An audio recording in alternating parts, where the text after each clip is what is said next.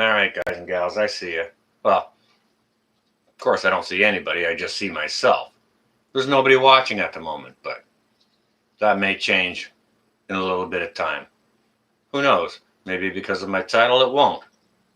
Maybe because of my title it will. Maybe we'll catch some other people overseas. Hey, what's going on? Hey, Sandra, how you doing? Sam, you behave yourself. Quit texting me so much, would you? Jennifer, there you are. How you doing? East. You just got home from work? Well, good. Maybe stretch your legs out, get yourself some dinner or something, unless you already got it. Sherry, how you doing? What is going on? I'm getting a little ticked here, guys. I got something on my mind. I don't usually go live here this time of day. Gardner, Josh, it's very good to see you. Klingon, there you are. What's up, Patricia? Just let a few people funnel in here before I start lambasting.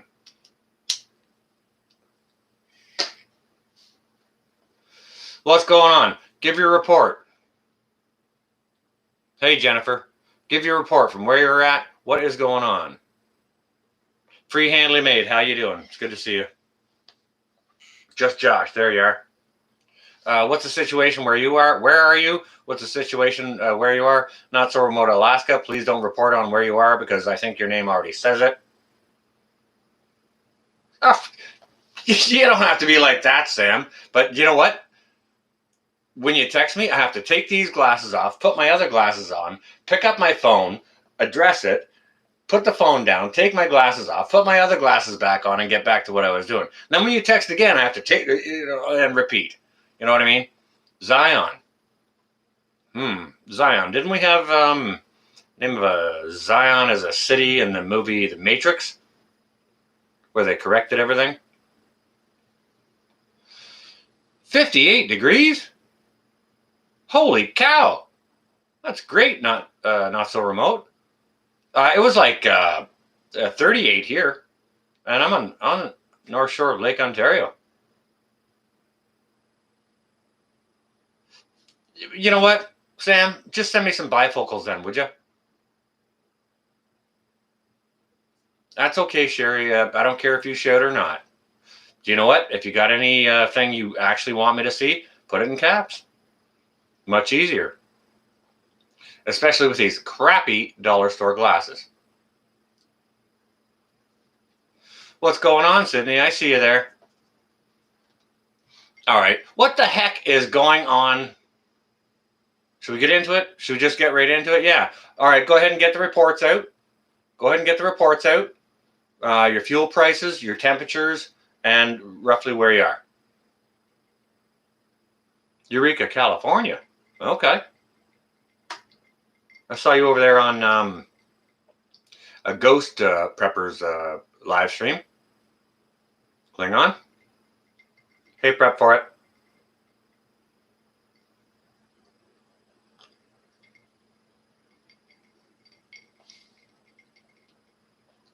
Hard copy on that, Jennifer E. Wilson. Yeah, get the reports out. Where are you at? Frickin' fuel was $1.29 a liter here today. I was like, what? Okay. You're talking about $2.69 a gallon. We're talking about $1.29 a liter. And multiply that by 3.785, I believe. The cheap stuff, yeah, okay.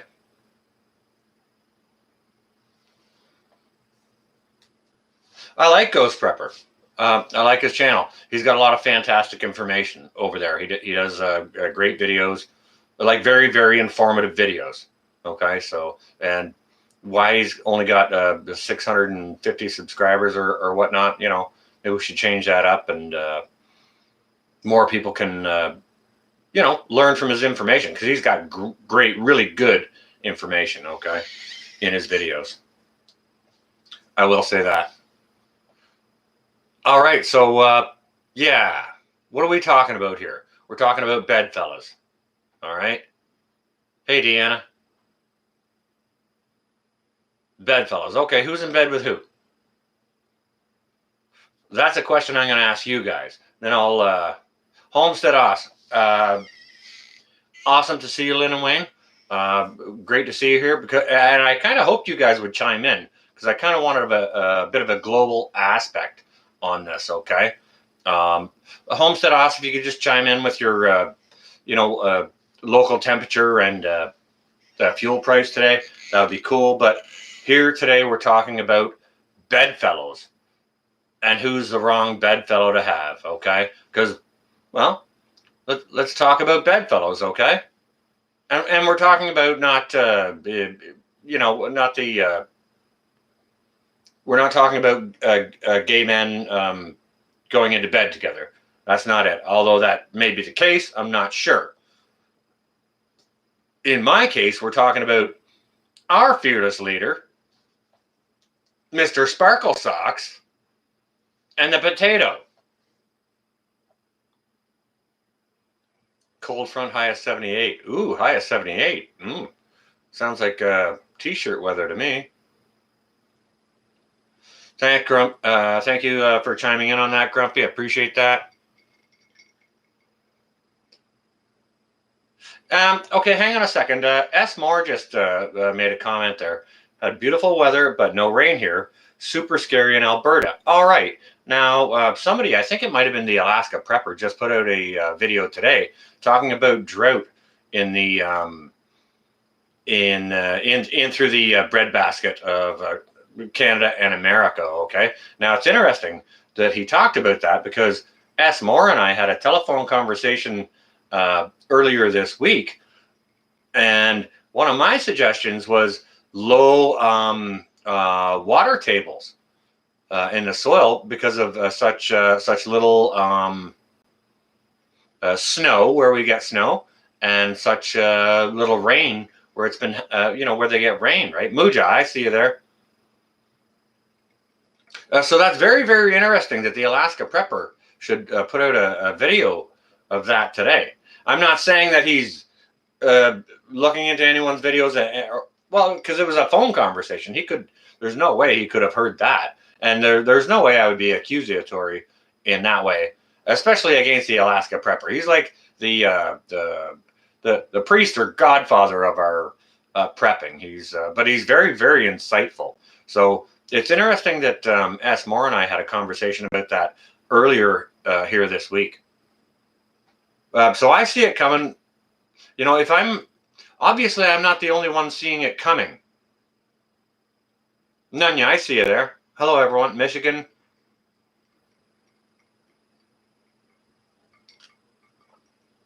Well, Jennifer, what would you call Justin Trudeau and Biden? How would you refer to them? Chris, I see you there. Welcome. It's good to see you. We're here to talk about a serious situation. And it's, we'll get it started off with talking about having the wrong bedfellows. To a moderator, I'll allow that. That's okay. I don't mind that sort of cussing here this evening. It's late at night. Unless, you can hide it if you want to. There may be children watching from over shores. So, our brothers and sisters across ponds.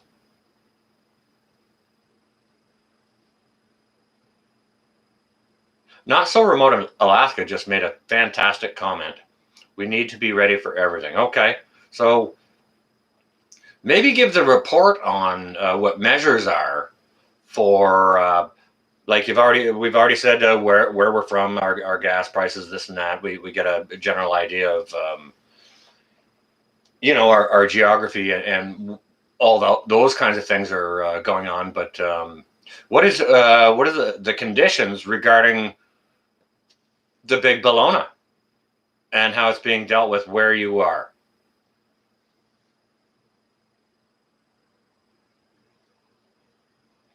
Hey, Chris Haynes, guess what? Go check out, what's that dude's name? He reports some frickin' news. I was just watching him. He showed a clip of Trudeau saying, hey, maybe the Bellona is the best thing ever for the Great Reset. Just said that. Jandera. Tucker Carlson. Tucker Carlson. Yeah, go check out that for some interesting things that are going on. If you want the real business, what's going on in Canada and actually Australia, there's a news channel called help me.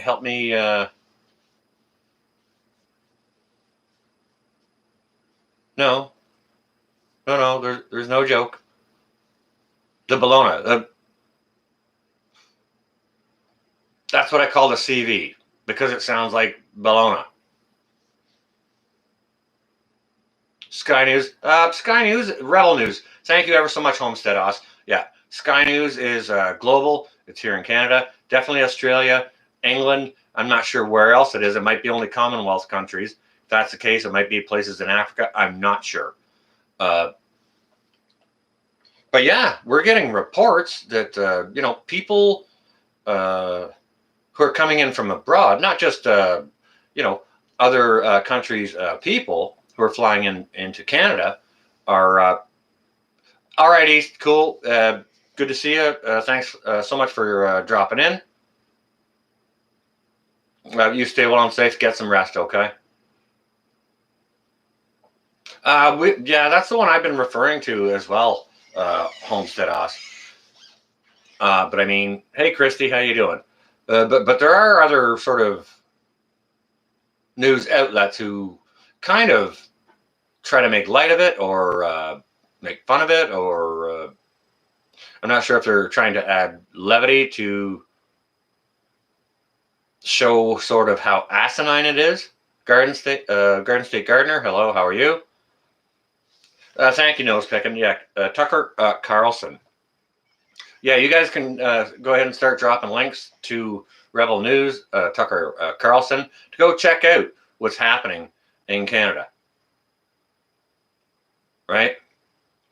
Because, when anyone flies here, even a Canadian, it's automatic forced quarantine in a regulated facility that may not feed you at your own expense.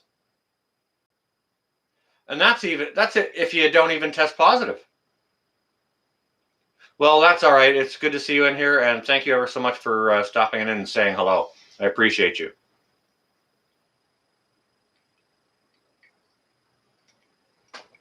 So those are the measures being taken here. Okay. In addition to that, yeah. Hey, anyone wants to know about aquaculture? Go check out Jandera for sure. Jarwin is absolutely a lovely person. So, Warren benefits the rich elite. Yeah, oh yeah, for sure. Lone seltzer. Yep. Engineering, I see you there.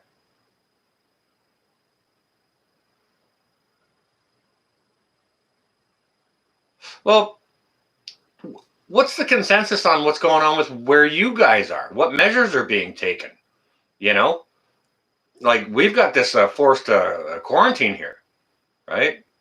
Or forced quarantines could be between 3 and 14 days, and again at your own expense at an approved facility.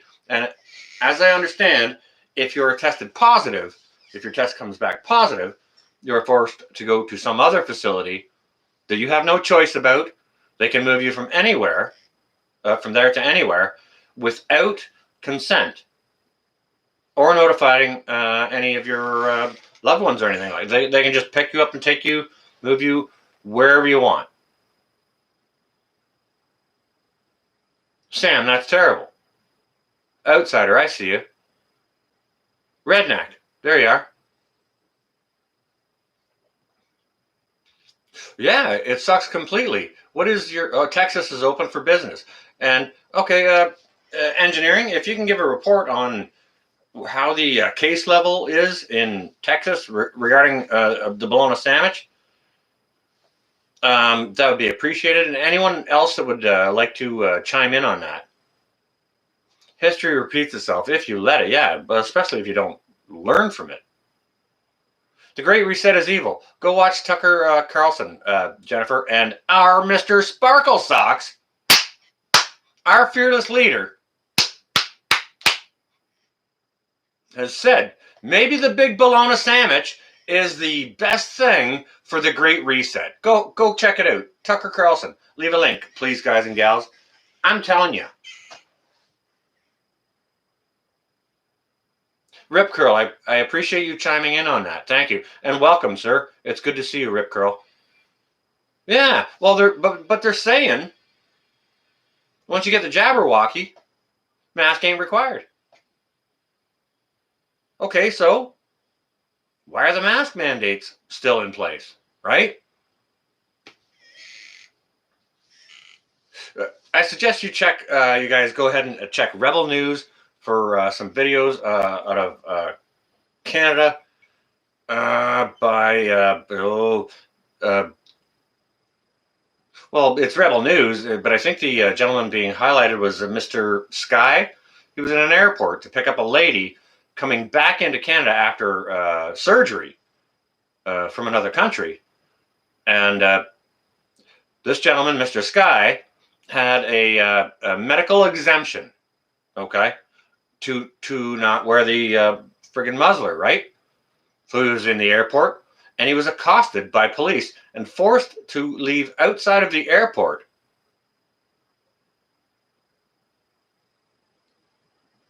Thank you, Sam. Chris Sky. Yeah. Type in Rebel News Chris Sky. Check those videos. It's frickin' sickening. Hey, Blake, I see you there. What's up? It's frickin' all up. It's all up in the air, and it's all stupid. Marfugal News is a great one to watch. I was watching them earlier this afternoon.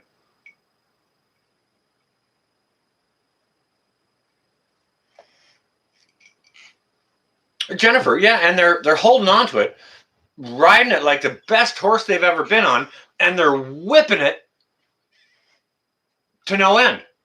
You know what I mean? To let that pony ride.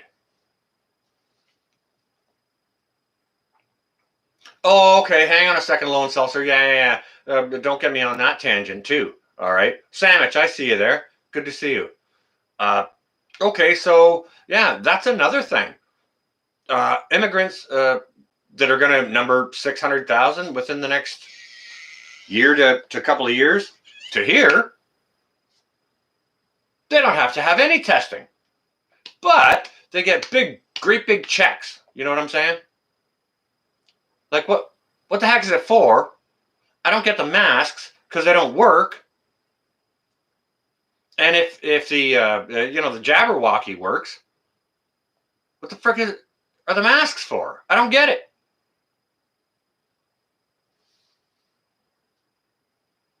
Oh, Oregon, huh? Okay, yeah, all right.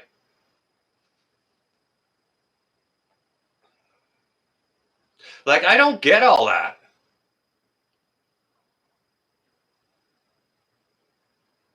What's your guys' take? What's going on where you are? Mooja, I'll allow that.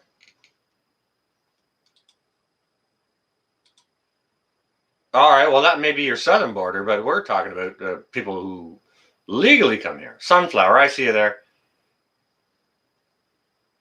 Masks never work. Distance doesn't work. Vax doesn't work. If any of it worked, we wouldn't have a spike in the numbers. So what they're doing is clearly wrong. It's clearly ineffective. The fact of the matter is they don't know what to do. So they've got this the brand new scary one. Oh, this is the alternate one. This is the one that has transformed, right? Even if the numbers are real, fake, Drina, it doesn't even matter. Doesn't even matter. Yeah, Texas is representing well. I love Texas. I got many friends here in Texas. Homestead House, yeah.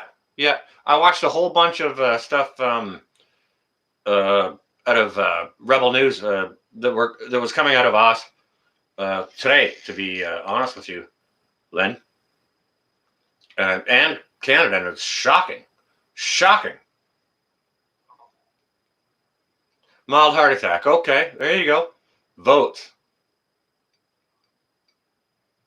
Rip curl. Okay.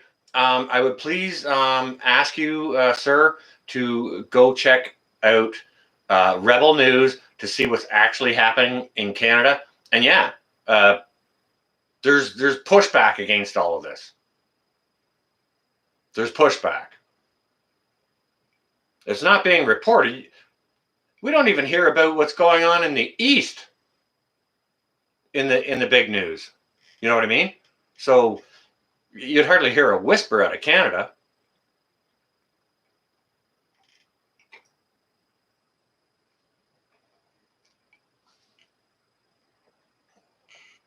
Yeah, Lynn. Absolutely, we have. Yeah, get ready. Definitely. Get your preps. It's crazy. So, but I mean, like, with what I just said earlier, okay, Mr. Freaking Sparkle Socks, I think he's got to be in bed with your American potato. That's got to be the case. It's got to be. Like, I don't know what's going on there. If that's the case, I don't know if the potato's in bed with China. I'm not sure what's going on. Not sure what's going on there. And I can't say that Sparkle Socks ain't buying his socks from China. You get what I'm telling you?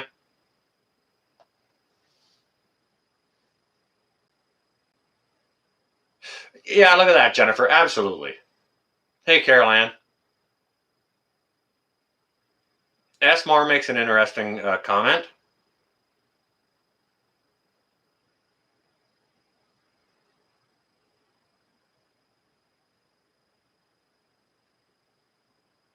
Han Solo, something's got to happen because, we're getting pushed around.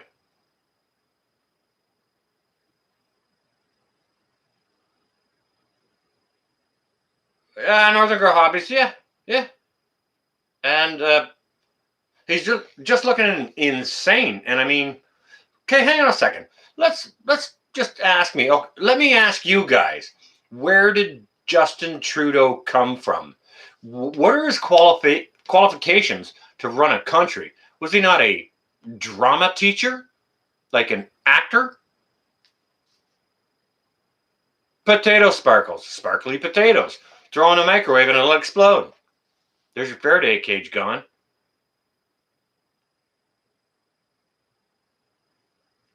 Well, Rip Curl, what I'm going to go ahead and say about that is I'm not sure if you remember back in the 90s when there was a Bill C7, the mandatory, or 67, whichever the bill was, the mandatory long gun registry here in Canada. Do you know how much of a failure that was? So how many firearms do you think are still in Canada? Okay. Ark Wildman. It sounds like Trudeau's in bed with Biden, but I'm not sure who's the top. Probably Trudeau. But I couldn't guarantee that. They probably both have to pay someone to be the frickin' top. Justine. Good job, boss.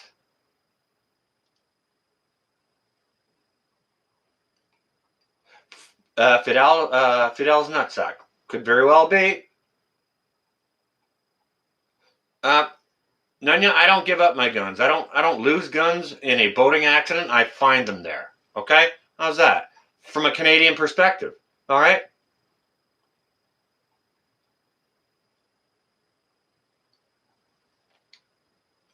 Like, what the hell? Lori?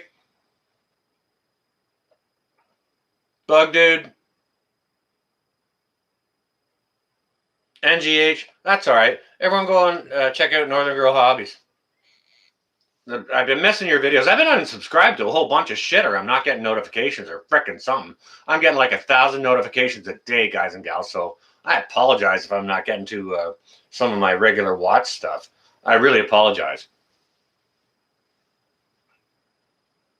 You know what? I think you think Michigan. You think the potato is the top? You think he'd have the energy for that to satisfy Mr. Sparkle Socks? Is that what you're saying? I don't think one of them have the interest in doing anything at all because Like it's been, how many years has it been since Canada balanced the budget? Last thing I heard from Trudeau about a budget is he said the budget will balance itself, which means he's not going to do frick all about it. Like, what do you mean? You're the freaking leader of our country and you're not going to do anything about the budget? It will balance itself? It's not a freaking autonomous thing. It just bleeds and bleeds and bleeds. The government doesn't create anything except for debt. And he's saying the budget will balance itself? All that means is hammering more taxes and more taxes and more taxes down until the budget does balance itself. Are you freaking kidding me? Chantilly, I see you there. Welcome. Good to see you.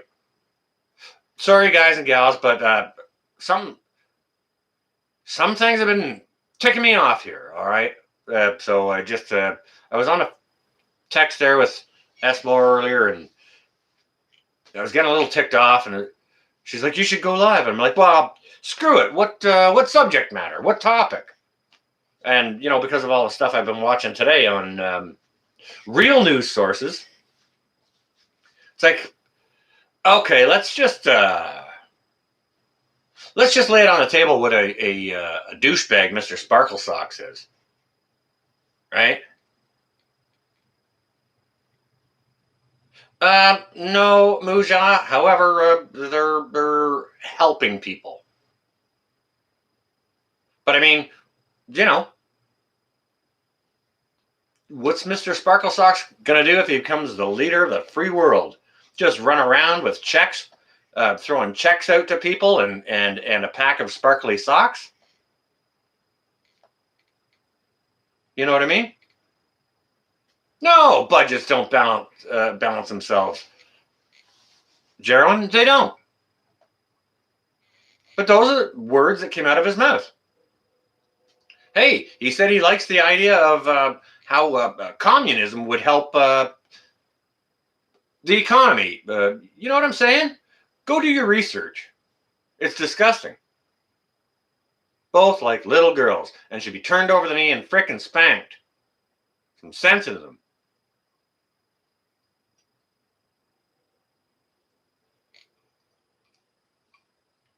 Like, goodness gracious. Shameful behavior. Stuck in lockdown. Here until the 20th of next month, at least. So they say. I don't have any sparkly socks either.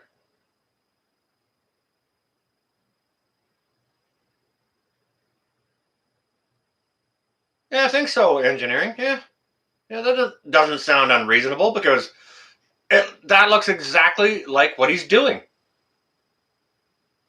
Suppression of his own. We're getting tyrants for police officers, bothering people with medical exemptions, chasing them out of the building. Okay, if somebody's got a medical exemption to ride in a wheelchair, what are they going to do? Tip that old man or old lady out of the wheelchair in the airport saying, you don't belong here. Get out of your chair and walk out. Like, how do they... Like, they're barely even trained enough to be smart human beings, let alone medical, trained well enough to judge medical conditions. Yet they violate people's rights this way. This is the part that's pissing me off. And I apologize for getting hot. I don't usually do that in my live streams. I apologize. Getting paid from China and Russia. Maybe, I don't know. Maybe from China. I don't know. That's a really big conversation, Michigan. That's a big freaking conversation. Okay. What I will say as a Canadian and a former service member, I was not only proud to serve my country, but America and the rest of the world as well.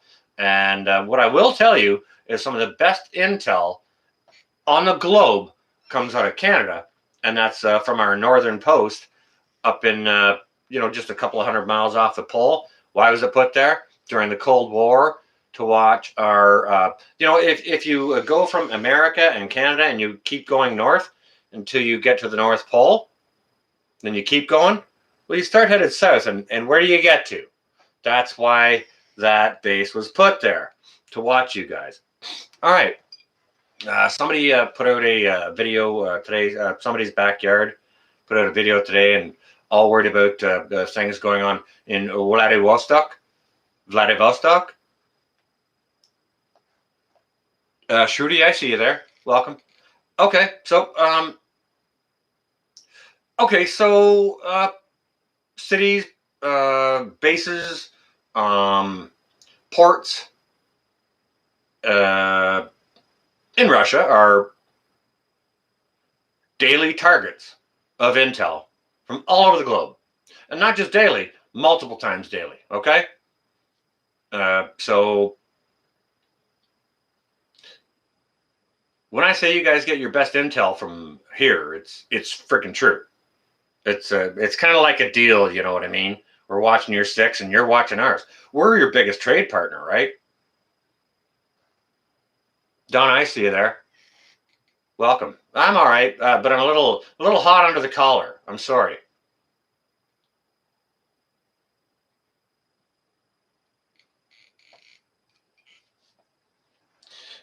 Okay, yeah, Seltzer, yeah, we can say that, but we don't without kind of saying it. I like to keep it a little bit clean, but thank you. I totally get your meaning. Yes, and I don't disagree whatsoever.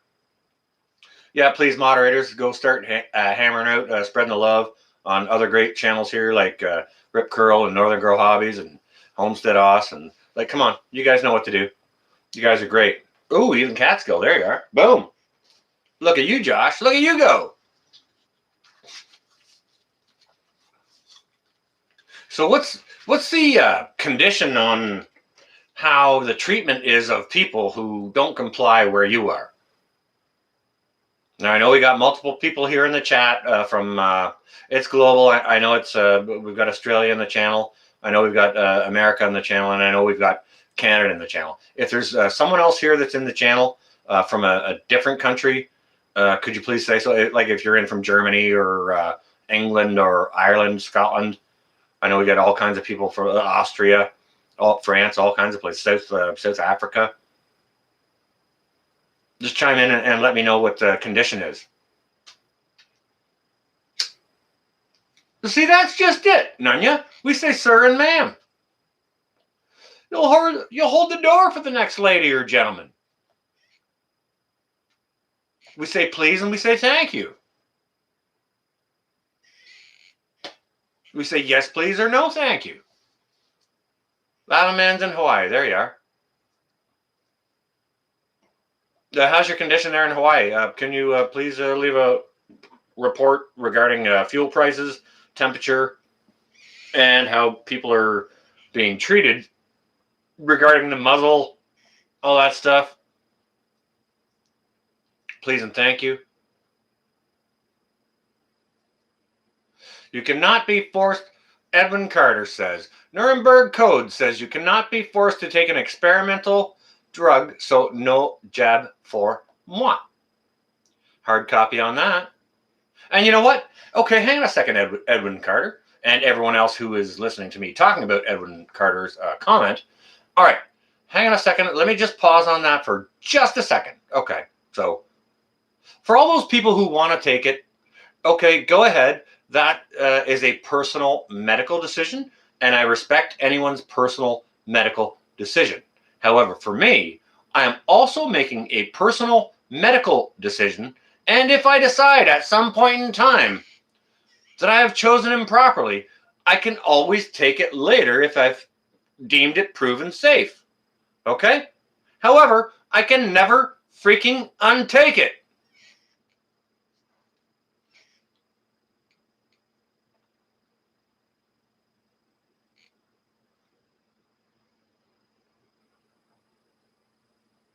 Nunya, look at you. Awesome. Love that. I have some great friends in Texas. You cannot undo it. Yes, you cannot untake it. William Smith.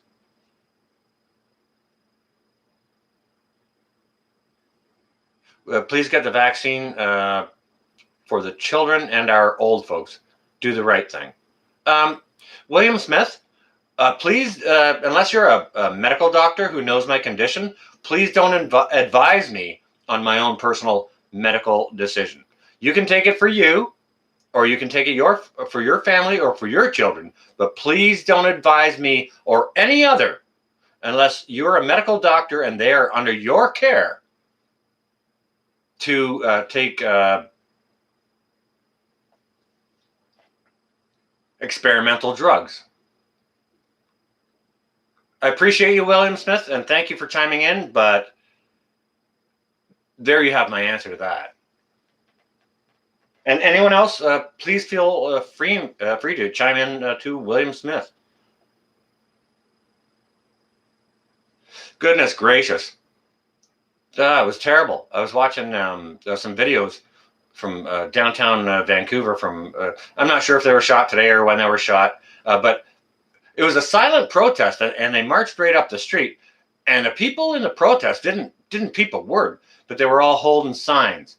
They said, the sign said, "Shut up, don't say anything," and then they'd turn the sign around, "Just take it," you know.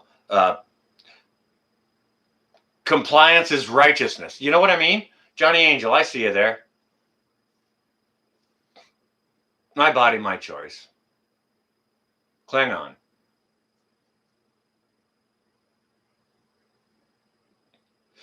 Guaranteeing a chance of side effects. Absolutely, Klingon. Okay, hang on a second. Let's address that just for a bit. Okay, so you got a 4% chance of side effects from Jabberwocky.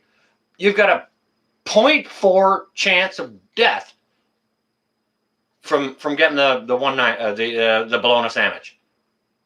So do your freaking math. It's a no-brainer unless you're jeopardized or you're in a bad way or something like that. But good gracious, what is going on? Your doctor said she wasn't taking the jab. You know you're not. Hey, what about Dr. Zeus? Dr. Zeus doesn't even exist anymore. Why the hell doesn't Dr. Zeus exist anymore? If he don't exist anymore, he can't take the jab. But if he is a doctor, I wonder if he would recommend it. I wonder about that. Censorship, anyone? Yeah, let's have a nice big bowl of that. Would you? Trust in the Lord.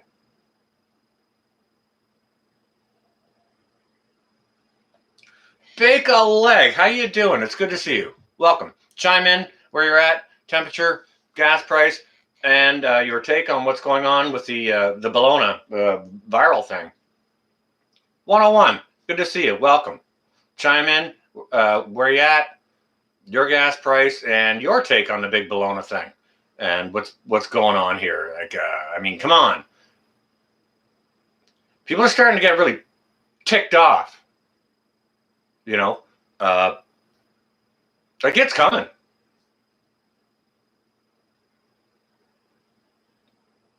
Secret 65. That 65 sounds absolutely lovely. It was 38 here today, and I woke up to 2 inches of snow. So, God bless, and I hope you enjoyed. We'll get there.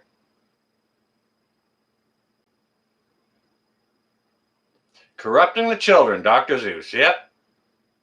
Oh, the inhumanity of Dr. Zeus. Yep. Like, I mean, come on. Cat in the Hat? Oh, it's just absolutely terrible. Goodness gracious. Yeah, a bunch of wind here actually this afternoon as well. Chicken noodle. Yeah, okay, I see you there. There you are. 309 a gallon. Okay. Yeah, don't go ahead and disclose where you are if you don't feel like it. Not looking for anyone's address or postal code or anything like that. You know what I'm talking about? North of Michigan 250. No muzzles at all. Okay. Oh.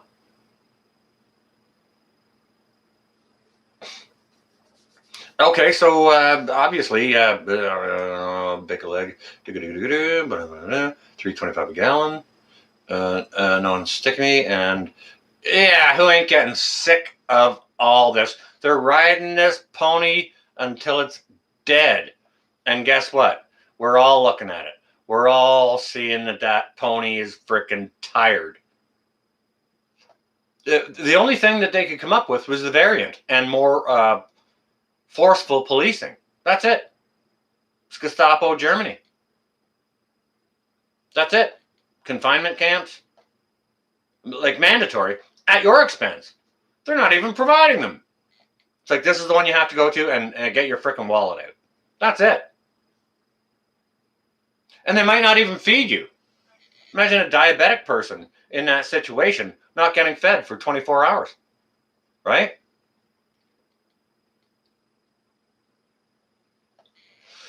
All right, now Prepping 101 just made a very interesting comment. Time to sit back, trust God, and pray. Yes, absolutely 101. But it doesn't mean we're not getting sick of what's going on. And we haven't even touched on any other global issues yet. Nothing. Ride the pony and whip it. That's the only horse they've got to ride. They don't know what else to do to control this into the bang great reset, as far as Mr. Frickin' Sparkle Socks wants to ride it hard into. He's got no other cards. No other cards to play.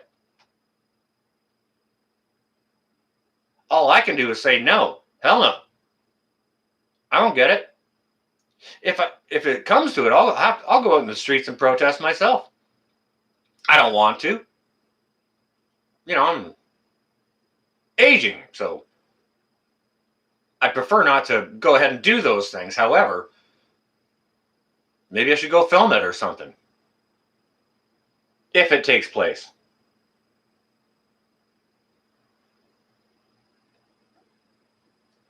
It's exactly where we're at. Which is why I came up here. I wanted you guys to share how they're treating people around you, wherever you are on the globe, to see if I can get a consensus of what's going on, and the suppression, the repression, the frickin' censorship, all that stuff.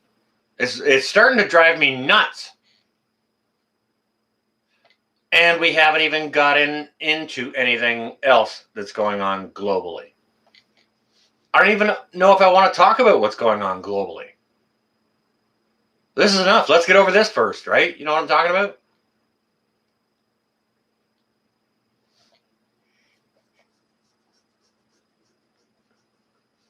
Oh, yeah.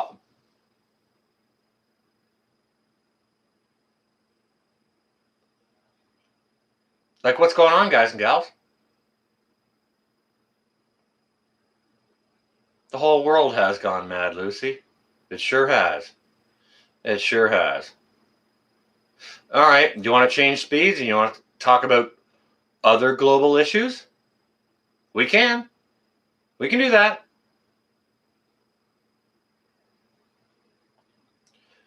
Anyone want to? Okay, Edmund Carter, North Toronto, Ontario, Canada. Most stores closed except fast food. You can order for pickup. Restaurants, no vax passport crap yet. Better not. Edmund Carter, all right, please chime in on this. And just if you could type in a, what they're doing with the borders in Ontario to block Quebec and Manitoba from coming in. There's checkpoints set up. If you could just, give the correct information on that, I would appreciate it. Because, I'm like an hour east of Toronto, right? So I just don't have the time to get all the typey stuff done here in a live stream. Upper Peninsula, Michigan. OUP, okay, you're over there by that 1870s homestead.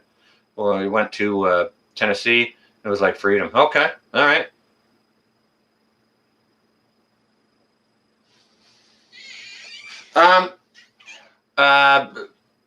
Laura Seltzer. Is that Lori Seltzer or Laura Seltzer? Either way, I'm probably saying it wrong. That's exactly what is happening, and that's one of the things that the Bible said would happen. So, if you guys, it's been mentioned in Prepping 101's stream before. If you guys don't know Prepping 101, go check him out. if you like some spiritual stuff and things like that. He also talks about a lot of other things, so it's interesting to see what he has to say. CNN has posted death numbers on the screen to increase the fear. That's terrible. That's terrible. Now, it's not like it should be hidden either. But I mean, I don't think it should be like a rolling death toll, like it clicks up by 3 and 5 and 15 and 20 every few minutes or anything like that. Like, that should definitely not be happening. But, like, holy cow.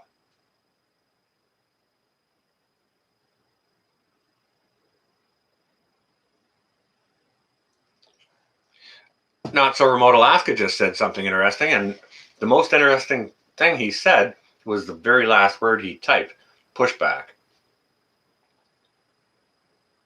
101, yeah, it's totally all fear-based. Yep. Yep. Obviously 101. If they hadn't scared us enough as a 1-9er, the Bologna,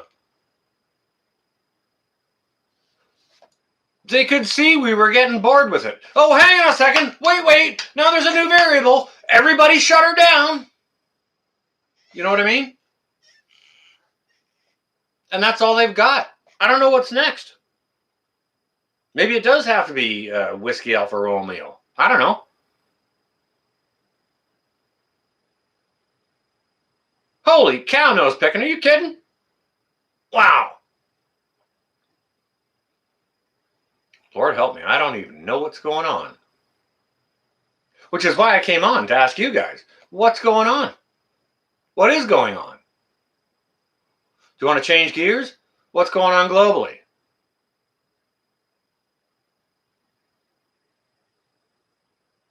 Yeah, Sam. Yeah, we do.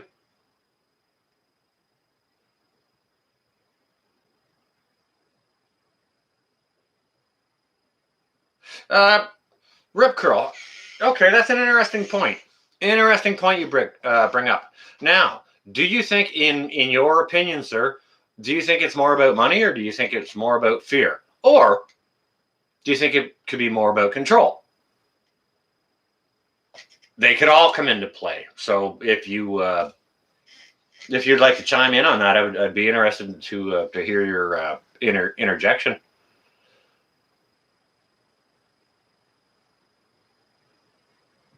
Prepping 101, you can go into your own channel and see who's been blocked, and if there's someone who's been blocked that shouldn't be blocked, like Lake Ferry was blocked to mine. Absolutely no way Lake Ferry should be blocked to mine. But I had to have someone teach me how to go in there and find it. So you can do it that way. Engineering, you stay well and safe. Appreciate you coming in here. Okay. You got Reuters there. Okay. Car plates, so they cannot. Okay. Yeah. All right. I see that, Jennifer. Thank you. Appreciate that.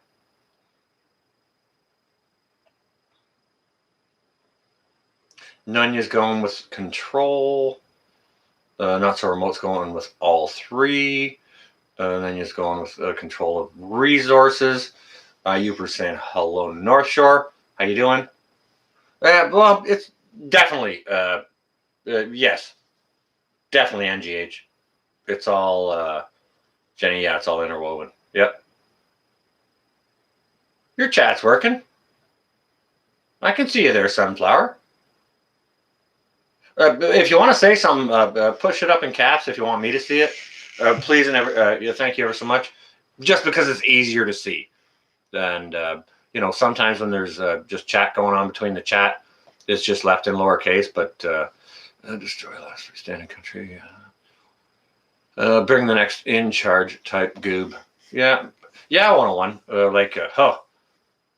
Go watch some of the stuff Sparkle Socks has said. Seriously. He said some crap like maybe the bologna sandwich is the best thing ever to usher in the new order of how the world might go. Fear, control, refocus.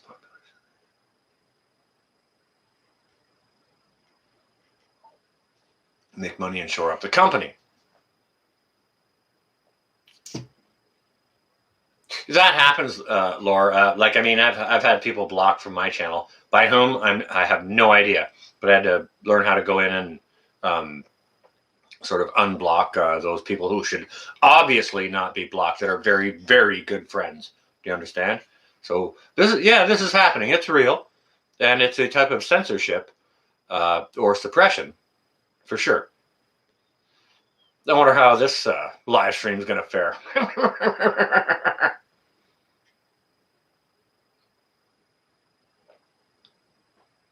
Sparkle socks, Laura. Seriously? Go have a look at somebody's or Mr. Frickin' Turd there. Our fearless leaderess.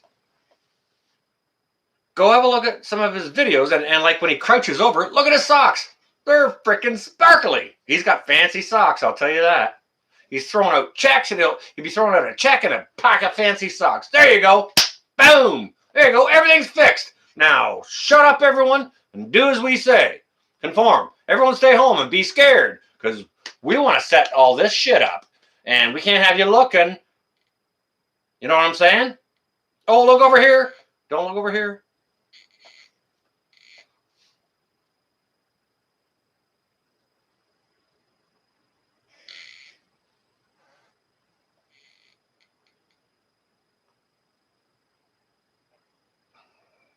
Jennifer, they're creating the separation between races. For me, there is no separation between races. They're freaking people.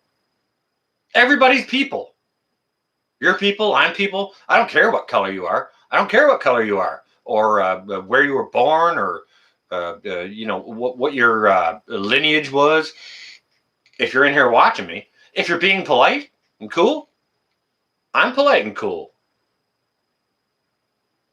I've dated all kinds of polite and cool people that were brown, black, yellow, orange, all kinds of them. Oh, hey, do you know what? Just to qualify myself so that I'm not a racist, I've even dated white people.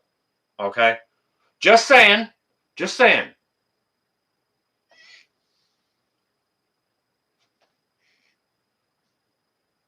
Like, what the hell? Where is everything gone? What? Lucy, what? You can actually go ahead and ask a question instead of just what? Yeah, I've dated. Oh my goodness, I've dated people. White people even. Yes. Redneck. Even with white people. That probably makes me racist. Cashew, there you are. Hello, how you doing? I see you there. I didn't notice you come in, but hello. Goodness gracious, guys and gals.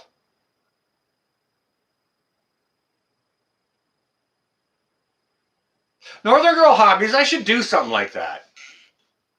Somebody should do something like that. I don't know. Ed over on Prepper Nurse One has one of those channels where you can hook up state to state or province to province. You can do that. Cashew, I see you there. Good to see you. Thank you for coming in tonight. I just had some stuff chewing at me, okay? So I thought I'd pop up live, see where it goes. You guys want to hang a left and talk about what's going on over there? Love you too, 101. All right, does that mean you're on your way out, or are you going to stay in to add valuable discussion to more global situations?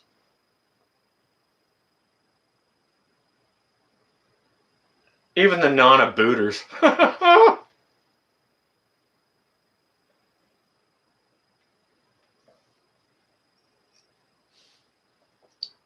Melanie, that's all right. I never ever go live on a Wednesday. Never. But I was talking with S Moore, and she was like, "You should go live. You should go live." And I'm like, "Well, but what freaking subject?" Because you guys know I don't report the freaking news. I don't like to talk about the news. I'm not a freaking news reporter. All right, 101. You stay well and safe. I appreciate you being in here. If anyone doesn't know Prepping 101, he goes live, I think, every evening, 9 p.m. Eastern Standard Time. So go ahead and check his channel out. You can get some spiritual information in there. You can get some military movement information in there. So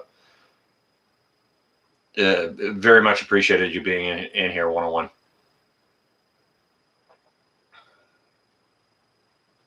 You will lose all your freedoms and be happy. That's more. I'm totally blaming you. Yeah.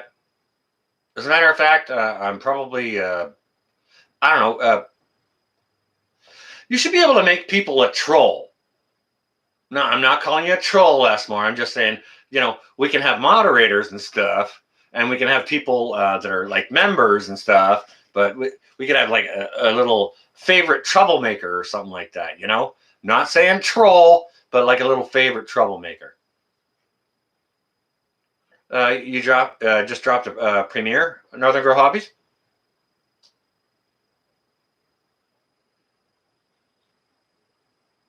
Oh, cool. Cool. Guys, go check out Northern Girl Hobbies for if you like any outdoor stuff, like go hook up with her for sure. Jen's a great girl.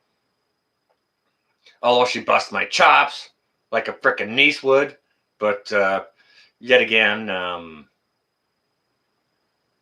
another reason I love her. She's she's not too far away from me. She's about 4.5 or 5 hours away from me, and we just we get along. We hit it off pretty good, and that's the only way we can bust each other's chops. Cooking on the Farm. There you are. Anyone doesn't know Cooking on the Farm? If you like to cook, go check their channel out. Or farming stuff. Please go ahead and check it out. He was in the store the other day at strawberries in a container. It was $6.99.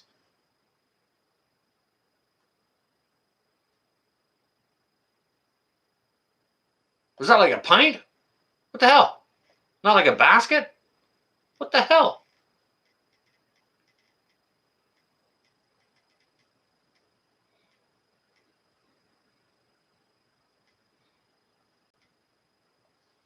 Oh, no worries, Cooking on the Farm. I still need to go check out your channel. I'm getting deleted from channels that I'm already subscribed to. Like, goodness gracious. I hardly got time to get to anything. I got like 800 notifications a day. Northern Girl Hobbies is absolutely right. I still need a compass. So if anyone wants to send me one, please be ever so patient until I have somebody else post for me a post office box link. William Smith, they've auctioned my couch off previously, and you'll have to go over $2,500. Just saying, but I do appreciate. Thank you.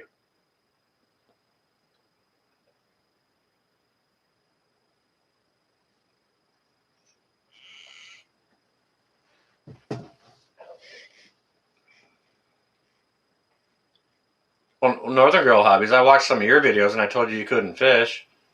I don't know why I wouldn't be subscribed anymore. Gates and Buffett selling their stocks. Oh, except one. Oh, isn't that interesting? Likelihood of nuclear attack. Okay. You know what? I'm just going to pause the chat here for myself, guys and gals. I'm going to miss some chats, and I apologize for that. But I do kind of want to address this just a little bit.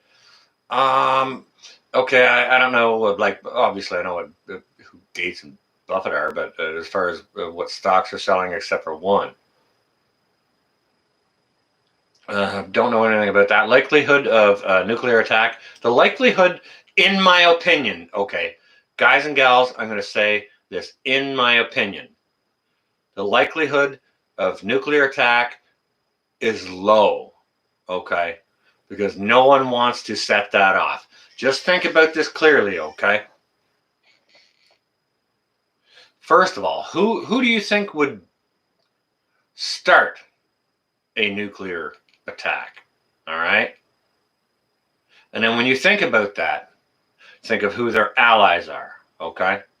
Now, as far as the address of the nation that took place was earlier today,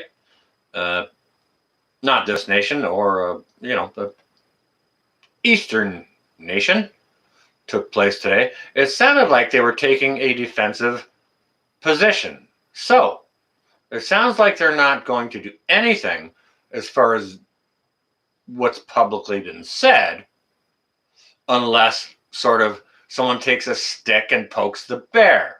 Okay? So,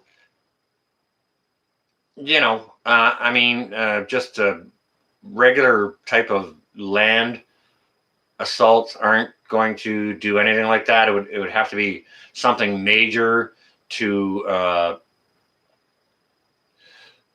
in order for someone to respond in that manner. Okay, and like that's not something to be taken lightly, because if you think of the little country under Russia that is sort of in question, they're in talks with. They're looking for NATO support, okay? And support has already been guaranteed by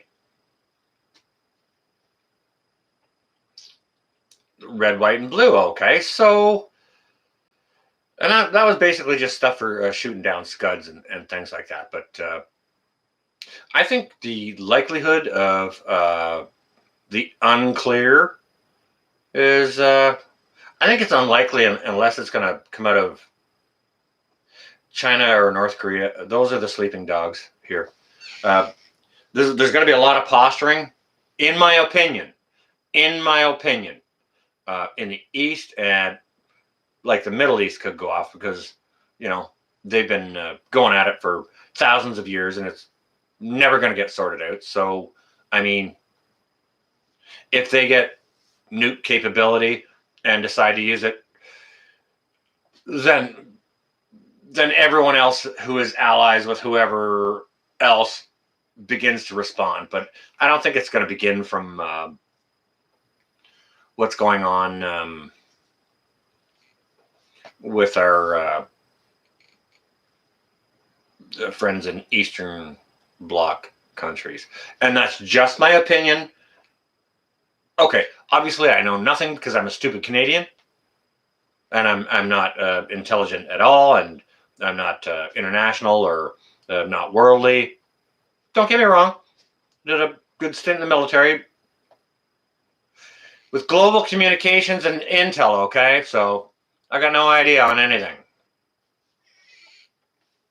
So just take that with a grain of salt, if you would, please, okay? I'm sorry I missed a whole bunch of chat, but Ghost, I see you there. Anyone who doesn't know Ghost Prepper, go check him out. He's got some great information and videos on his channel. Not to mention his fantastic beard. How does one prepare for a nuclear attack? Go check out Lisa Preps. She's got a great video on that. Like I could verbate on that, but I mean, it's easier for you to go watch her video. Living in Saskatchewan, do you need to? Not unless you're near a major center or nuke plant. I wouldn't think so. Or if you're living east of a nuke plant.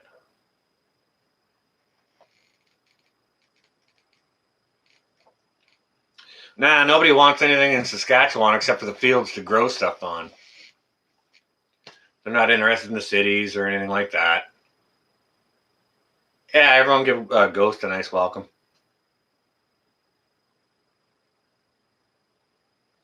Thank you, Melanie. And if there's anyone in here, like maybe Ghost could chime in on what his take is on if anyone's going to pull the plug, regarding the, Nuki get it on.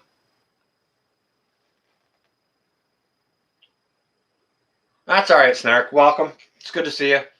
I don't usually do live streams on Wednesdays, especially not at this hour. I was coerced. And it wasn't by Mr. Frickin' Sparkle Socks. His socks ain't sparkly enough.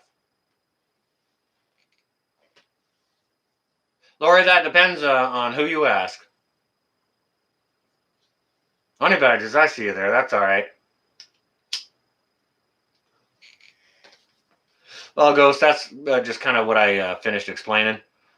It's possible But what you have to do is you have to take your eyes off of what's really going on and sit back and take a look at who the real loose cannons or wild cards are. And you're talking about North Korea or China. China's a silent card right now. They're not doing much, not saying much. But North Korea, you get a couple of the crazies, or maybe someone in the Mideast. When someone does something, all their allies will follow suit, right? Can your link be shared? You friended a few on here. Bake a leg and let's dig it. Do you know what? If any of my moderators could please go ahead and share a link for Bake a Leg and Let's Dig It. I know they're a reputable channel. They're not kicking puppies or pinching babies over there. So if you could go on ahead and shout it out, I'd much appreciate that. Okay, thank you ever so much. As a Canadian, would think anyone close to important USA sites would be concerned. Well, what are important USA sites? You're talking about ports, you're talking about nuke plants, you're talking about major cities. However, you got to think about this. All right, if somebody wants to come and take something, they don't want to destroy everything. They don't want to destroy the infrastructure. So, they're not coming in with the EMP.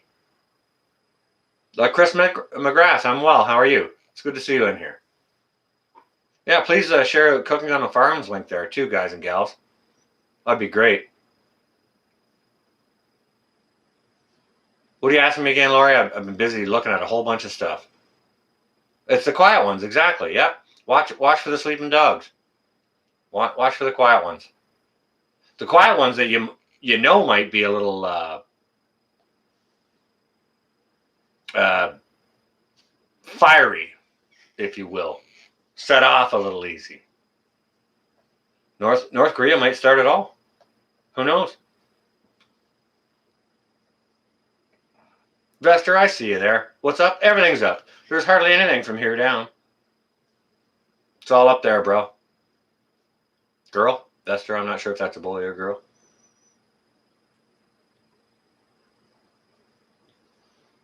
We got Backwoods in here. Evening, Backwoods. Good to see you. I was checking out live stream over there. Ghost had on earlier.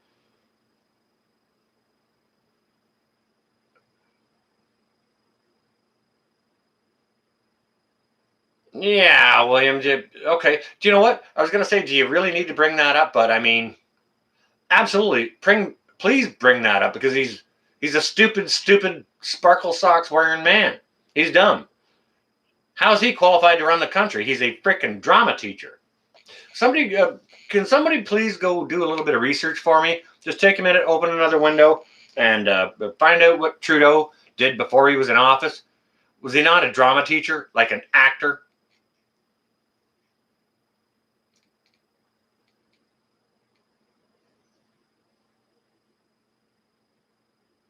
Yeah, well, Chris, for sure. But I mean, somebody's going to pull the trigger.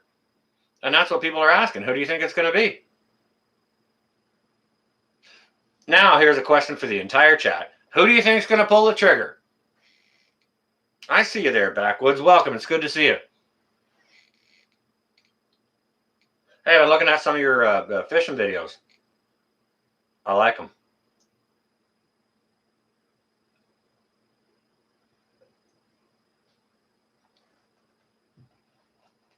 Mooja.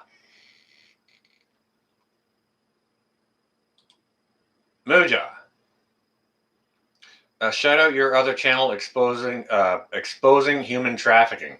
If someone could go and please, a moderator, go ahead and do the research. Mooja, and check out a channel called Exposing Human Trafficking.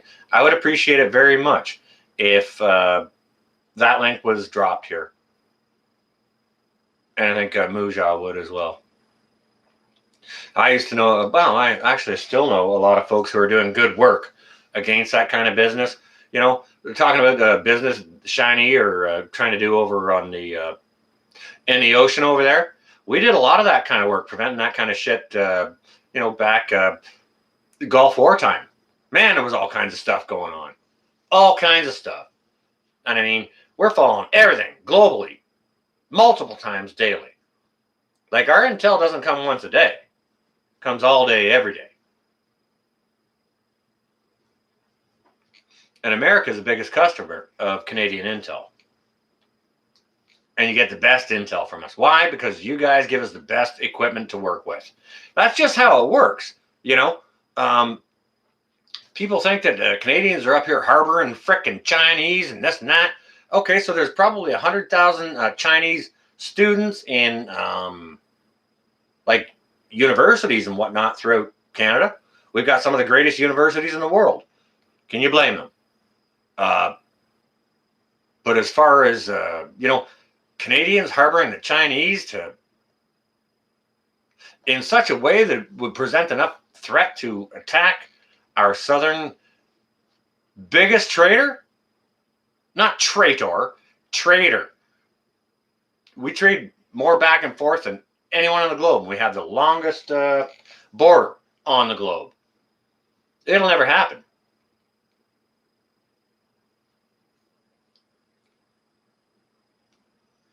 Muja, I appreciate that. Thank you. I appreciate that. And I'm very, very sorry to hear that. Well, Melanie, it sounds like frickin' Sparkle Socks is on board too.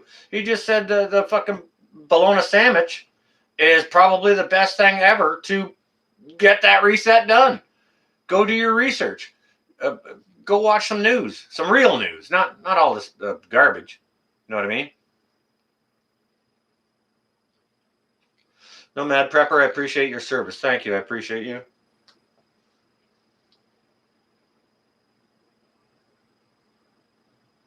That's one of the best statements I heard tonight. TH2, Canadian maple syrup. Yum. Oh, look at Lori going and joining channels. That's perfect. Good, good.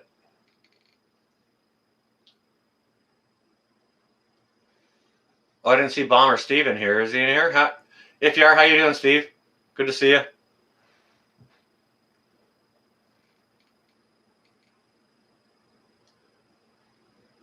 Well, I kind of get that, Lucy C. Not surprised, but I mean, was he not a frickin' drama teacher? A substitute teacher, even.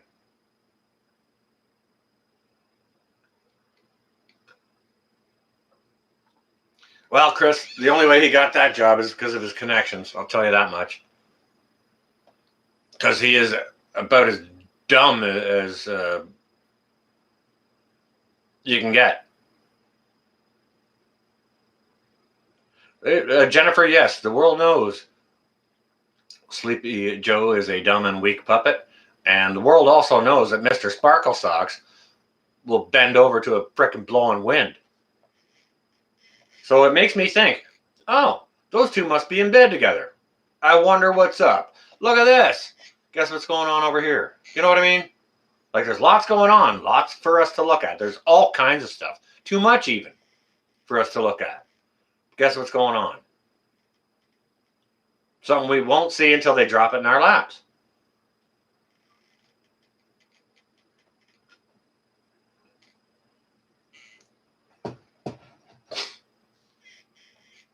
There you go, Nomad. Well said. Like I said, I don't lose my I don't lose pews in a boating accident. I find them there. You understand what I'm saying?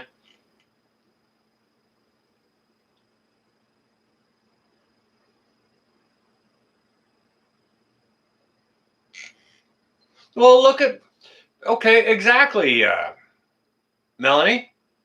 Look what they're trying to do.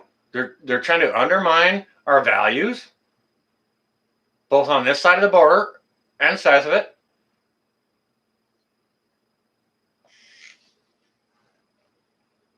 Right is wrong, wrong is right. You understand what I'm saying?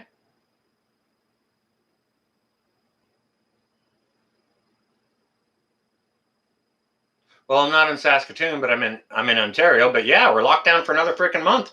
Whee! Okay, 2 weeks. 2 weeks, guys and gals. Let's flatten that curve. That was 14 months ago. So they don't know anything about what they're doing. Okay, why do politicians control a medical situation? Why would a drama teacher control a medical situation?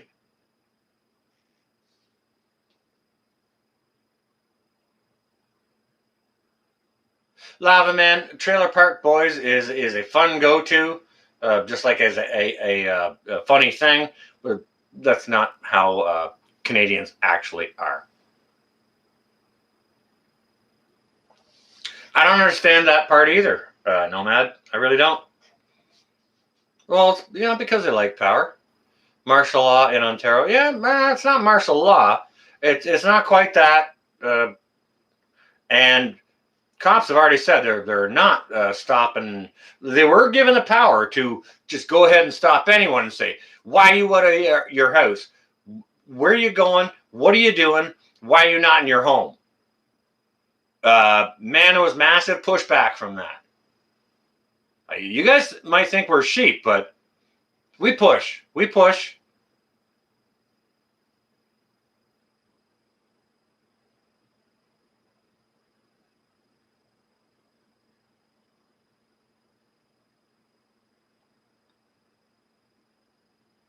All right, well, stay well and safe, Steve. That's all right. Everyone's entitled to their opinion, and I appreciate yours.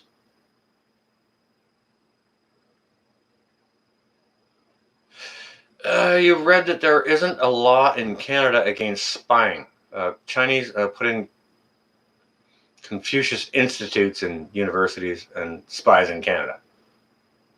All right, well, Melanie, if you don't think there's Chinese spies in every country, then you're probably sadly mistaken. If you don't think there's American spies in every country, you're probably sadly mistaken. However, there are ways that we do it where we don't necessarily have to be in other countries unless there's some kind of ops going on. Understand what I'm saying? Sparkle Socks is an idiot. Yep.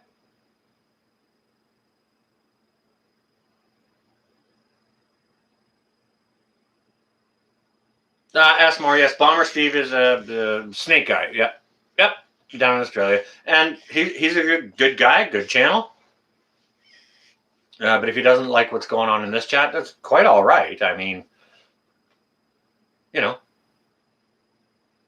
if he doesn't want to stay in the chat, please don't chastise him for not wanting to stay in the chat. Thank you. Spies from all countries are everywhere. Guess what? There's a shocker. 44 forces not being enforced, but power hasn't been taken off the books. All right. Oh, the Canadian equivalent to the U.S. Constitution. I'm not sure. I think it's maybe it's called the Bill of Rights. Yeah, there's spies everywhere. You're looking at one. Not currently operating. I was formerly employed by the government.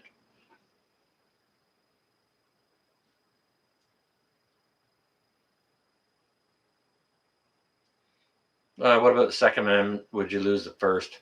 As a Canadian, we don't have those amendments. We're a Commonwealth country, and as you can understand, if you see in Britain, even the cops don't carry guns. They carry batons and shout, say, "Stop," or they say, "Stop," louder. You know what I mean? Knife assaults are up there. Goodness gracious. Goodness gracious.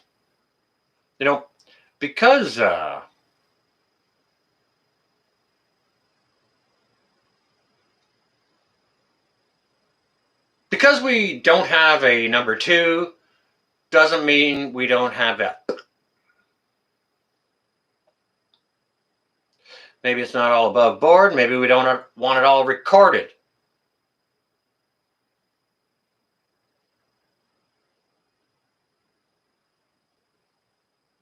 Like I said, I shop at boating accidents.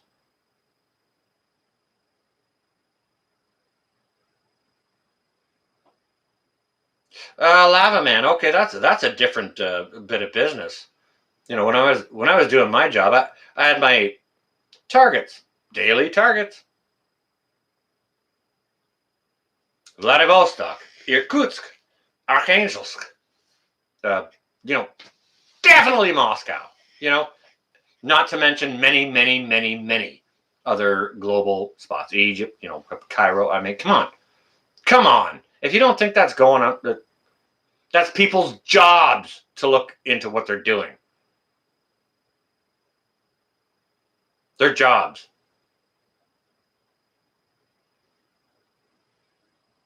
And they're not secret COVID type or covert type. Well, it's actually beyond secret.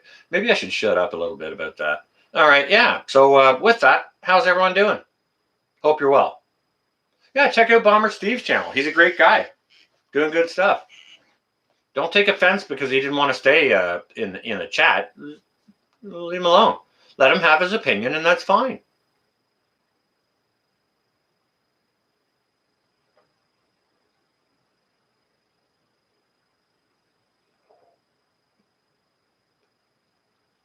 Rights and freedoms. Okay, thank you ever so much, honey badgers.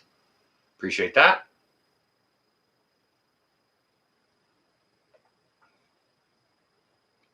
Charles, how you doing? Good to see you. Welcome. You came in at inopportune time. Why? Because it is break time. Okay, so for anyone who needs to top up their libation or perhaps have a restroom break, we'll take I was going to say 2.5, but we'll give it 3 minutes. 2.5 minute break. Okay, 1, 2, 3, go. Be right back, guys and gals.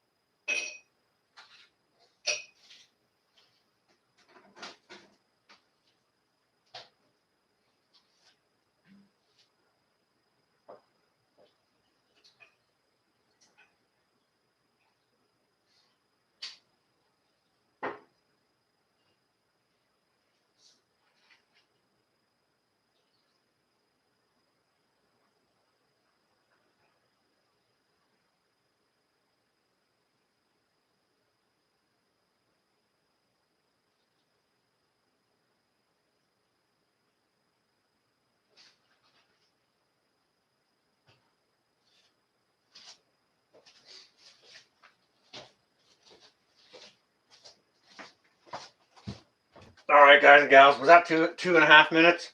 Did I overrun my timeline? Did I go under? How am I doing? Did everyone leave? What's going on? What does the pillow say? You ever heard of a channel called Prepper Tribe? The pillow says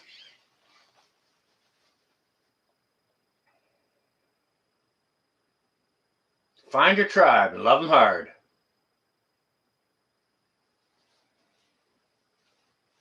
And that was a gift to me from a very, very good friend.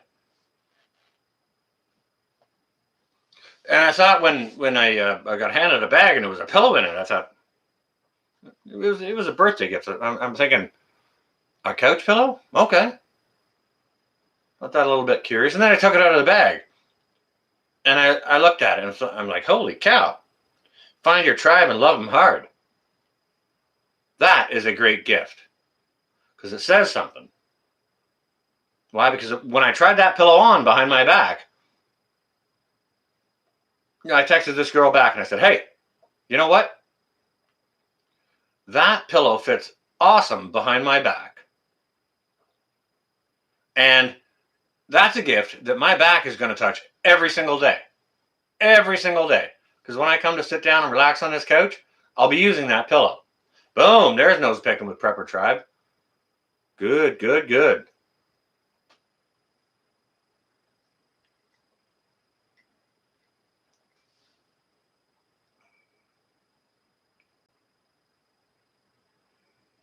Well, why do you think I do so, William? I don't ask permission.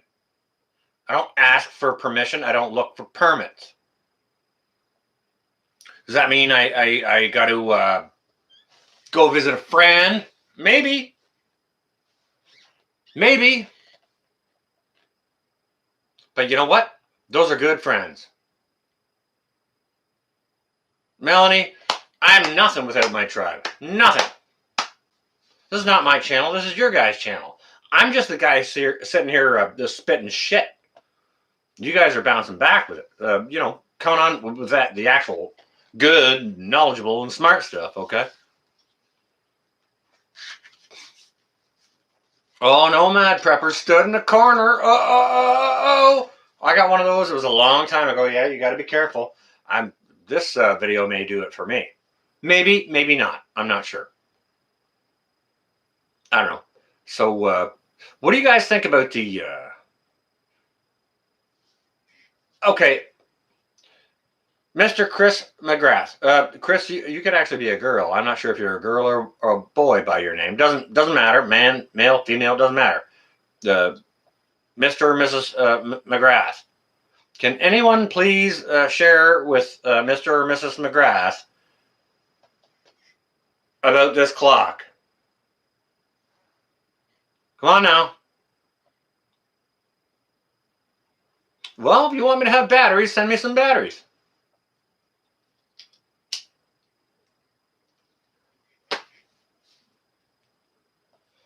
Anyone else want to chime in on that?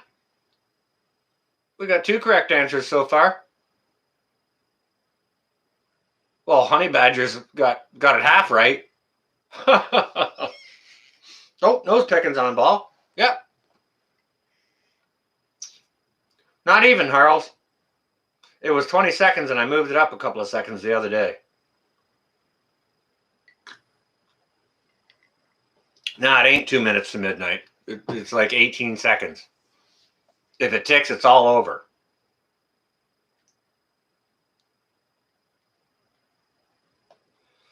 No, I can moderate too. Nose picking's all right. He's doing okay. If he nose picking, do you need a hand? Honey Badgers, you said clock. Come on now. Don't you be like that. No, man, hang on a second. You adjust your clock the way you want it, and I'll adjust my clock the way I want it. Oh, there's Cashew. Yeah, they're here.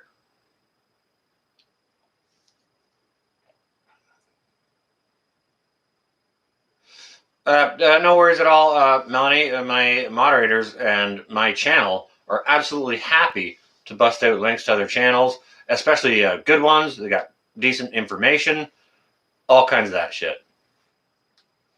So yeah, no, like that's kind of one of the things that we do here. We shout out other channels, like unabashedly. We're not scared.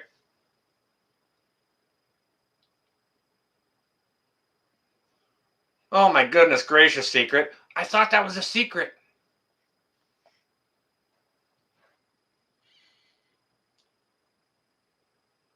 Can anyone tell Honey Badger Homestead what I'm drinking? And why?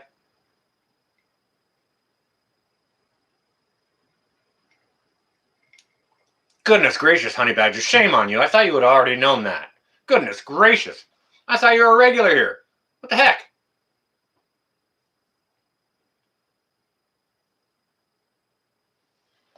Come on now. Come on now. You guys can answer the question. You know. It's okay to say it if you know. Go ahead. You know how to do it. Just tappity tap. Go ahead and share with Honey Badgers. Oh, for Pete's sake, Chris. I should almost stand you in the corner for that. That's sacrilege. And why? Jeep, I see you there. Jeep! Everyone say a nice hello to Jeep. Come on now, dandelion wine. No, sir. Homemade awesomeness. I'm drinking homemade rum and ginger ale because I make my own rum. Thank you ever so much. It's freaking delicious. Especially with a ginger ale, but goodness gracious. A lot of sugar. You're waiting. What are you waiting on? What is my favorite meal to cook? My favorite meal to cook. Oh my goodness gracious. Cooking on the farm. Okay. Hang on a second now. All right, Melanie, you're going to have to wait on your question here. If it's a question or a statement. Cooking on the farm. Oh, what is my favorite meal to cook? Goodness gracious. I don't know. There's so many great ones. I love to make a great split yellow pea and like a French Canadian pea soup with smoked ham hocks. I love to spend the day making like bolognese sauce and all kinds of stuff and making a lasagna, which is one of my favorite meals. Personally, a really good, and quick, and awesome one is like a very, very nice steak with, like a nice chunk of tenderloin or ribeye, nice and thick cut, right? With like garlic mushrooms and some real nice potatoes. I like to make homemade pasta, and homemade Alfredo sauce with on a chicken parmesan, some stuff like that. I mean, I like to cook lots and lots of stuff. Hey, Sam, don't blame me. Cooking on the farm started it, okay? You go on and bust her chops. Her, his. I'm not sure if that's a guy or a gal. Yeah, steak is a nice, easy one to do. Chicken breast, even. Whole roasted chicken. I love to smoke things on the char grill. I do all kinds of stuff. I'll smoke a whole chicken on the smoker, then I'll rip it apart, and I'll make homemade fresh pasta, and I'll make like stuffed smoked chicken and mushroom raviolis with it. You know what I mean? Like, kitchen is my play area. You understand?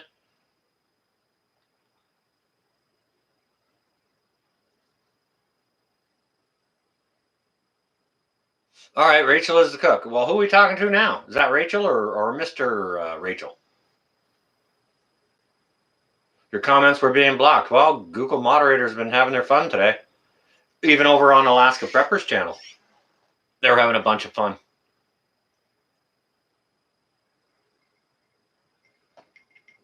All right, am I swirling? Am I spiraling? How you doing, David? It's good to meet you.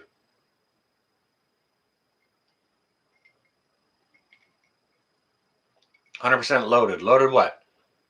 Oh, Jeep, thank you. 5x5, ever so much. Thank you.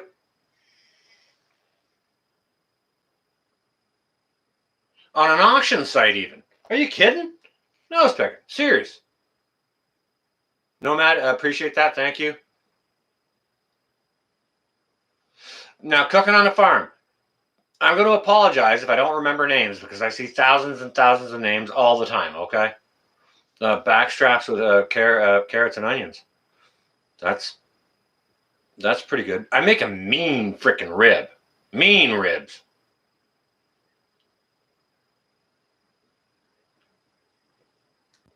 Trying to reach a spiral. Well, if you're getting a spiral, jump out and jump back in, or refresh, or do your stuff, or maybe we can talk about more illicit things, not more illicit things, but more global things, and maybe get this fricker booted off. Booted off, demonetized, whichever. Let's go. Let's have some fun. Holy crap! Google moderator just hammered on nose. All right. Any moderator in here? Jeep? Anyone. Just any moderator. Just start posting stuff and see if the Google mods hammer on it.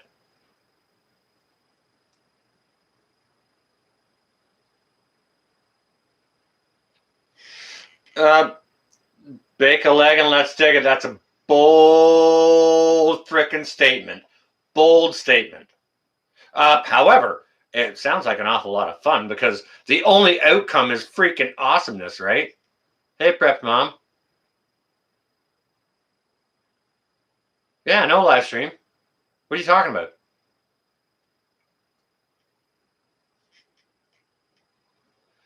All right, Nose Picking's got Nomad Prepper up there. Yeah, start hammering out some links, guys. See what the Google moderators do. And we did this on a few other channels, like me, not being the host, having been a moderator, and the Google moderators started busting us out, and we figured out a way around it. No, they don't. Secret, they don't. A bake-off. So, Cooking on the Farm is saying they bake their ribs in the oven. Now I know a secret. All right. Gotcha. I gotcha. Holy cow. Look, yeah, Jeep just busted. All right, bust out a few more links, guys and gals. Yeah, I can see that. What the hell? What in the what?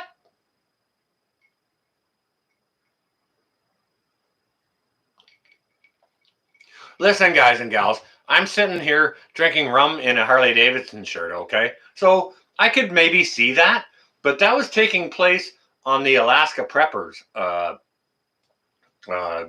live stream this afternoon, the Alaska Prepper news channel this afternoon, okay? So, and I mean, if anyone knows Rudy, the Alaska Prepper, he is like the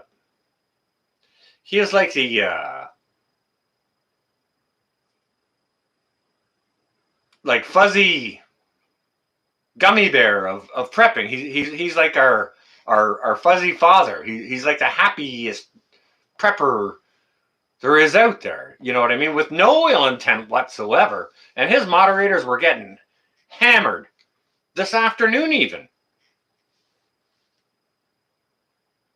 Ramona Perez. Love that name. You just saw one deleted above you from Jeep. Okay, that's Google moderators. Okay, so Nose Picking has the link for Alaska Prepper. Let's see if the Google moderators zone in on that. We're totally getting censored here so that we can't share out knowledge.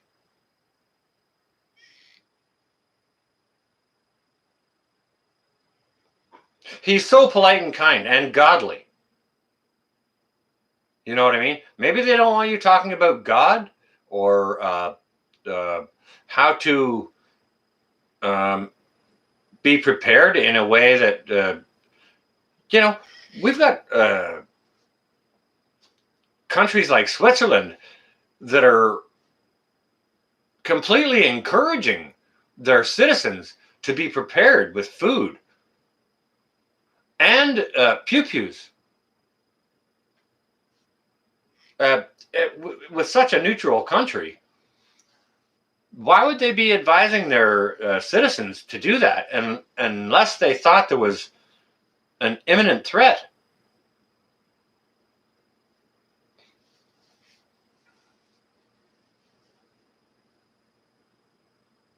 I'm not. Well, I'm in Canada for sure, Prep Mom. So I would expect this is a .ca or whatever. Get him, Sam.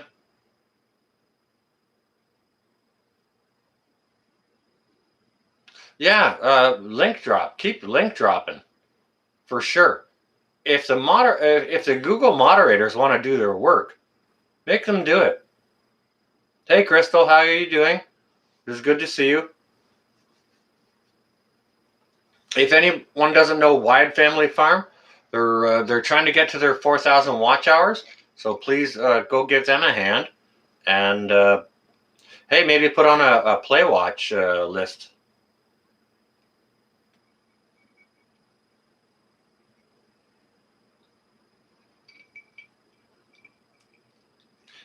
Secret prepper. A bear is in Oklahoma. Which bear? Bear Independent or like? There's a few bears, right? So I'm not sure which one you're talking about. Okay, yeah. Nose picking still dropping links.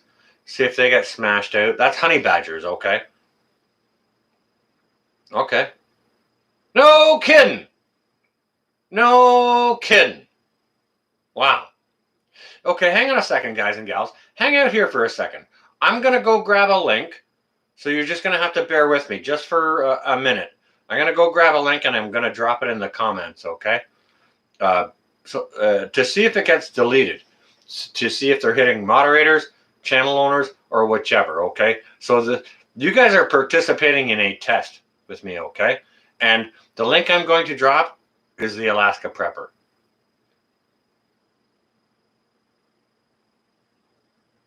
It sounds like it, Melanie, and they've been aware of it for a number of years.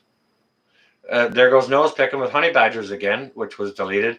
Wide Family Farms is up there. I can see. Make them do their work. Deleted. They're going to come and get it, Nose. Automatically programmed. There's a bot.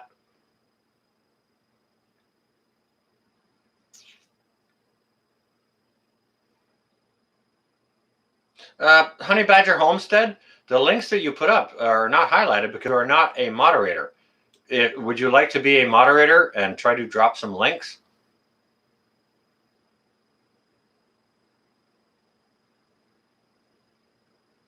Oh, yeah. There's some high censorship going on here. It might be AI, or maybe it could be some,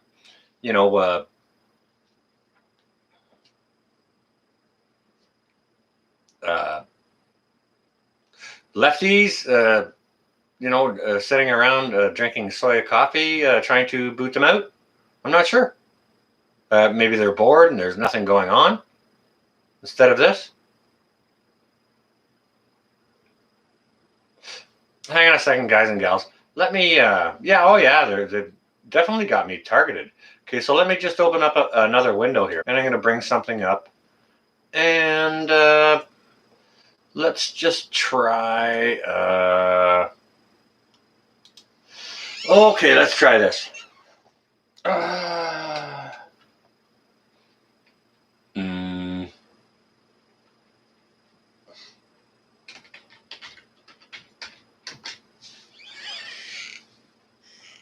All right, let's try this one. Let's just see.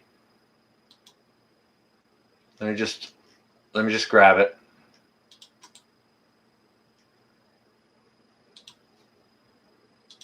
Okay.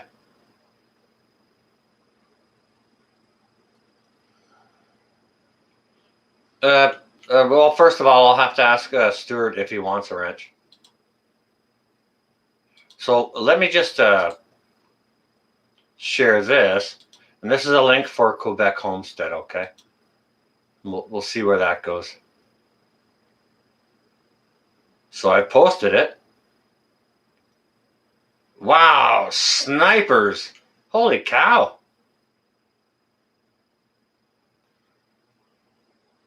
Yeah, Stuart, you have to chime in if you want a wrench. I'm not going to automatically go ahead and give one to someone because I've gone into other chats before and I didn't want a wrench and they automatically gave me one. And that I was there to just enjoy the content. Faithful Prepper, how are you doing? We're just getting sniped.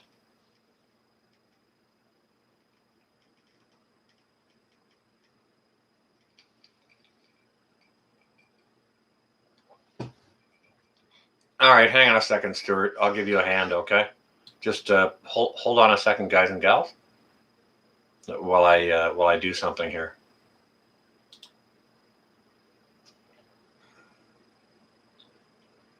Go ahead and post something, Stuart. That should just say hello or whatever.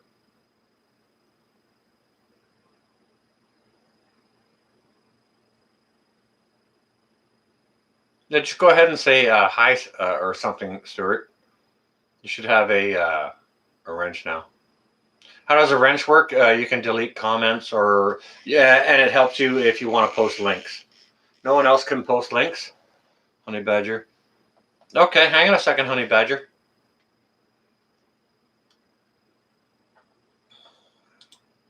They're deleting stuff left, right, and crazy. It's unbelievable. Okay, Honey Badgers, you should also have a wrench. So Honey Badger, just go ahead and say hi to see if you show up in blue. And anyone who shows up in blue, please go ahead. Stuart, are you there? I can't see you in blue yet. I want anyone in blue to start hammering down links. Jeep is there. Stuart is there. Boom! Look at you guys go. Just start hammering down the links. Just to mess with the Google moderators. Why? Because, well, what the hell? Okay, Honey Badgers, if you know how to post a link, go ahead and post any link that you would like to a channel that you know is not kicking puppies or punching babies. Okay? I implore you.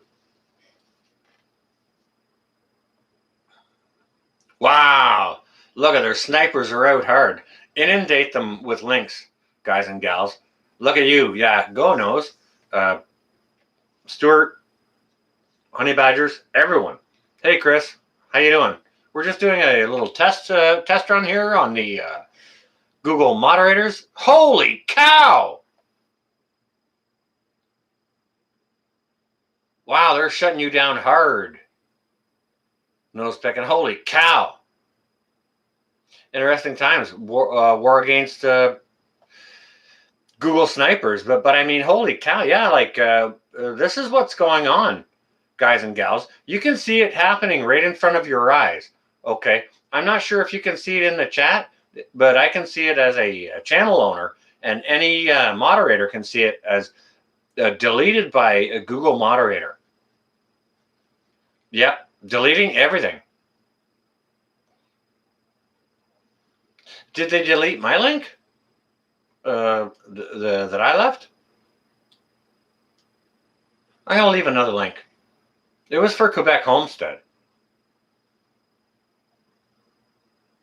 All right, hang on a second. I'm going to drop Quebec Homestead again. See if that gets deleted.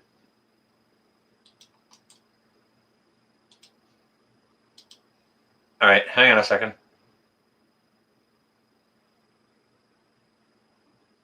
All right, okay, so I'll just type in front of it, Quebec Homestead.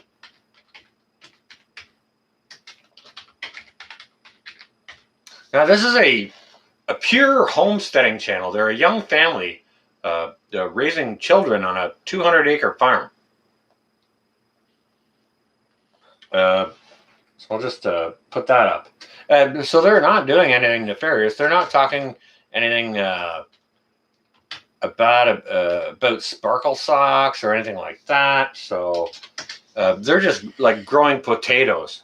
Do you understand? So yeah, that is messed. The first time I saw it, I was okay. Here's the link, guys, gals. Let's see if that gets deleted.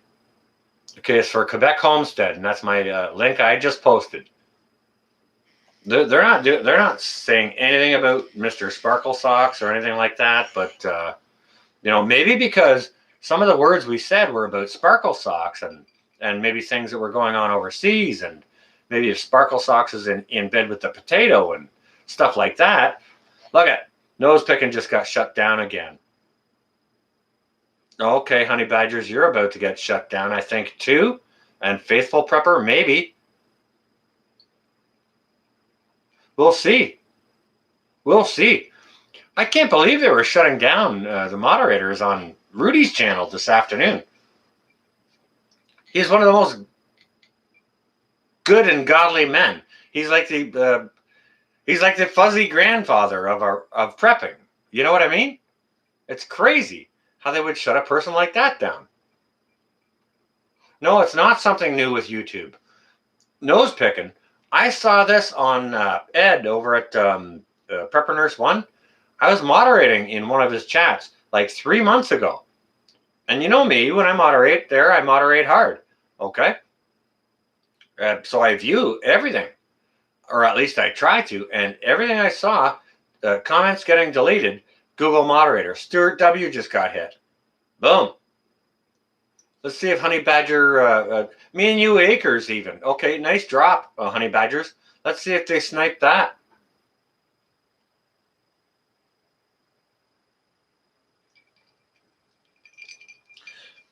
Melanie, go ahead and check out Lisa Preps. I'll just print it in so it's not a link, so it doesn't get deleted. It's like Google moderators are, wow, if they found me, they must really be bored.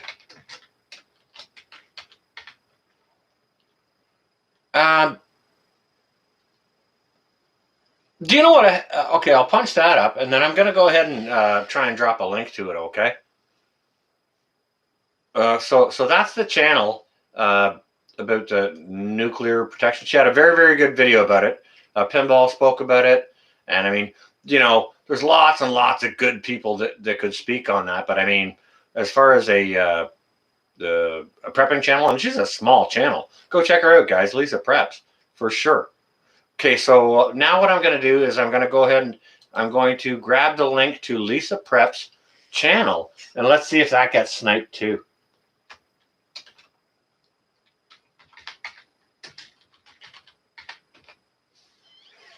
Okay, so we're in there.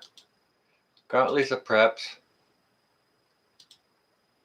She's got like 1.35 subs. Wow, she's jumped nicely in a short while. That is nice. Oh, hang on a second. No, crap. No, not that.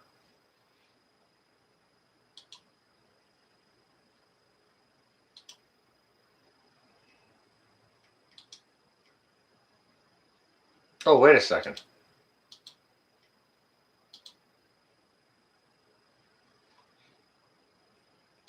This channel has no playlist videos. Okay, hang on a second. Just bear with me. Bear with me.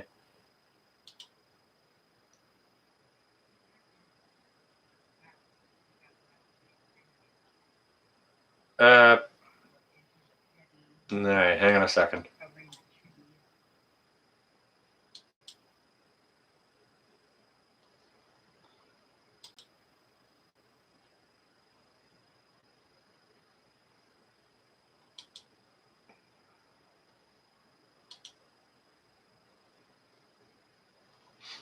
All right. Wow, how did I mess that up?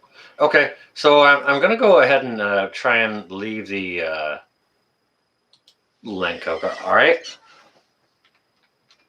for Lisa Preps.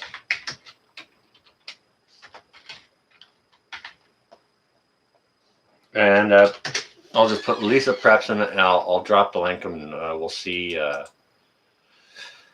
What the heck is going on, man?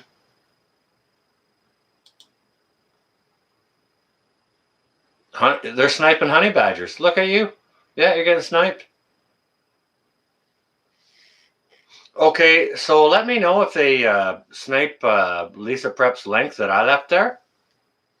City Girl, Country Heart, I see you there. Welcome. It's good to see you. They're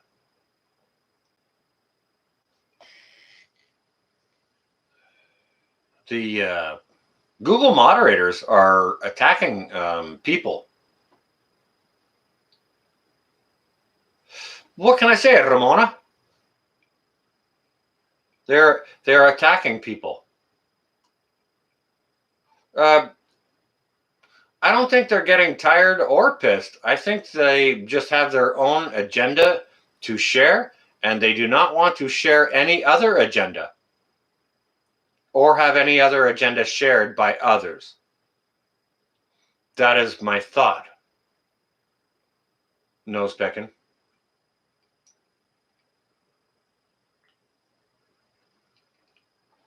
Absolutely love that name. Ramona Perez.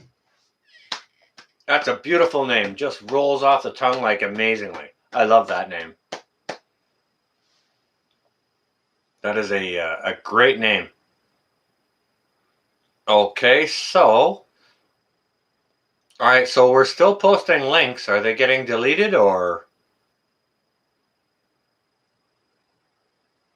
They're totally sniping moderators' links. Yep.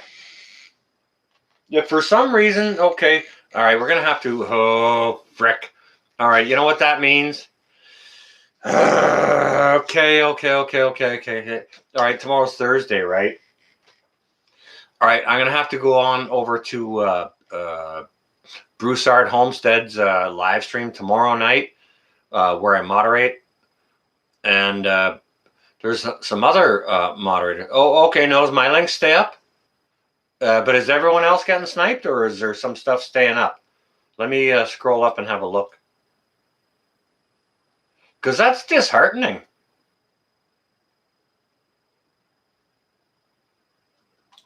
Like, it's not completely taking the wind out of my sails, but what I'm going to have to do as a moderator is I'm going to have to get into a live chat. That'll be tomorrow night over on Broussard Homesteads, where I get in there and knock heads with a bunch of other moderators, where we have smashed heads before, where the links were not allowed and this and that, and we had to come up with other ways to do it. So I may have to go brainstorm that with other moderators tomorrow night, and then come back and share that. Yeah, City Girl. Google moderators have been smashing links out of here all night, well, within the last half hour.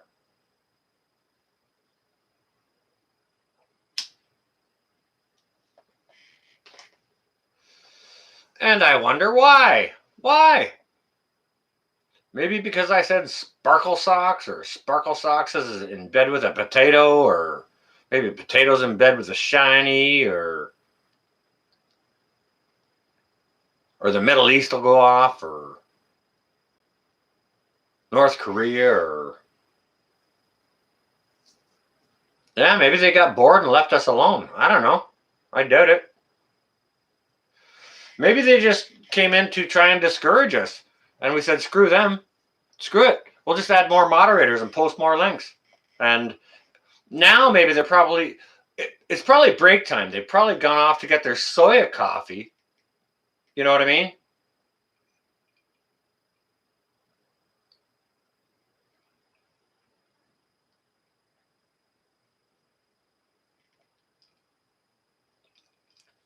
William, I said Jabberwocky on all kinds of other live streams, and it never got me into trouble.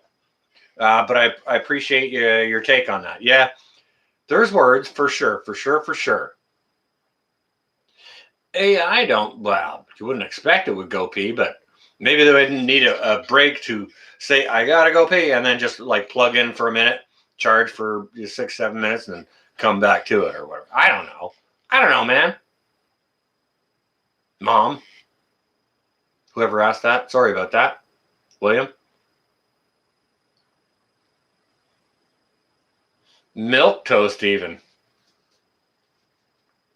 Faithful Prepper, look at, they just boosted Faithful Prepper out of there. Look at that.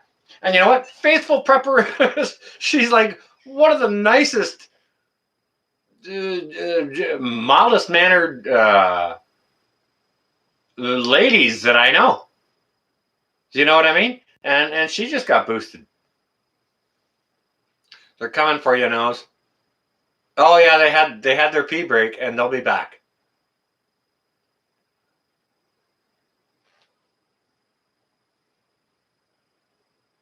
Yeah, no kidding. Every one of them. Look at them. Faithful just got boosted. Nose just got boosted. Nose Pickens got another link. Stuart, go ahead and drop as many links as you want. Nose just got boosted. They're on us hard. They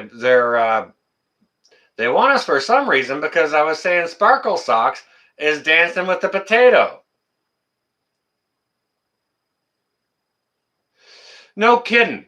Faithful was sniped, and that's one of the most gentle human beings I know. You see what's happening here, Faithful Prepper? Not just Faithful Prepper, but everyone in the chat. Do you know what, moderators? Post every link you can possibly think of. Just make it a big running thing. If they want to do that, don't spam it. Post a whole bunch of different ones so they can't just blanket delete it. Look at that. Look at it going.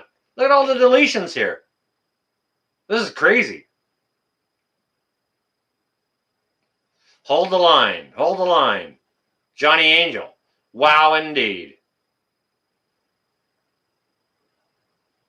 Yeah, they just, this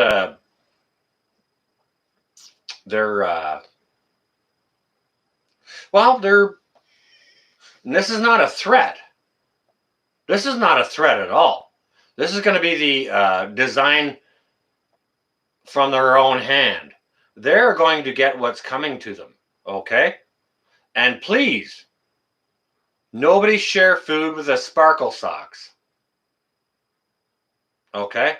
When it comes down to it, don't anyone share food with the Sparkle Socks.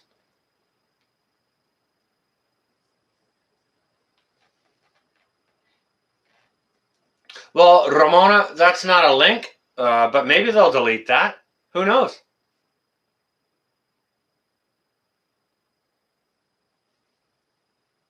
Yeah, G. Bradley, it says it's by Google moderators.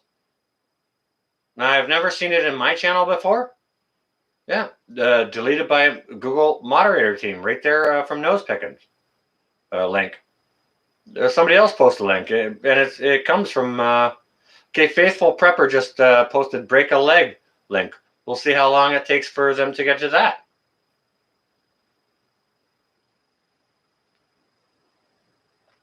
Maybe they didn't like my conversation earlier.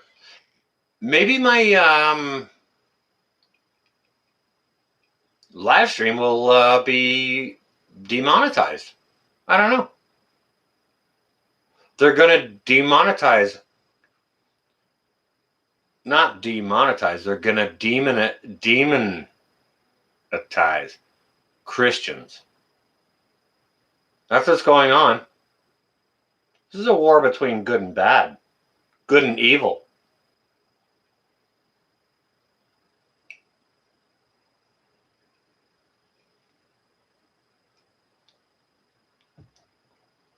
Oh yeah, Google and their moderators can go pound salt up their asses. For sure.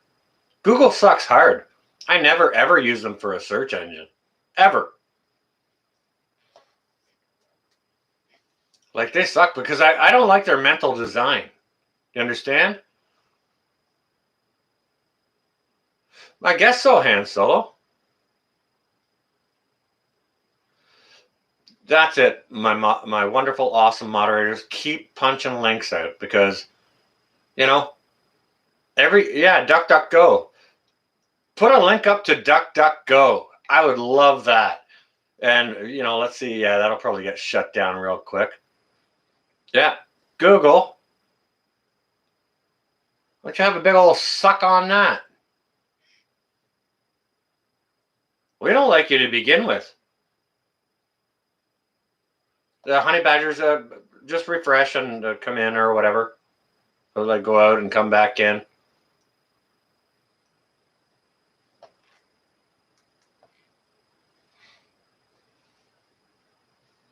Hey, somebody put up Dr. Fauci's website, and maybe what's the potato's name there? Put up his website and see if those get deleted. Just for shits and giggles. I want to run a real test here. Because like obviously we're witnessing bullshit, and I want to see how far the bullshit goes. Rumble, rumble, rumble.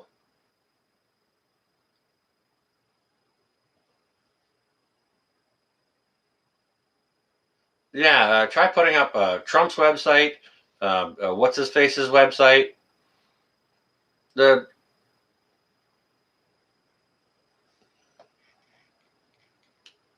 well, it's not hard to know. You just have to look it up. Are they still sniping? Oh yeah, pinball will shut that one down for sure. Where's the sun from the earth? Oh, that's a good question, Stuart. What's Fauci's website? Put up the WHO website.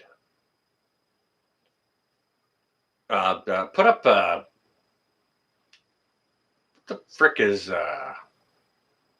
Does Biden have a website?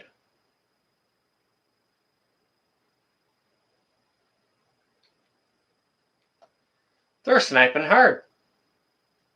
Look at that. Do you know what?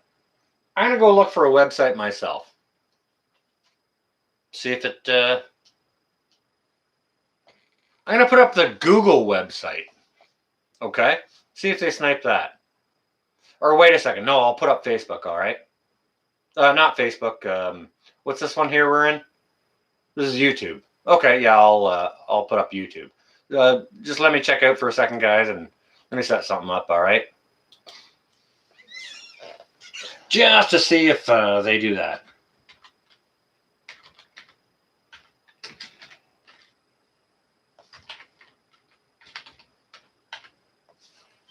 Okay.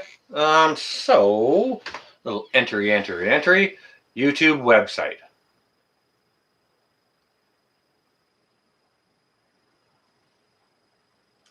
Search results. Blah blah blah. Easy tutorials. YouTube blast off. Headlines with a voice. Blah blah blah. No.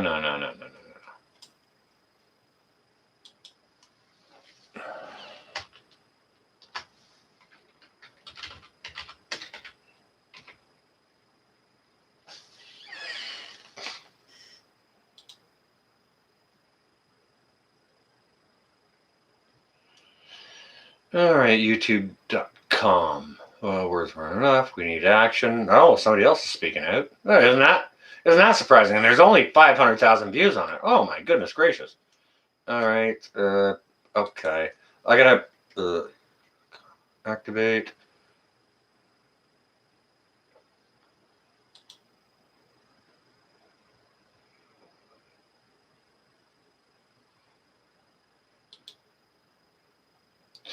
Okay. Hello everyone, today I'm going to speak about youtube.com/attack. The hell is this? If you see All right, hang on a second. How do I make this stop playing? Now, thanks.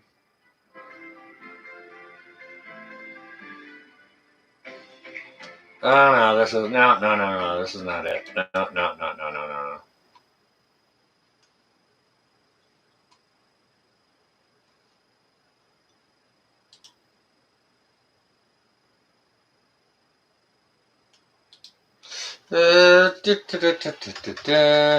Let's just this way.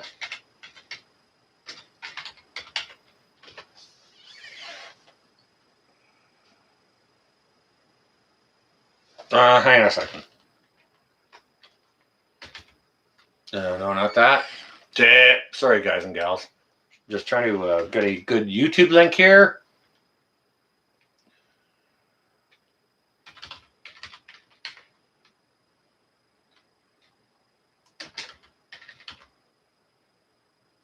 YouTube official channel. Okay, let's try that.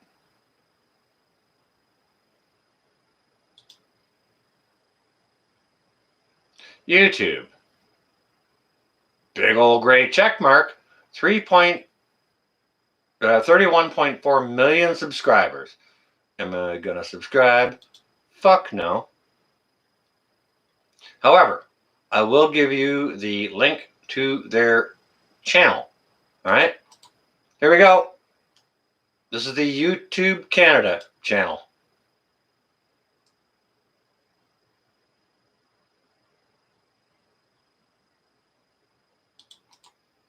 I'm gonna copy this here, drag it back over here, drag it back over here. Okay.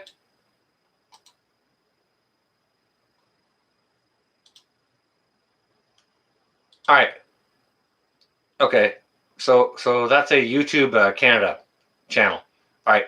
So now if any of my moderators could drop that link as well, let's just see if they snipe it. Holy shit. Nomad Prepper message was deleted. You're not even a moderator. Holy cow. What's going on? What did Lucy C say? Say it again, Lucy. Just looked up, don't comment links. Links is more than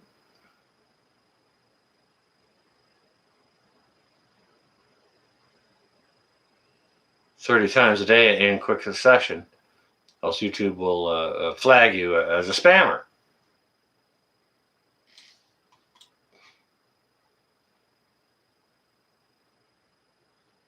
All right. Well, I don't know. Okay, hang on a second. I just dropped a link up here for YouTube Canada. So maybe we could drop that over 30 times here. Maybe my moderators could do that. All right. I appreciate that. Thank you, Lucy C. Yep. No, I appreciate that. Thank you.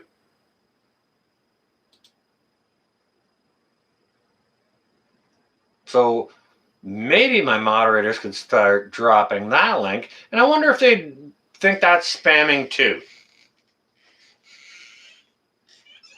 Oh, seriously. Get them to shut down their own link.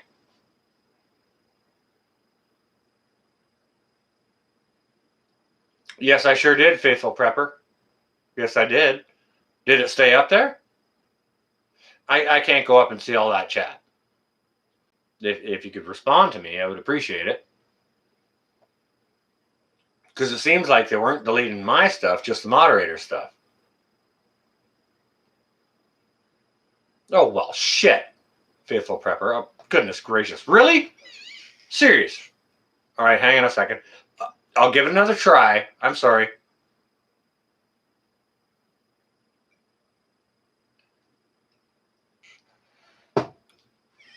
All right. Let me go back and look. I'm sorry. Maybe I didn't do it right. Crap. Sorry. Well, I'm on YouTube Canada channel. Why is it still saying Lisa Preps? Why? Okay, hang on a second. Wait. Let me just hang on a second. Bear with me, guys and gals. Seriously, I want to look into this. Okay, so let's do that. Welcome to my green closet. Today I want to share with you guys some actually useful upcycling. It's not putting the stuff up there. On Pinterest, or if you've ever watched a 5-minute craft. It's not putting the stuff up there. Isn't that interesting?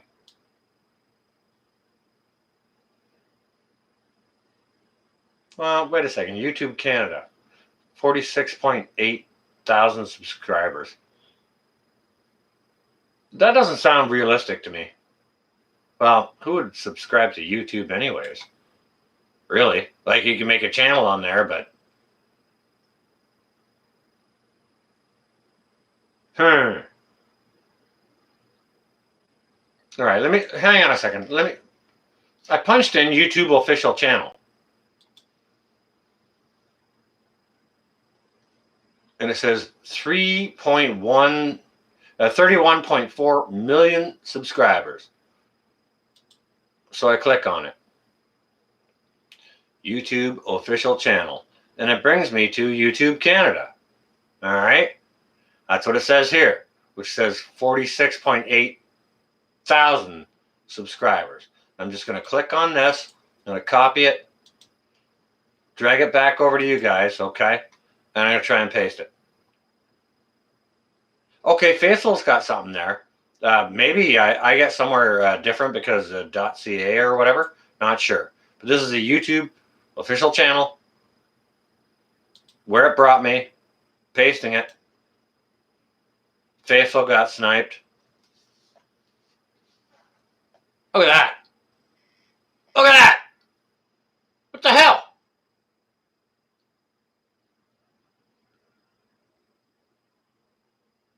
Oh, Nomad Prepper, you mentioned Mike. Oh, better go stand in the internet corner. Oh, what the hell? I mean, come on. How dare you? How dare you? Double dog dare you?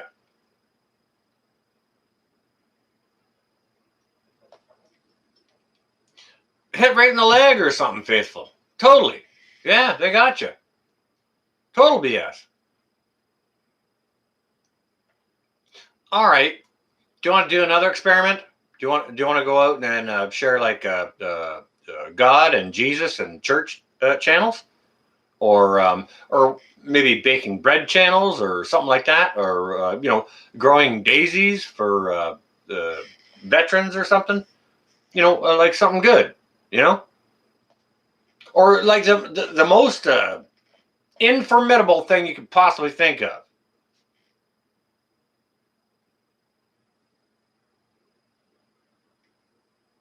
Prep Mom, no kidding. Yeah, they're all over it. Yeah. Animal Rescue Channel, Lucy C. There's a good idea. Okay, all right, moderators, you go ahead and select a subject. Start picking the least offensive things like feeding starving children, or I don't know what's how to fly a plane. No, we can't do that. 911 taught us that. No, come on now. Compost piles. Well, that's full of shit, Ramona. Beautiful comment, though. I just thought I'd get a little giggle out of that. German Shepherd puppies. Yep, go ahead. Anything my moderators want that is like the least of, like baking bread 101, or how to stand in line and buy bread. Maybe try that. That's where the mental aspect is going. The mental aspect is headed right there. Okay? And this is proof. What's happening here is proof. Boom, Faithful.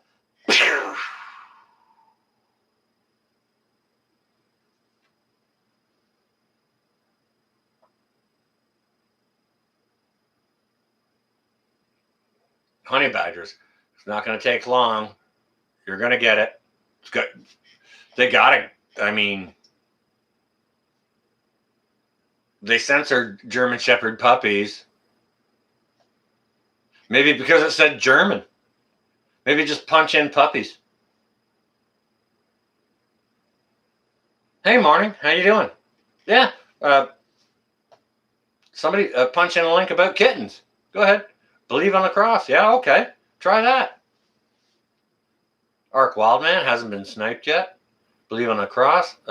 Still got legs. Chickens. Yeah. Somebody punch in chickens laying eggs or something. Wow, no matter abortion, that's a subject that could go either way, pro-choice or punching kittens. Hey, now, come on now. Come on, Ramona. I try to keep this family friendly, but we're up late, so it really, kids. Hopefully, any responsible parent should have their kids in bed. Okay, Believe on the Cross is still there. Go ahead, all my moderators, and punch up whatever extraordinarily non-offensive, family-friendly thing you could possibly do, like, yeah, kittens or puppies, but without any German. Maybe it was censored because of German. Who knows?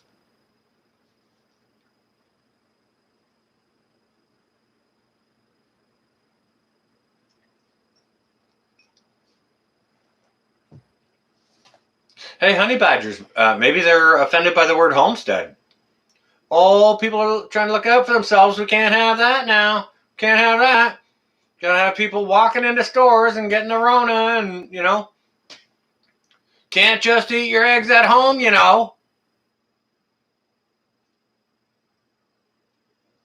How to build a chair. Yeah, what about cakes, Harry Potter, freaking whatever. I'm a meat I'm a meat popsicle. Yes, I am.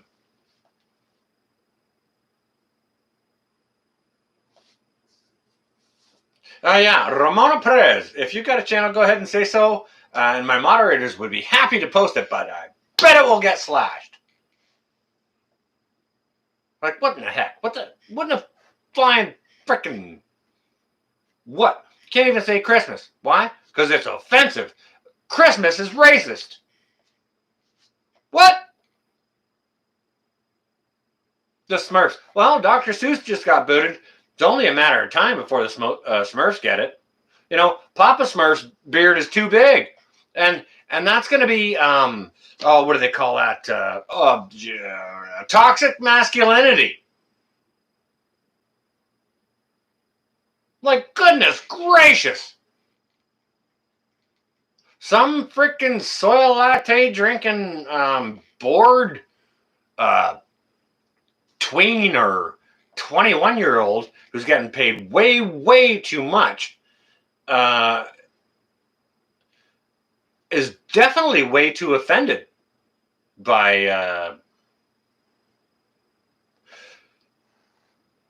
well, they're not offended by censorship. I'll tell you that. So maybe they should just go have their own book burning. You know what I mean?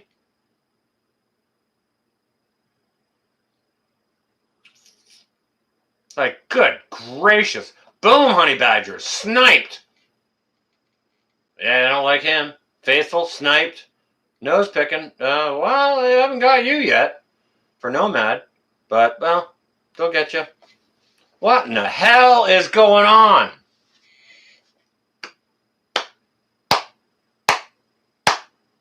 Hey, CB. Bravissimo. Bravo, ladies and gentlemen. Thank you for being here, for witnessing not the beginning, but the continuation of the censorship. Papa Smurf's beard is toxically masculine.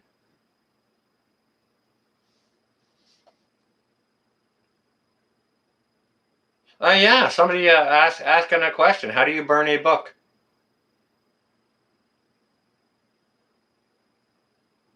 Ask a Nazi. Ask the Gestapo. Ask those who want to. Oh my God, look at you, Faithful. Boom! They got you again. Honey badgers. Boom, boom. Wow, they're on fire. Not so remote Alaska. Somebody put Sean in Alaska's channel up. He is trying to also be self-sufficient. Wow. Man. If we could get any of these people in a room, we just turn them over our knees and spank some fucking sense into them and give them a shovel and a chore to do. You know what I mean? Go out and do your chores. Go do your chores. Probably never had to do a thing for themselves in their lives. And they expect everything to be handed to them. Everything. And that's what Mr. Frickin' Sparkle Socks and a potato is freaking setting up to do. Okay? Do you get me? Do you feel me now? Look at this tyranny. Look at the censorship.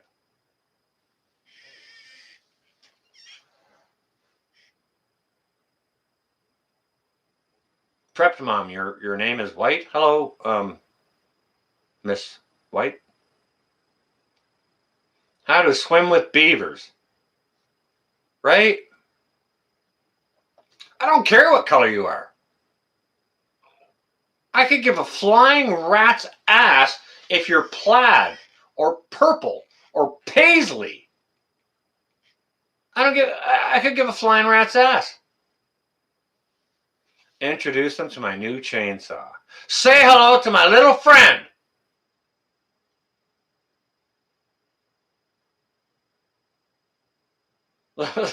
Subcommittee. Well, I would need a team for that, but I wouldn't wear sparkly socks while they did that for me. Like, goodness gracious, what the hell is going on? Sean Alaska's channel is freaking great. And yeah, he does spend a good time doing his, he makes good videos for sure. I think he's doing good things, and I think he should have more views. That's why I promote his channel. You know, I like the smaller channels because I know they're doing good things. You can have good interactive content back and forth with them, and you can actually get to know the people.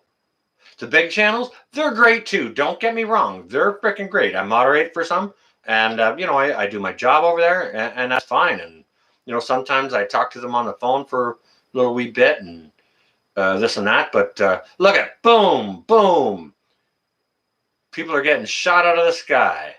My moderators are getting shot out of the sky.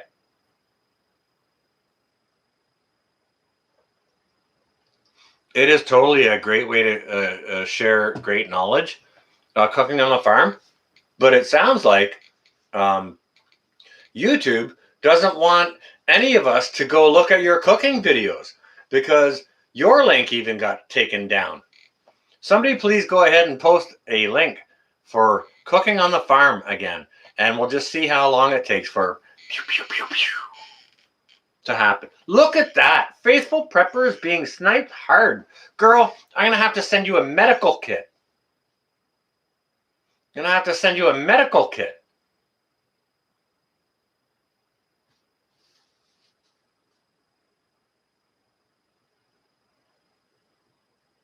It's really, really sad and disgusting that we can't just go share recipes for baking or how to plant your peppers or talk about what's going on within the world as we talk about planting our peppers and baking banana bread or whichever. It is terrible.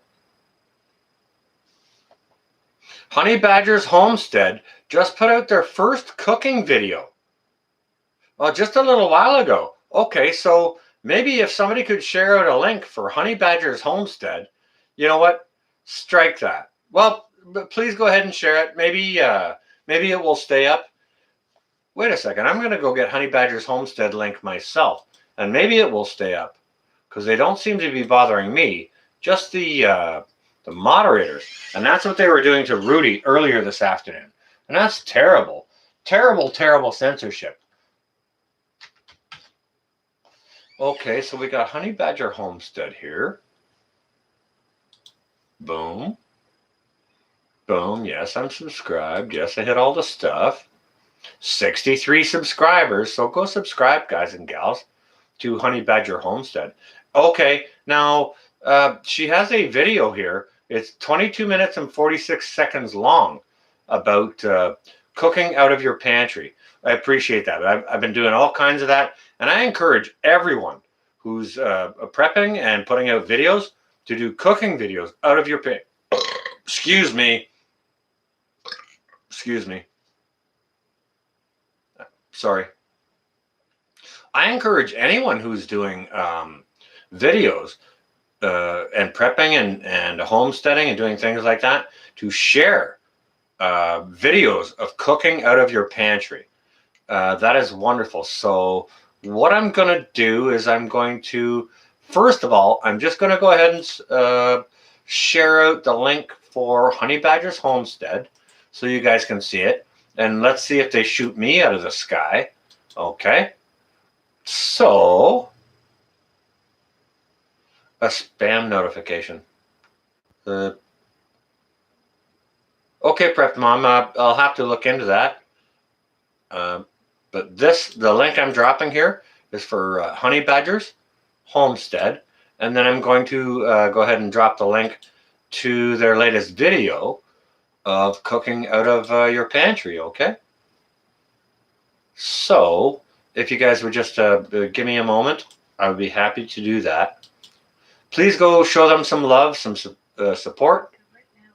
I'm just going to pause that. And this is a newer channel. Like, I mean, they've only got 46 subscribers, okay? So please go show them some support. And Honey Badger's Homestead, you need to pick up the volume on your voice a little bit to make your videos just a little bit better.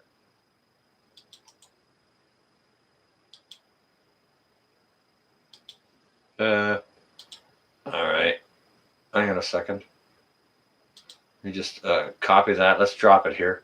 This should be the link to Honey Badger Homestead's latest cooking video, okay? Oh, no, I didn't get it. I'm going to have to go back and grab it again. Sorry, I'll be right back. Sorry, guys and gals. Oh, crap. All right.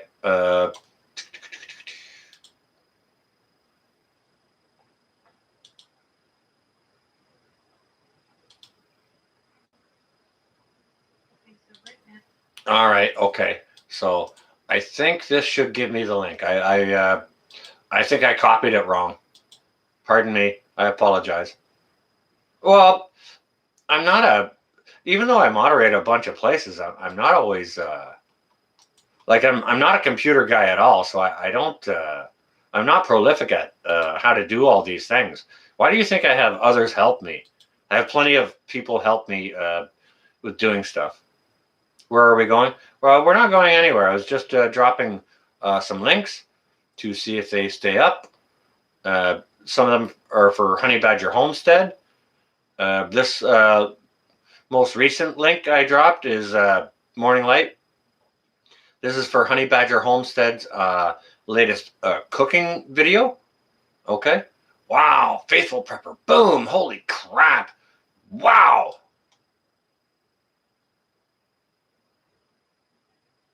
Alaska Prepper link got left up by Honey Badgers. My link got left up to, I'm not sure. I think that was Honey Badgers, but I'm not sure.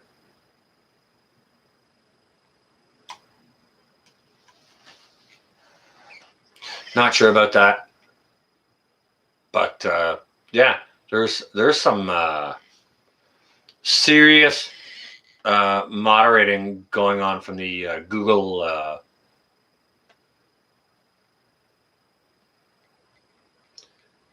they're probably a family, but they're all probably sitting around drinking soy coffee and crying in the dark, needing a timeout and to put their head down on the desk or something.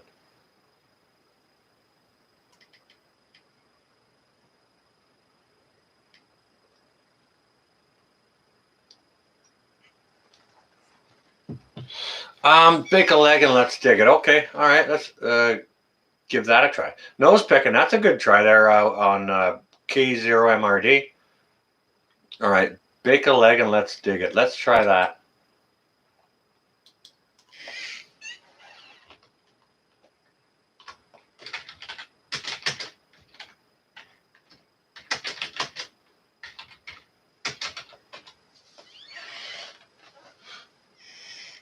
Bake a leg and dig it. Homestead. Okay, I see 622 subscribers.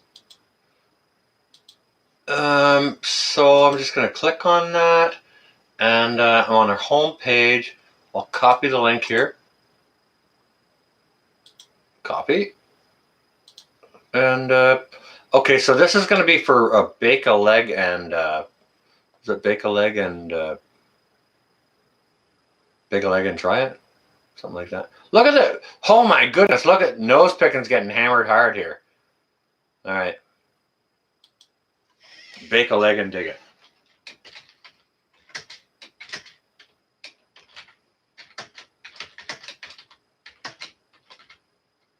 The channel. Bake a leg and dig it channel. I'll drop the link here. We'll see if they're moderating me as well.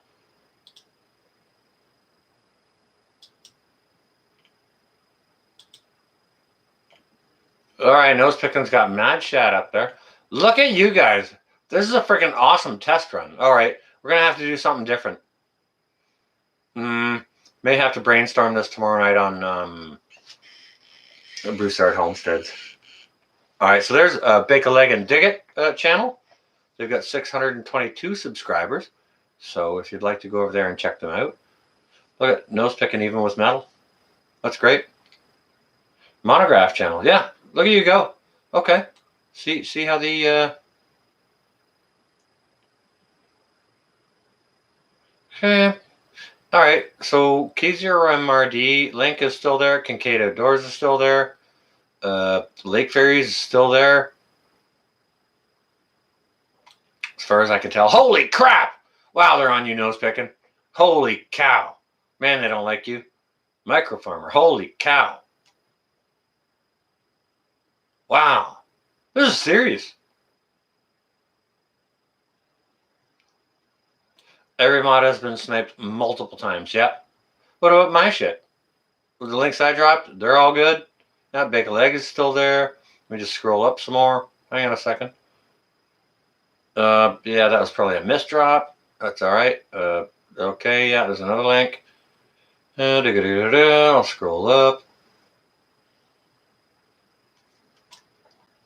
I don't want to scroll up too much. I'm just, checking. But yeah, they're having fun today. What's today? Today's Wednesday. Well, what's going on today? Today is yesterday was sort of 420. Jeep, good call. Yeah, let's see if they snipe that. I'm just gonna wait here and watch because yeah, City Girl, mine are all there. But what craziness is this? What madness is this? Now I just got my link just got sniped. Earth Day. So are they trying to take us all off of the Earth? Is that what's like? Is that the deal?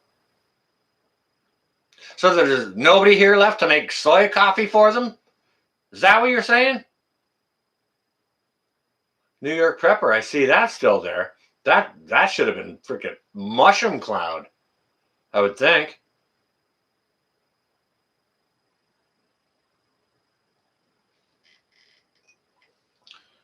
Yeah, can somebody pull up the Sparkle Socks' site? What's his name there? Trudeau? He's got to have a site. Or pull up the potatoes site and post it. Yeah, Prepper Now. Oh my. Oh yeah, hard target there. Yep.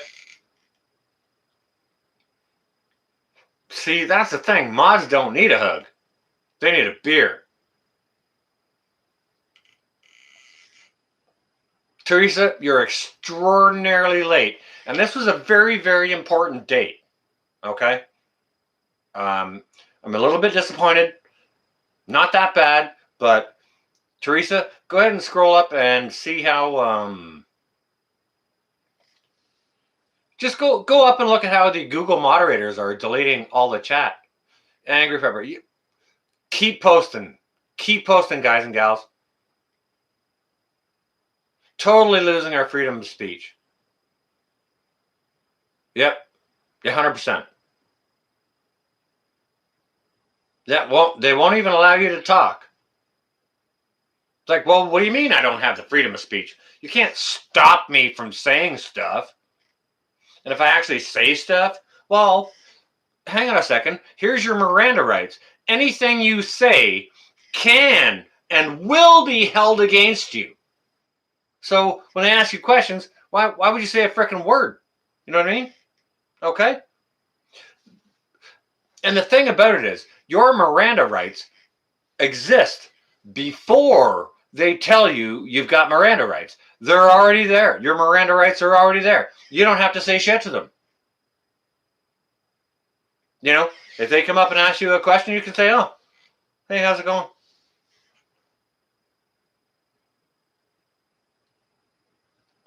They say, hey, what are you doing?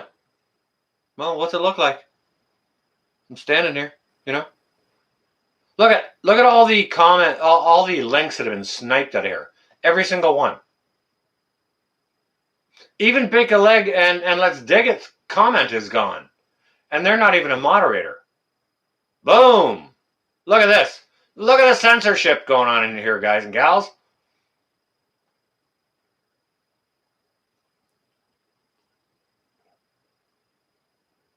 No, maybe they're just bored and mad at them that I said they're having a soy latte. I don't know. They rely on farmers, like I used to be, growing soybeans to have their soy freaking latte. And they're censoring us.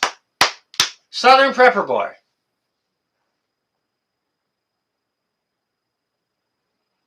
A Southern Prepper Boy. Are you all right? You doing okay? All right, you're to the hotel. Okay.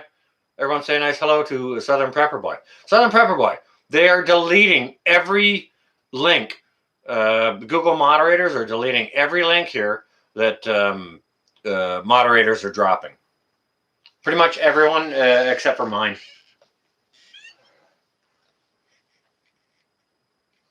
Justin Trudeau, Prime Minister of Castro. Ooh, there's a link for Justin Trudeau. Okay. Yeah, let's see if that gets bounced out. Love rate on Google mods. Yeah, no kidding. Boom, gone. Yeah, well, put up the potatoes link.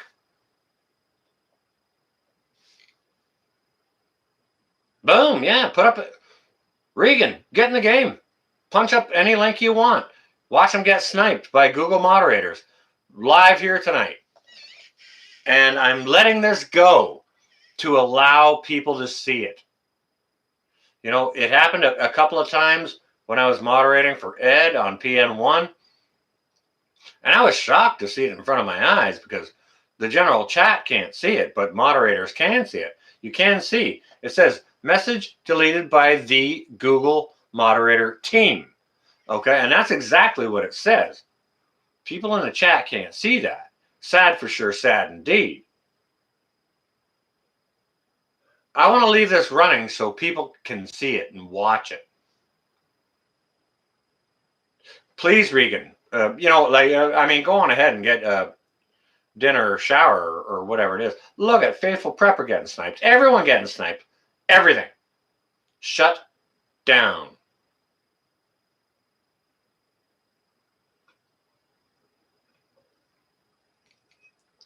Prime Minister of castrated.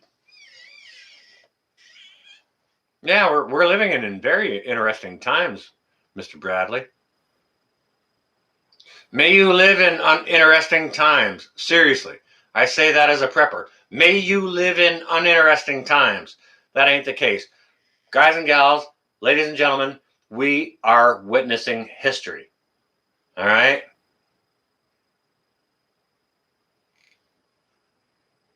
We're witnessing history, what we're going through here right now. And, you know, it's not going to be the big collapse or the big mushroom cloud. It's going to be a slow freaking grind of your rights just gone. That's exactly how it's going to happen. That's exactly how it's going to take place. And I mean, I don't mean to cause anyone to be disconcerted. Dutch, I see you there. Hello and welcome. Hey, for anyone in my chat, please go ahead and share what Johnny Angel says. Just how he said it, though. Please don't, you know, go on ahead and, like, yeah. Like, come on. Yeah, well, it's mentally painful, and it takes place slowly over a long period of time. That's the problem. They think that's the solution. Oh, we'll just do it to them over a long period of time, and they can just get used to it as it goes. And that's how it's going to happen. Instead of one big event happening, and then it's like, holy crap, the big balloon went up. And then everyone freaks out because they don't want people freaking out. All right, I see a whole bunch of links in here. Southern Boy's got a bunch. And let's see how they get sniped. Let's see if they target Regan there here now. No, they can't get us all. Stuart, you got sniped. They're leaving Southern Boy alone here right now. Yeah, it'll probably be a blanket boom on him, though.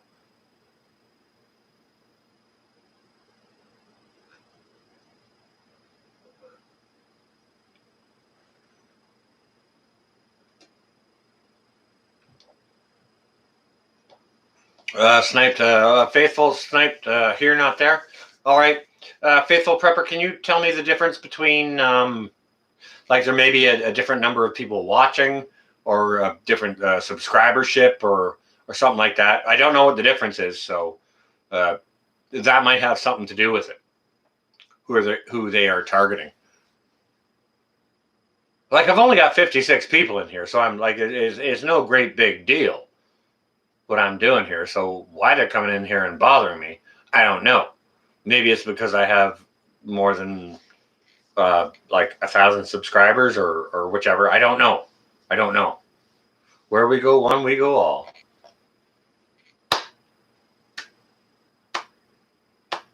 Southern Boy Prepper is great for now. Absolutely.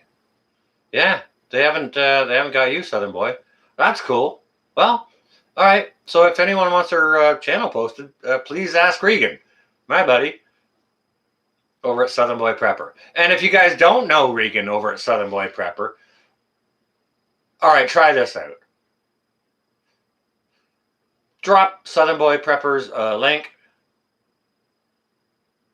but that might mushroom cloud everything. Understand what I'm saying, okay?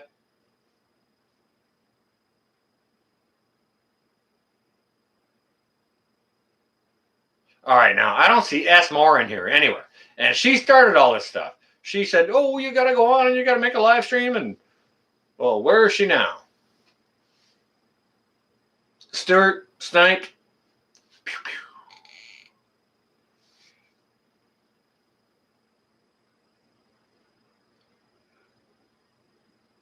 Yeah, let's see that. Nose Pickens got the link for Southern Boy.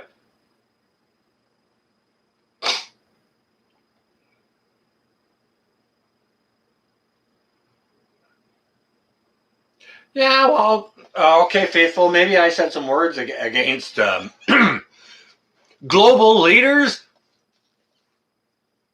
you know, in the West, in North America. Maybe I called them both a bunch of, they should get into bed together or something, or suggested they probably are, or whatever. Yeah. You'll be shocked when you find out the truth. May never find it out, but guarantee you, Mr. Sparkle Socks is fluffing the potato's pillow.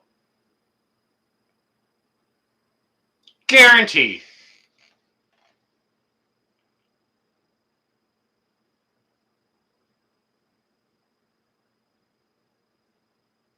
All right, come on now, Melanie.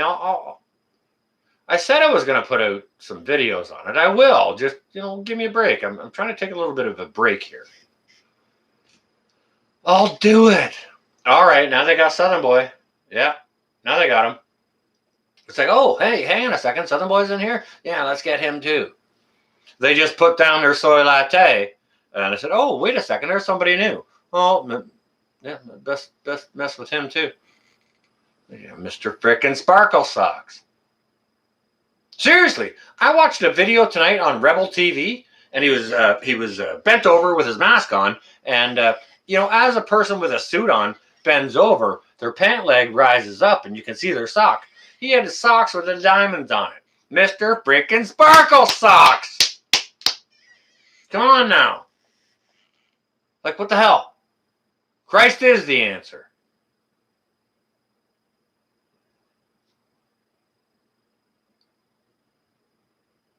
Yeah, moderators, post your own channel and see if those get bounced.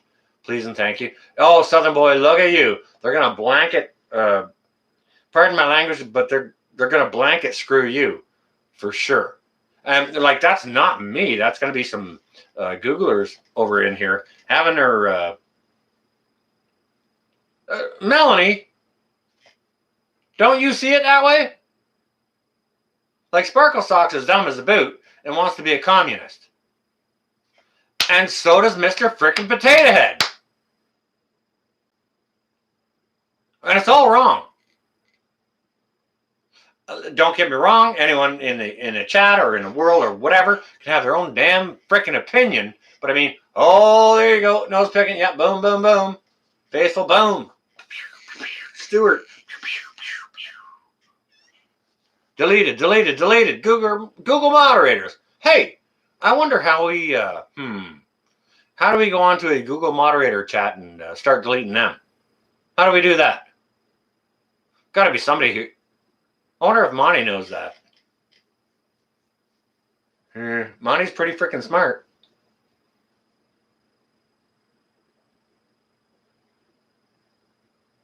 Like, what the hell, Melanie? Exactly. Like, oh, Regan, they're coming for you. They're so coming for you. It's going to be a blanket deletion. They're just going to click. Boom.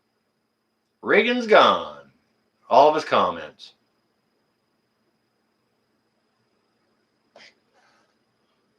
The Far North Life.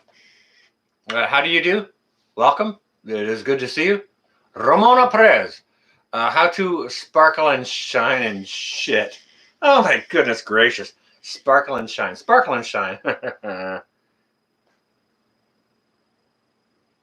Goodness gracious. Well, you use one of Mr. Sparkle Socks's to buff the potato to ready him for when Mr. Sparkle Socks fluffs his pillow.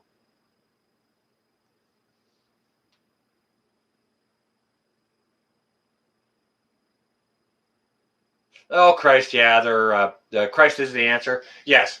I'm not sure. I don't know if I saw you over on Rudy's earlier live stream this afternoon, but his moderators were getting hit by Google moderators. They couldn't drop links, and they're having problems like that. And now I have this small chat here, and we're being interrupted here in the same way.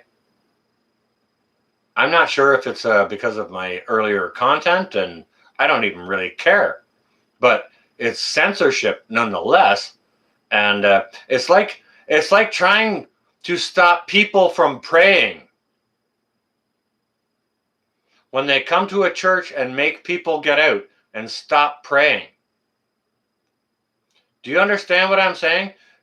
Go look to Rebel News and see how they shut down the church in Canada over in Edmonton, Alberta.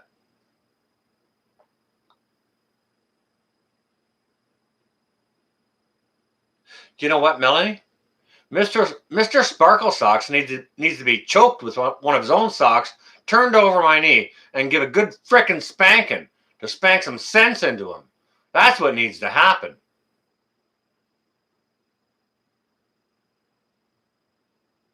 That's the best use for one of his socks. I'll tell you that right now. This is starting to get me very hot.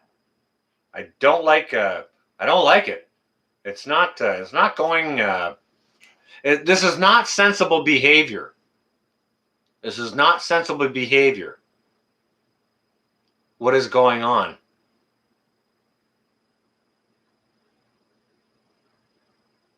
It's senseless. It isn't making sense. He's talking about how communism would be good to spark the economy. Really? Well, what's going to go on? Are you going to keep the COVID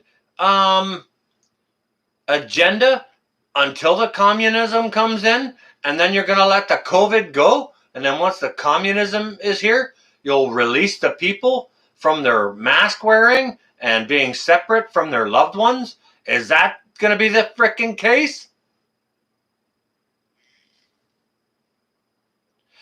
Do you know what, Lori? Everyone thinks the devil is handsome. Just you think about that, Lori. Everyone thinks the devil is handsome. This is starting to burn me in a bad way, guys and gals. I don't do live streams on Wednesdays. This is very late for me. Sparkle Socks might be under delusion. Well, maybe he's got the wrong idea to begin with. Maybe he's not the right leader. Do you understand? I don't know. I don't know if Mr. Sparkle... Hang on a second. Do you know what? I'll be right back, and I'm going to say something to you. I'm going to say it to you right now, and then I'll be right back. I don't know if Mr. Sparkle Socks... Okay, me as a Canadian and a service member, having done comms and intel globally for, having served my country, when I was doing it on a global aspect, I was not just serving my country, I was serving America much more than I was serving my country. And I was serving other countries as well. Okay? So when I did that, I thought that was a good thing to do to keep our North America safe. Okay? And then when I finally learned how the globe actually worked, it was like, hang on a second. Okay, this tastes dirty in my mouth. This tit I'm sucking on. And I had to wash my hands of it. I had to wash my hands. However, I do know that Canadians have Americans back and have since the dawn of the Cold War. So don't think a Canadian won't fight to protect America. We're watching your back door. We have your six. Melanie, I don't know that the answer to that question. There are other people who have said that, and I don't know the research on it, and I haven't done the research on it, and I don't even give a frick. It doesn't matter whose child he is. It matters the words that come out of his face, and they're all wrong. Okay, Melanie? And that's where I stand. We are allies. We are the biggest traders. We are each other's biggest trader and share the biggest border globally. Not to mention, Canada has the biggest border to the north. We have a listening post up there to protect all of us. He may be a bastard, Ramona. I'm not sure. I don't know. I'm not going to go out ahead and say it. I don't know his lineage. I just know the words that come out of his mouth. And it's against Canadians, and it's against good things, and it's against what North America should be. When they call us Americans, I may be a Canadian, but I'm North American. We share a border. But that's just the 49th parallel. And it goes right through the Great Lakes. Why there is a border to begin with, I don't even know. Don't get me wrong. It's not like I want to be an American or don't want to be an American. It has nothing to do with that. It has nothing to do with that. Nothing at all. It's got to do with what we should do for our own best interest. And I'm not talking about Canada. I'm talking about Canada and the U.S. Canada does not need that trader.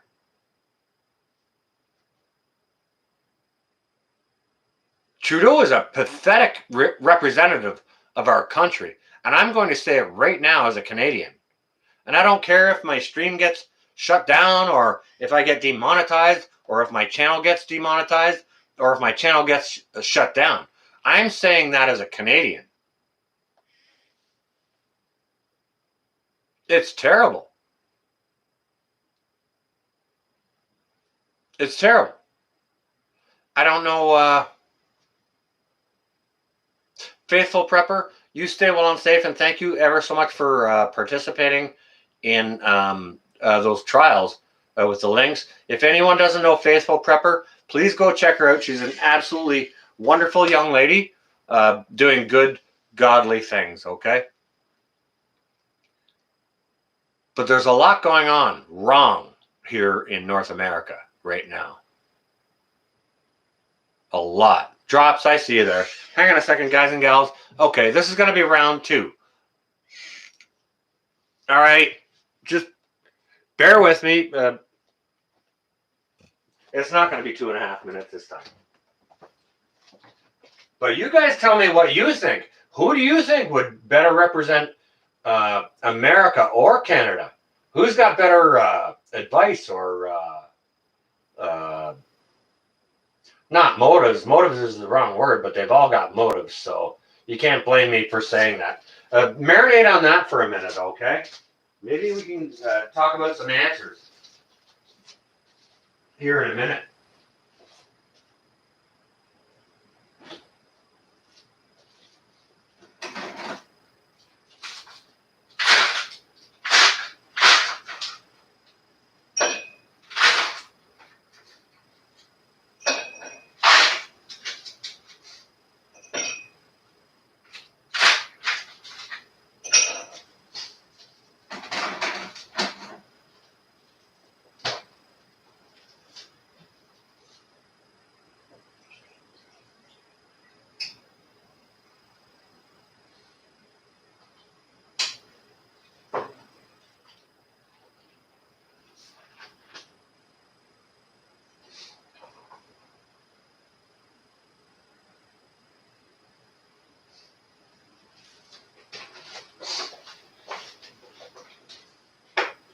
Man, all that discussion got me so freaking hot tonight.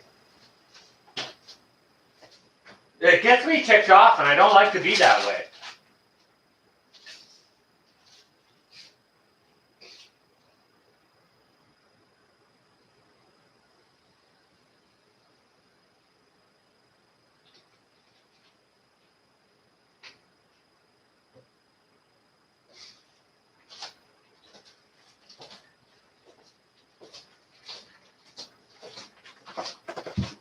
I'm sorry, guys and gals. I don't like to get that way, but you know, when I start talking about these things,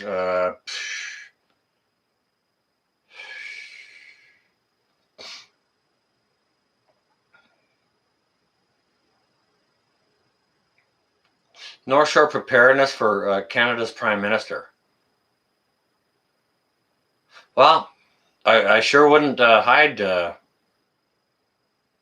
behind the potato for, or I wouldn't quarantine our entire country because I didn't know what to do. I would look for the answer as to what to do and then put that in place instead of all this business that isn't doing anything except for causing harm, and it's not sorting the problem out.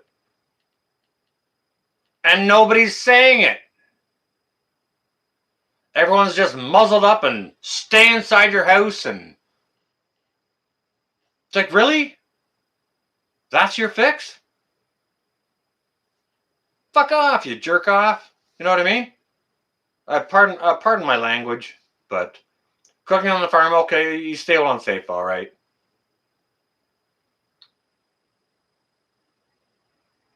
It's hard to unhappy a Canadian. Yeah. All right, there you go, Teresa. You have a little sip there. You good with that? Cool. Like, goodness gracious, it's disgusting. It's disgusting. What do we need to do? Does every Canadian need to violate their... These aren't laws, they're suggestions or conditions, or like, what is it? Does everyone need to violate their directives or orders? You know what? Everyone needs to push back. I think everyone needs to push back. No, Josh, we're not still going. Good question, though. It's all fluff.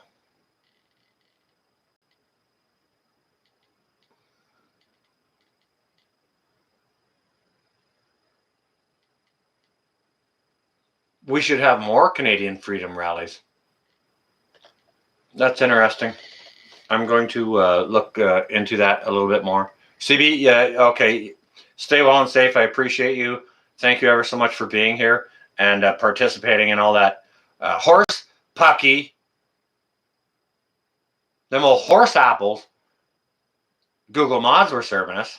Hey, CB, on your way out, just post a link just to see if you can get shut down one more time, just for giggles.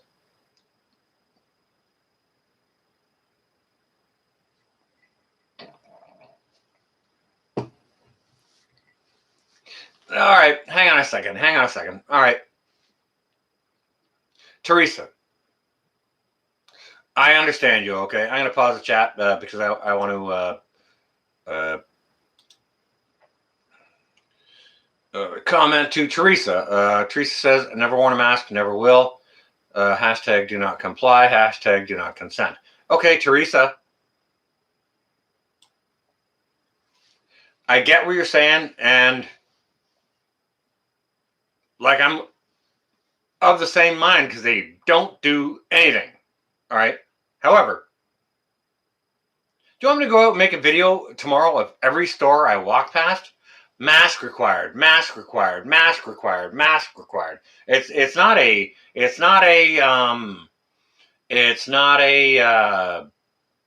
private ownership type of allowance. Oh, I own this store and you don't need to wear a mask in here.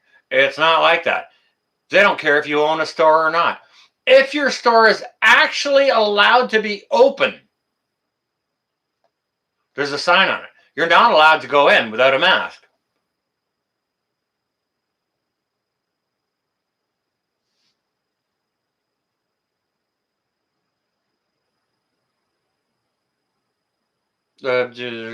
Maxine, okay. Melanie, okay, all right. Good. Did you see that on the Rebel News or? That's how it is. Okay, so if you can't, Teresa, if you can't go into any grocery store whatsoever for the last 14 months, how well are you prepared to eat food, feed your children, husband, whatever, girlfriend, whatever? I don't know what you got going on. Child gets stuck in vending machine, and that's big news. Yeah, there's a distraction. Stupid child. Stupid parents.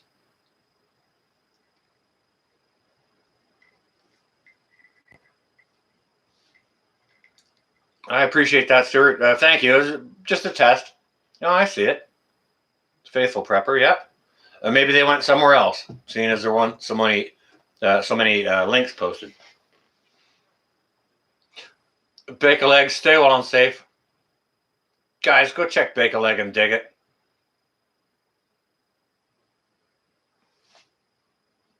Johnny Angel's got a thought there. Order and pick it up curbside. Yep, because there's a lot of people that won't wear masks, and I get that. So yeah, screw it. Just phone it in. I'll pick it up at curbside. But hang on a second. I want to pick out my own head of celery. I want to pick out my own head of lettuce. I don't want to get the worst one that they grab to give to the people that are just picking up deliveries. You understand what I'm saying?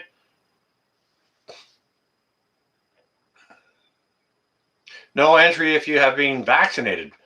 Province of if you have been or haven't been vaccinated. Please be clear on that, Melanie. Because you're saying something right there, and I want you to be clear on it. If that was a typo, no entry if you have been vaccinated. Because that's what you're saying.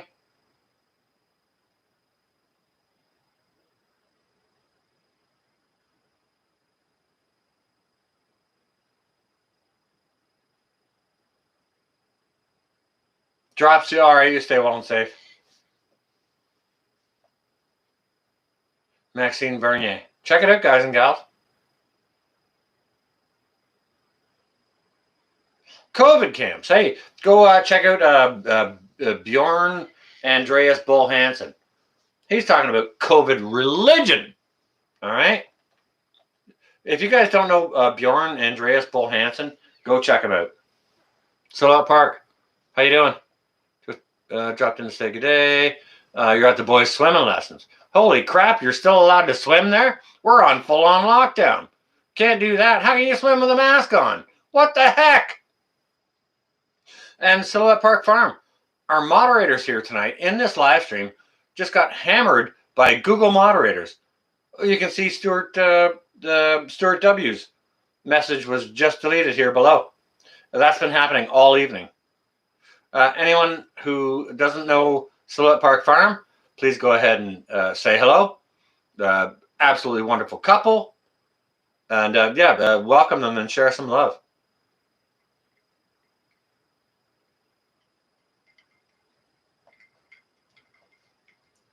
What if everything was very strict and you couldn't shop anywhere? What then? You're still just not going to wear the mask and not going to go into anywhere and not buy seeds to grow your own stuff so you don't have to go in somewhere to buy stuff? Like, what are they trying to do? I'm not saying anyone is right or wrong for making their own decisions. I'm asking you guys, what do you think the decisions that they're making is causing us to do?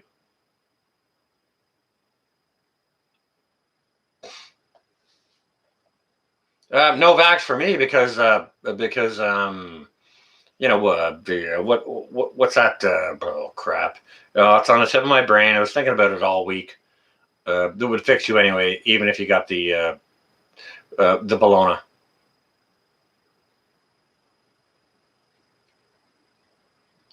Not hydroxy. It's Ramona Perez, John, your way. Thank you ever so much for jumping in, chiming in, and I always appreciate you. Not to mention your name is fantastic. Ramona Perez just rolls right off the tongue. I hope you stay well and safe, you and yours. Ivermectin. Thank you, Melanie. Thank you ever so much. That's the one I was looking for. Vitamin D and ivermectin. Holy cow! It's a miracle. It doesn't cost thousands of dollars in a hotel room.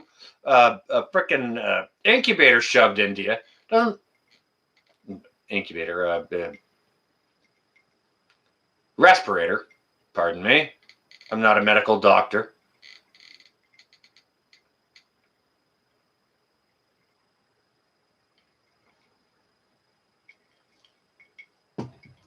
I have no interest in that. In addition to you, Nomad Prepper, no interest whatsoever. Okay, so all right, I guess we're Thursday morning here. Yeah, all right. So Wednesday, my parents were. Thank you, Ramona. Wednesday, my folks were due to go in and get the shots that they had made appointments to get. Okay. And we had talked about this a few weeks ago, and I said, okay, well, I support you in your decision if that's the medical decision that you feel is best for you, and you've talked to your doctor and got all the stuff, all the information, and it suits you, then I support you in your decision, is what I said. But then I said to my father, I said I said to him the reasons why I won't get it. It's untested. It's not. There's no longevity in the results of what it actually does to people, and I'm going to kind of wait it out and whatever. And he called not only me but my brother Metal for breakfast. He called us both a couple of right-leaning conspiracy theorists, because we didn't want to take an experimental vaccination. Okay, hang on a second. My mother almost died 2 years ago from having taken experimental medicine. She clotted like crazy, and she had strokes and this and that. She almost died. All right. So now they're going to go ahead and make a decision to get this Jabberwocky, with my mother having had a history of having taken unproven medicine with a history of clotting, and I believe they've gone through all the thought process that says that this is okay. I really don't know. I really don't know. I don't know. I don't get it. And it doesn't matter. That's not my personal medical decision. However, I respect theirs. But the thing about it is, I don't want to take it. And they didn't respect my decision. My father called me names. A rightist conspiracy theorist. Well, there isn't any conspiracy. I didn't introduce any conspiracy. If there is any conspiracy, because the conspiracy is from the government wanting to take, everyone to take the freaking jab. Oh, Adam. Okay. I didn't know if it was Adam or Nettie. How you doing, Adam? I hope you're well. But I mean, sorry, I got on a bit of a rant here, and I apologize. I'm torn about it because, this is one of the things that's going to tear people apart. People, families, friends. Nose picking. Yep. Deleted. Adam, the Google moderators are having fun with my moderators and just deleting all their links here tonight. That's exactly what's happening. We've witnessed it here all night. It's a shame. It's shameful.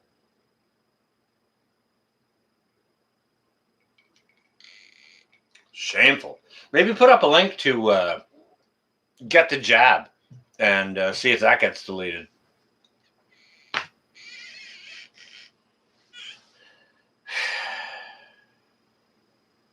Things are very stressful on all people. All people. So, what we can do in these times is we can try and reach out to others and try and find some sort of normalcy.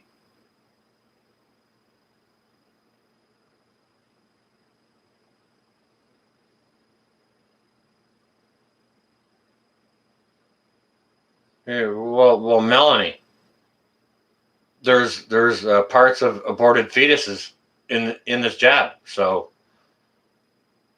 and it's not something that's hidden. It's not something that's not known. They've told us that. They've already told us this is a vaccination against the COVID. It's not going to prevent you from getting it. So why would anybody take it to begin with? Understand what I'm saying? It's not going to, hey, let me give you this inoculation. That's not going to prevent you from getting anything. Yeah, how about that? Why don't you have a big sit and spin on that?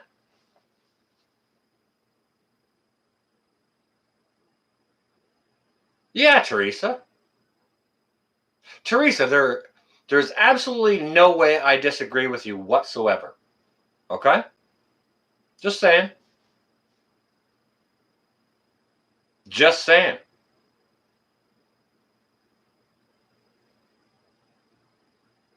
That could be a thing, Matt AM Mystic. However, I'm not a doctor, so I'm not going to go ahead and do that. But what I can say is, as a non-doctor, I can say if you don't take something that's more harmful than the thing that it should guard you from, I'll just take my risk in not taking it. And then if I find later it's a good thing to take, then I can go ahead and take it. However, if I make the mistake of taking it and it's a wrong thing to take, there is no way that I can untake it. That is not a doctor's perspective. That's a patient's perspective. Do you understand what I'm saying? I'm not giving medical advice here. I'm not a medical practitioner or a doctor or giving advice in any way. I'm just saying I'm going to be cautious regarding the matter. And I've been called names for it by my own family.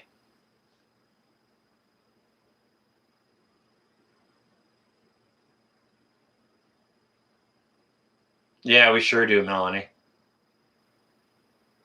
Goodness gracious, Adam, you don't have to go and do that.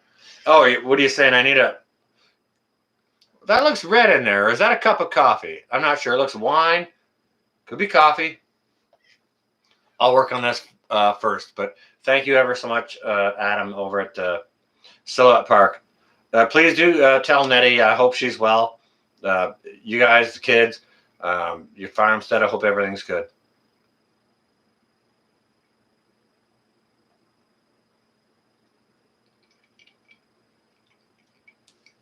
Hey, we could drop links to Silhouette Park Farm, but they might get deleted. Nose Pickins got one in there. Okay, let's see if that gets hammered. All the links been just being hammered all night long,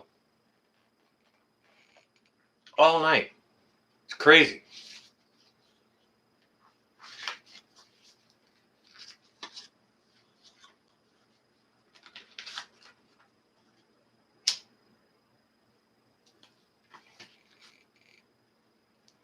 Great perspective there, Homestead Aquarius. Yeah. Yeah, are you going to go buy a car with a flat tire that has no warranty with it? It's like, yeah, if you buy this, we can't guarantee it's going to run. No, you just have to pay the price and that's it. We're not liable for anything. Yeah, who's going to buy that, right?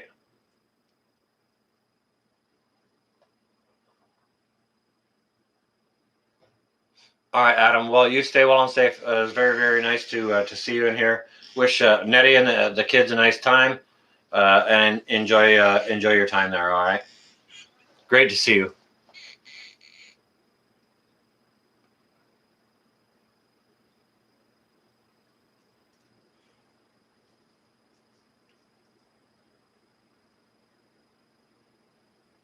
Goodness gracious, Teresa. Goodness gracious. Johnny, all right, you stay well and safe. All right, appreciate you being in here. All right, well, go on, get some sleep.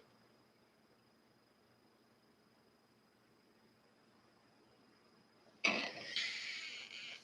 don't know, guys and gals. I'm just saying. You know what? Listen. Like, let me ask you this. It's freaking obvious. They're not doing anything to fix it. They're rolling out this, inoculations that they actually can't get out, that they say does something, but does nothing. Hey, Tinkering with Poppy. What's up, Poppy? Good to see you. You know, all these things all these measures that they've taken does nothing. Nothing.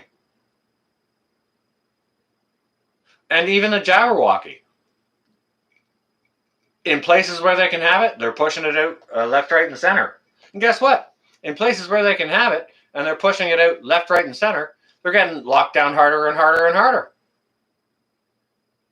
So how does one equal the release of the other? It doesn't. It's more and more and more a police state.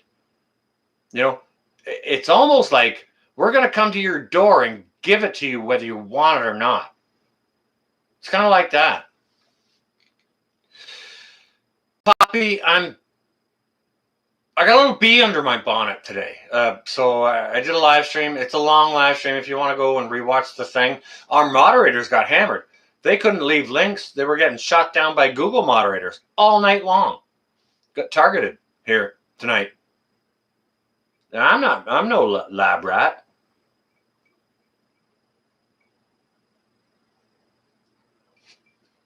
Poppy, you know my stuff. I usually like to leave go on and do a love raid or things like that. You know what I mean?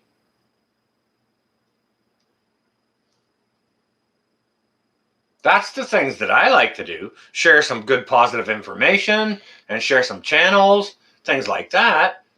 But look at that Nose Pickens message above. Deleted by a Google moderator team. Message deleted by the Google moderator team. Yeah.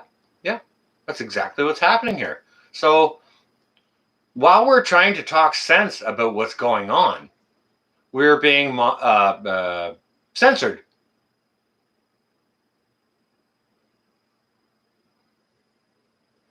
We are being censored by Google moderator team, whether that's AI or girls or boys drinking soy lattes, sitting there on computers with nothing better to do than look into other people's chats that are actually trying to say stuff to real people who will actually help them live and grow vegetables for them.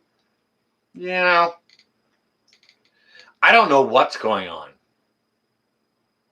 I don't know what's going on, but I can take a moment to point it out, and I let my stream run long for that to happen. I encouraged it in my stream. I encouraged all my moderators. I was like, okay, hammer it down, all the lengths you could possibly think of, even if it's like a puppy or anything like that, and all shut down, all shut down.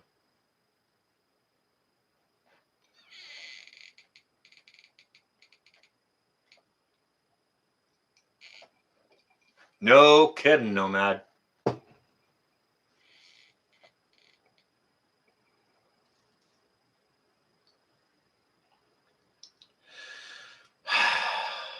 Thank you, Melanie. I needed it too.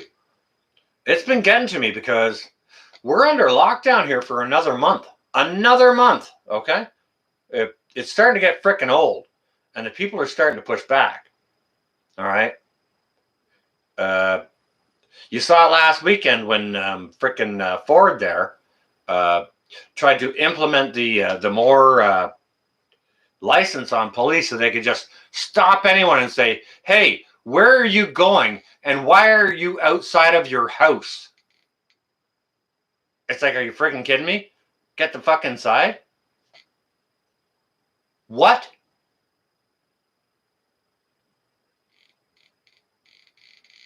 Pardon my language. Excuse me for my language. I apologize, but this gets me very, very hot.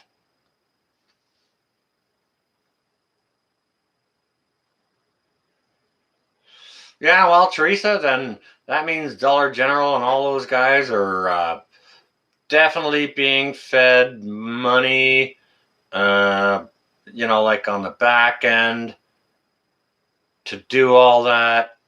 Yeah, there's something fishy there. Why would you pay someone to take an...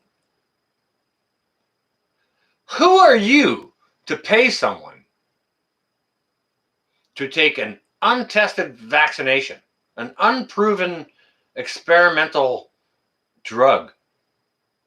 Who are you? Who is anybody to tell someone that they need to take whatever it is that may or may not be good for their body? Who is anyone else to make a medical decision for you or I? Nobody. Nobody can do that. That's personal business between your doctor and I, and hopefully you have a good doctor. But I mean, goodness gracious.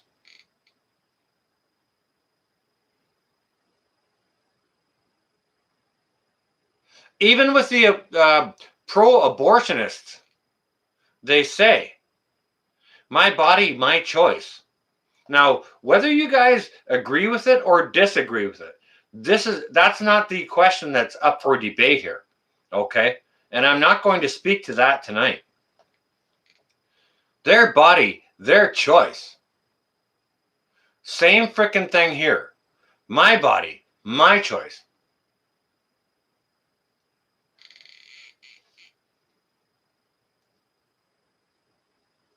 Melanie, I just shared out something the other day on a doctor in Alberta who admitted, and this came from Rebel News too. If you guys don't know Rebel News, they operate in Canada, Britain, I think maybe parts of Africa and Australia. They're telling the truth on what's going on here. Okay, so a doctor from Alberta, Canada, came out and just admitted to having, we won't say taking bribes, but getting incentives from Big Farm for prescribing certain stuff. And it's not like something we didn't know that was going on anyways, but a Canadian doctor did come out and say that. And I mean, I'm sure his practice or his career it's got to be in shambles now, because Big Pharma is gonna be shutting him down. Like, I mean, with the censorship, yeah, be nothing for Big Farm to go ahead and fold over a Canadian doctor.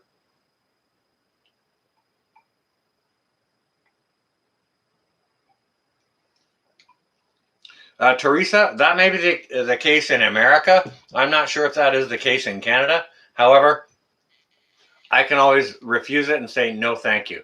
No, you can go ahead and take my dose right now, and please do it in front of me. Yeah, I can say that. And if they attack me and accost me and try to stab me with it, guess who's going to get beat down? Maybe me at the end of it, but I'm going to take a whole bunch of them down with me. I won't go down without a fight.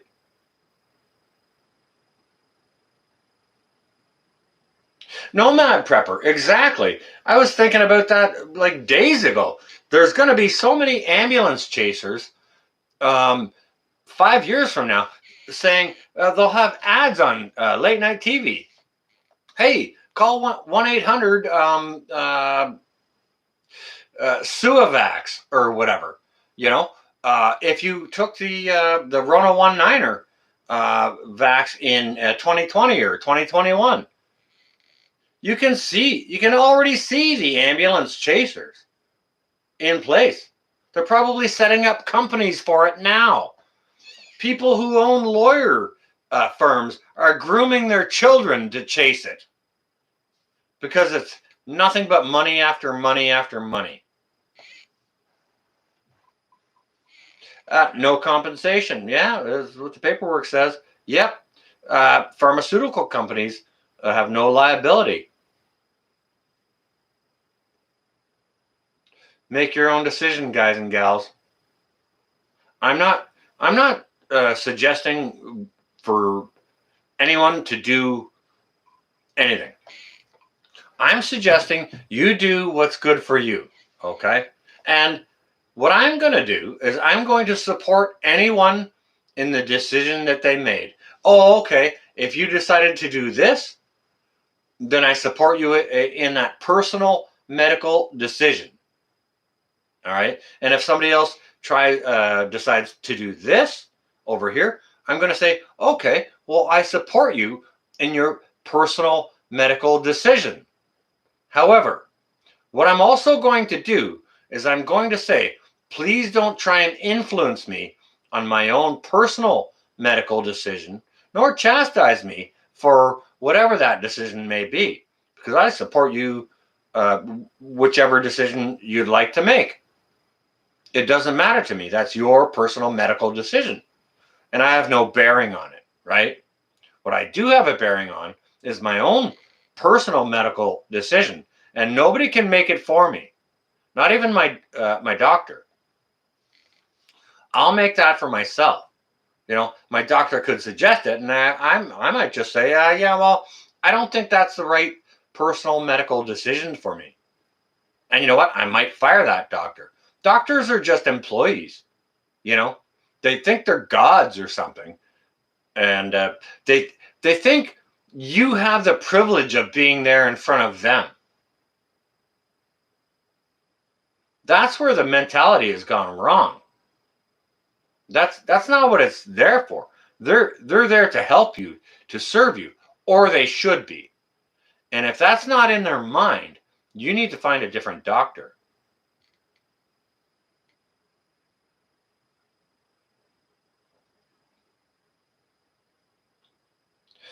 I'm sorry, but all right, I went on a tiny little rant there.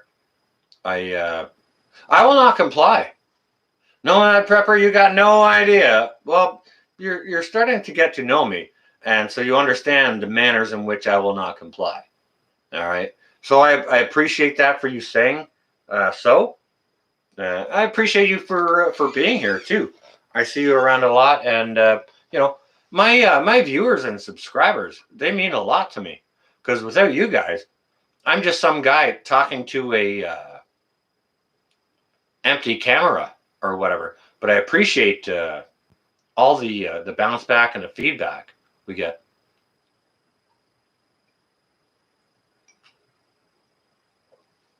Maybe doctors are afraid of cancel culture. Maybe a whole bunch of doctors should be canceled.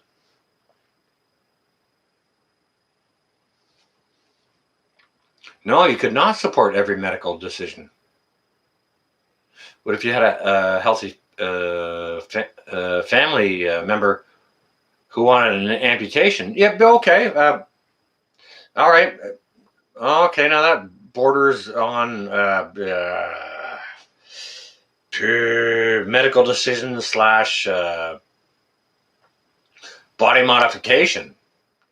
And yeah, you can't support that. It's your own personal, you have to take your own personal stance, right? You can chime in on whether you think it's wrong or right or whatever, but it's to each person's personal choice.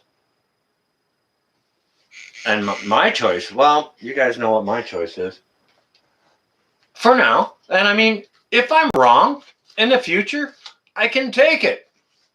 If I see, if I find good evidence that it's proven safe and like doesn't neuter people, neuter males, or make females infertile or anything like that, because this whole thing is about population control, definitely headed toward 2030. That's what all this is about. So if you don't think it's about population control, check your head. That's what it's all about.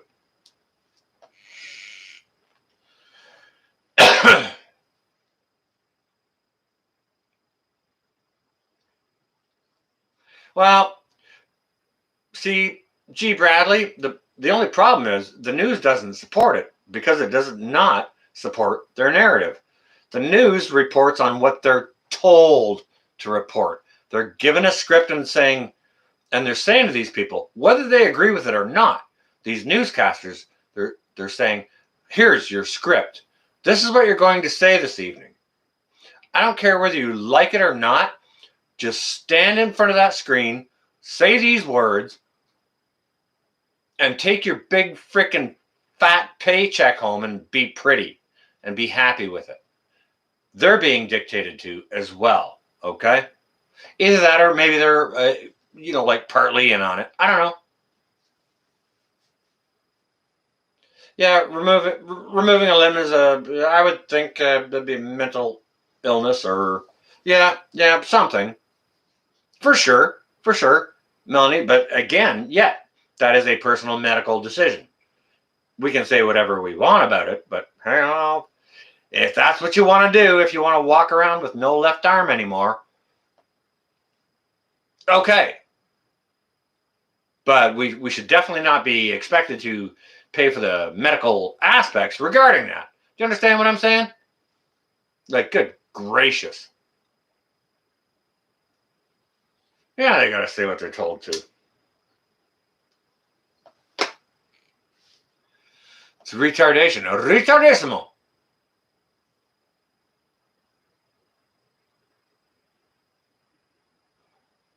Well, do you know what? We could get into that too, Melanie. We could talk about folks who don't understand what genital parts they're born with. And then go to the government and say, hey, I want all this changed out. And the government pays for it, pays for their not only their mental therapy for their entire life, but their hormonal therapy. And that monetary burden is on us.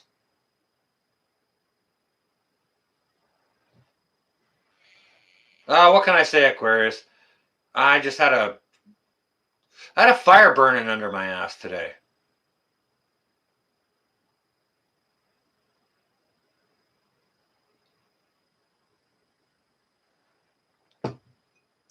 Well, hey, Maybe your parents, maybe you were born to your parents and as a girl. They said, no, no, no, you're a boy. You're a boy. You're a boy. Now we're going to take you to the doctor to make you a boy. You understand what I'm saying? Or, no, no, no, you're a girl. You're a girl. You're a girl. If you were born a boy. And then they go, cut off the junk and do all the surgeries and give you the hormones for life that everyone in the country has to pay for, plus all the mental therapy that goes along with it. Stay on safe, Nomad. I appreciate you being here. It's good to see you, here on a regular basis. I appreciate you. Thank you ever so much. You stay on safe, all right? But I mean, yeah, that's where it comes to. When people start making their own. Kim, how you doing? Good morning. Yeah, well, I suppose it is morning. How are you doing, Kim? Welcome. It's good to see you.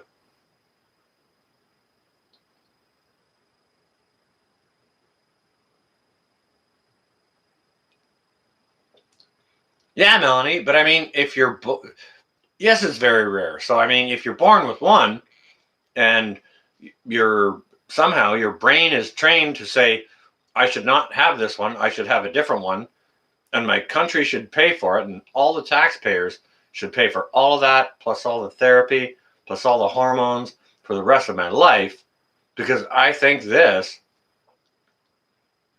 I'm not sure. I'm not sure on that. I don't think taxpayers should be responsible for that. I think individuals should be responsible for their individual decisions. Bushcraft family, how you doing? Aren't you and I all responsible for our own decisions? So should everyone else be.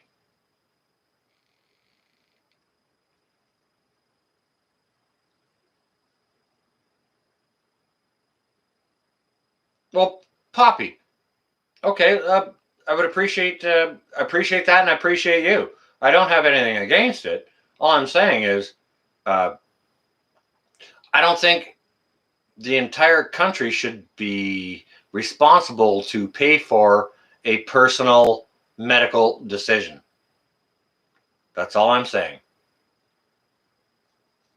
Let people live the way they want to live. Live in peace. That's what I want people to live in peace. Okay? But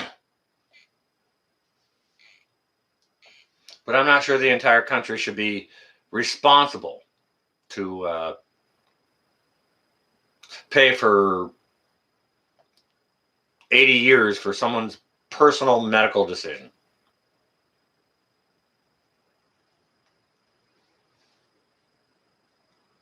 All right, Melanie. Yeah, that's a valid point too.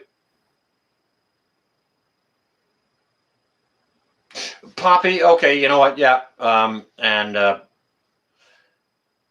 what else are you gonna do? Yeah, that's I don't disagree at all. Yeah, I would do the same. I might not understand it, but I would also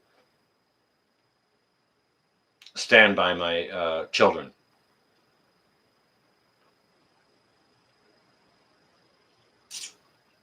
I'm not sure about Bushcraft. Are they still? Yep. Yeah, they're still deleting shit.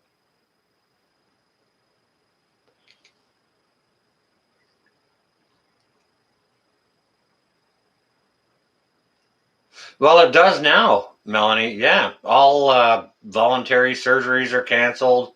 All that stuff. Yep. Yep. Yep. That is the case.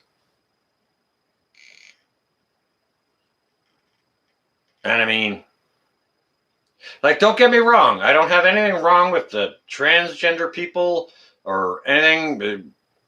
Anybody doing what they want to do. If you're not hurting anyone, go ahead and do what you want to do. Do I think it should cost the country money for your entire life? Absolutely not. I think you should pay for that yourself.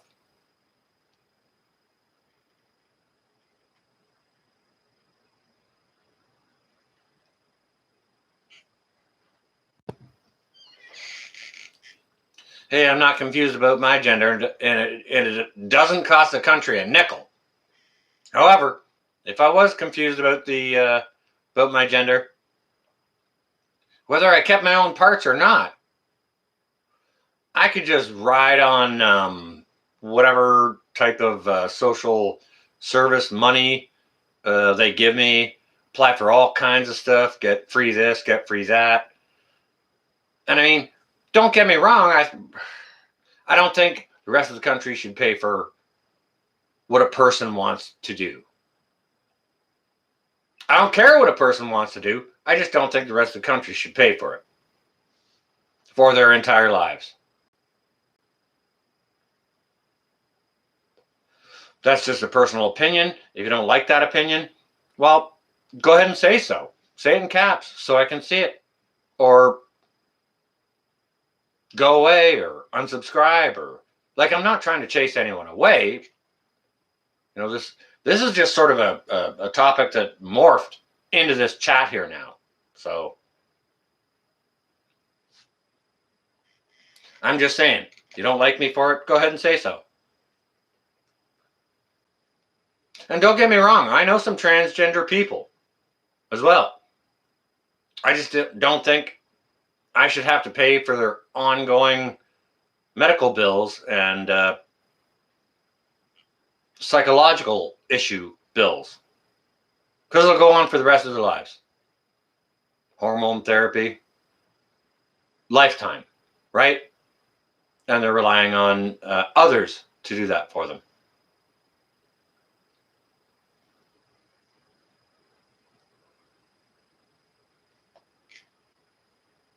I know some transgender people, and though I like and respect those people, I just think that if that's the medical choice that they wanted to make, don't put that monetary burden on me. That's all I'm saying.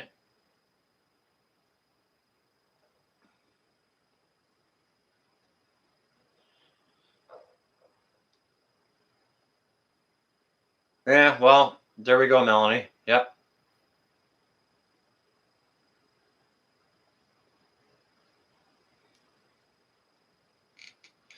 You know what, Kim Treadway?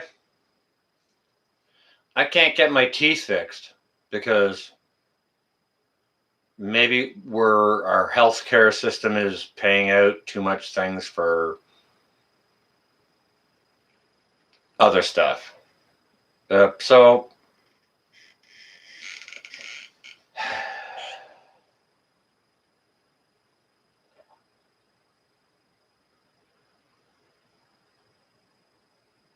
Madame, just go out and come back in.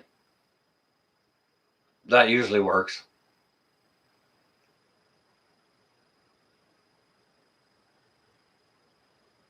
I don't know, nose picking. Maybe the soy latte drinkers over at YouTube went out and had a break, and maybe they're gone to get another soy latte and they just didn't notice or something.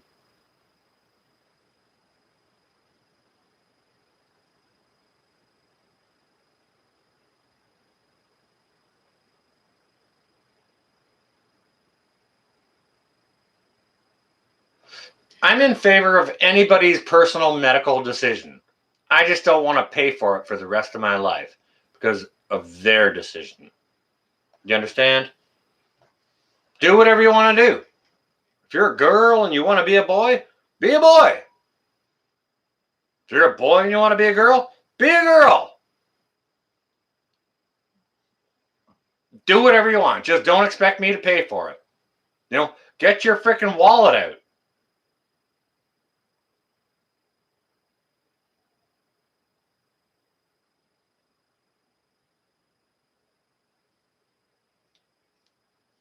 out. Bradley,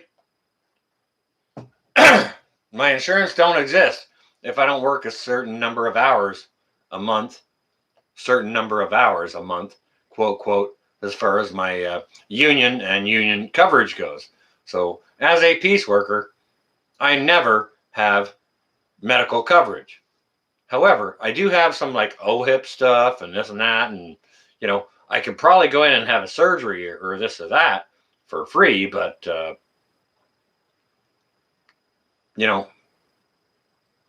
for dental work and eyeglasses and stuff like that, there's absolutely no way.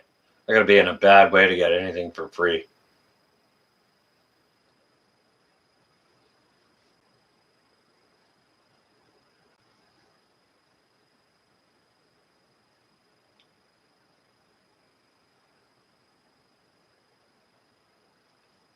$100 for an office visit. Yeah, that's crazy. You could probably do a one of those video visits if you knew how to do one. You could do one of those video visits, and it'd probably only be $75 for someone to do a freaking video visit. You know what I'm saying? Like, how stupid is that? Oh, but if you cancel the appointment, they're charging you $150 or whatever. It's like, wait. Hang on a second. My appointment was for 2:00. It's 3:30, and I'm still sitting in your waiting room.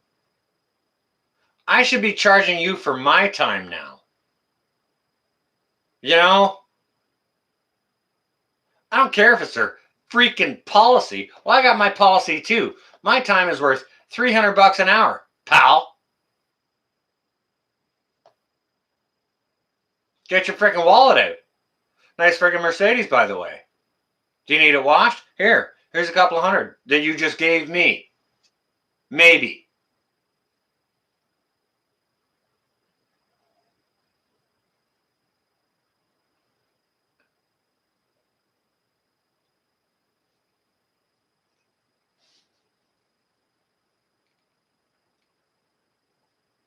A hard copy on that, Melanie.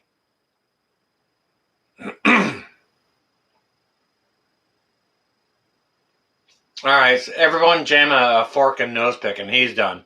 Appreciate you, brother. 4 hours. It was not meant to go there. Not meant to go there at all. I just had a bee in my bonnet, and I had some lamb basting to do. Lord knows I did it all tonight. Appreciate you, nose picking. Thank you ever so much for being in here. All the links you hammered out, and all the frickin' tribulation you went through. Trials tonight. Just getting smoked. Like, good God.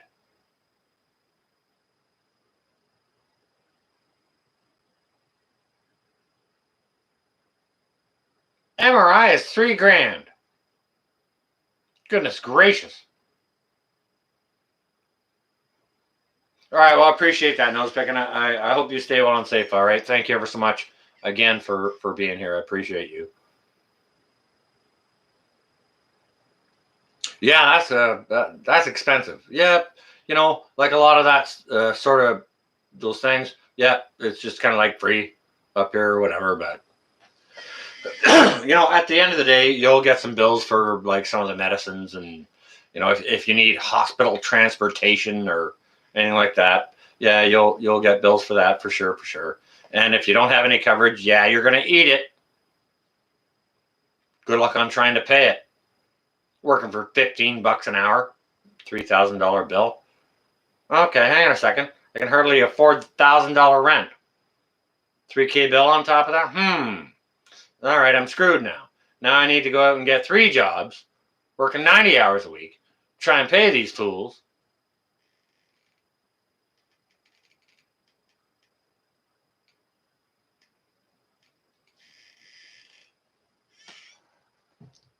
There's a lot of countries out there. Like, okay, let's think outside of ourselves. Let's think outside of our borders, okay? Just to some British or European countries, okay?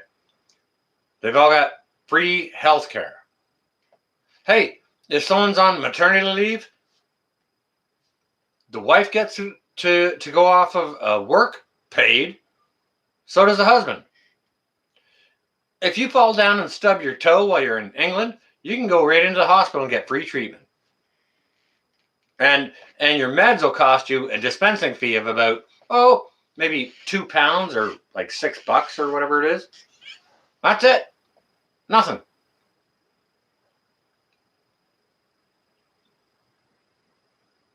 They sure will, Bradley. Yep. Free health care, someone has to pay. Well, it comes in from the taxes. And the taxes are already there. The problem is, Kim Treadway, is they're mismanaging the taxes. They're throwing all of those dollars away from the country rather than keeping them in here to help the citizens who need it. Like, look at the road taxes. All right, look at all the fees on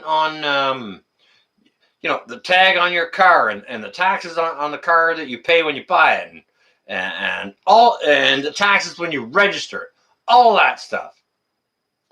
Doesn't that pay for the roads already? No. We need to tax you harder. Why? Because they're mismanaging our funds. Like, are you kidding?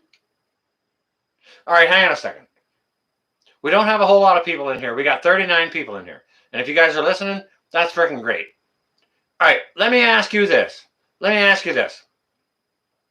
right. I'm going to ask a question, and if you think the answer is yes, just hammer a 1, okay? Do you think our governments are mismanaging our tax dollars?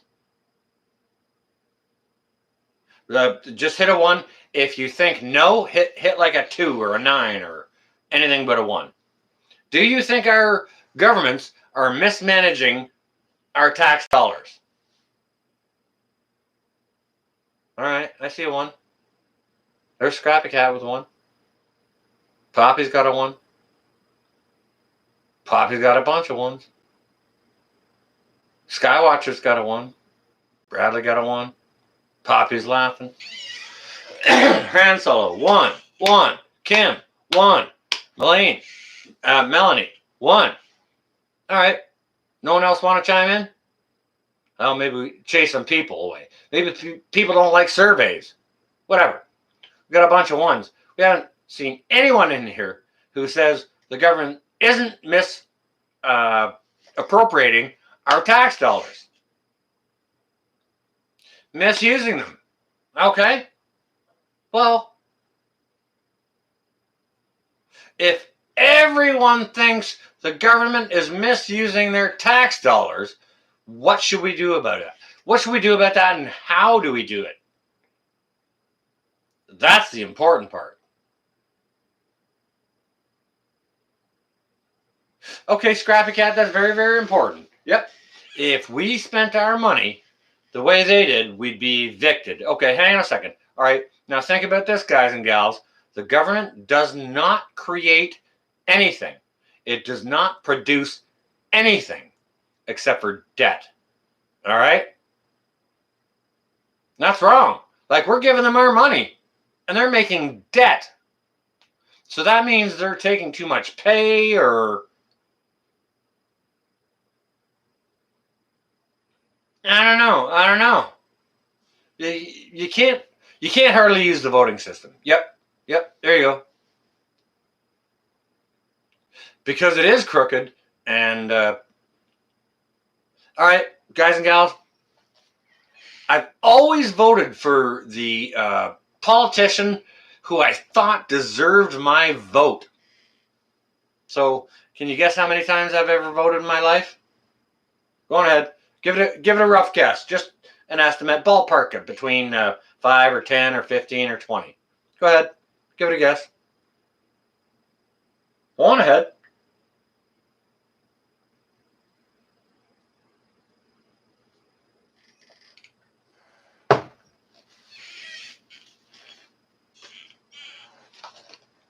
Anyone?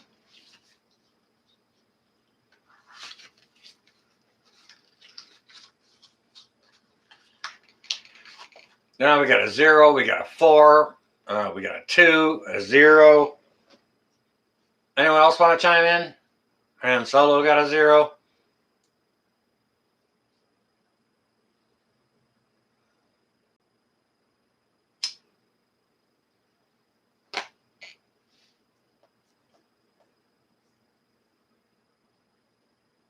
No one else? What are y'all, lazy? That's all right. If you just want to sit back and listen, that's okay. That's okay. Well, the correct answer, Poppy had it first.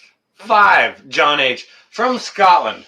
Bravo. Bravissimo. It's good to see you, Scott. Sorry, John from Scotland. Guess what Canada's new budget is for the week? After waiting 2 years for it, has listed under infrastructure spending, childcare. Do you know what, Melanie? I'm going to go ahead and I'm going to actually quote our fearless leader, his words alone, and say, the budget will balance itself.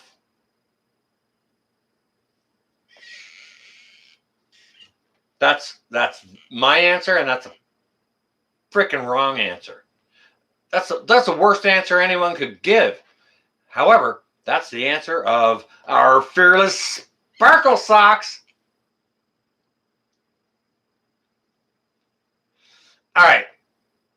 The answer to the question, big mystery. I have not voted once because none of those lying, stealing bastards deserve my vote. Not once. I thought about voting once. I thought there was this guy who's like, oh, his whole platform, his whole freaking platform was not going to raise taxes, not going to raise taxes, not going to raise taxes. Within 2-3 weeks, when he got into office, when he got voted in, he raised 2 new taxes. I'm like, what the hell are you doing? You said you weren't going to do this. And I'm glad I didn't vote for him.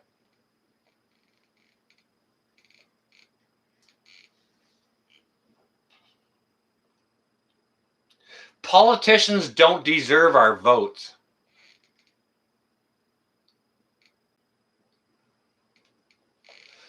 They're all liars and thieves. If they tell you they're not going to tax you, they're liars. If they tell you they're not going to steal from you, they're liars. If they tell you they're not going to give themselves raises, they're liars.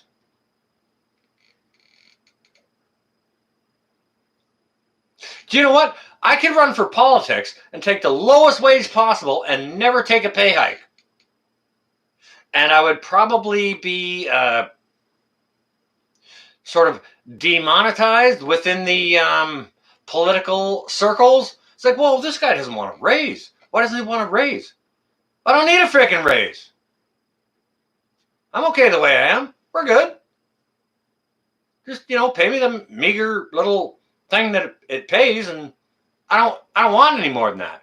But I sure want to do some stuff, like stop you guys from lying. I would be bounced out so hard. So hard. You know what? Maybe I should run for office on that platform. What do you guys think?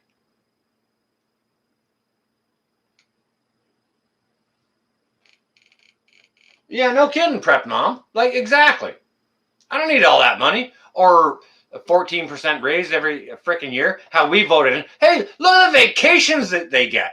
If I could have paid vacation like that and not have to work for like 5 months of the year, like what the hell? Who doesn't work for 5 months of the year? Like, come on now.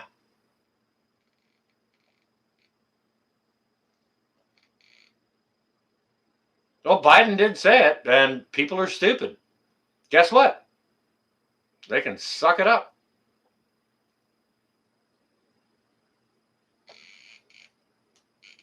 And it's true. He's just smashing out cash and falling around all over the place. Falling around all over the place.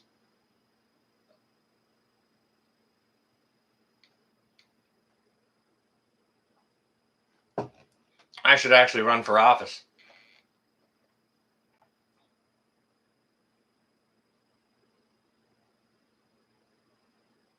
Sparkle. The budget will balance itself. It's bullshit.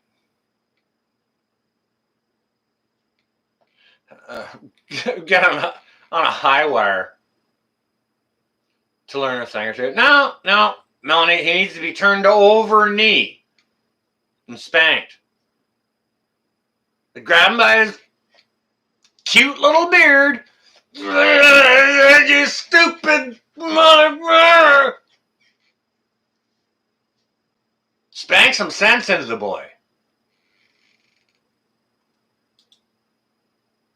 He's dumb as a post, that guy. And that's our fearless leader. Total embarrassment to the country. The same way as, I'm sorry to say it, the same way as Mr. Potato Head can't find his potty chair. Good God.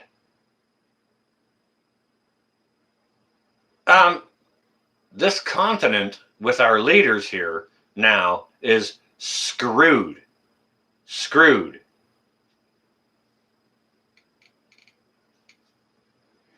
That's all I can say. I don't know if you guys can see it or not. But if you can't, just have a little look-see.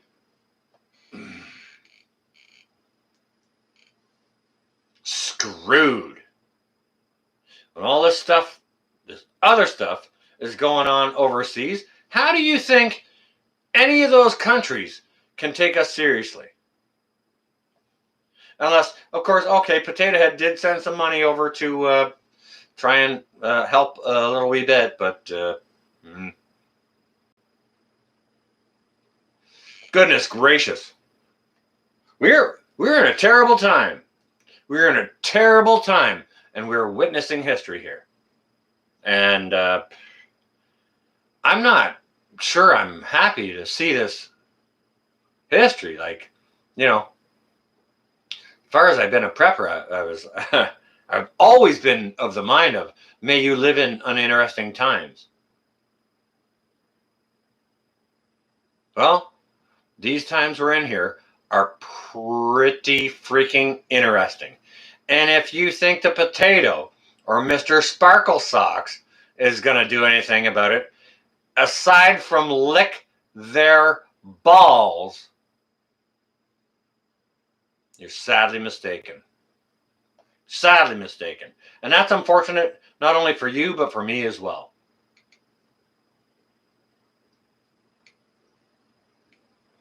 Oh, for crap's sakes. I'm sorry, Poppy. Yeah. Everyone should be offended now and go cry in a dark room by themselves. And, maybe send in a designated hugger after they've finished crying. Good gracious.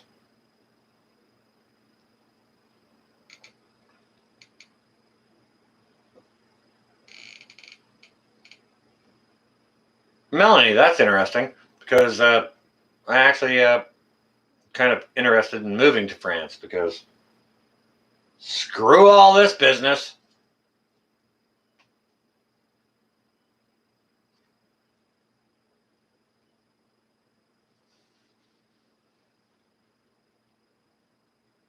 Yeah, right, Bradley. Yep.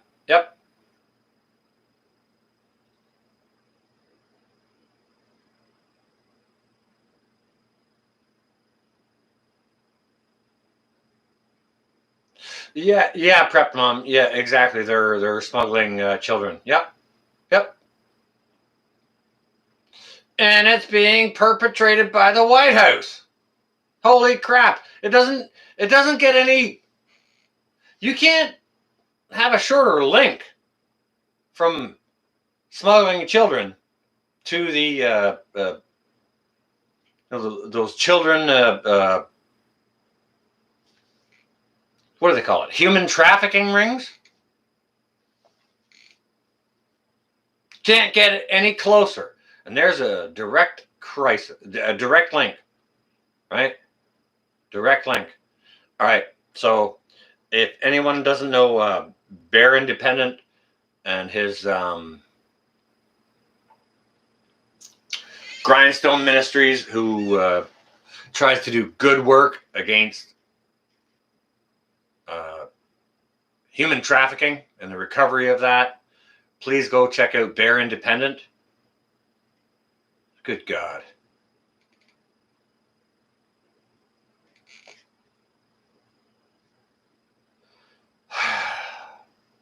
All right. I'm not sure if it's supposed to be at 62,000 or whatever by the end of this year, and they want to double it by next year. That's Biden, okay?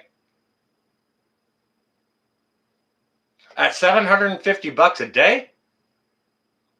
How many of you guys make $750 a day? They're being bought for a reason. Votes, maybe? Trafficking, maybe? They're being bought.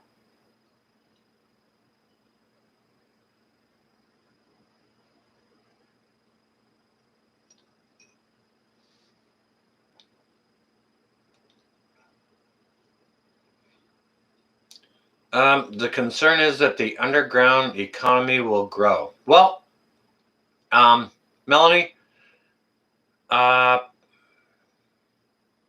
not sure to which aspect you're speaking. However, I think the underground economy should grow. I'm probably not speaking to which you are talking about.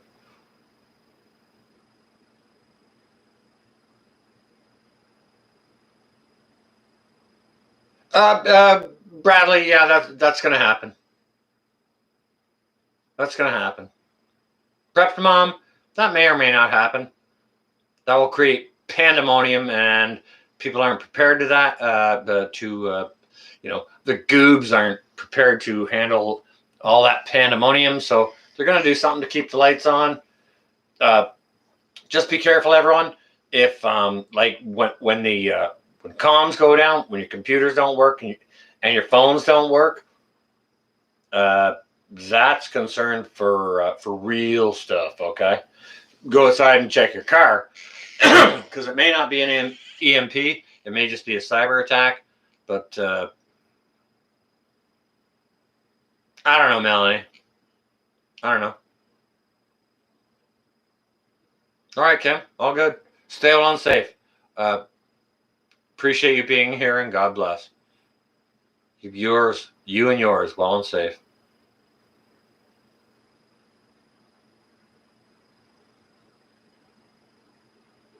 Well, the UFOs, that's funny you mentioned that, Prep Mom.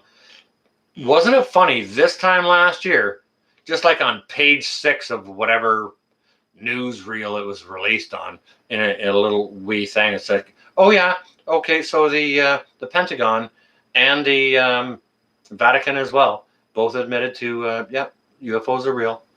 And that was it. It was a little blip. Nothing. Why then? Why now? You know what I'm saying?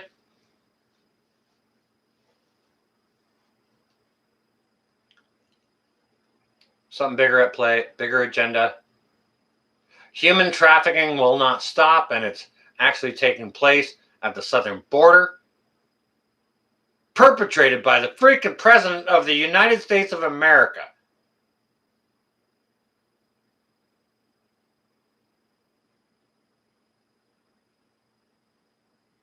Think I'm wrong? Go do your research.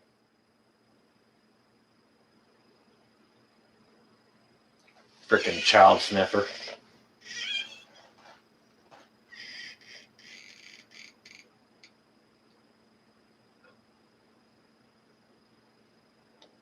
Tell me I'm wrong.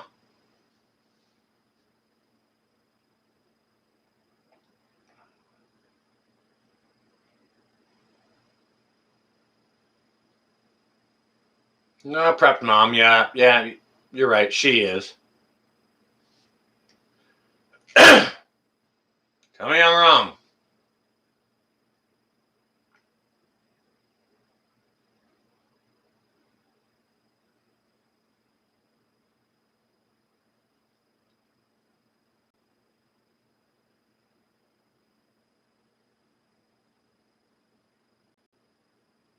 That's fantastic and miraculous, Melanie.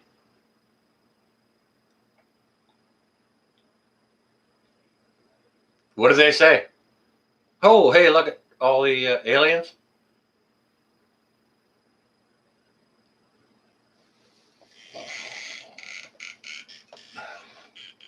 They shouldn't even get paid, as far as I'm concerned. Prep Mom. They should be doing it on principle.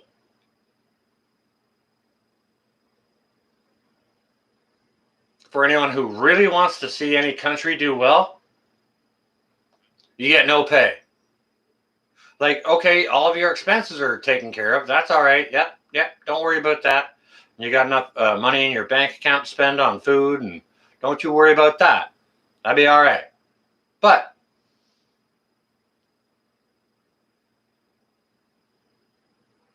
goodness gracious.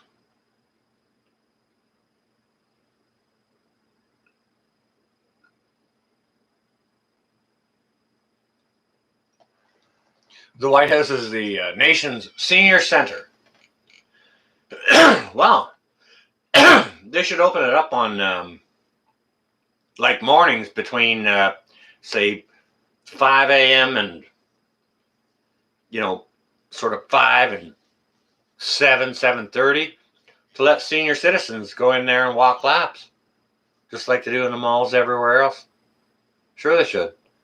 People own it, right? Vatican's telescope is called Lucifer.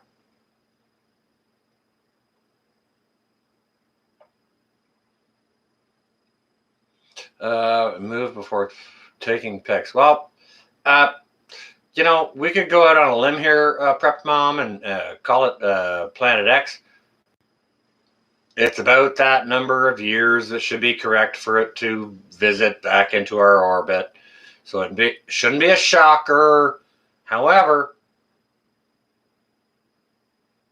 could have a lot to do with, the Anunnaki, and start talking about things like that. Like, there's a lot to talk about there, okay?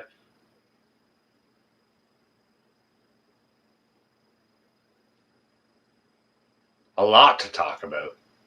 And Melanie, I will support that. Not just saying about that about the U.S., but saying that about the planet. Now, I think you guys need to calm down a little bit. I don't think there's going to be a whole bunch of mushroom clouds taking place over in the east. You know what I'm talking about? Some wild card will have to pull the trigger, and then others, the allies will have to go in and support them. Okay. So, with that, I mean, stay calm, guys and gals. Stay calm. You don't worry about that.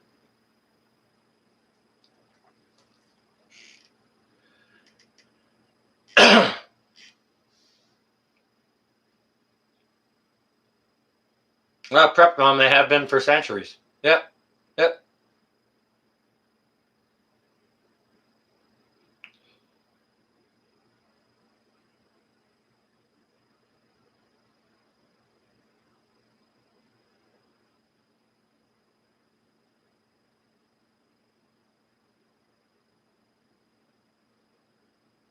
Yeah, that's going to be a lot of work for sure, Mom. Yeah, absolutely.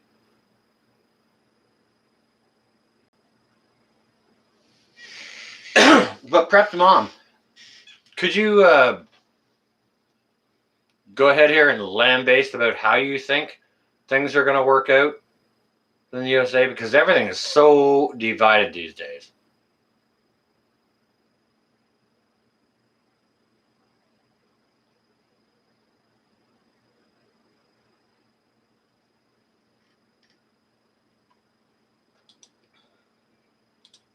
Then we will kick butt. Well,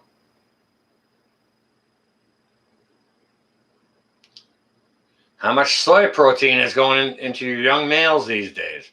Are they going to be prepared to go and kick butt? Or are they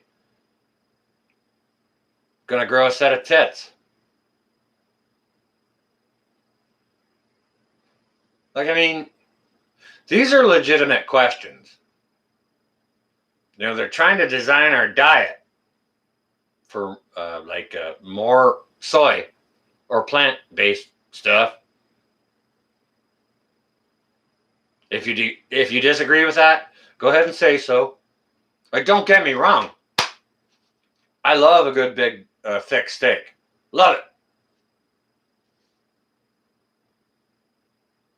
A little bit charred on the outside. With some pink there in the middle. Love that.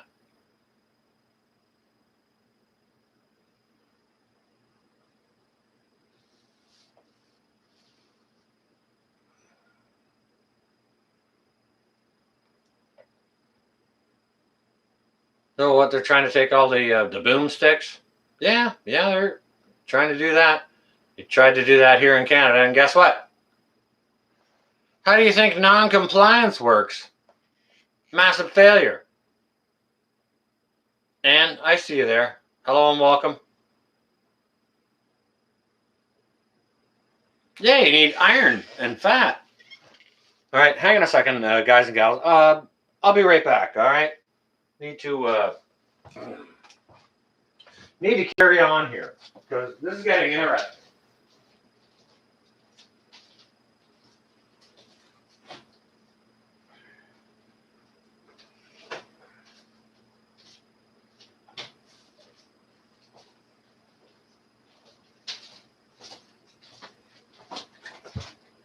All right, now I don't really care how long this runs, or we can shut it down whenever. Doesn't matter to me. What do you guys think? Where do you guys think the plan is going? The plan.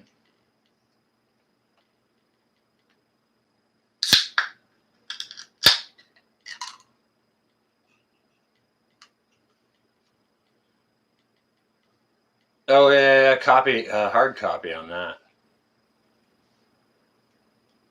3D meat. Well, what do you mean?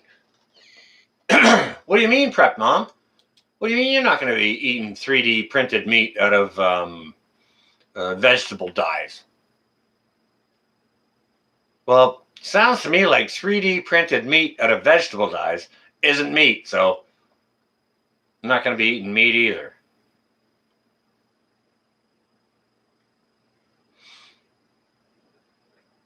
All right, now Prepared Mom has a good statement looking at what God says and his plan. All right, fair enough. Fair enough. Please share your opinions here. It's all right.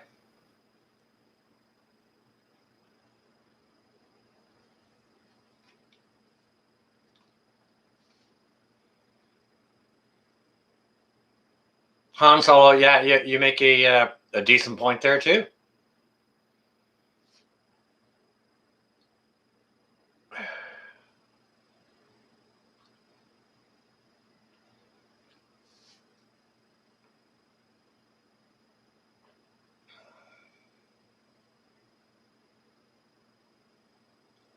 Prep Mom, I sure hope so. Bradley, I think we haven't seen the worst of it yet. Hasn't even gotten close. This ain't nothing.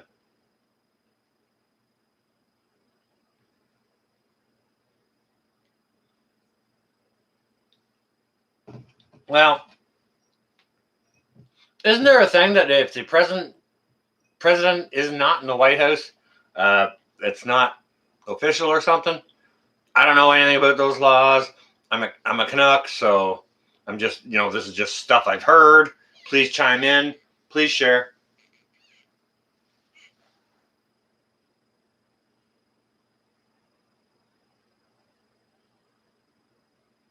Oh, Melanie's probably got more than that. Probably. And people are worried about 100,000 Chinese students in Canadian universities. Right? Look to your sleeper. Who's the sleeper? Bill Gates is one of them. China's another one of them. But I mean, Chinese students in universities aren't a massive military threat to anything. even our country.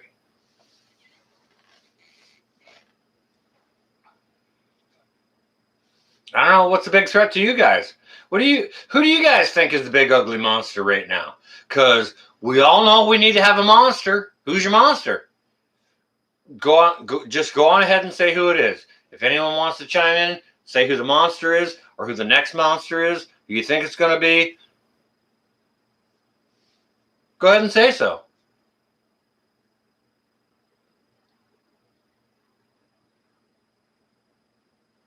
Look at Bradley with a big brain.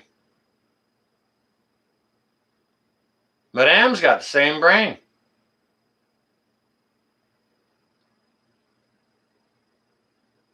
Isn't that interesting? First two answers.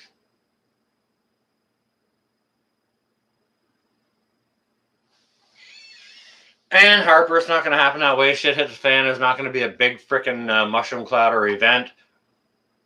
They're going to take us down over slow time. And we're already in SHTF and Harper. So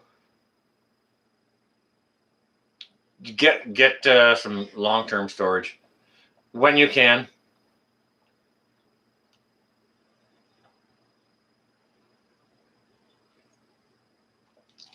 Anyone else want to chime in on that? Who's the big old bad monster? Come on now. Everyone's got an opinion. You know you want to share.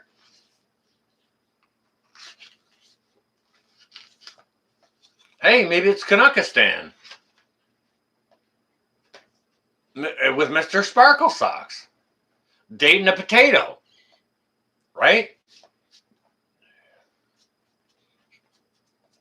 Potato and the frickin' Sparkle Socks. Put them both here in my room. I'll put both of them over my knee at the same time and spank the pair of them. Corruption. Corruption doesn't even begin to, well, that is actually a beginning, but I mean, that doesn't begin to talk about the detail of the depth of their theft. All they're doing is stealing from people. They're not creating anything. They're doing nothing. Nothing.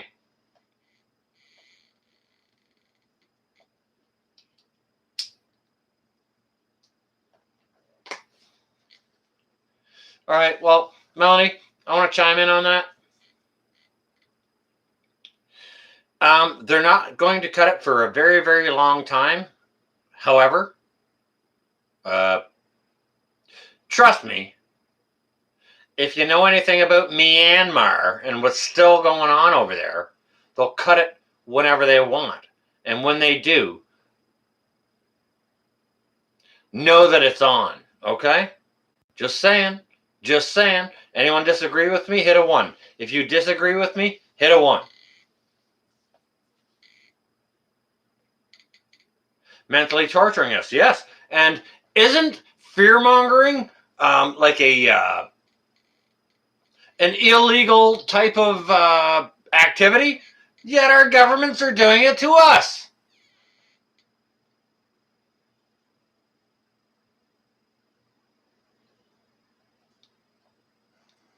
Opium in Burma. So what? Nobody cares. They should ship it out and, like, I don't know. I don't even know what to say about that. Should they keep it there? Should they share it? I don't know. You know what? When they shut the internet and your cell phones down for a good amount of time, well, there's going to have to be something going on around you for sure. And like be aware, be apprised of that. That's kind of a situational awareness. But when they do shut it down,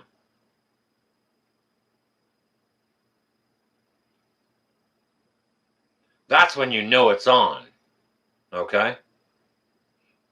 What was the question and choice again? Sorry, you had a brain lag? Melanie, go back up and check the comments or whatever. Either that or you can go stand in the internet corner for a little while.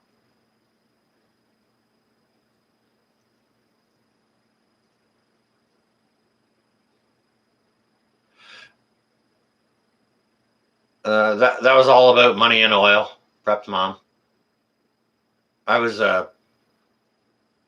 my service was dawn of Gulf War. Okay, so that's my personal take on that. It was about control of oil, and of course, money has a lot to do with it, right? Middle East don't produce shit for pharmaceuticals. Come on now, Prepped mom. Behave yourself. Could be opium. That was Afghanistan, actually. That wasn't the Gulf shit. That was Afghanistan. And Afghanistan produces some of the finest opium, as well as some of the finest saffron. If you guys have not seen my saffron rice video, go check it out. Seriously. That's the best way to use your saffron, or anything that comes out of the Middle East.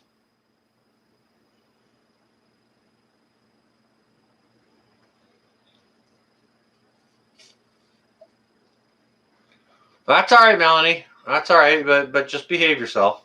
You're all right. You're okay. Just participate along with the folks. And you're okay to have a different opinion. That's quite all right. Quite all right.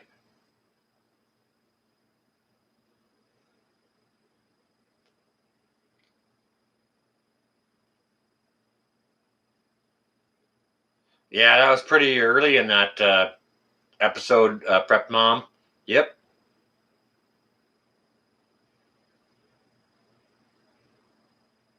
Yeah. And guess what you got coming in from the border? To the south. Approved by your own president. Whole bunch of children to sell.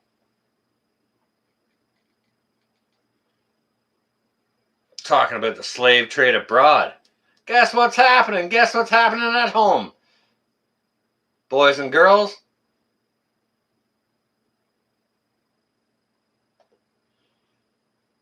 Huh.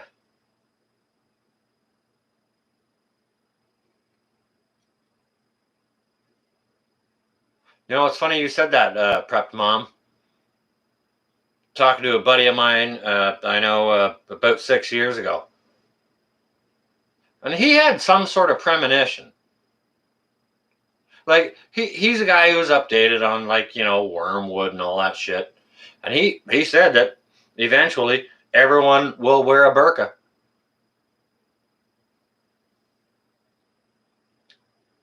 So your comment is kind of disco.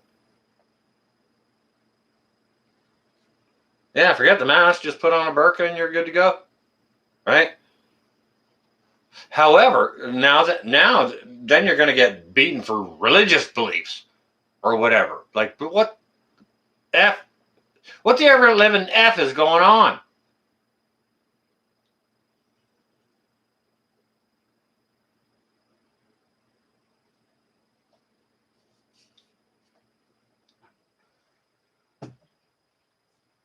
Yeah. Okay. All right.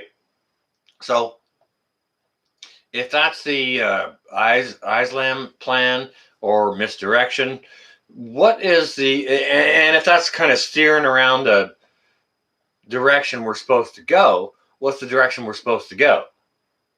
Come on now.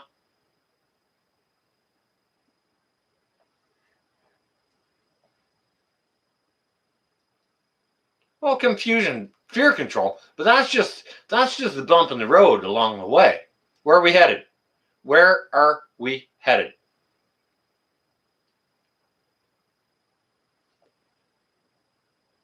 Burqa actually will make one less easily identifiable than a mask will. Yeah, I won't disagree with that. Not going to agree with it, but I won't disagree with it. It's a very interesting conversation. Not a lot of people in here. There's 33 people here, but I think this discussion is worthy to be had. Well, all right, hang on a second. Wait. Just put the brakes on. Hold your horses. Okay? Wait. I'm going to miss some chat, and I'm sorry, I don't care. I apologize, but I want to refer to one world Islamic government. Well, you cannot make me not believe in God or Christianity. You can't do that. You can't do that. You know, if your Islamic wantings wants to come and make me do that, you would have to use your broadsword and take my head off so that I don't believe it anymore. Maybe that's the goal. I don't know. Mad Max, maybe.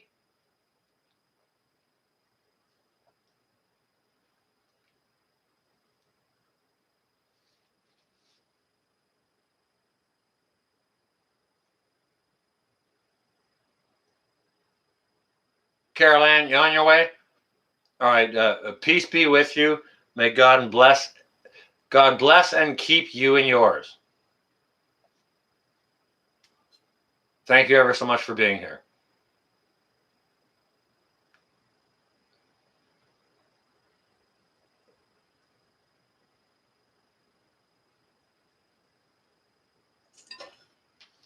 All right, Prep Mom. Well, maybe you're too busy thinking about those things.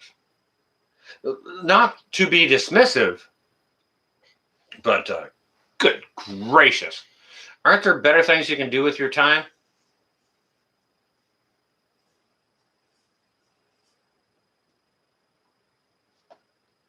I'm just saying. Rather than counting guillotines.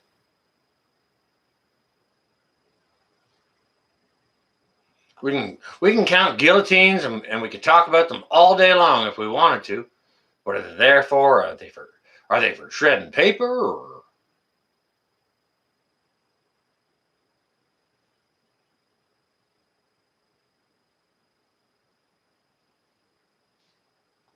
learn to brew beer and mead? Learn to make your own rum, vodka, whiskey. Build a still.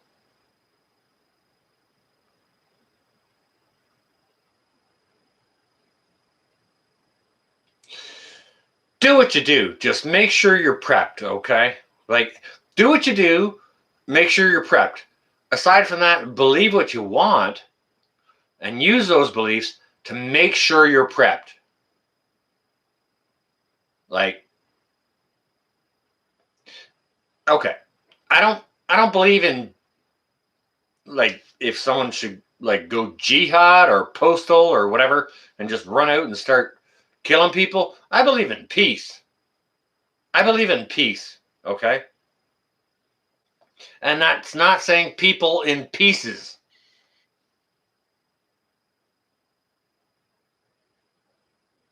Okay? I believe in peace.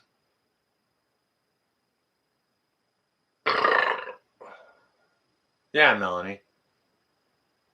Yeah, I do. I'll have some videos coming up out of it.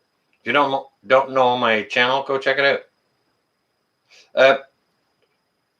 Check more of the videos that are not live streams, or check the live streams if you want to. No, you can't just hide under the bed. Nope.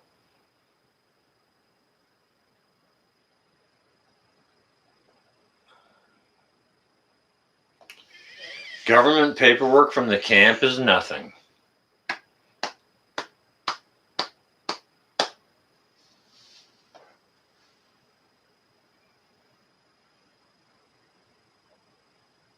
Yeah, be more self-sustainable, people.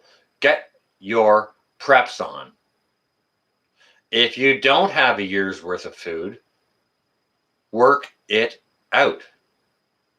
How do you do it? Figure out your shopping list for what the week is. Then triple it. Okay? Then once you do that, then all of a sudden you've got your week's worth of food plus 2 weeks back. All right. Once you've worked through your week's worth of food, go to the grocery store again with your shopping list and triple it. All right. So then you get your week's worth of food plus another 2 weeks back. Then all of a sudden you got a month's worth of food storage. Do that with water too. Do that with medical supplies. And, you know, once you've done that with food, water, and medical supplies, you should consider home protection. All right. Prep Mom, night. I appreciate you being here. Thank you ever so much. Oh, and watch your video. Finally uploaded one tonight. You're prepared. The prepared mom, prepped mom is prepped. Okay. I'm going to go ahead and allow that. I don't know if we got any moderators in here or not. So I'll do that. Go ahead. Yeah, go on ahead. Start yourself out. You guys know I don't mind that. Prepped mom, I'm trying to take care of you. Looks like it's working. 2 is 1 and 1 is none. 100%. Yep. Yep. Like, if you're new to prepping, don't go out and buy a $200 Olight flashlight. Don't do that. Go to Canadian Tire or Home Depot or whoever's Tractor Supply, whoever's got a little mag light on sale. Buy that. That's just fine.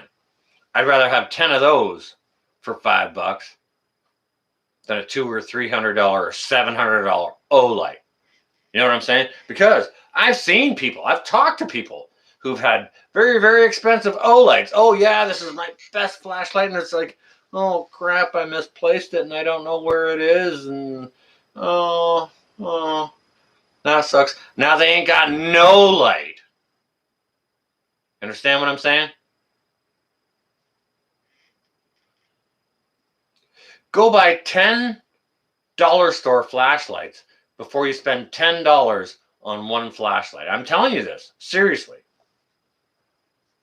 Why? Because you can afford to lose them, or they can afford to fail, and you have backups instead of having one $10 flashlight and it fails or you lose it. You have all your eggs in one basket and you're toast. 2 is 1 and 1 is none. Use the brain concept others said earlier. Come on now. This is easy, guys. This is simple. This is the basics.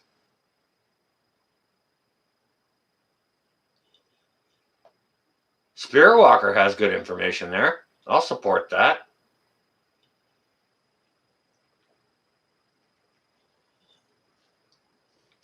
Well, gee, Bradley, you're talking about the ones that Alaska Prepper was showing on his afternoon video today. Yeah, those are very, very good to have, but make sure you have fuel to work those lamps. And there's lots of different kinds of fuel that you can buy to use them. I'm not going to go into that right now. However, that is the case, yes.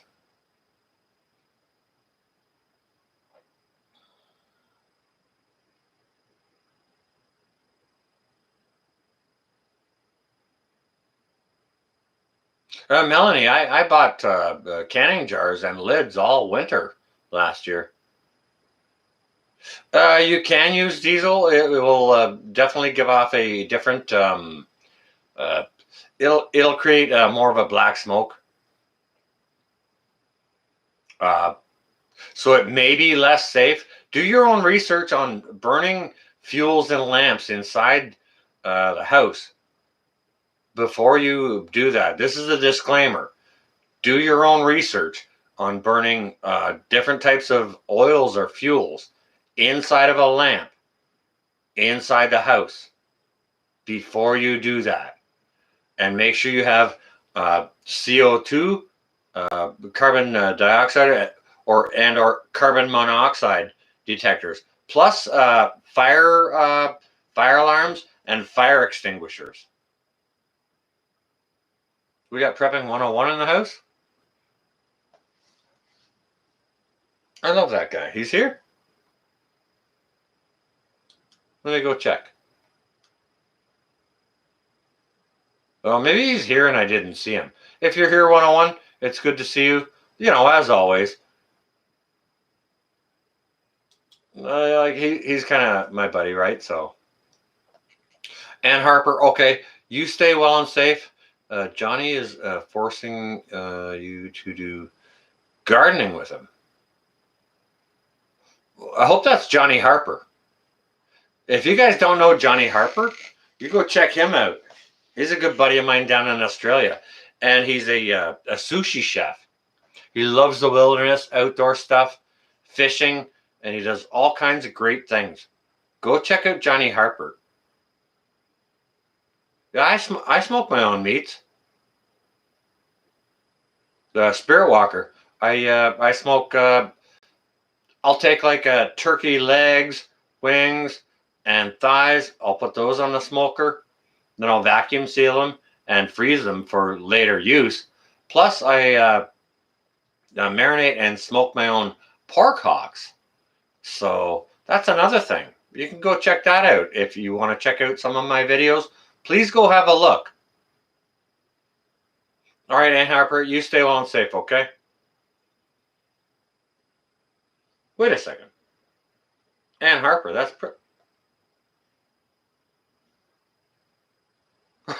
Ann Harper is Johnny Harper's wife, I think. Oh, goodness gracious. I didn't even get that. The penny just dropped now, guys and gals. Oh, my goodness gracious. Go check out Johnny Harper's channel, guys and gals. Just an absolutely wonderful man, beautiful family, doing natural things and cooking naturally and growing things. Just awesome.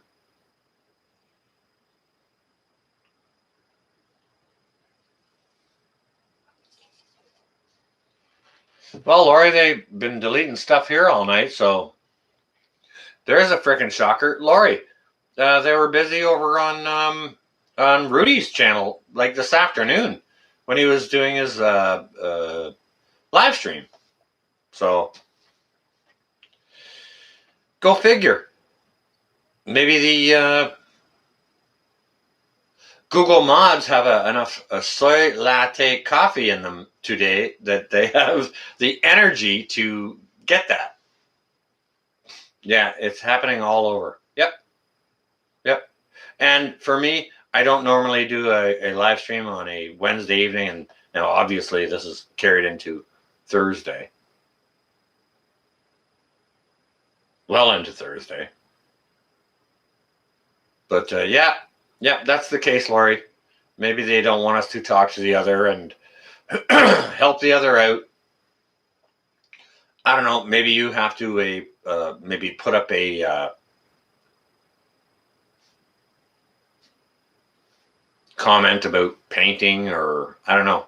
I don't know how to say it.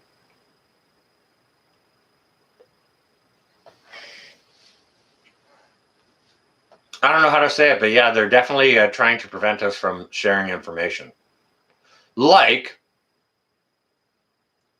preserve your wealth in earthly metals. That'll probably get shut down.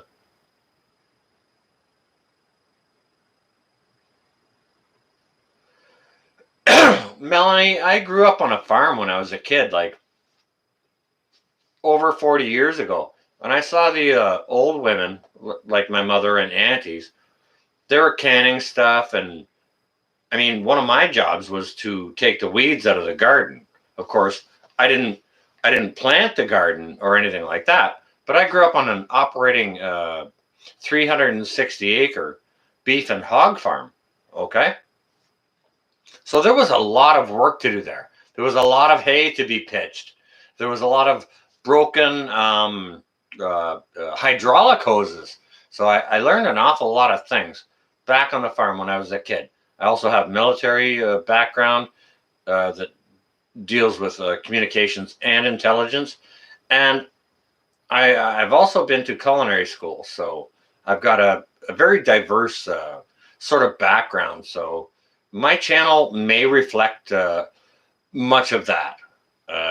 It probably won't go much into the military or the intelligence type of things, because a lot of that is, classified. So, I'll shout out what I can, but I mean, I have a very diverse skill set. when it comes to sort of life experience. Lori's got a flea bag on her head. She's lying down in bed relaxing. Cool, Lori.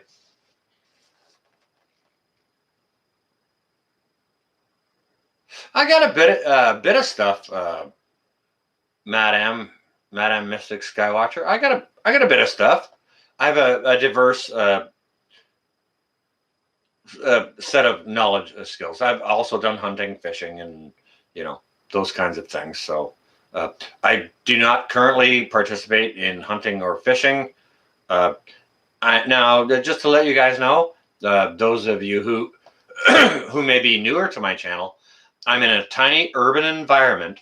I'm in a one-bedroom apartment in like a Century building. It's like a 2-story, just little brick building, and it got divided into 4 apartments. I have the back apartment and I have the backyard. So I grow vegetables in the backyard. The backyard is part of the rental of this abode. So I'm allowed the privilege of doing that. And I've got a barbecue out this way. I got another door over there where I do my smoking. So I'll be doing more videos of that for sure. Censorship. Yeah, it's terrible, isn't it?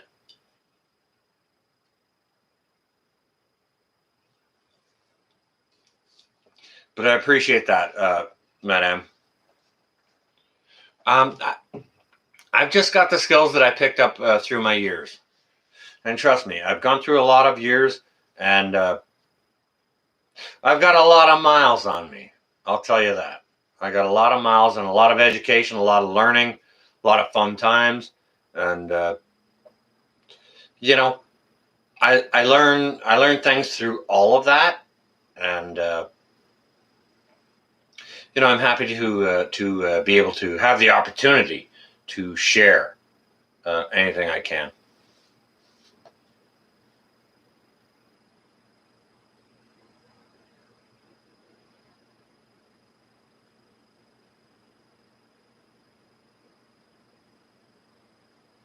Do you know what, Melanie? All right. I'm going to go ahead and answer that. And what I will say is I will say that never in my lifetime did I ever think, and I mean, I didn't spill all the beans to you guys and gals. But what I will say is never in my lifetime did I think I would have the opportunity to pick up those skills. However, what I will say is I have had the opportunity in my lifetime to pick up all those skills. And I've got tons and tons more skills than that. What I want to say in addition to that is picking up those skills is taxing on a person, okay? So when a person who has knowledge and has taxed themselves to gain that knowledge and they share it with you, make sure, and I'm not talking about me. It could be Rudy or, the Alaska Prepper or the Angry Prepper or whoever else, Nurse One, whoever you like. People who spend the time and suffer the hardships and gain those knowledges, when they share those out with you, you better listen, because they're talking to you in ways that can protect you and help you. Okay? I'm not saying I'm anything or any of all of that or anything like that. I'm just saying I've lived a lot of life and I have a lot of information to share, which is exactly why I started a channel. I don't think I'm anything. I think I have maybe something I can share that might help people. That's all. And that's the exact reason why I started a channel. I started a channel to help people. And I hope in any way possible, I can help people. Now, with these live discussions here tonight, if we're talking about global situations or things like that, of course, that is all interjective and possibly hearsay, maybe not facts or whatever. But as far as my videos goes, I just do raw videos. It's one take of what I'm doing, and that's it. There's no editing. It's just I'm showing you what I'm doing. That's it. And I wanted to put my channel up so that I could share those things with people. Now, if I knew how to edit a little bit better, and that was one of my goals this winter, which I didn't achieve, was to learn how to do some editing so that I could share better videos with people. And that's the thing I'll get to. It's not to edit out any mistakes or anything like that. It's just to show you something I'm doing in a process, and then like maybe making mustard, show you the beginning part of the process, and then show you a few days later, and then show you a week later, and then show you the end process, and then just make all those clips come together. I've got nothing to hide. Nothing. Cooking with preps. Yeah, I do a bunch of videos. Go check them out. Thank you, Pennsylvania EMT. Thank you so much for sharing that out. I do videos. You can go check them out on my channel about how to cook your preps. And a lot of them are about rice right now. One of the best ones I think I did was a spam and mushroom fried rice with spam and dehydrated mushrooms. Right from your preps. Rice is from your preps. All that stuff. So because of my culinary background, I can, and gardening and on a farm and stuff like that, I know a lot of good ways to garden and how to use those things and how to put them back, how to store them.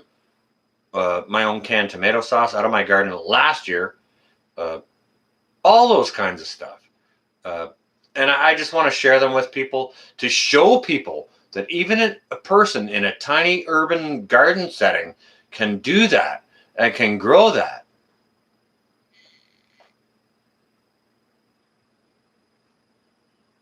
Well, I'll tell you what, G. Bradley, I'll bet you a nickel. I'll bet you one nickel. Go ahead and try it and then tell me you don't like it. Not sure about the dillweed. And don't get me wrong, I understand your hesitation, because when everyone thinks dillweed, they're thinking, oh, this is going to be tasting like dill pickles. That's not the case. That is not the case. And there's many, many health benefits to dillweed. So yeah, go check it out. And I will bet you, you know what? I'll bet you a silver round. I'll bet you one of these silver rounds that you will like it.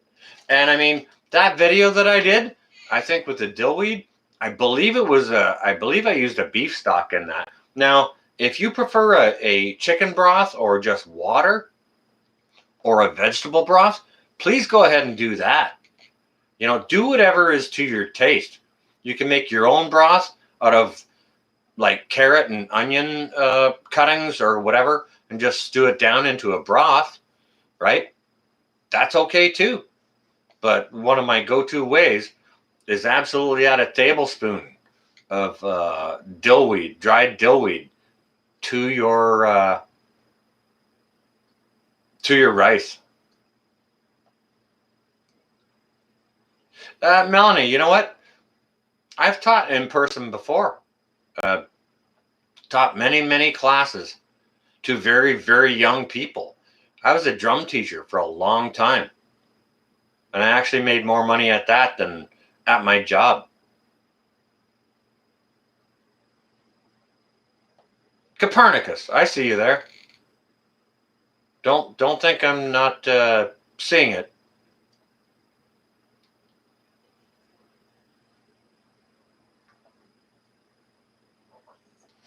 Yeah, for me with the beef broth, I just prefer that flavor profile. It doesn't matter if it's if I'm going to serve that with a chicken dish or whatever.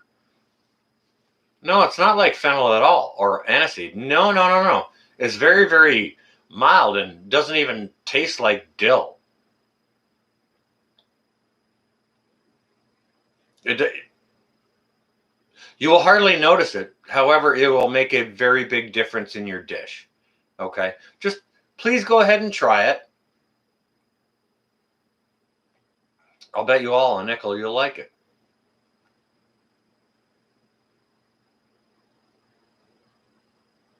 Melanie, this is my entire platform is that I'm doing this in a tiny urban environment. Okay. All right. Check this out. Jacques Bourne, I see you there. It's good to see you. Okay, Melanie. Check out what I learned to do last year. All right. So what I'm going to say is what I started with is I started by ripping out, I had a beautiful, beautiful pleasure garden in my yard last year. It had beautiful hostas and it had hundreds and hundreds of calla lilies of all manner of different colors. I would have calla lilies coming up like crazy, and I would cut them off, and I would take bouquets of them, and I would take them around to the neighbors and give bouquets of them to their wives.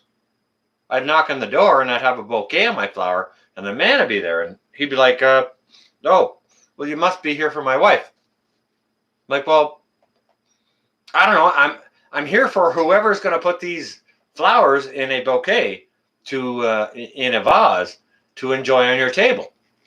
That's it. I'm just I've got extra and whatever. So anyways, I cleared out my pleasure garden and I put in a vegetable garden. I did container gardening with my potatoes, buckets for my potatoes, container gardening for other things with limited successes and failures. I mean, it was a trial run. But so that's what I went ahead and I did. And I did that out of a need. I did that out of a need to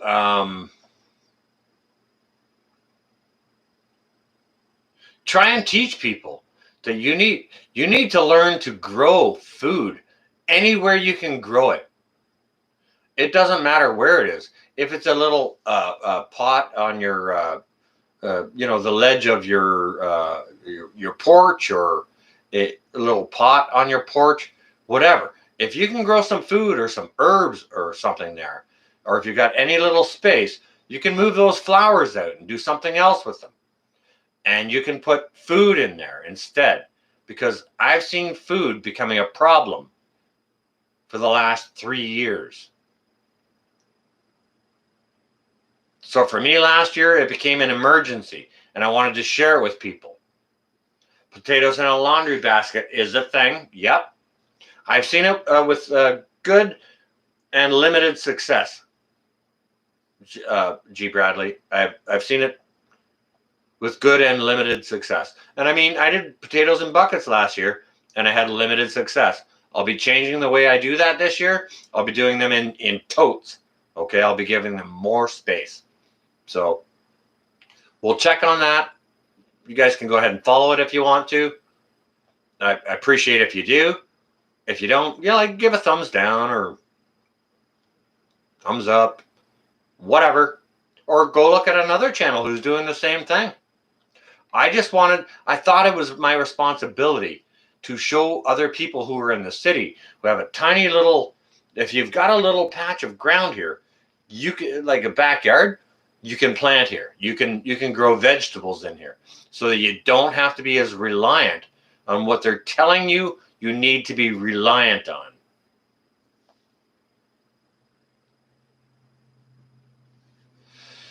Okay, Copernicus says that shelves, window grown lettuce in old ice cream tubs. Already enough for sandwiches. Okay, so what I'm going to go ahead and do is I'm going to go ahead and support what Copernicus is saying, because growing lettuce inside is kind of a perpetual thing that you can do. And you don't even need to go outdoors. You don't even need to have an outdoor space to do that. As long as you have a window to set it in, okay? You can plant that, let it grow, and as it grows, you can just harvest the leaves that you need, chop it down, and it will continue to grow. Okay? So that's a very, very good comment, Copernicus. I appreciate that. Not to mention, if you have green onions, you know, those little wee skinny green onions, just chop them down until they still have the root on them and they're about a couple of inches tall. Put them in some water. They'll grow again.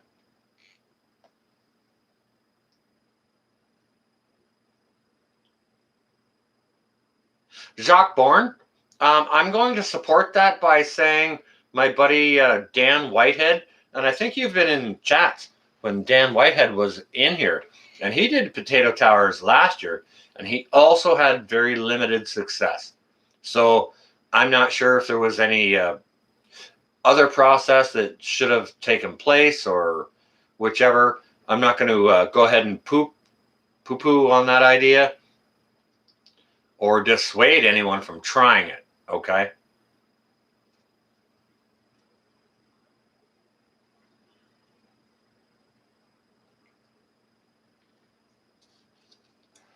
You can get a tent set up to stay warm inside the house. You can isolate a small room and burn some candles under a clay pot to stay warm in a winter emergency. Yes, you can.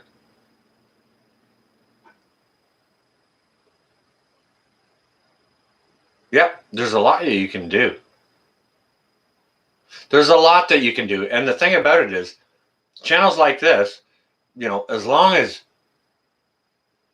the tubular isn't suppressing what we're trying to share, we can learn an awful lot from the other. With gardening ideas, the most important thing, I think, is grow food any way you can.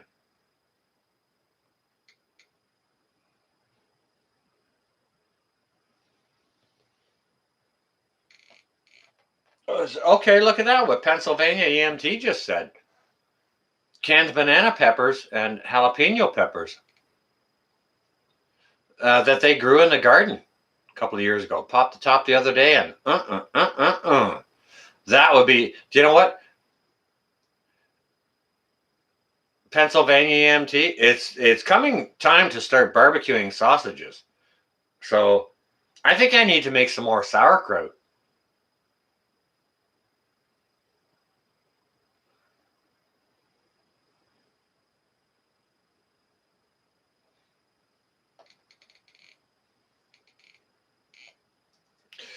You know what? There's so many different gardening ideas that you can do in a small space or from an apartment, or if you have a tiny outdoor space.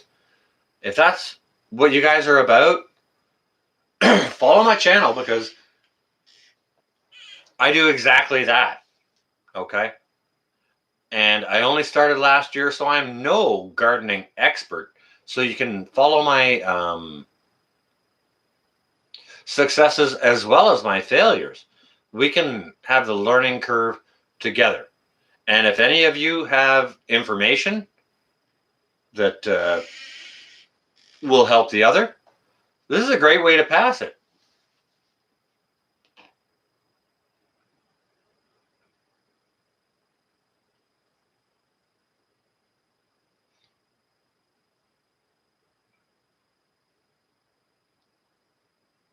So,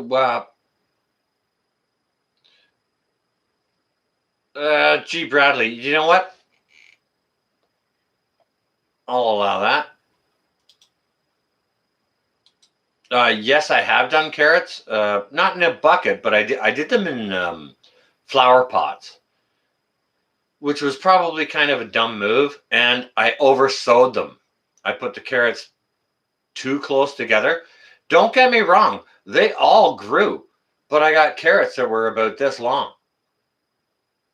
Like I oversowed it, and they were too close together. When you sow your carrots, you've got to make sure about your spacing. Okay, when you're growing carrots, go ahead and go over to that 1870s homestead, and have a look at one of their videos that's about square foot gardening. That's very, very important for especially carrots. Okay, you cannot crowd them. I made the same mistakes with my radishes. Plus, summer got all hot and they all bolted on me. So I had a terrible time with carrots, radishes last year.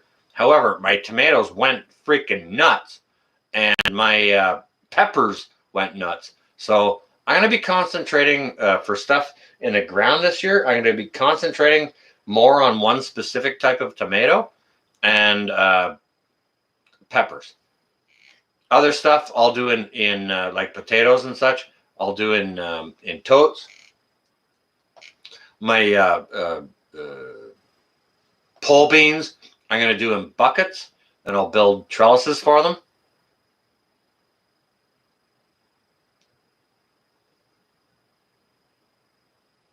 Copernicus, do you know what? One of the things I don't really want to invest in is permanent vines or vegetables. Like I don't want to grow a grape vineyard here or put in blueberries or raspberries, because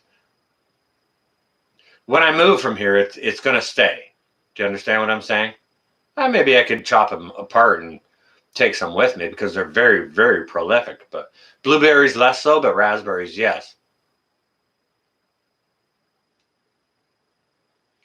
Pennsylvania EMT, I totally get that. It depends on if you have the space to do that, because zucchini takes up a whole bunch of space. Spaghetti squash, I'm not sure. That's more like a kind of a gourd. So it might go along the ground. You could maybe train it to climb, maybe. But the zucchini definitely takes up a whole big space, and the leaves and everything are huge. They grow magnificently. Don't get me wrong. They grow very, very well. Zucchini, oh yeah, hell yeah. Very, very easy crop to grow.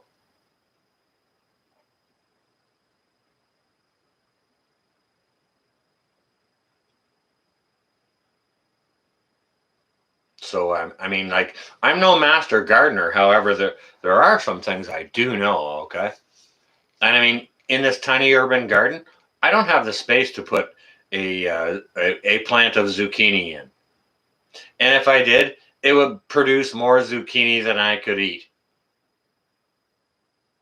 And the thing about it is, when you garden things and when you can things, to put them back for later is difficult, because you may have a harvest of tomatoes that it isn't really enough to put into jars to pressure can and put back for later. Understand?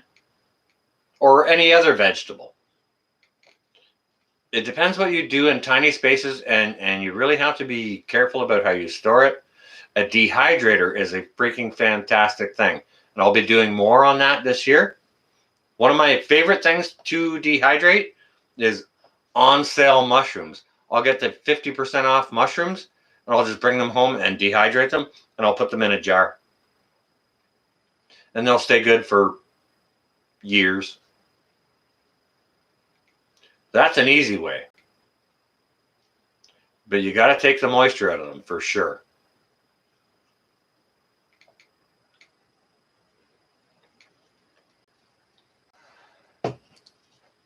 Okay, so what does anyone else have to offer, or are there any more questions? Questions you can bounce off of me. I'm here to take questions for a little bit here, if you would like to. I don't mind. Hey, if you guys don't know Shed Wars, go check out Shed Wars. Just do hashtag Shed Wars 21, and it'll bring up all kinds of videos. It's a global gardening competition, okay? And it's happening throughout, like, Australia, Europe. I think it's in Africa, America. Canada. So you get all kinds, all manner of global aspects on gardening from, some very, very good gardeners globally. Okay. Because they're not, these people are not growing vegetables to make a video for a global challenge. This is how people eat. This is how people actually grow their food. So they're very hard at it. You know what I mean? And one of my good friends, my little sister Mallory over at Quebec Homestead, very, very short growing season, and produces massive amounts of vegetables in her garden. She does a fantastic job at it. So please go check her out. It's a very, very good channel. Not to mention, Mallory over at Quebec Homestead is a married lady. Well, I don't think they're, haven't gone through the ceremony married, but she is a married lady to a wonderful former service member, Ben. Mallory and Ben are homesteading on a 200-acre homestead up in Quebec with a very limited growing season. They're a young family raising young children there. Okay, so their channel comes with all the challenges of that. Okay, so it's yet another reason to go check them out if there's any younger growers or homesteaders here in the chat. Just yet another reason.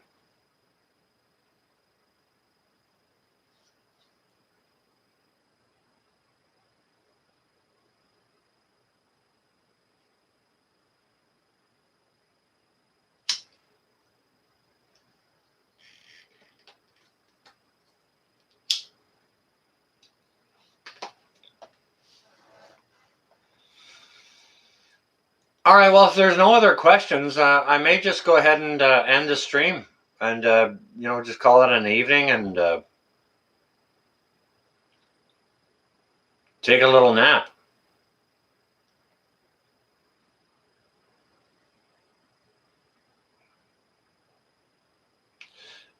Jacques Bourne, don't start prepping for war, okay? Start prepping. Just, if you're prepping, you're already ahead of everyone else, okay? So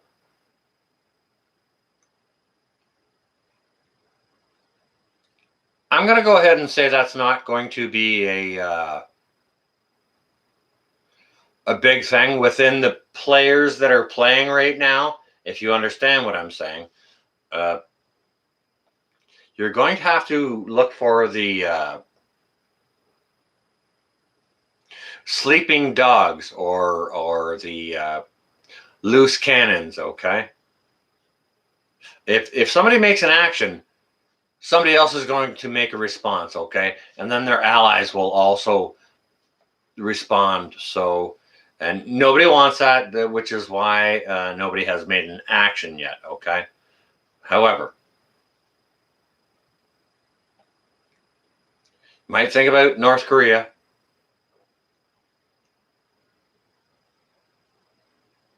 China's been a pretty silent dog. China won't make the big move because China doesn't need to make the big move. Other people need to make the big move first. And, it could start in the Middle East or could be North Korea blows their top. I don't know, but I think there's cooler heads out there than most people think. There's a lot of posturing going on now. So I wouldn't worry too much about WAR, Jacques Bourne, but I would say, as I would always say, make sure you're prepared. Okay? Prepare for anything.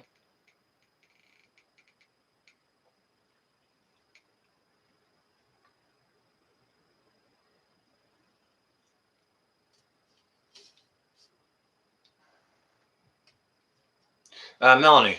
Yep. All right. Make sure you have at least 2 weeks worth of water and food inside the house. Make sure you have a decent medical kit. Depending where you are, make sure you have personal defense items. Okay? That's very, very basic. Now, once you do have 2 weeks extra, not 2 weeks worth of food, talking about the week you need to eat plus 2 weeks beyond that, okay? Understand me clearly. All right. After that, keep having your week's worth of food and expand your 2 weeks. Rotate it out. Make sure you rotate out your stock so that everything is, sort of fresh. And you can do it that way, easy, without any difficult or costly storage methods. And you can do that for at least a year. Canned goods, dried goods, like oats, pasta, rice, beans, all of those things. But my best advice will be, don't buy what you don't eat. Buy only what you will eat. I kind of think so, Jacques, but yeah, Copernicus.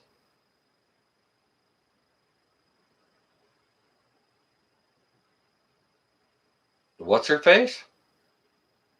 I don't know what's her face. What personal defense?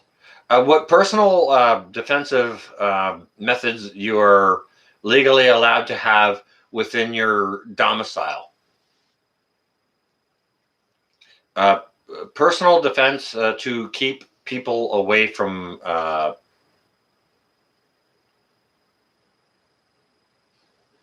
taking the things that you have.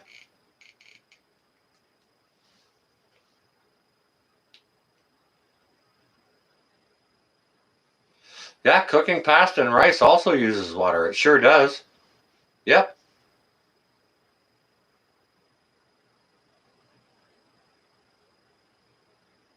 Pennsylvania EMT. It's always good to see you, and thank you ever so much for coming in tonight. I appreciate you.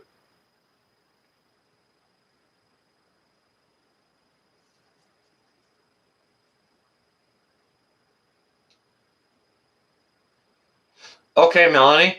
All right. Well, what I suggest to you, and this is actually a very, very good way to do it. Okay. Now, don't go out and do any panic buying, but here is a simple way to do it where they may not notice. Okay. But it may help you have extra stuff back. Okay. So, what you want to do is if you got your weekly grocery shopping list and you have eaten a bag of pasta that week and you need to go and replace that bag of pasta, don't buy one, get two. Those are cheap. Okay. Do it when it's on a sale so you can save yourself some money. That's the best way to do it. Okay. So you do that, or do that and get like if you ate 2 cans of tuna this week, get 3. Replace the 2 plus get 1. If you do that every time you go shopping, you'll be surprised at how fast your extra things stack up. But make sure you've got the storage space for it, and try not to distress anyone in the household about having too much extra. But that's an easy way to do it, simple, without causing too much alarm or notice. You know what I'm saying? You kind of have to do it almost in a little bit of a clandestine way. Just buy a little bit of this here, a little bit that there, but make sure if it's you're buying something to replace what you have, don't just buy 1, buy 2. Okay. And then you can build up your pantry in sort of a nonchalant sort of way. Like, say, for example, they enjoy mushroom soup. And, your household eats 2 cans of mushroom soup per week. All right. You go out on your weekly shop and you're going to go replace those 2 cans of mushroom soup. Instead of getting 2, maybe get 3 or 4 if it's on a sale, and put those back. And then the next week, when you go to get mushroom soup, the 2 cans that you ate this week, maybe get 1 or 2 more. You know what I mean? And put it back. They'll appreciate it, but you gotta make sure you rotate it out. Use the oldest stuff first, and then the stuff you bought most recently, put it in the back. Okay.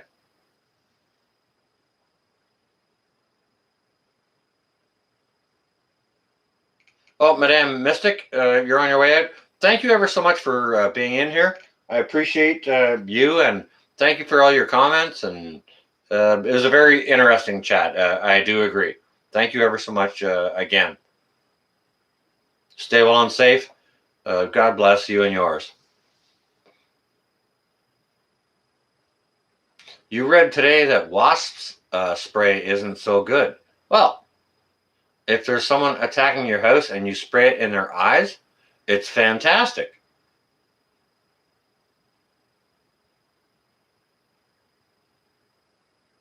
All right, I'm okay, Melanie. I'm not sure. What's her face? Really? Okay. I may have to check that out tomorrow.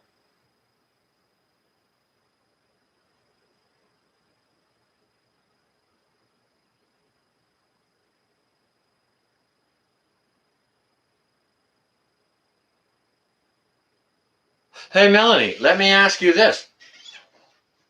Does your brother go do the shopping? Is it his money that's being supplied to feed him? Do you know what? I grew up as a child with my grandparents who they were born late after the Depression, okay? However, they always had a pantry. And when there was a sale on soup, mushroom soup or chicken noodle soup, my grandmother did not have my grandfather buy 1 or 2 cans of soup.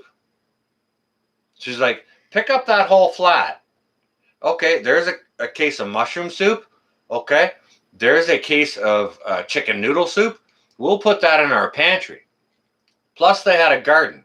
They had their bins down below, and they were all full with potatoes, carrots, onions, and beets that they grew in their own garden. Okay.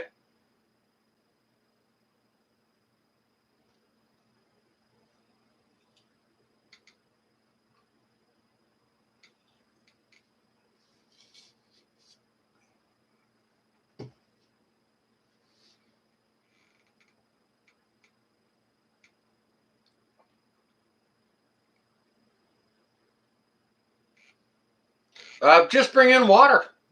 Just bring some in. You know, hey, look, it was on sale. I got 5 cases. Now we got lots of water to drink, and we saved money. You know what I mean?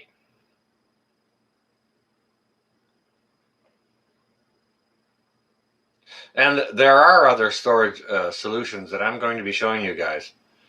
Like I'm in a small space, and I'm not using some of the space that I live in, so I'm going to be converting those spaces into storage space.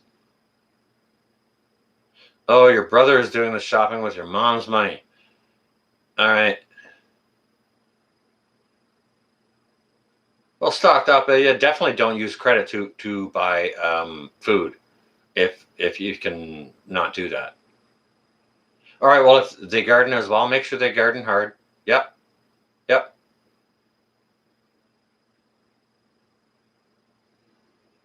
That's okay. All right. Well, if your brother is doing the shopping with your mom's money, that might be a difficult thing to do. But if you happen to go shopping with your brother, if you can make a point of doing that, you can help him do the shopping. And if you need 1 bag of pasta, put 2 in the cart. But watch your budget. Like, definitely watch your budget, okay? Make sure, you know what? Just include $5 extra to putting extra things in your pantry every time you shop, and you'll be shocked how fast it will add up. And don't get me wrong, yes, you will have to have areas to store those extra things. And that can become a problem in small spaces. It definitely can.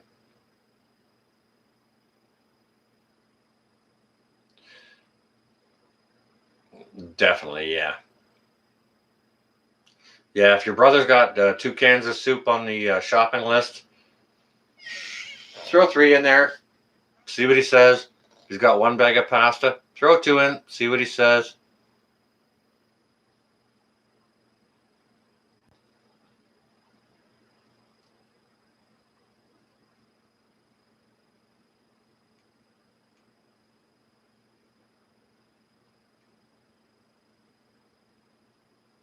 Well, that's shameful on his part, Melanie.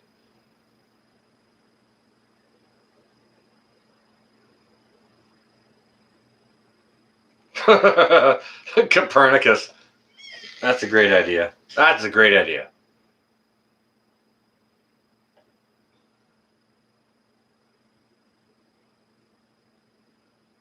Well, think about it this way, Melanie.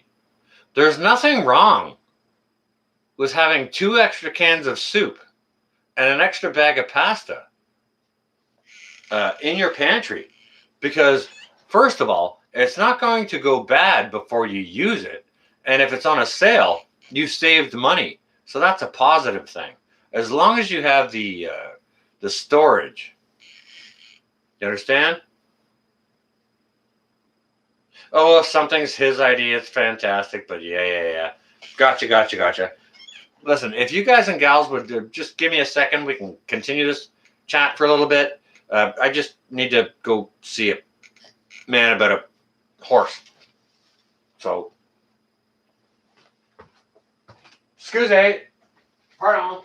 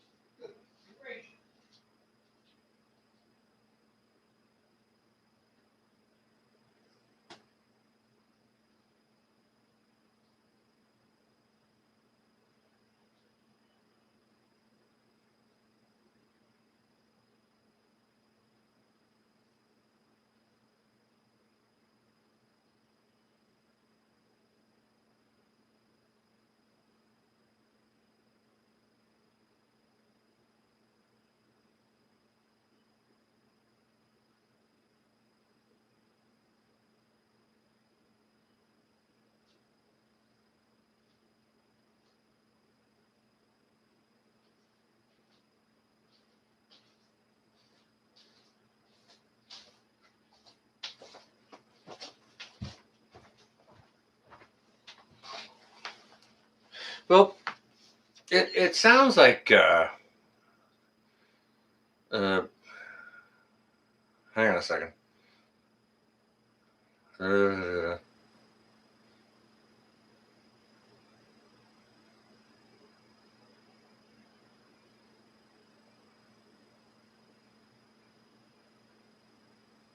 hey, Aaron, how you doing? Uh, do you know what I'm gonna try and share with Melanie is all right. It sounds like your brother is.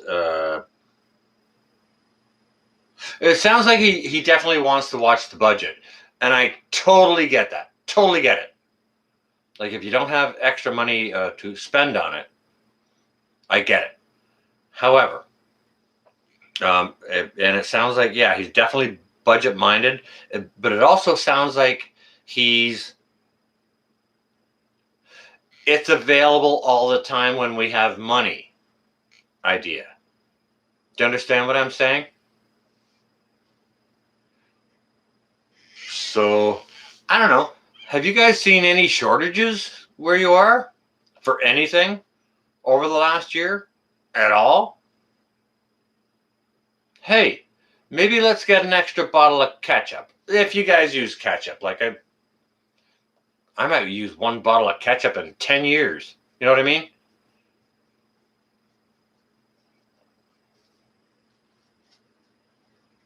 So, you know, when something is cheaper on sale, maybe he can break the budget just a little wee bit, even if it's cans of soup that you're saving 50 cents on or 25 cents on. It's like, holy cow. Wow, we just got 4 extra cans of soup because we bought 8. You understand what I'm saying? Not watching the budget so much as being demeaning. Okay. All right. Well, do you know what? Next time he goes without something and says, oh crap, I wish we had this. Oh, I wish we had that. You could say to him, hey, if you let me add 2 items to the shopping list, we can make sure you don't go out with this or go without this or go without that.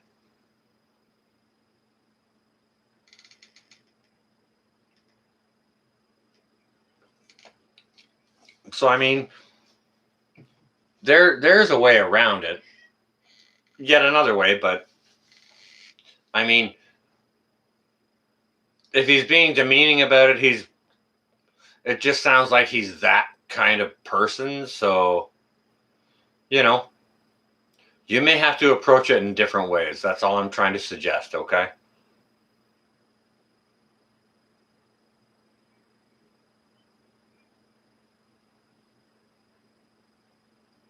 What do you mean you don't have the freedom to go elsewhere? We're all free to go wherever we want. Are we not? Well, depends if you're in Canada. You try to get out of Ontario. Borders are closed. You know, you might be able to go wherever you want to in Ontario. However, goodness gracious. It's not even a subject I want to broach. Interprovincial travel bans. Yep. Yeah, if you have your own money, buy it and store it under your bed. Put it in the closet. Put it in the top of the closet or in the back of the closet on the sides, whichever. Absolutely. There's lots of different ways you can do it. However, if you're reliant totally on that money, you've got to be creative on how you do it. So, I mean, like, Melanie, if you smoke cigarettes or if you drink soda or if you buy scratch tickets or anything like that, go ahead and negate the scratch tickets. One scratch ticket, what is it, $5? Go and buy 5 bags of extra pasta. Do you know how much extra food that is? Do you know how much extra rice you can get for $5?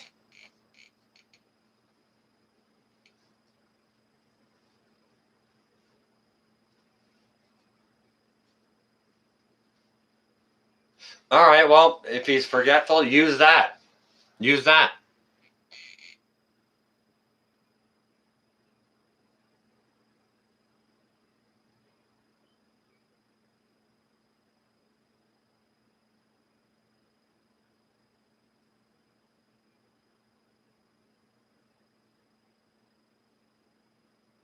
Use whatever you can. If you got $5 a month, $5 a month will buy you 5 big extra packs of pasta a month.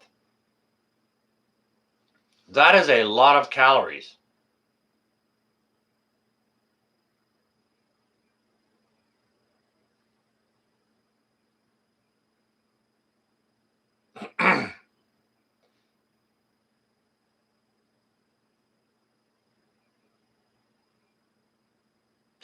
Cynthia Myers, you don't have to you don't have to ask the question in that sort of context. You've got your nose out of joint a little bit here, but I will take the time to answer your question.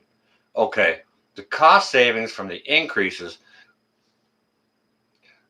We all know that there are cost increases on foods right now. If you get a sale, capitalize on that sale. Okay? That's what I'm saying. Shop sales. You can come in here and say stuff, but don't be snooty.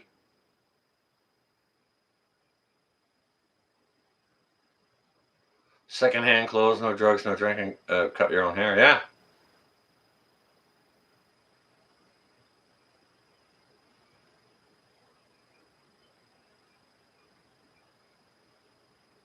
You can throw pasta into a washed out peanut butter jar, and it will store well for a very, very long time. The same with like split peas, split yellow peas. I had split yellow peas inside of a plastic peanut butter jar that was given to me from my mother-in-law, and I made soup out of it. I made a split yellow like French Canadian pea soup with it 15 years later, and the peas were just fine. So when everyone gets consumed with, oh my God, we got to store it this way, and oh my God, we got to store it that way, don't forget, guys and gals, don't forget that prepping is also a business. They want to sell you items that you may or may not need, okay? So don't forget that. You can take a pickle jar and you can dump some elbow macaroni into it.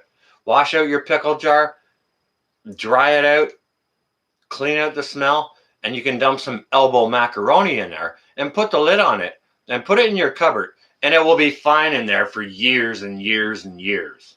Okay? So don't overthink things, guys and gals. Other channels will try and scare you into doing this or doing that, but don't fall into that trap.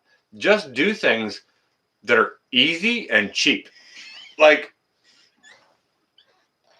go over to the Alaska Prepper, and he will show you one of the easiest and cheapest ways to store like dried beans for long term. And he'll pour them into a 2-liter pop bottle or soda bottle. Put the lid on. They'll be good there for years. No expensive jar required, no canning required, no oven canning, no vacuum sealing. They'll be fine in there for years. So don't buy into all the stuff that preppers try to sell you. Okay, me myself on my channel, I'm not here to sell anything. I'm here to try and show people how to do things inexpensively. How you can have, instead of just those people who just buy those freeze dried meals, and all they'll do is, their cooking will be, oh, you just pour water into it, seal it up, wait around, and then you stick a spoon in it, mix it, and then you eat it. That's not food. That's not cooking. That is calories and caloric intake. There may be some nutrients in there, and I'm not slamming. Don't get me wrong, guys and gals. I am not slamming freeze-dried food storage. Personally, I think it's a very, very expensive option, and I think there's better ways to do it, and much, much less expensive ways to do it. And that's one of the ways that I approach my prepping, is to do it on a less expensive way. And part of my culinary background helps me with that, okay? Part of my gardening background helps me with that. Part of my military background helps me with that. Like, I've been blessed and cursed to have gone through lots of my life that has trained me an awful lot of things. And I'm not here saying that I'm your best go-to prepper guy to find out all your stuff, because I'm not. You ask me some questions, I'll give you real answers. I'm not going to beat around the bush or try and sell you a flashlight, I'll tell you that. But I try and do it on the cheap because I know other people don't have money to do it. And that's why I want to share what I do, okay? I want to help other people. That's all I want to do, is I want to help other people.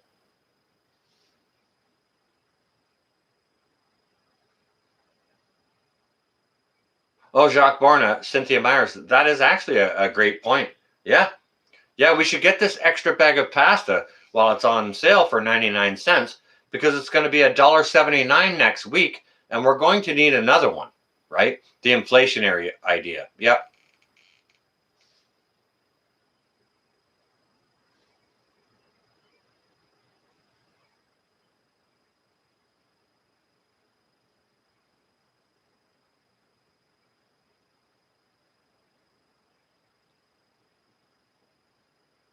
Bad, bad language alert. Uh, hmm. What's her face? Huh. She's in Quebec, huh? Okay. I'll have a look, Melanie. Like I have a hard time keeping up with the things that I like to keep up with, and I may check that out.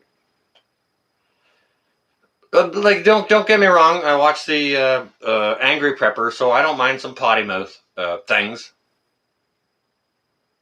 If you guys don't know the Angry Prepper, please go check him out because he'll tell you what's real with a potty mouth. I like Jason. What can I say?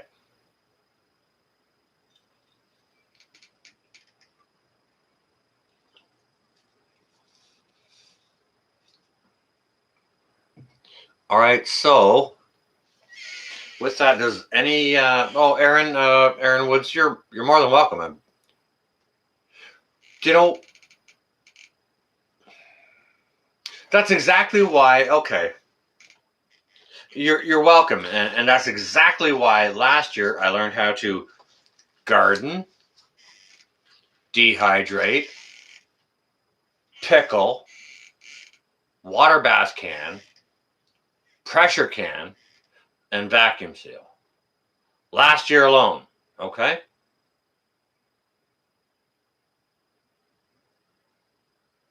That was a lot for 1 year. That was a busy freaking year. Hence me taking my, some decompression time, some downtime this time of year before gardens start to ramp up again. I need that downtime because when I get 800 comments a day, it's difficult to address that, plus do what I do, plus film it, plus share it, and address all the comments. Don't get me wrong. I love my subscribers and the people who watch what I do, and I try to get to it, but sometimes I just need, it's like, sorry, man. Sorry, guys. I just need to step away and not even look at it. You understand what I'm saying? I just need to go be me and make preparations to do other things. You understand?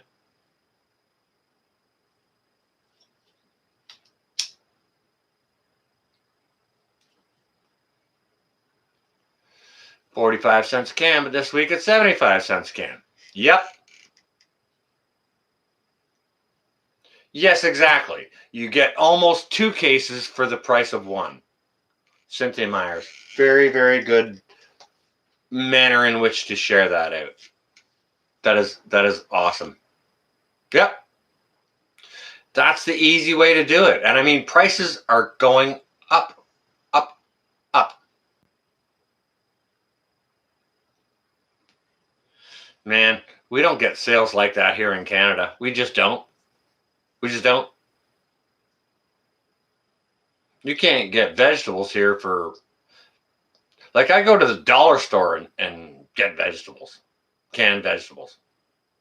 They don't have yellow beans, so I got to go buy them out over somewhere else when they have a sale on for maybe $1.49. But I mean, oh, Jacques Barn, yeah, it's about to explode. Your words could not be more true. Yep, yep.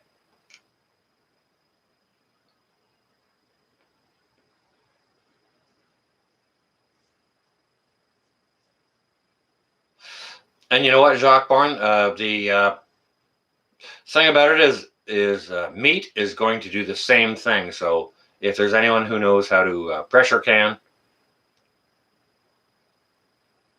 strongly suggest you do that. Or you can get some in bulk, throw it in the freezer, and then as you are able to pressure can it, go ahead and do that because that'll open up room in your freezer and it'll change your frozen meat storage from sort of usable pantry items into midterm storage, which is like 5 years.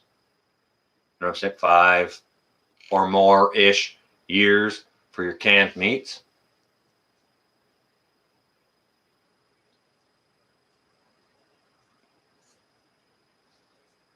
Yeah, we barely get. There's no couponing whatsoever, basically, here in Canada. Extraordinarily small, very few sales on anything.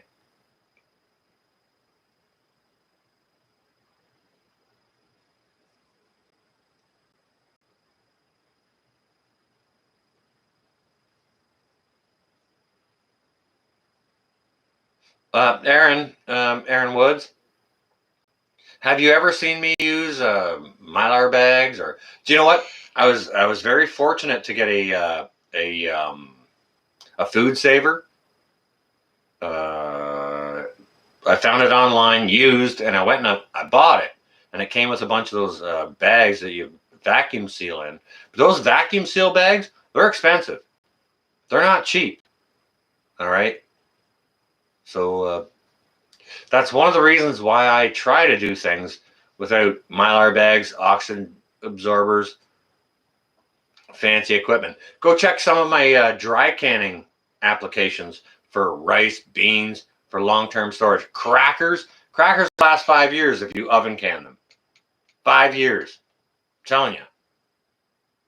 You like smoked salmon? Well, that would definitely have to be pressure canned.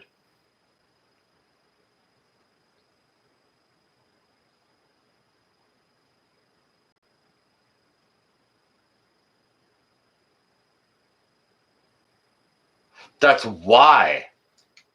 That's exactly why I try and show people how to do things in a budget-friendly way. You know, you can take a canning jar. You can take a canning jar like this. This is an empty one. Yeah, I had it full of like crackers. It was goldfish, actually, to be honest with you. And I had oven canned them, so they would have been good on the shelf for 5 years. However, you can take a can like that, and you can go out and you can grow some. Now this is Swiss chard leaves, okay? So I harvested, and dehydrated these this year. You can go do a thing like that, and that will store on your shelf for years, right? You don't have to go through any fancy processing. Dehydrating, you can do that in your oven at low temperature on leaves like this, especially this and spinach. Spinach, this, high nutrients, right? High nutrients. So you need to be wise. And to be honest with you, I'm going to be growing more spinach this year and way less lettuce.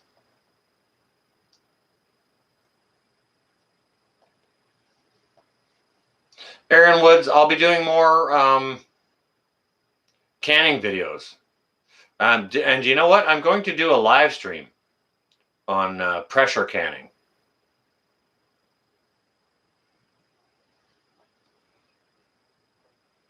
You have all that stuff?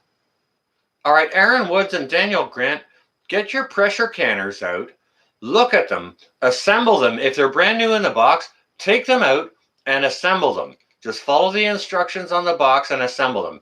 All you should have to do is probably attach the pressure gauge, I would think. And that's probably it. And it would come with a weight, all right?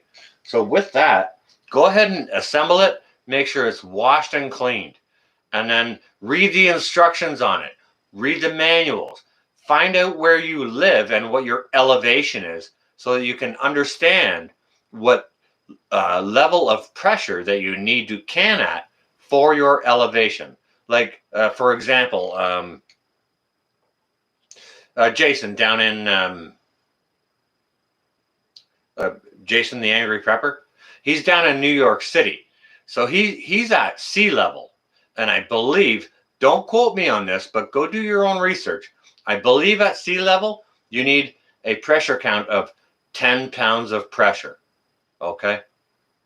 And with every 1,000 feet you go up, I believe it goes up 1 pound of pressure. Do not quote me on that.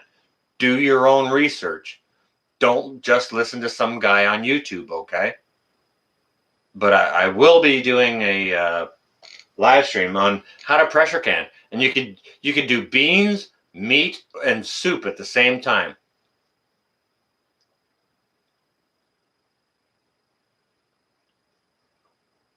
Melanie, that's my whole MO, because why?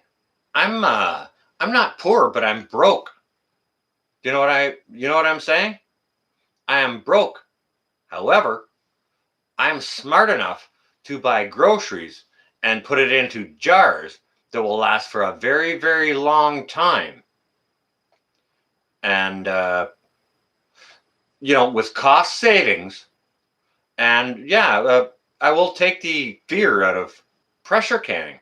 There's no reason to be afraid of your canner whatsoever, especially these modern ones these days.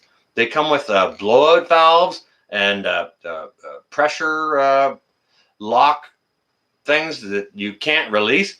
And not to mention, the weight you put on it yourself. You can just take the weight off, shut the heat off, and let it depressurize if you think it's a danger. You know what I mean? There are so many safety features. It's very, very easy to do. All right. It's so easy to do. This is the first thing I ever pressure canned right here. And this is a jar of breakfast sausages. This is the first thing I ever pressure canned, and it was a meat. Very simple and easy to do. Not difficult at all. Just as long as you make sure you follow guidelines and safety tips, like cleaning the top of your rim with vinegar if you're using a meat product, so that the fat can't prevent the seal. Do you understand? Simple things like that. It's not difficult. And to be honest with you guys and gals, what I'm going to go ahead and do is I'm going to go ahead and refer you to a fantastic channel that is called Sutton's Days. Okay?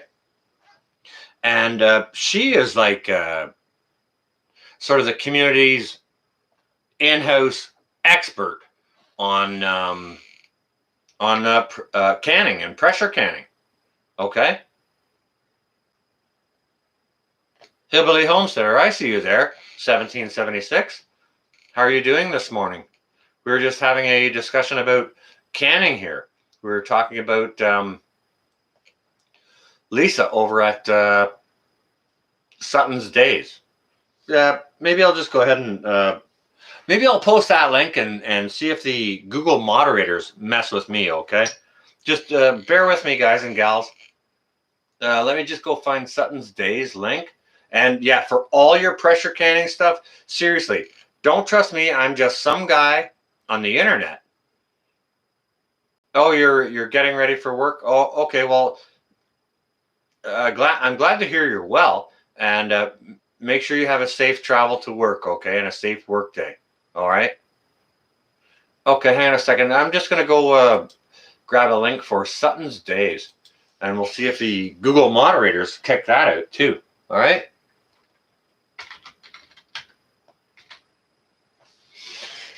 Okay, so Sutton's Days pops up.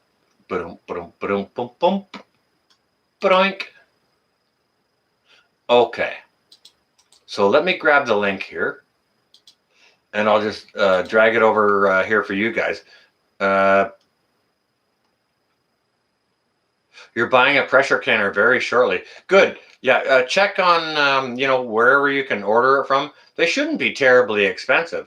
But the thing about it is, having all the equipment to do it with, right? I appreciate that, Hillbilly. We seem to be well. We were getting bombarded by Google moderators earlier this evening in our chat, our discussion. They were deleting all the links that were posted. No crap.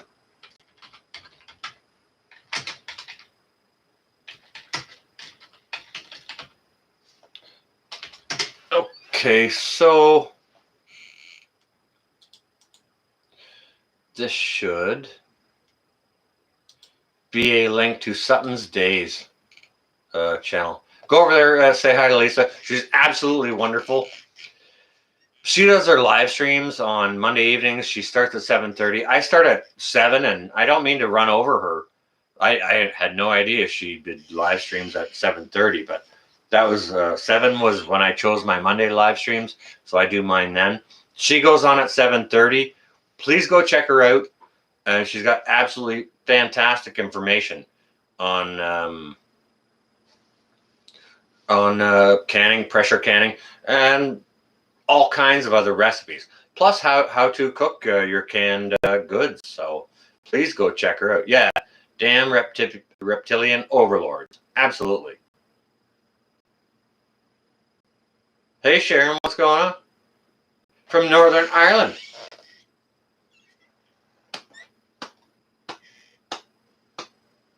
Bravissimo. Wonderful to see you, Sharon. McCullen. Oh, sorry, McMullen. Yeah, well, that's pretty Irish. And I mean, the girls of Ireland are pretty Irish. What's going on, Sharon? How you doing? Lovely to see you.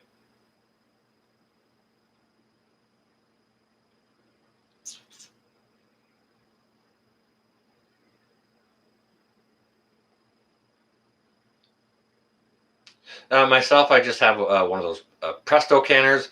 If you can get one of the all-American ones, they're like $300-400.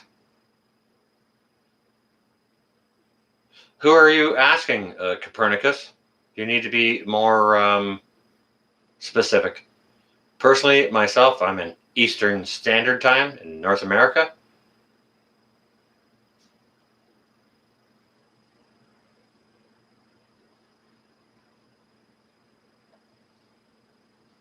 Oh, perhaps you're asking Sharon. All American. All right, well, get your wallet out. It should never fail you, and that is definitely an investment.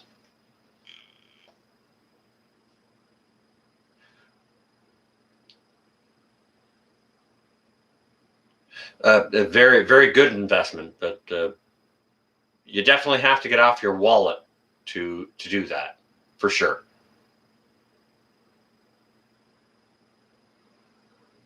And I'm don't get me wrong. There's no way I can make quotes on safety regarding the All-American canner because I don't know an All-American canner. I just know that they are the like that's sort of the top shelf of canners. Very, very hardy, very, very durable. But I don't know all the fail safes and anything like that, so I can't attest to them. However, for the price point, they should probably be trustworthy, and that's as far as I'm going to go with it. Okay. Yeah, Copernicus, Eastern Standard Time. The 10:13 a.m. over there, we're 10:13. Really? We're 5:55 here, unless my clock hasn't updated.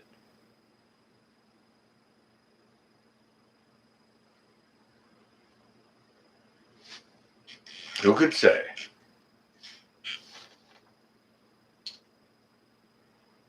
Yeah, phone says the same.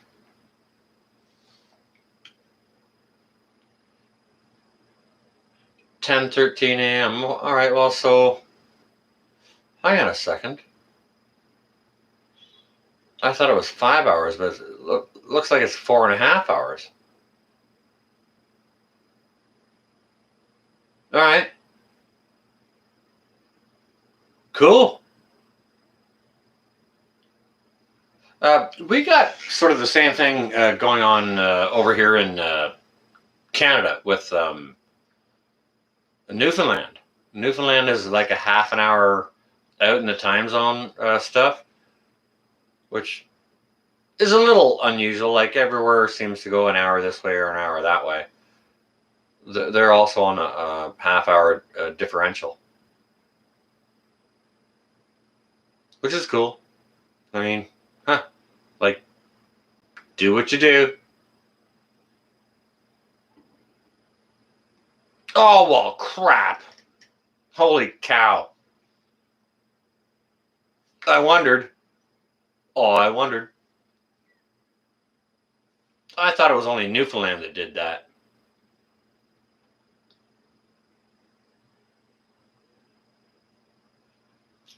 All right, so who's got the question? Sharon McMullen. Maybe you can share with the chat what the condition is over there on status of stay at home and all that BS and you know the muzzles. Aaron, okay, that's fine. Or if anyone can share with Sharon where you're from. 2:57 a.m. Oh, you're on the West Coast. Okay, gotcha. All right, this has gone global. All right, seeing as it's only 2:57, I gotta go refresh this. Guys and gals, chat amongst yourself for, I'll give you a minute and a half. Please share good information.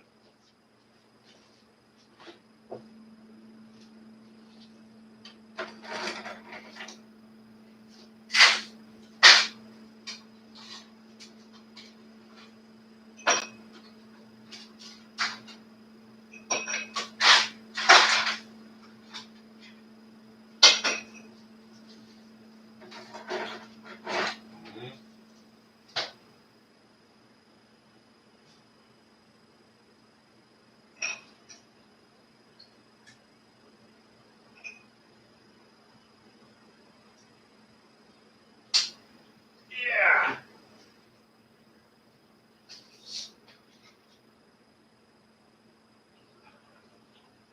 What do I got? 20 seconds left? 15 seconds?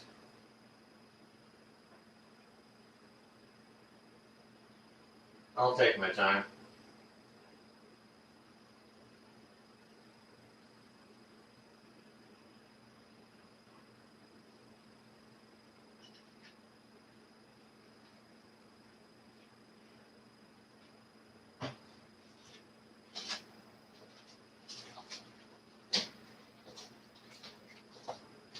All right, what's going on in here? Okay, it snowed yesterday. Snowed night before last. We had a couple of inches, woke up, and then after the day, it was all melted. Well, all right.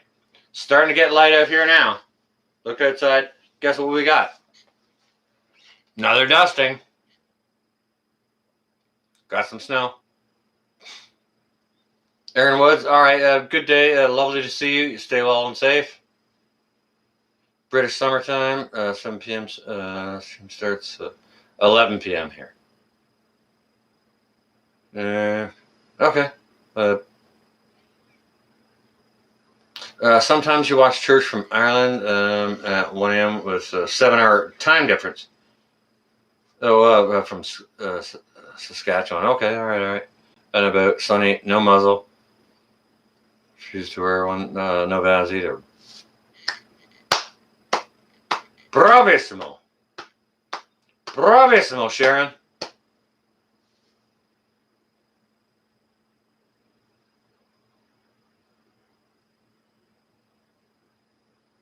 Where'd you say you're at in the British Isles, Sharon?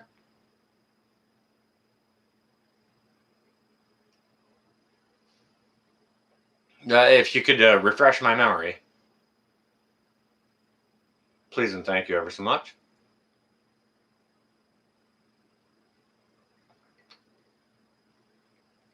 It depends on local police more than anything. Okay, hard copy on that. Copernicus. Belfast. Are you a fighting girl? Don't get me wrong, I love Irish women.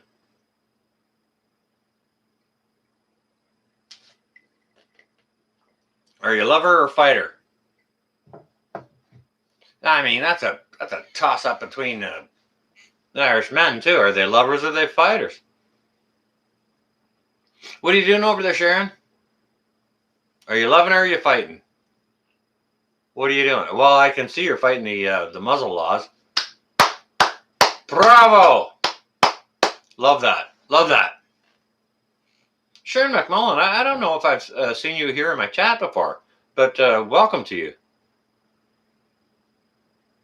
Yeah, feisty. I don't mind. That's okay. I don't mind a little bit of spirit. You know, a little bit of spirit creates a personality in a person, doesn't it?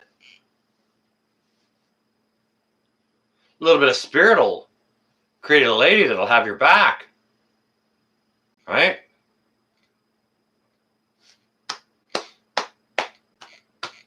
I'm not going to apologize. I was going to say I'm sorry, but I can't say I'm sorry. I also have, Irish in my blood, so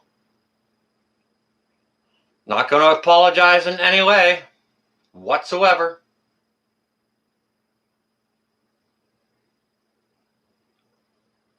So what's up with y'all, Sharon? What are you doing? What's up today?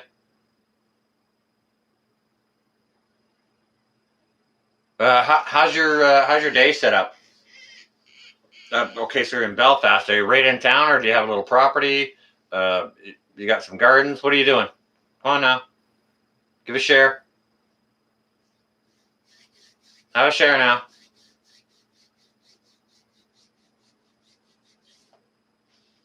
And anyone else can chime in on this too, please. What is your day comprised of? This day. Come on now. Share it up. Anyone?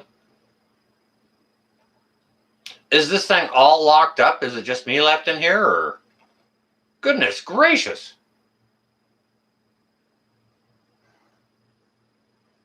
Oh, you got to go work? All right, so hang on a second.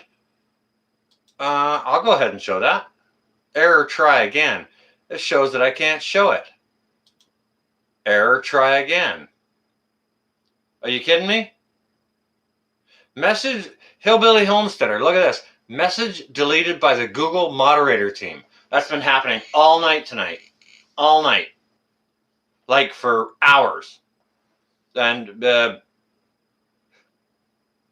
go look back into the stream. You can ask anyone else who is in here. Like it's not me doing it. Gonna go get preps.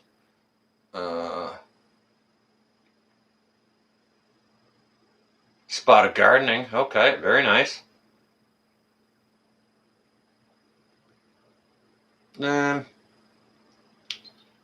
Okay, Melanie's talking to Sharon about something. East Coast, going shopping soon.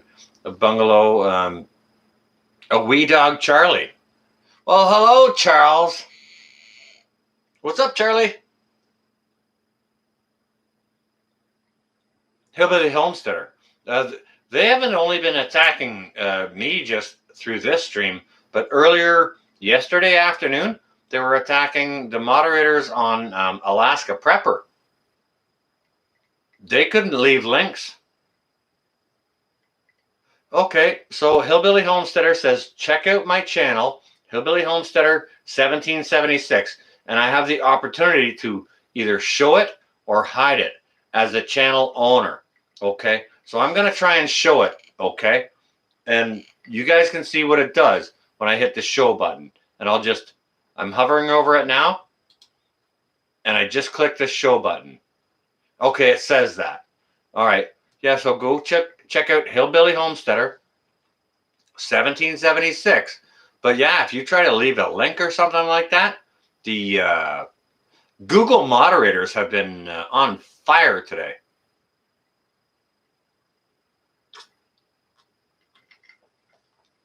Oh my goodness gracious. Not only do we have people in here from Ireland, but we have people in here from Australia. We have Rakarta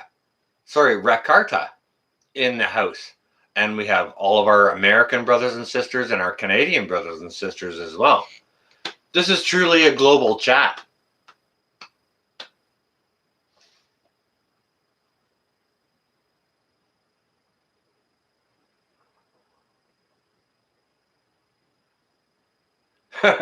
Hey, Charlie. What's up, Charles? Isn't that nice? You got a wee pup to keep you company. It's worldwide prepping, Ricardo. Absolutely. And I mean, guys and gals, go check out each other's channels. For sure. Like, we can do this without creating links. We can't click on them here in the chat like we used to be able to a long time ago. But you can go type them into another browser and find them and look at them. Because there is massive amounts of suppression going on here.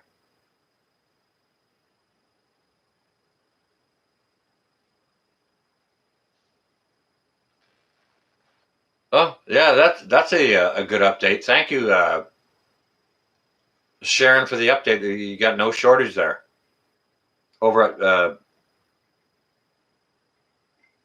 off of Belfast.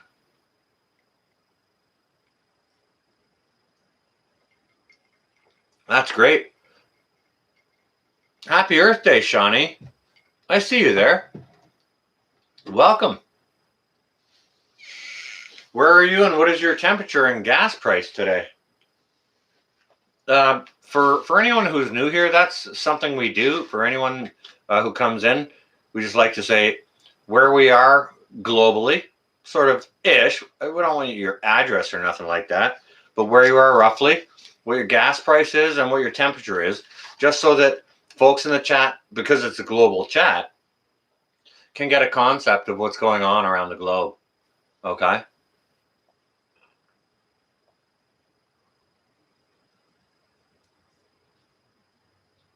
Yeah, it's another month, Ricardo, and well, it's a test of spirit. My spirit is stronger than that.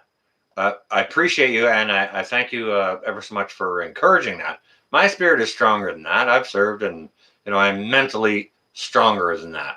However, I'm more mentally strong than that. I may push back. Okay. Here's a thought. Yard dog, even.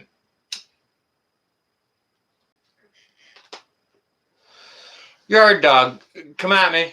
Where are you from?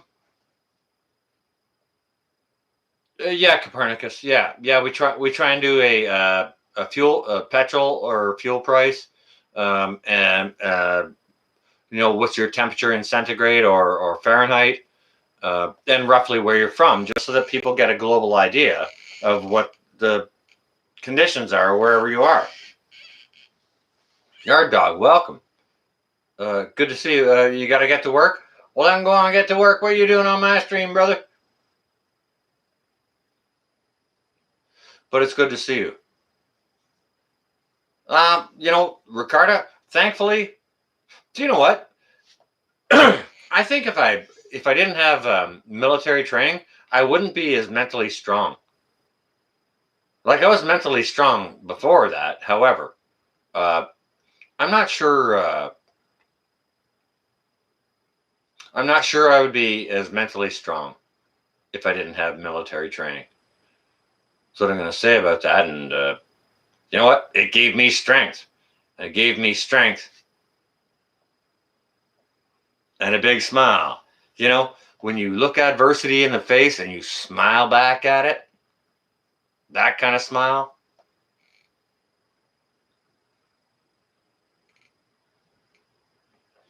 It's like, really?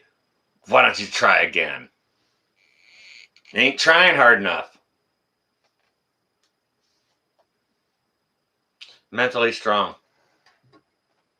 Not saying I can't be mentally broken. Georgia, yard dog. No, it's got to be warm down there.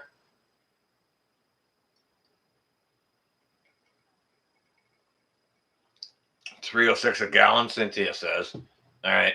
We're around $4.60 a gallon here.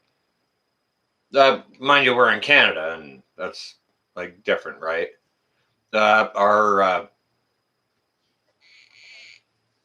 friends in the Commonwealth may also see similar prices. 14 Celsius. Goodness gracious. That's mild, Ricardo. Get outdoors and get some work done. Oh, that's pleasantly cool. Use that to your advantage. The 30 Fahrenheit with snow. Okay. In Kentucky. All right. Yeah, we got some snow here too.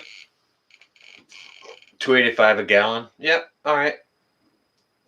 Same time zone. All right. Fair enough. Thank you. Bradley. Appreciate that. Minnesota. Regular. $2.73. Diesel. $2.99. That's a little opposite here, Shawnee. Current temp 35. High today should be 60. Okay. Planting some frost hardy seeds. Okay, yeah. Because, if it's 35 now, it can do the same. It can do the same over the next month. At least it can here. I'm not going to say anything about Minnesota because, obviously I don't live in Minnesota.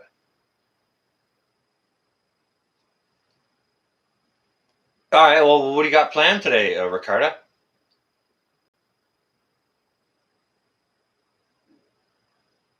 $6.07, $6.70 a gallon in the UK. Copernicus. Stop swearing. $6.70 a gallon.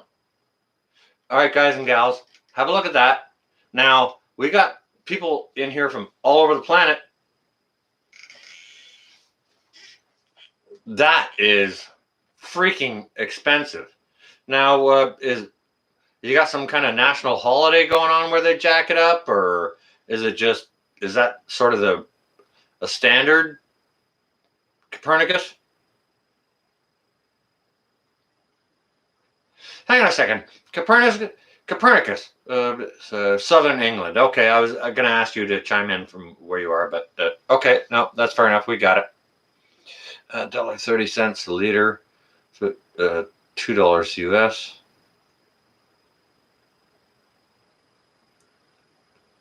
$1.30 a liter. So, all right, yeah, that's fairly expensive. So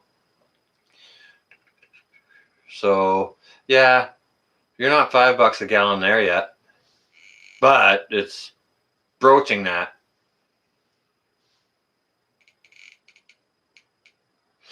Okay, well, hang on a second. For anyone who doesn't know the conversion of liters to gallons, if you want to do the math, just pick up your phone and hit the calculator application.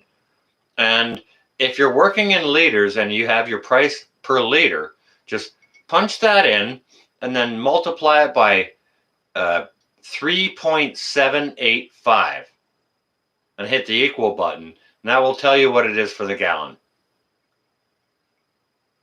Oh, they're crazy up and down, are they? Do they do that on holidays and such, Ricardo? If anyone doesn't know Ricardo's been following me for an awfully long time. Very, very wonderful people there. So, just saying. And reliable.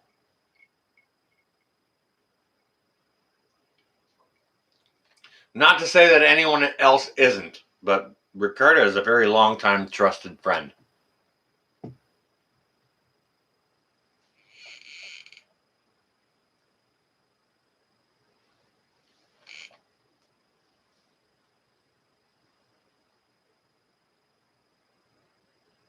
It'd be interesting to hear. Do they do that just on holidays, or do they do that with emergencies around the globe, or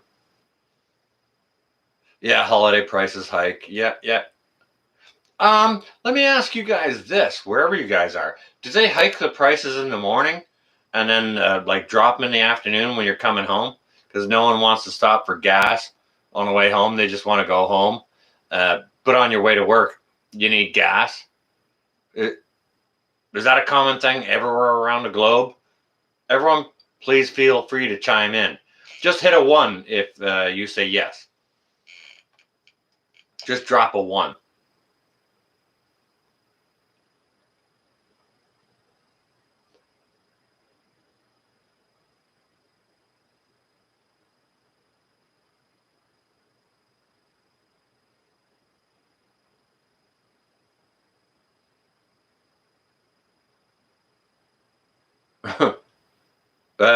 Cynthia Myers, they don't mess with the fuel prices. They're just even all across the day. Is that what you're saying?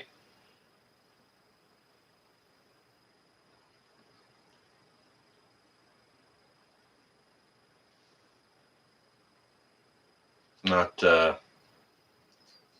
not sure what you're getting at here. It's cheaper nowadays to go to the country to fill up.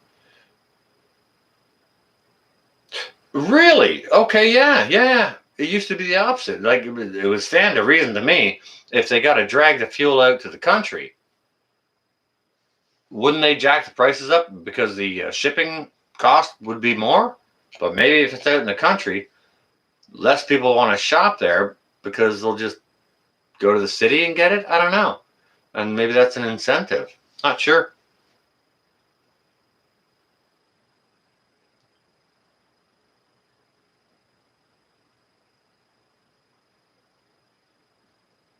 Copernicus. Okay. Oh, all right. Gotcha. Bibby. Holy crap. All right. We got Boddington on the we got down on Boddington in the house. Hey, Bibby, how you doing? How's you and Agent? Hope you're well. More Australian brothers and sisters coming into the chat. This is wonderful. Bibby, go on ahead and lay it roughly where you are, your temperature and fuel price when you come in, please. That's the thing we do here now, okay? Just so that everybody knows, so we can all do that and stay apprised of what's going on everywhere. It's just to help everyone. We don't want your address, Bibby, okay? Or your postal code.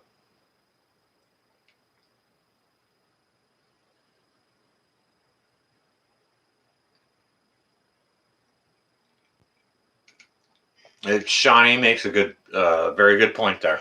Very good point. Yeah.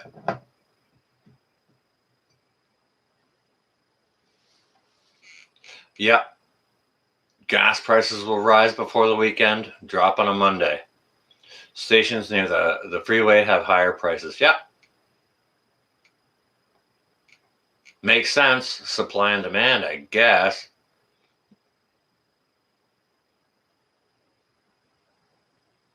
But I mean, that's kind of criminal.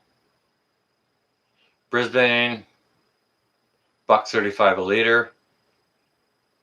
All right, what's your average daily temperature, Bibby? If you could, if you're willing to share.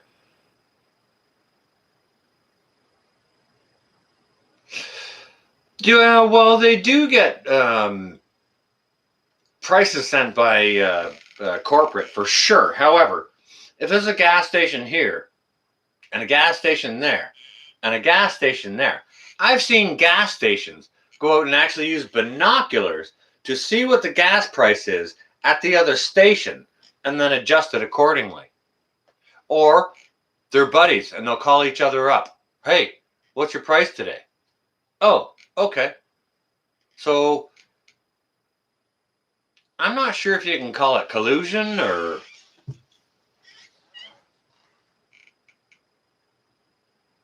Yeah. I'm going to throw out the word collusion.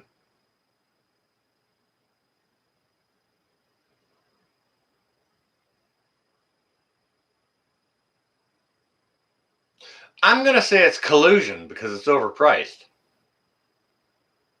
Melanie, yeah, price fixing, collusion, call it what you want. It's criminal. How they get away with it, I have no idea. Do you see the price of bread fluctuating from morning to afternoon? Do you? No, you don't. So there's less collusion there. Probably more collusion in gas price fixing. Stars, I see you there. Welcome and good morning. How are you? Whereabouts are you? What's your gas price and your temperature? Come on. You know the things to do. Come on. It's cold at the moment. You're in jammies and it's 28. What? Oh, 9 at night. Oh my goodness gracious. Yep. All right. Stay in your onesie then.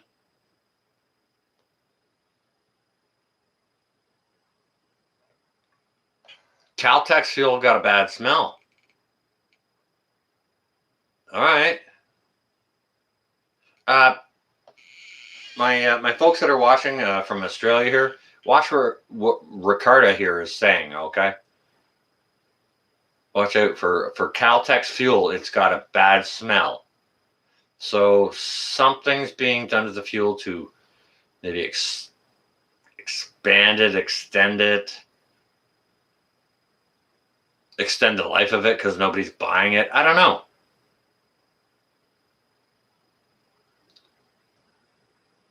$31 and $2.60 in Ohio. Okay. All right. So you're freezing in Ohio. Yep. Yeah. Do you know what, Stars? I have fresh snow on the ground here this morning. So I understand you. 260. Oh, that's still cheap.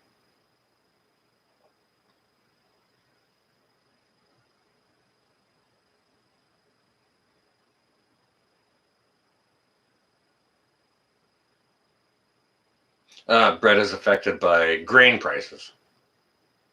Yeah, sure. But I mean, you know, does the supply and demand of bread go up between the morning and the afternoon? Yes, it does.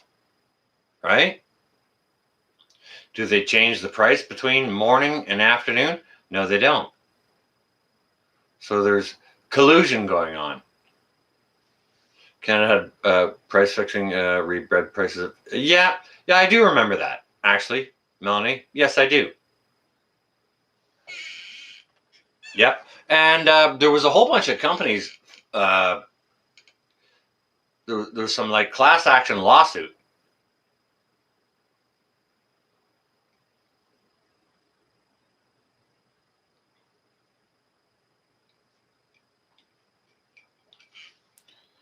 Class action lawsuits. Bibby says bread here is a steady price. All right, that's a good thing to know. Hey, Johnny.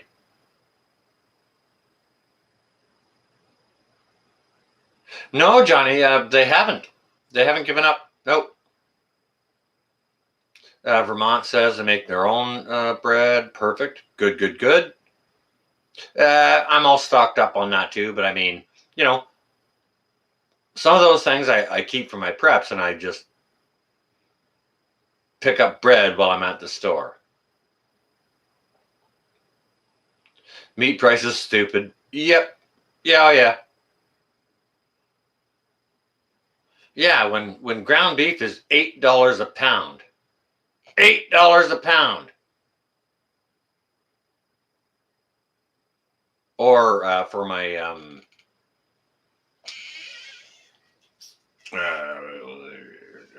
metric brothers and sisters, $8 for 454 grams. That's pretty expensive. That is pretty expensive. I saw a package of 2 chicken breasts in the grocery store a couple of months ago, and the 2 chicken breasts were $18. $18.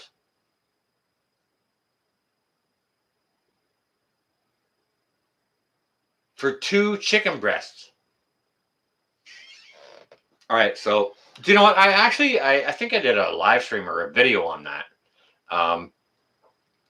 It was about, okay, I saw 2 chicken breasts. They were $18. I saw 1 boneless ribeye steak that was less than a pound, and it was $18. So you got $36 right there. And then in the same grocery store, I saw a 2-pound jar of peanut butter that was $8. All right, so hang on a second. 36 and the 36 and 8 is like 44. So with a $50 bill, you get a jar of peanut butter, 2 chicken breasts, and a less than a 1-pound steak, and you walk out with just change in your pocket off a $50 bill. Isn't that crazy?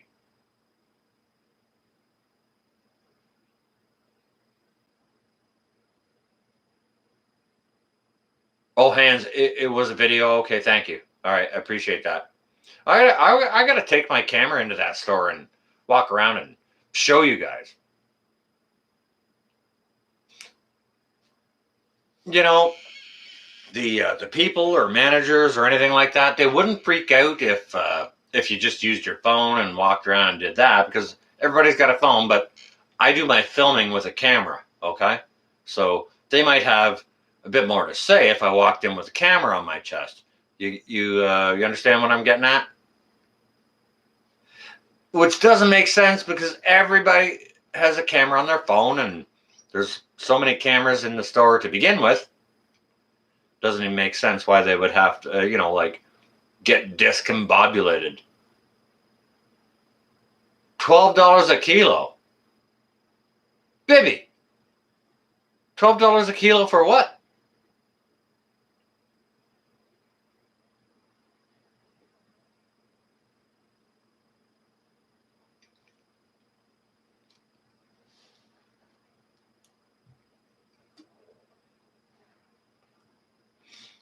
£35 a kilo.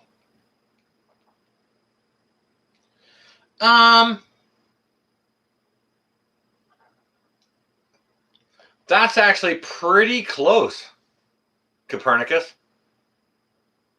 But for that kind of money, we would be talking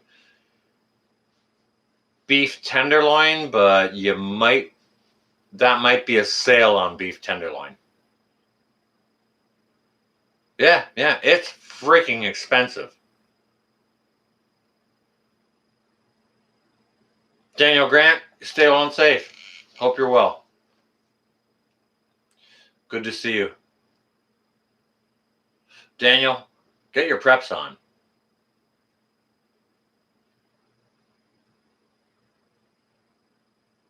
Get your preps on. Have a good day and be safe. Okay? Best advice I can give anyone. If you can get seeds, go get them.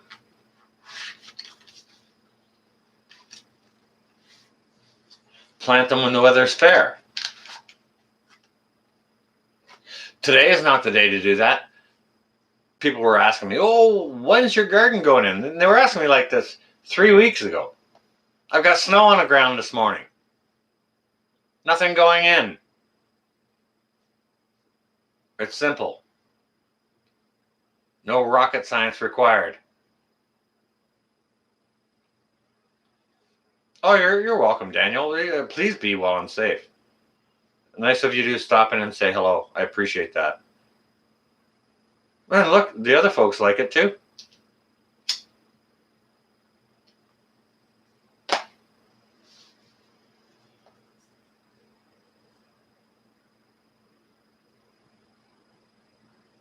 Jacques Bourne got snow on the ground. Yeah, okay. Yeah, that's not uncommon. Planting winter garden. Well, Bibby, you're just coming. Your summer's about to start winding down, right?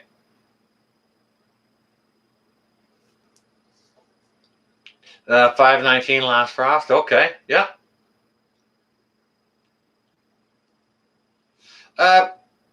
Cynthia, we usually wait till. Okay, I'm from actually a couple of hours north of here, and we always waited until the first weekend of June to plant outdoors. And I use the same principle, like being 2 hours south and that much closer to the lake. And being that much closer to the lake does have an effect. However, I still use the same principle. We have the same growing season. It's easy.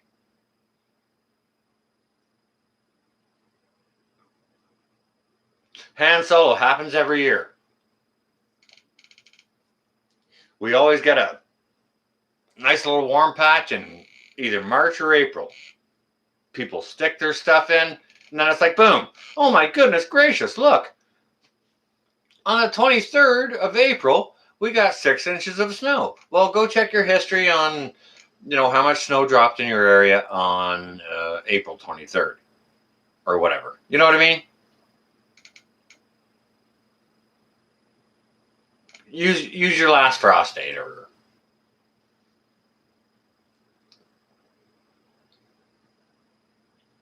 Oh, Michigan, you had snow too? Yeah. Yeah. Are you in the UP? Michigan?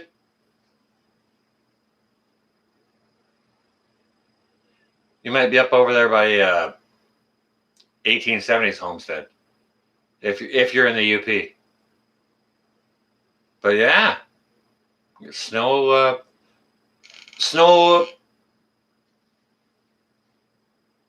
in May. All right, is there any Canadians in here who have gone camping on the May long weekend? I believe that. I'm not sure if that's the Victoria Day weekend or whatever. We call it the May 2-4 weekend. It usually happens around the May 24th, wherever the weekend takes place there.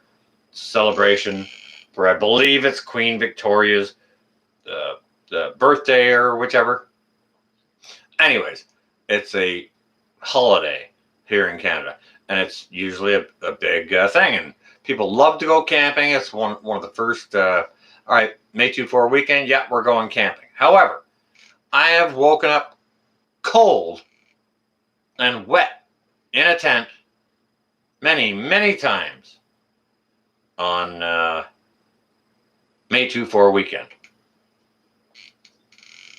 I've seen snow on May 2-4 weekend, so hence why we don't plant until the first weekend of June. Oh, you're on the lake by Sarnia. Okay.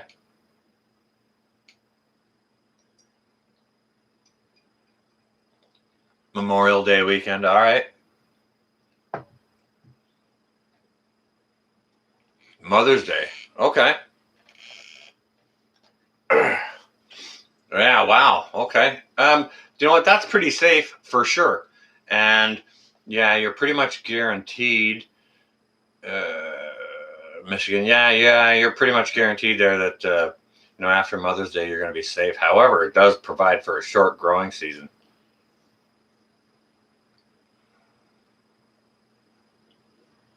So, you know what? Vermont prepper. My bones are also old. Okay. I don't like waking up on the ground with a root in my back or shoulder in a puddle or anything like that. People can go out and they can do their bug out challenges and this and that, all kinds of stuff. I've camped enough here in Canada in both warm and cold weather. I've also been homeless in Canada in an urban environment in the winter to know how to make that shit work. So screw those challenges. Yeah, I'm not going to go out and do that for fun or to test myself. If I need to do it, I'll go do it. Do I need to do it to know that I know how to do it? Hell no. Hell no.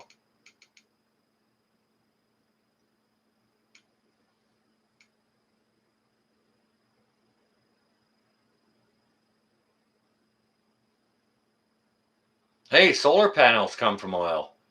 I see all your talk here in the chat. All right, so think about that. Yeah, we want to go to a no oil bullshit. Never happened.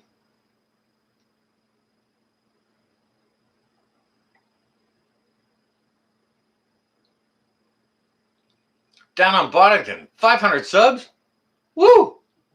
That is freaking awesome. Bravissimo. That is awesome. I kind of wonder why that's not 1,000 subs. All right. I'm going to do something about that. I'll be doing something about that. I'll be shouting you out harder.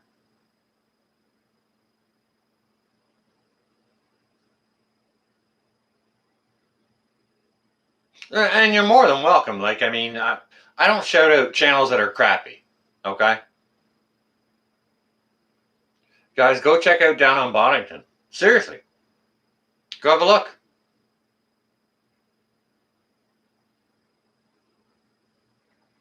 Your blow-up mattress deflates at 3 in the morning. And yeah, and then your shoulder lands in a wet puddle, cold, whatever. Yeah.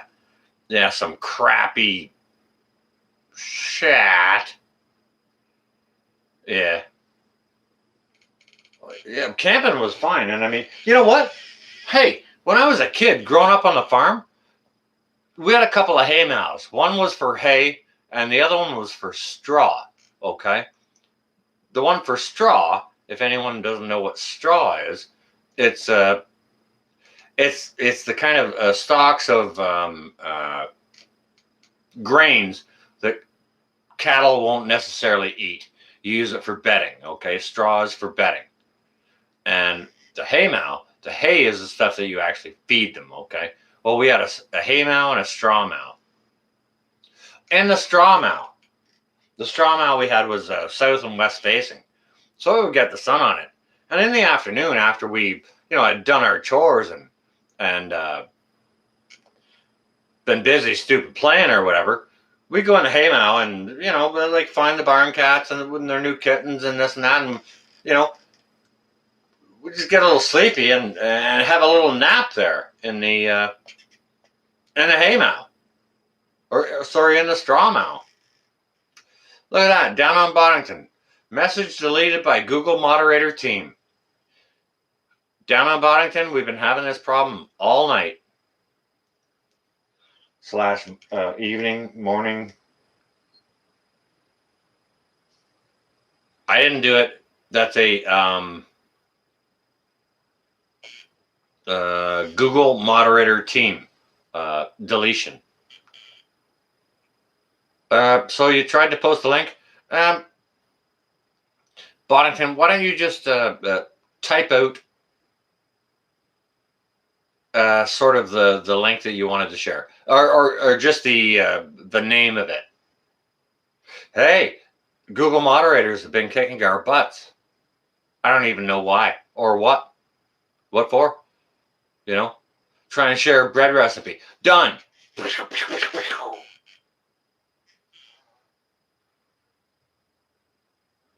It's crazy.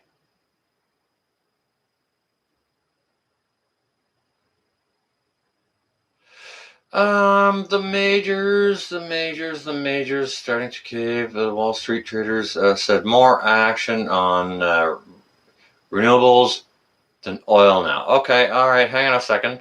All right, well, I heard somewhere that if you're going to move some money around, do it before the, like now-ish 22nd, 23rd, because stuff is going to happen. And then I heard a month after that, there may be a massive collapse.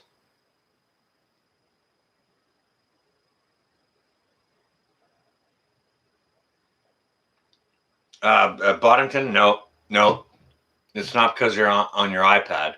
It's because Google moderators are sniping links that moderators make. So please go ahead and leave like a link to a happy birthday cake or something like that, and watch it get sniped. Seriously, go on ahead. Any one of my moderators, please go ahead and do so.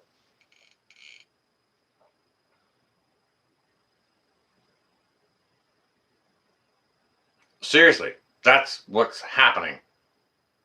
They're sniping moderators' links. So I'm going to have to get online later tonight and spitball some ideas with other moderators to figure this out. Because it's happened before and we figured it out. We figured it out.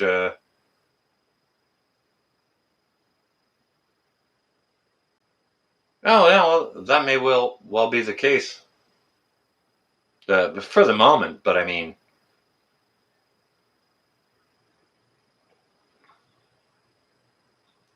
this has happened before, and yeah, definitely go check out down Boddington. Absolutely, they're part of Shed Wars, doing their thing, growing all kinds of amazing stuff. How's your weigh in? Shed Wars 21.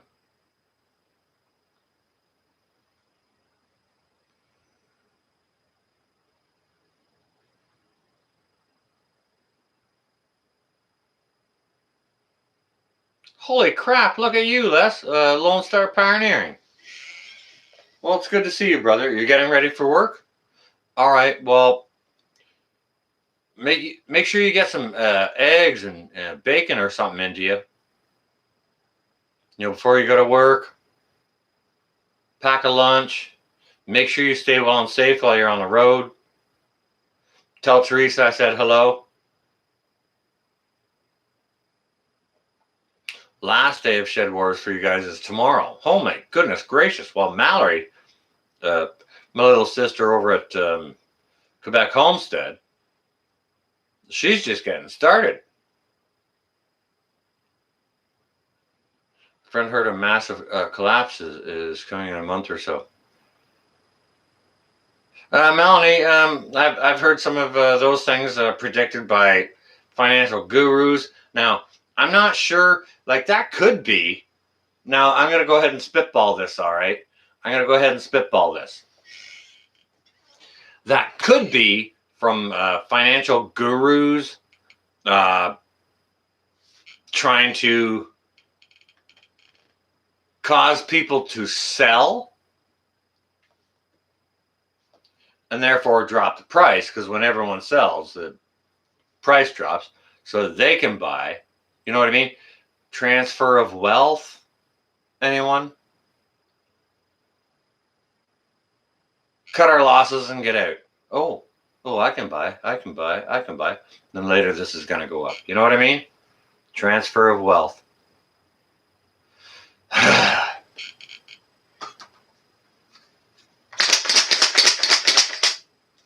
That's why I believe more in that than electrons.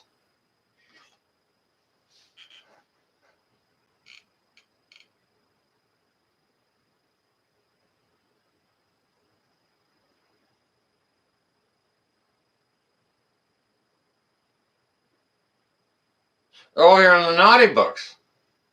What deal? What deal cancellation are you talking about? Oh, wait a second. You don't have to tell me about what the deal is. Share who it was with, Ricarda. Please.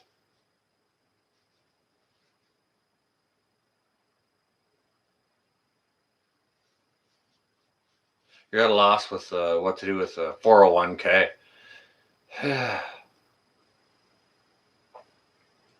I can't tell you what to do with that. You need to make your own decision on that.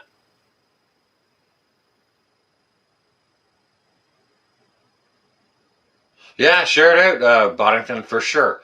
Don't try and share a link. Hey, you know what, Les? Try and share a link here. It'll get shot down. Mrs. Prepping Plumber, I see you there. I see you.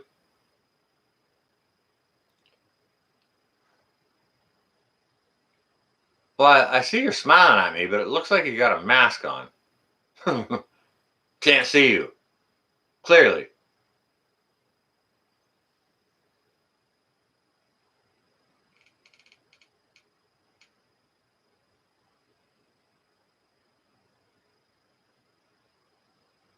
Well, I do hope you are safe, Vermont. Les, they're censoring stuff. Try and leave a link here, okay? Even to your own channel, please.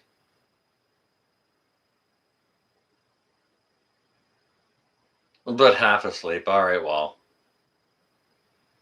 I'll go ahead and catch up on the other half of that here shortly. Big time. Big time, Mrs. P. Yep. Hey, where's Mr. P? Is he out plumbing? Maybe he's got a day off. I don't know. Who knows? Who could say?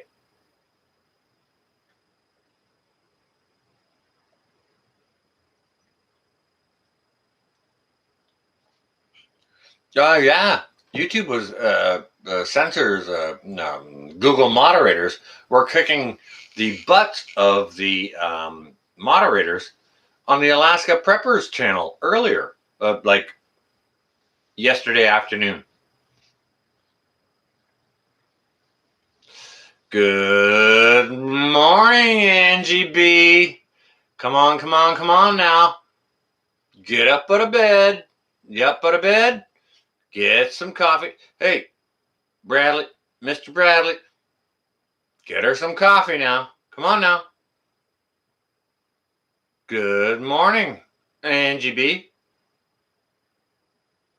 Any thoughts on CB radios? Thing of getting to this weekend. I think the Stars Prepper, we would have to have a little bit more in-depth conversation regarding that. Hey, see that down on Boddington? Google moderator just deleted your what you had there. See?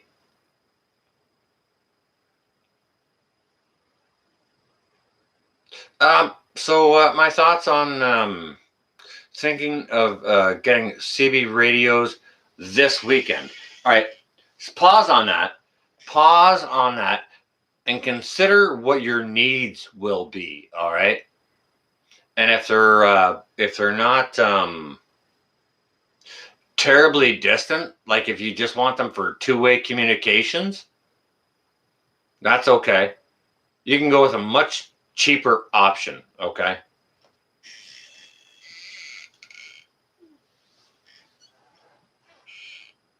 Much less expensive. And then if you just want an all alert radio, you can go get one of those.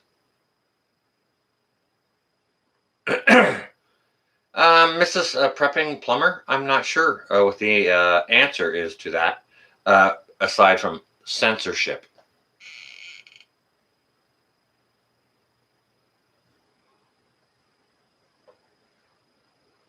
But that's the advice I'm going to give you on radios. Make sure you know what your expected needs are, and buy a little bit beyond. Like if you want to travel 20 miles, get little two-way radios that are rated for 30 miles. However, understand that it won't transmit over hills. You know what I mean? Those are kind of line of sight stuff, okay? But they're just fine. And there's a whole bunch of good ones. Don't get me wrong, you're going to have to pay for the good ones.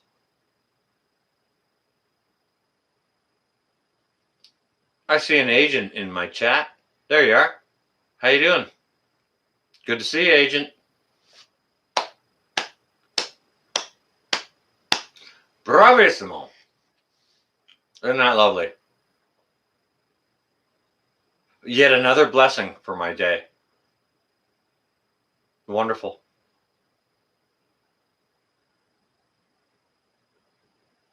Are you close to the Canadian border, and could you cross it easily or undetected? Melanie, let's just say I'm capable and I can do whatever I would like if I put my mind to it. You see that, Mrs. Prep and Plumber? They're smashing you out too. So you can see it. All right. It's not everyone in the chat who's not a moderator can't see that, okay? Mrs. Prepping Plumber. But please, Mrs. Prepping Plumber, say what you see. The comment is on your last comment. Confirm to me that it says message deleted by the Google moderator team.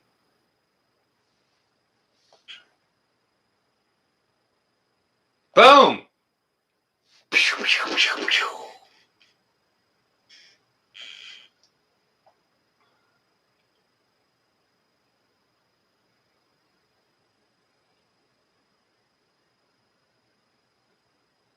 Yeah, hard copy. Roger that, Mrs. Plumber. Yep. What about non-YouTube links? Huh. Hey Jane, how you doing?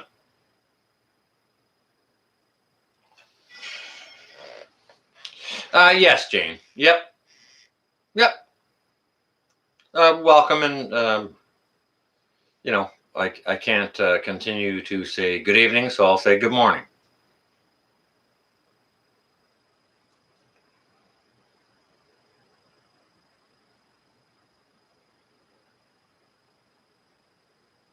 Well, Michigan, I'm welcome here in my chat. I appreciate that.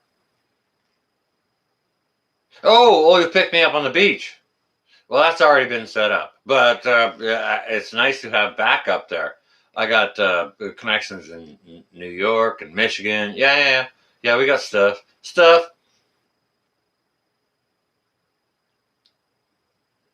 Things. Yeah, getting deleted. Things getting deleted. We have things in place. Like if I have to go south, I mean. Hey Jen, how you doing? Okay, this is just in my humble opinion. In my humble opinion, I believe things will be much worse south of me. That I'm needed to retreat there than there will be in the north. Just saying, it's friggin' cold here. Nobody wants to come here or attack it or homestead it. It's just, that's geography 101. However, if I do have to go south, yeah, I got some stuff set up. Yep. On the lakes as well. Yep. Don't get me wrong, it would be a long row, like rowing a boat across the lake. Hugely long, and that boat would probably be capsized or whatever on the way. Angie B, well, hang on a second. Take a good deep breath and have a stretch. Make sure you stretch. Go get some juice. You'll be all right.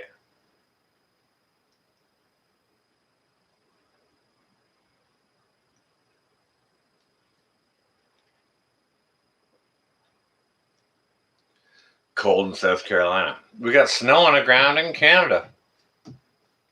No shocker, it's cold there. Deleted Amazon link for Mylar bags. What? Oh yeah. We can't be prepared. No, we can't do that.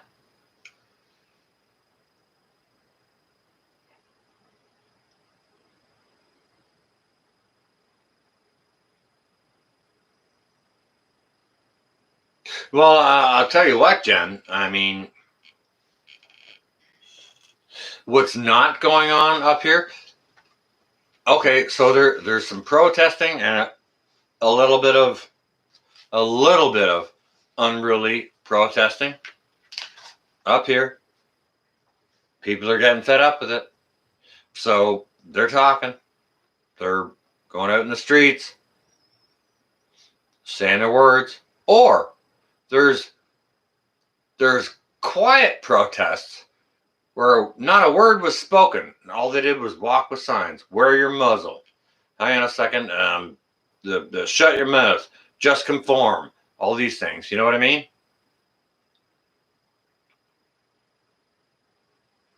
Mrs. Prepping Plumber, Liz. It's lovely to make your acquaintance. I appreciate you sharing that. I'm Sean. Thank you for that. Now, Liz, it's going to take me a whole bunch of time to remember that because I have to try to figure out some way to assimilate it because I know thousands of people, all right? So please don't bust my chops if I don't remember it easily because I'm kind of dumb. You know what I mean? Not dumb, like I'm actually really, really friggin' smart.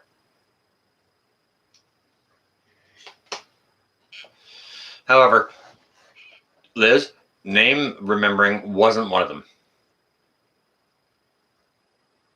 Oh my goodness gracious, Mrs. Plummer.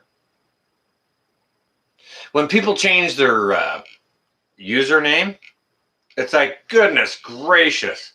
All right, hang on a second. I just spent 6 months learning your online name, and then I finally caught your first name, and then you change your online name, and everything is just like. Jane, how you doing? I see you there. Jane Benyon is not far from me. Not terribly far.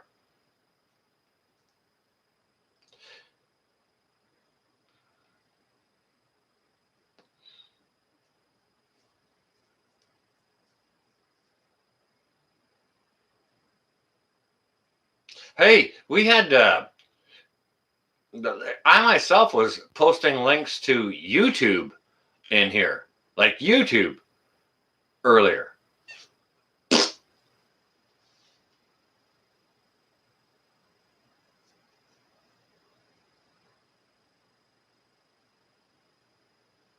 Jacques Bourne, I watched that video as well.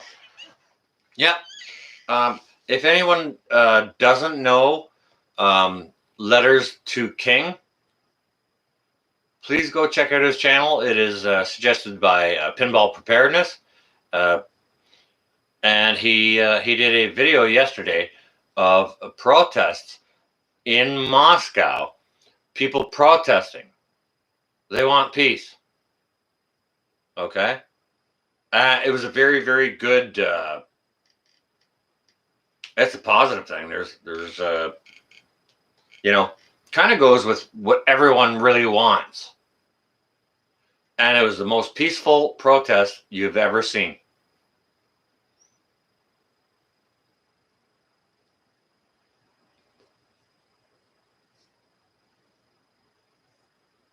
Well, I appreciate that, Jen, because it would take me you would have to remind me for 6 months that it was you. Seriously. Look at me, Mrs. Peepee just got her frickin'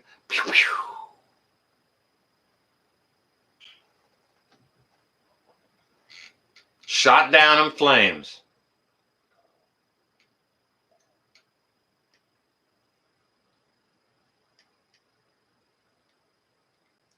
Man, I gotta light this record player up soon. All right. Note to self: allocate some money to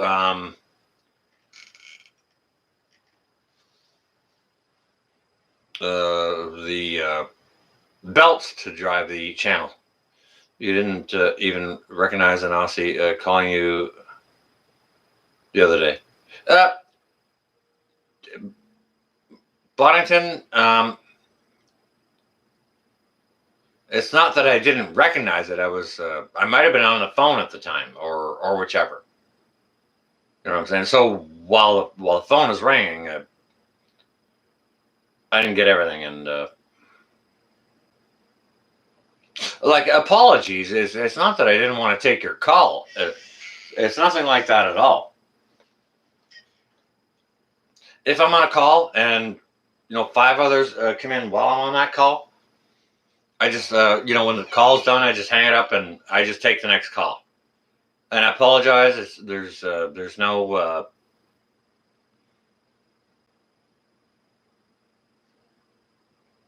there's nothing more to it. Okay.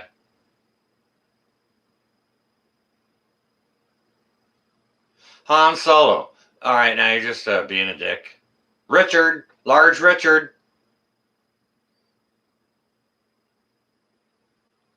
Hey, 1776. How you doing? Thought you were headed to work. What'd you do? All right, well, hang on a second. Crap, Bonington.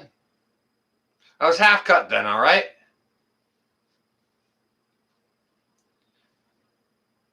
Are you just here to bust my chops? Did we have a good conversation? How about that? Goodness gracious. Bonington getting ready to punch me in the face. Do you want to call me right now? I'll take your call now.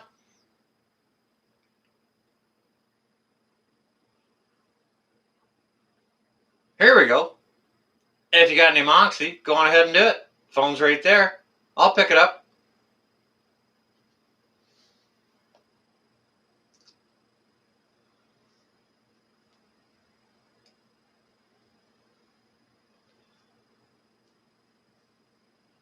Come on now, don't be shy. All right, who wants to call?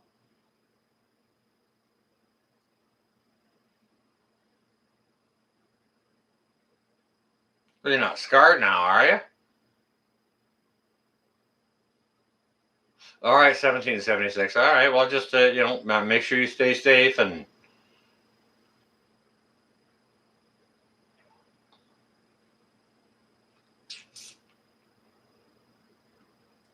If any of my Australian brothers and sisters would like to call right now, that call costs you $20.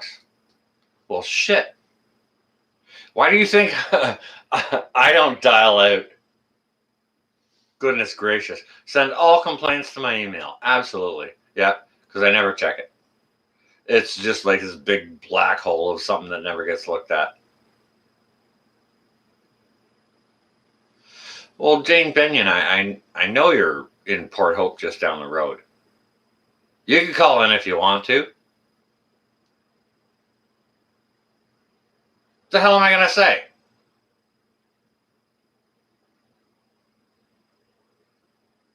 Cheap phone Gen Balls? That's okay. Stars? That's all right.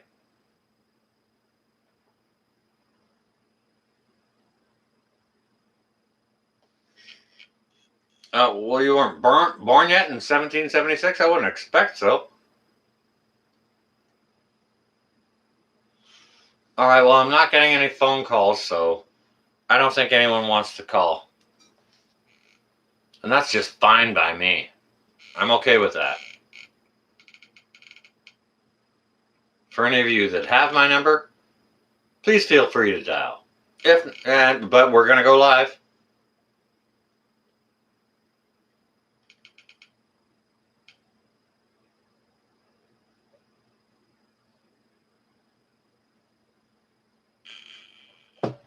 Nurse made you wear 2 masks, sealed my masks up with surgical tape. What the hell?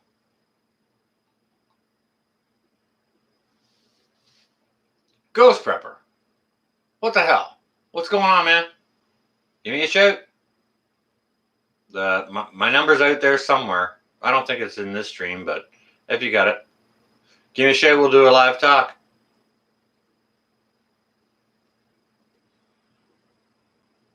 Do I ride a bike downtown Bowmanville? I sold my bike a few years back. However, I used to.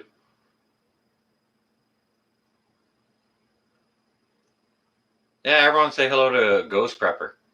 Go check out his channel. He actually could use some more subscribers. He's got 600 and something, and he's got actually fantastic information over there. So go check him out.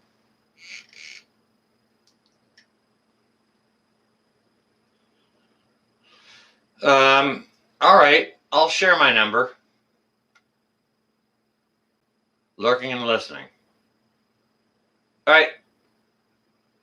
905 419 1715.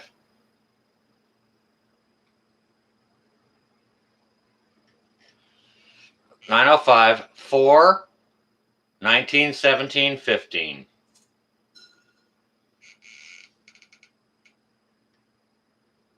Anyone wants to have a chin wag? Give me a jingle. But know that you're going live. All right?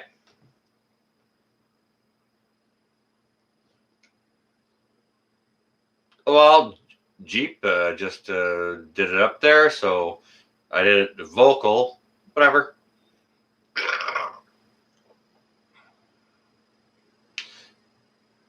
I mean, who gives a crap? We can talk about whatever, as long as it has something intelligent to share.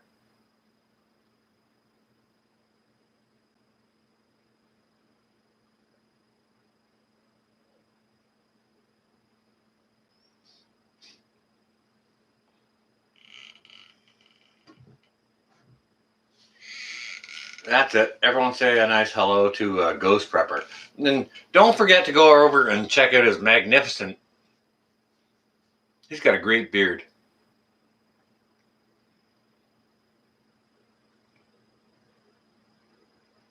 They must be sleeping. No, they're probably out for their morning break, having or it's changeover, and they're experiencing gathering another soy latte. Let's see who this is. It's Ontario. You're going on speaker. You're on speaker and you're live. Who dat? What the shit?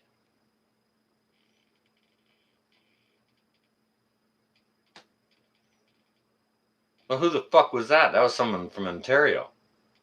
All right, well, screw you if you don't want to play. Whatever. Told you were going live. Goodness gracious. What can I say, Ghost? I call shit like it is.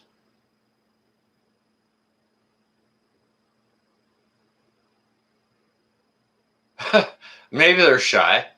Hey, well, I mean, whatever. Double glazing salesman. Just scared off the telemarketer. Well, I don't mind having a good time with the telemarketer. Trust. Like, goodness gracious. All right. Anyone else want a chin wag? Numbers up there. Go on ahead. More than happy to take anyone's call. Talk about whatever you want. And trust, you'll go live, though. Extended auto warranty. Ghost, that is hilarious AF because, I mean, I bought an old ass BMW X5, it's an 06 model, right? Like 1906 out of Cali. Or sorry, maybe it was Florida. It was sun-baked as crap. But it had less than 100,000 miles on it. You know what I mean? Body in great shape, not a lick of rust, nothing. Is it going to come with its problems? Hell yeah. Hell yeah. But, it's not a bad little ride. And as long as you can afford to keep up the maintenance with it, it'll get you where you want to go. You understand what I'm saying? It's all right. Not bad. So nobody. Hang on a second. Do you know what? I'm gonna check out who called me, and that was Ontario, so I can call them back for free. Let me just check this out. Now see that? Want to check it out? All right. Let's just back out of all this shit. We'll get the new dingler. Phone. No, not that. There we go. That one. Recent. Ontario. We're calling Ontario. Not sure who it is, but guess what? I'm making a phone call. And I'm putting them on speaker.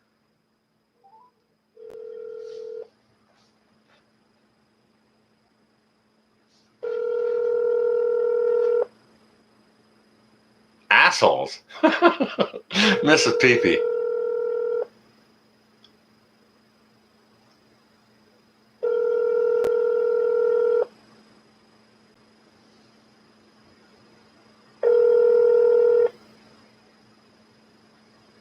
Hi, you've reached Jane. Please leave your name and number. I'll get back to you as soon as I can. Thank you. Well, fair enough. That was Jane Benyon. I don't think she wanted to be on speakerphone or something for some reason. So, Jane, if that's the case, totally get it. Whichever. If you want to call back, please go on ahead. And Jane Benyon is just a couple hours up the road from me. Holy shit! Sounds like Jane. All right, I'm going to answer this and tell her she's going public.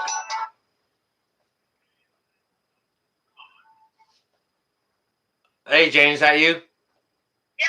Sorry for hanging up on you. My son called in. Okay, hang on a second. Wait. Before you say anything ever so much, I just need to apprise you of the fact that you are being shared live. Oh, that's okay. I don't care about that. I hung up on you the first time my son started to call me as soon as I started to phone you, and I have to answer my son. So, his nana died. So I'm very sorry for your loss. I didn't mean to just ditch you like that. No, that's all right. Okay, so I come back to the computer to talk to you, and then you called me back. I'm like, oh, okay, I'll call him back. That's okay if you ditch me. That's all right. But I mean, okay, so what's yeah, everyone, please send some condolences and whatnot for Jane's loss. Jane Benyon. Hey, it's not my loss. It's my son's, the father. His father's mother died. Well, the loss on your you know, like, I mean, come on, it's a loss, all right? Yeah, it's still a loss. We don't need to qualify the details of it, but yeah, I know, but you can't let your day go down, right? all right, yeah, for sure. Hang on a second, Jane. You want to share a little bit with anyone in the conversation? I'm gonna hold you right up to the phone to the camera so they can hear you. Do you want to share anything about yourself, or like how you doing? What's going on? I don't know. I've been prepping now for about 4 years. We're doing pretty good, actually. We Good. We got a farm last year, and I got a great big greenhouse. Beautiful. I'm having problems growing. I've been trying to find some good videos to grow. All my seeds keep dying. All your seeds keep dying. Mm-hmm. Is that a moisture problem or a heat problem, or how are you trying to propagate those? I don't know. I don't know what kind of problem it is. I get them about 2 inches and then they drop dead. Huh. I don't know if it's because of the weather. It could be acid soil. No, they're inside. They're in the greenhouse. Yeah, well, like, what are you using? What sort of medium are you using to propagate them in? Oh, I get dirt. Good dirt. All right. Huh. That's you know the little cells that you buy? Yeah. Yeah, I got them in them, and they get like 2 inches tall, and then they drop dead. Do you forget to water them or something? Nope, I water every day. I water twice a day. If they don't need it, I don't water them. Huh. That is strange. I had 250 peppers, and they're all dead. 250 peppers are all dead. All dead, yeah. And 300 tomato plants. Holy cow. I know. And they're all dead? They're all dead. Well, yeah, they died Sunday morning. Well, what are you going to do about that? I'm going to have to start growing more. I guess. Are they? Why? So they can all die? Like, are you growing them in too hot of an area, or like what? Well, I don't know. I think maybe I had the greenhouse doors open so the cool air would go on. I had the fans on during the day, and then at night I shut it all down. Well, it got pretty cold here in the last couple of days. So with those doors open, that might have killed everything. You know what I'm saying, okay? I didn't have the doors open when it was cold out. That was yesterday. It was nice on Sunday. Maybe they're getting too hot. Jacques Bourne in the chat is saying. I don't know. I was thinking they got too hot too. I cooked them. I got steamed vegetables. Steamed vegetables, even. Holy crap. Well, if that isn't the positive side of anything, I don't know what is. Steamed greens. That's awesome, Jane. Hey, listen. Seeing as I got you on here, What are you doing up all night doing a 7-hour chat? well, the thing about it is I don't do live streams on Wednesday nights, so when I do them, it's just like kind of luck out, and it's probably gonna wreck me for the rest of the week. But Are you working today? no, I haven't worked in a few weeks, and I don't plan to work. Hopefully, for not for another week at least, anyways. But so, anyways, Jane, do you have something on your mind? You got a question you'd like to ask me, or anyone in the chat, or whatever? No, I got no questions. You just want to call and say hi? Yep. Well, I appreciate that, Jane. I figured I'd touch base with you since I ate your pork there, your female bacon that you made. Well, I appreciate that, and anyone in the chat who doesn't know, I make my own pea meal bacon. If you don't know what that is, it's like a pickled, sort of a brined pork tenderloin cut.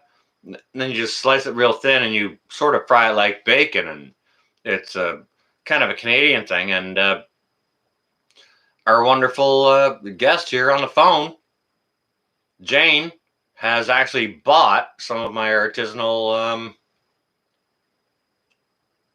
pea meal bacon and ate it. So it's actually very, very nice to have you call in. I appreciate it. How about that? That's a good thing. And how did you enjoy that? It was good. It was really good. I liked it. That's why I asked you if you had any more, if you were going to drop any more off at our farm. Do you know what? I haven't been to our farm since all this BS began. Yeah, they were still open, eh? They're still open. Yeah, they're still open. I talk about my buddy Dan. He's always dropping off his eggs there and maple syrup, and like he's probably already sold out of maple syrup, but he does his honey there and all kinds of stuff. And yeah, I did all my smoked meats over there, all that kind of stuff. Yeah, I like them. I go there quite a bit. To our farm. Yeah. I go there for local stuff all the time. I try to shop local. I don't go to any of the big stores. Well, shit, maybe I should start doing some more stuff and dropping it out over there. Get back in touch with them. Did you hear we have a new dairy farm? Over at our farm? We're having a new dairy farm that's selling local dairy. It's called Sargent's Family Farm. It's in Bowmanville, and they're selling local dairy. You can buy it at Welcome Feeds on Highway 2. Shut your whole entire face. Nope. Really? Okay, hang on a second. I need to go buy some whole milk so I can be making butter. I need to be making butter at home. No, they pasteurize it and everything. You can buy your 1%, 2% whole milk, whatever. I don't want it pasteurized. Yeah, you can buy whatever kind of milk you want and cheese. They just opened up. I believe that they're going to start selling their milk real soon. So Highway 2 where? Welcome Feeds. Welcome Feeds used to be down in the gully there on Highway 2 in Romanville. And now it's on... Highway 2 and where? Highway 2 by Rundle Road, Rundle and Holt, in between.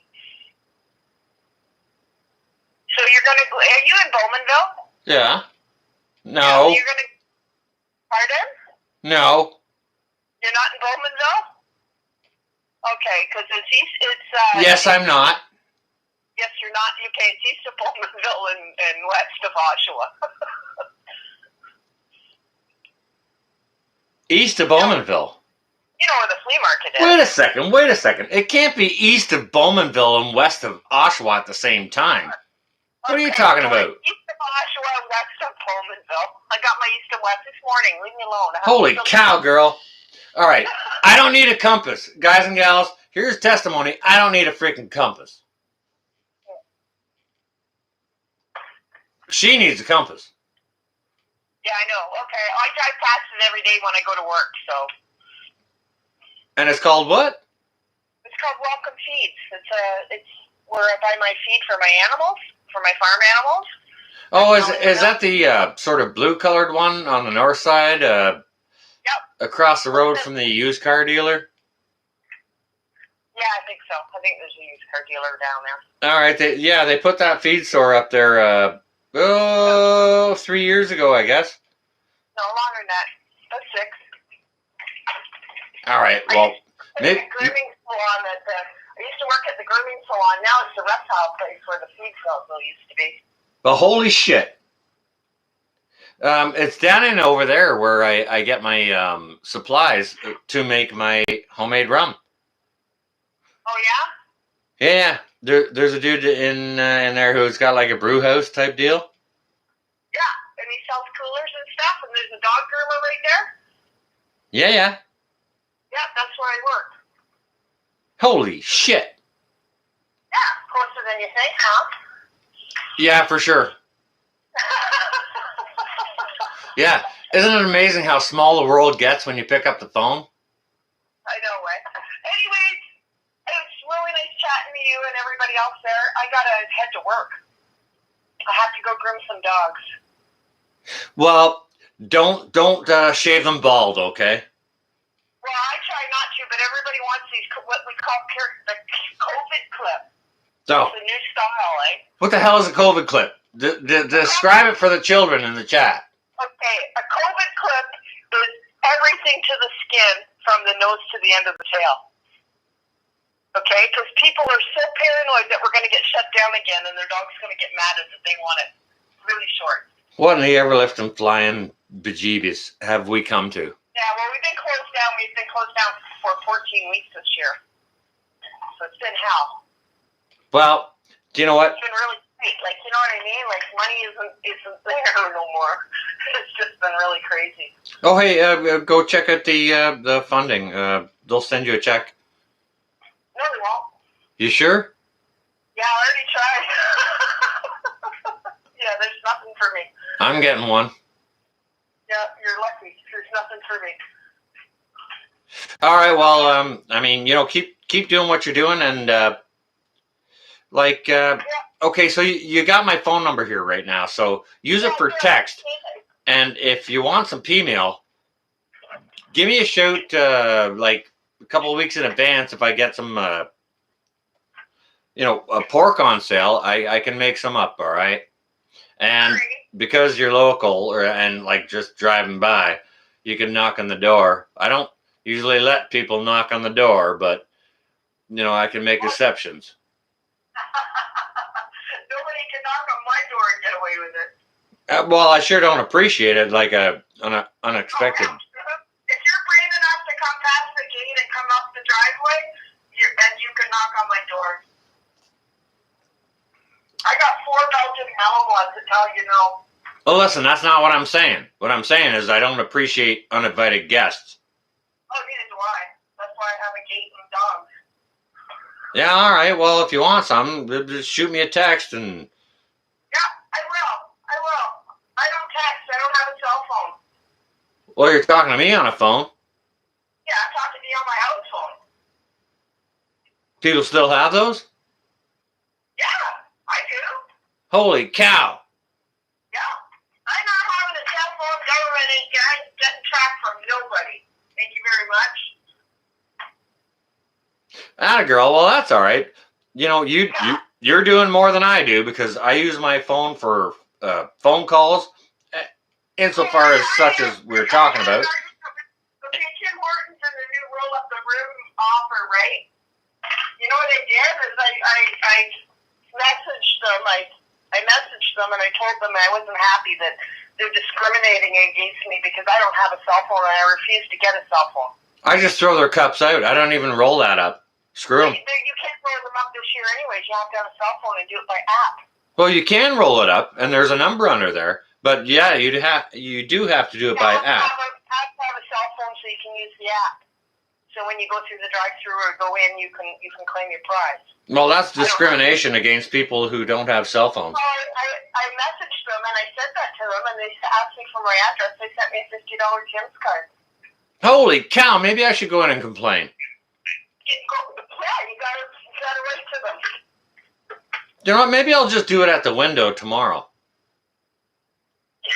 Just see what they say. That might be better. Yeah. All right. Well, we'll see about that. All right. You know what? It was lovely talking to you. I gotta go and feed my horse and let the alpacas out and get to work. Letting the alpacas out. Awesome. Awfully nice of you to call in. You stay well and safe. Have a safe travel to work. All right. All right. You too. All right. Have a good day. All right. Good morning. You Bye. too. Bye. Bye-bye. How cool is that? Lady fairly local to me who has actually bought some of my homemade pea meal just called in to chime in. Isn't that cool?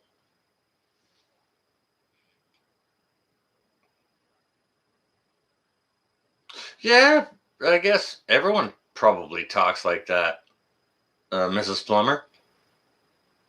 Ricardo's on your way? All right, we'll see you.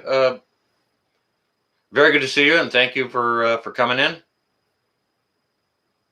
But yeah, this is somebody who called me from a local, fairly local, where I am, who actually bought some of my meat products out of a sort of boutique shop where I sell it, where, my buddy Dan sells his free-range eggs, where he sells his honey and his maple syrup. Yeah, I used to sell stuff there too, and that's where she bought mine. She said it was good. What can I say?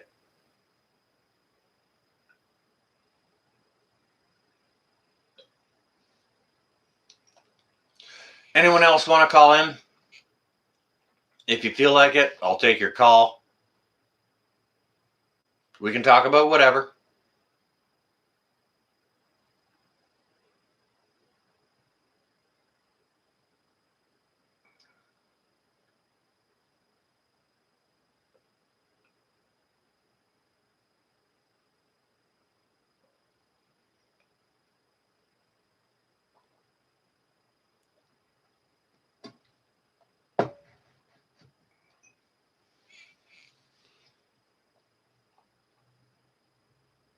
Should have brought your whiskey in the Yeti. What? You're going to feed your Yeti whiskey? What the? What? Why would you feed your Yeti whiskey? You should save that for yourself. Like, I'm just saying that's smart behavior. You know what I'm saying? Yetis are more fun drunk. All right. I cost you $25 for you. Don't give it a second thought. Don't give it a second thought. I totally hear you. 1776. Stay well and safe. Be careful at work. Don't work too hard. All right. Anyone else, though, wants to give me a shout, my number's up there. It has been posted. Here to take your call. This is a rare occasion to do this in the morning. I'll put it in my pocket because I'm going to travel a little wee bit. Yeah, I think I might. Yeah. We can talk about whatever.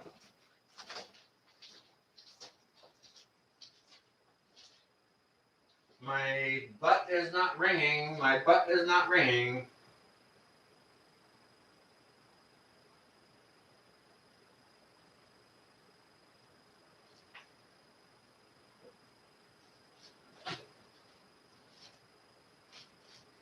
Yeah.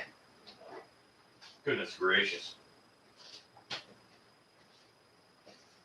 Haven't even had a nap yet. Looking outdoors, got snow on stuff. There's snow on stuff. Okay, so there's snow on stuff, but it's supposed to be like 17 degrees, or that might translate to 68 tomorrow.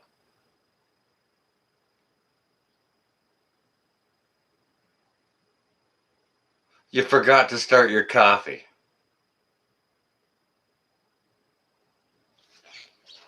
Booty call. Scarlett, there it is. Yeah, go, give me a jangle. Number's up there. Go on ahead. I don't want to talk about my butt, though. No. It's, we can talk about whatever else, though.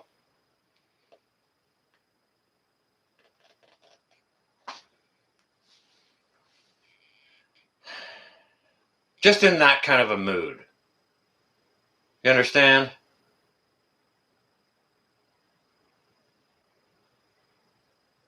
$46 people watching. Ain't no one calling. Y'all scared?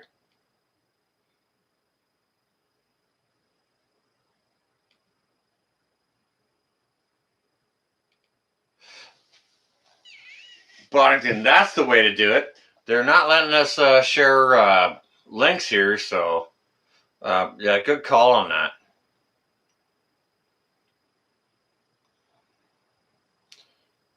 Look at that team down under, Shed Wars 21. Check it out, guys and gals. Great gardening tips from around the globe. Around the globe. Hidden Harvest Grow Lights. Hippie Speedball. In 3, 2, 1. All right, well, give me a jingle. 3, 2, 1. If that's, not sure what you're saying there, but go on ahead. Give me a shout. I'll put you up live. We can have a little talk about whatever. Anyone else?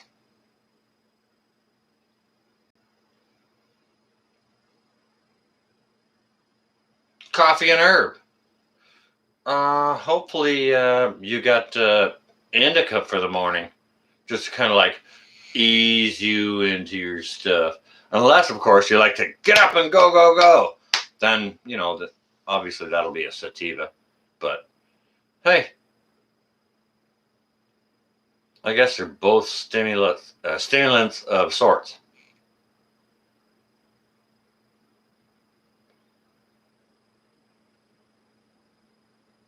Anyone?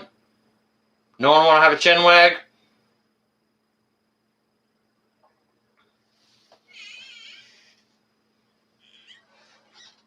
Good morning indeed. More than happy to have a morning chat with anyone. My number's up there. Go ahead and give it a jangle if you feel like it. You will be put on live if you're okay with that. Oh, hang on a second.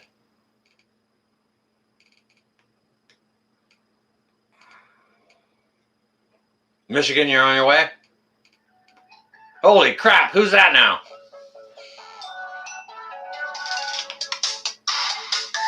Looks like Florida.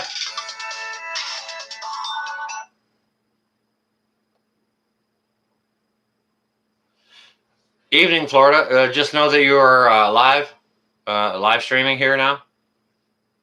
North even. Hey, who dat? It's Jeep. Jeep! Holy cow! No What's going on? kidding. Oh, hang on a second. Say who you are again and say it loud. Jeep. It's Jeep. We got Jeep on the phone here. What's going on, brother? Sitting here drinking some coffee. You gonna get some coffee? Okay, yeah. And then what? No, I'm already drinking coffee. Then I'm about to go to bed. I just got off of work. You're drinking coffee and gonna go to bed. You get off work. Okay, cool. Well, what's on your mind, Mr. Jeep? Man, what is up with the Google moderators nailing us all night? I don't know, dude. It's been brutal. I noticed it first a couple of 2-3 months ago over on Ed's channel. You know Ed? Yeah, I know it. Okay. So as a moderator, you can see those things, but like as people in the chat, you can't necessarily see anything else, right?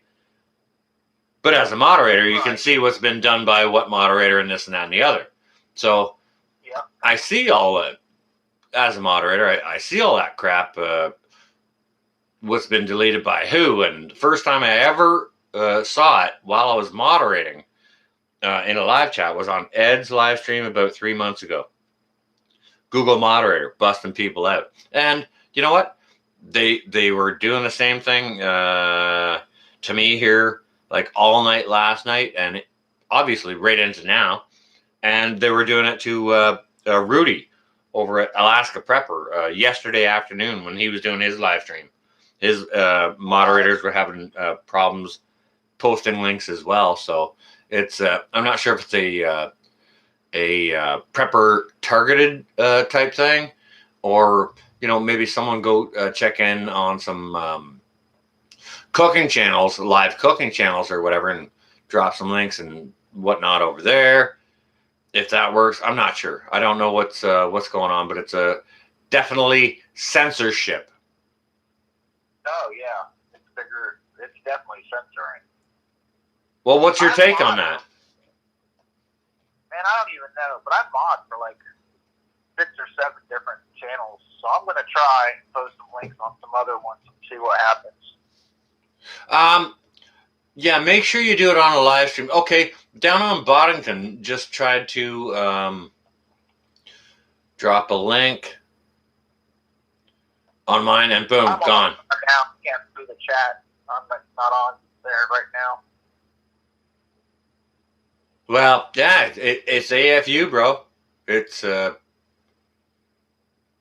all fucked up. I don't know why they're doing it, or who they're targeting, or if they're just trying to shut down. Okay, so Mrs. Prepping Plumber just dropped somebody's link. I'm not sure whose it is. She hadn't said, but we'll just see how long it stays there, and it'll probably get smoked too. I know 9 out of 10 of them are getting shot down. Because, I mean, every once in a while, like I posted one for Hutch Homestead earlier, and it stayed. Okay. But, I mean, where did you post that? On your chat. Oh, okay, Jeep. Listen, I'm sorry, man. There's absolutely no way I can see everything. Oh, no. And I apologize. Nose picking was posting them left and right. Everyone was getting smoked. Yeah, we were all posting them like crazy. All right, well, hang on a second. All right, well, Mrs. Prepping Plumber has posted something here that has stayed. I'm not sure what link it is to, but maybe you can jump back on, Jeep, and post something else. Hang on a second. You know what? I don't even know if you're a moderator on my shit. Are you? Yes, I'm a moderator. Just exploring every back. Well, you ain't got no idea how much I appreciate that. I appreciate that very much. But if you'd like to go ahead and post another link to, whatever, Sunshine Bunnies and Ponies, or, something like the happiest birthday cake you'd ever find, or whatever. So it's not something they can shit on you for. And see if you get shot down. We posted the link to Google, and it got shot down. Yeah. So, I mean, I don't know. It's retardation. Yeah. I posted your link on your page, and they shot it down. All right, okay. All right, thank you. I believe I think I saw that. Yeah. I posted your link on there, and your link got shot down to your own channel. Yeah, it's crazy. It's like all our subs disappear. Down on Boddington, go into your settings and take out some. You'll find people in there who have been banned from your channel or whatever, and you can go find them and unblock them, because that's happened to me before too as well. Like, I mean, you know, I've had like great channels that are subscribed to me, and they're like, oh, I've been blocked. It's like, well, how the hell did that happen? There's like absolutely no way that you should be blocked from my channel. That's like my sort of internet sister. You know what I'm saying? There's like no way in hell you should be blocked. Yet, blocked. You got to go in, check it, unblock some stuff. And it's kind of like you got to go out and clean out your plumbing. Well, hey, North, I got to go run my daughter to school, man. It was good talking to you. I'll talk to you later. Well, I appreciate you, brother. You stay well. I'm safe. I got Hawaii calling in. See ya. Yeah, I'm trying to answer the call. All right, thank you. I believe I, yeah, I think I saw that. Hey. Hello? Hey, who dat? Is this Sean? Yeah. Yeah. What's up, Sean? Everything's up. It's all up, bro. What's going on with you? Not a lot, bro. I was just going to go and cut my own hair. I thought I'd give you a call because I've seen you're on live still. You're not on live still, are you? Yeah, and actually, we're live streaming, and okay. So if anyone doesn't know, this is my brother Johnny Harper, calling in from Hawaii. Say a nice hello to everyone, buddy. Johnny. Dude, hello, man. How's everyone doing? Hello. I hope everyone's having a pleasant evening. If anyone doesn't know my brother Johnny Harper from Hawaii, he's a sushi chef down there. And not to mention that, he's a great guy. Grows all kinds of stuff, natural ways. He loves to go out in the nature, enjoy it, share it with people. And I mean, are you kidding? A sushi chef from Hawaii? Come on, guys and gals. Go check out my buddy Johnny Harper. Thanks, Sean. I thought you were on with Tin Man just now. I was, and I think I'm not sure I hung up on him properly. I think we were kind of talking at the same time when you called in, but he had said goodbye and stuff like that, so it's all good, bro. Cool, man. I'm glad to hear you're doing good. I had my wife on with you earlier, and then I lured her down to help me with gardening, and we had a fire going, and I got done building the archery backdrop that Colin told me about. That finally got it built. Dude, you know what? It only the penny only dropped on me that it was your wife talking to me, Mrs. Harper. Yeah. Like after a while, it's like, wait a second. And at the end of it, I'm like, holy crap, wait a second. That's Johnny's wife. That's funny, man. That's funny. Yeah, I had you playing on 3 different devices, man, because I've been working so much and trying to catch up. I was like 2 days behind, bro. I had all your live streams playing on 3 different devices, and one of them happened to be Anne's, and she's like, oh, I'll take this. Cool. And she's like, yeah, so she's chiming in and doing that whole jazz, man. Because I always watch all the replays, man, and I don't miss a note. That's awesome. That's awesome. Yeah, man. Yeah, you know how we roll, man. We gotta support, dude. Yeah, for sure. And you know what? To be honest with you, Johnny, I've been remiss in supporting. I'm not getting notifications. Like, all right, I'm coming to a point where I'm subscribed to so many freaking people. I'm getting dumped all the time. You know what I mean? Dude, I was really upset about that too. Is what happens with YouTube lately that I noticed. Okay, so if I'm like going down because I've been working a lot, man, and I watch videos like till I pass out. Yeah. And it goes over 2 days. They take those videos away from you. What? So you can't watch them, dude. So if I'm like rolling through and I scroll back, I'm like trying to find out where I left off because I got a red bar, right? I got a red bar on how much I've watched of a video. I'm like, okay, I didn't finish that, Yeah, so it should take you back to it.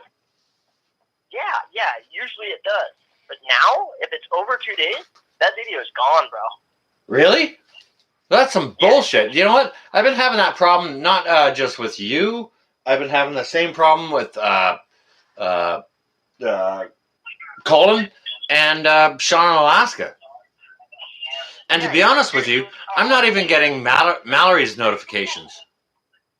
Really? Yeah, dude, they take the damn videos away, man. Yeah, bro. So what I've been doing, and it's interesting because I'm running 3 devices, okay, Sean? So I got my phone, and that's what I usually operate on, right?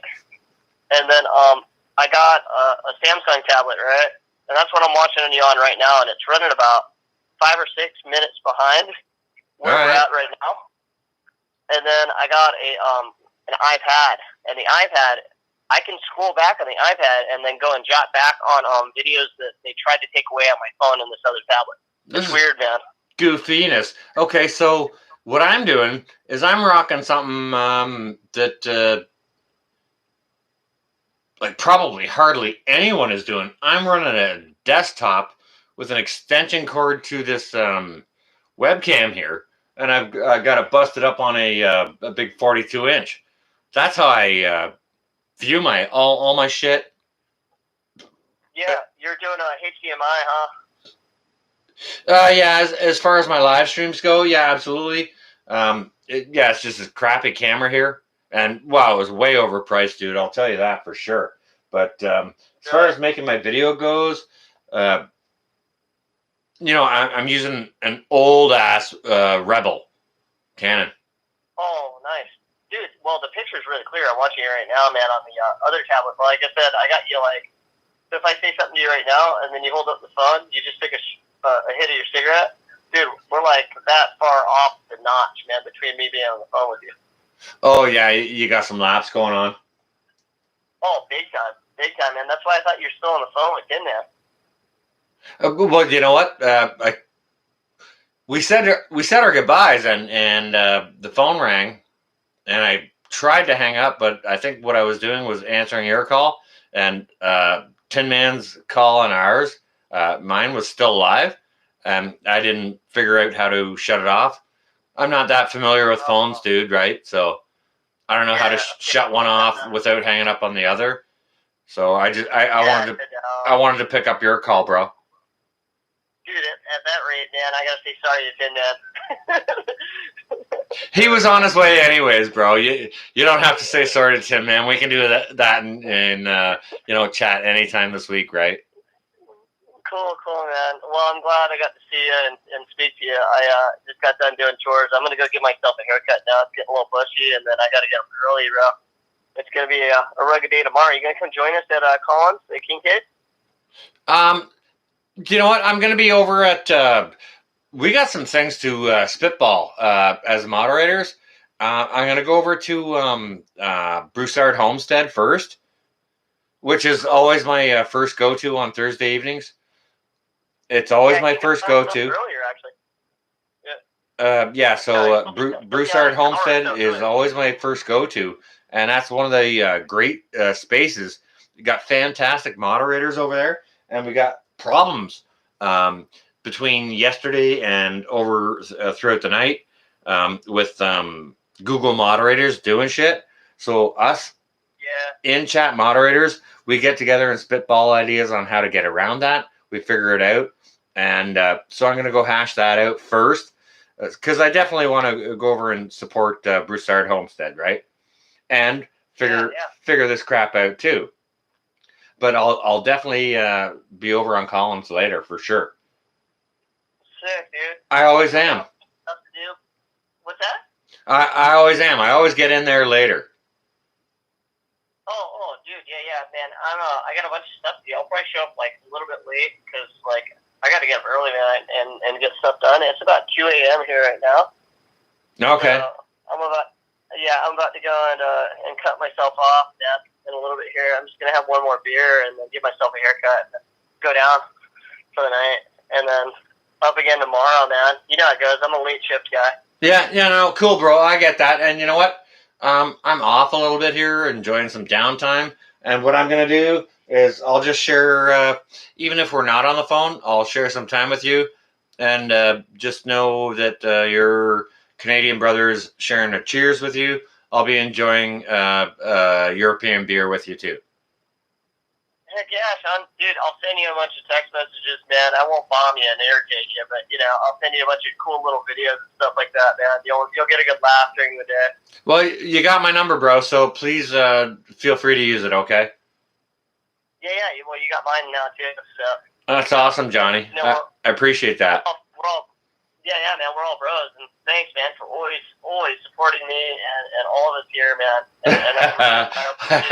I got Johnny Harper from Hawaii here on my phone. He's a sushi chef. Go check him out, guys and gals. I'm telling you, ain't no joke. You're awesome, Sean. Thank you so much, man. And if you talk to your brother before I do, tell Wade I said what's up. I will, and I'm still praying for hope that their deal goes through. Yeah, dude. He finally found a good place, dude. I saw the video. Yeah. So, you probably saw me in the comments, man. I was making fun of some of those other places he found, man. Yeah, I see you all over this place, Johnny. Yeah, I was like, dude, don't get it. It's haunted.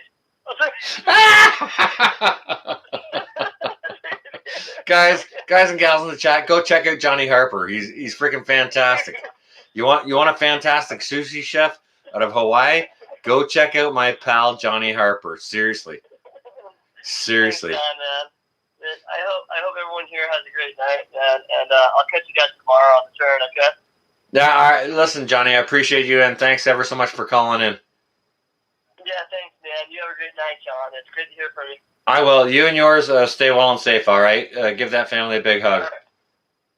Oh, yeah, bro. Oh, yeah. All right, man. Cool, man. Stay well, Johnny. Yeah. All right, ciao. Freaking Johnny Harper, everyone. How cool is that? What's going on in here? You guys behaving yourselves? No, somebody's got to be elusive. I almost didn't see you there.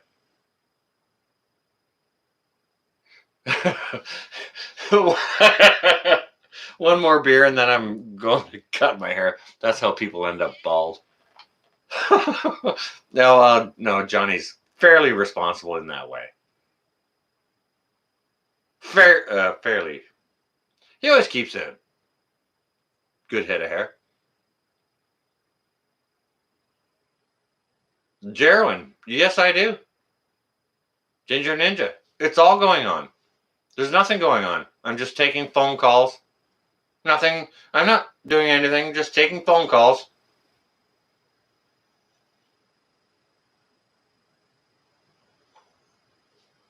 So,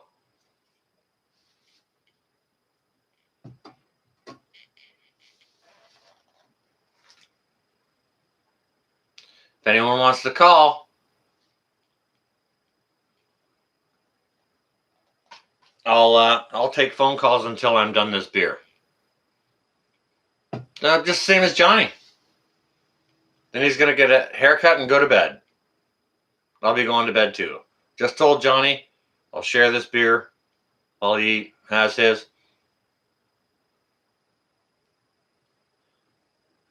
Elusive. Hardly, almost didn't even notice him. Like, what the hell? How do you do that? Teresa, text me. No, this is a call-in opportunity.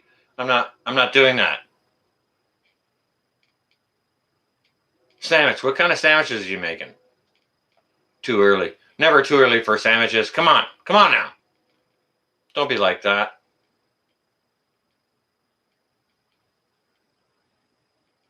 Is anybody out there?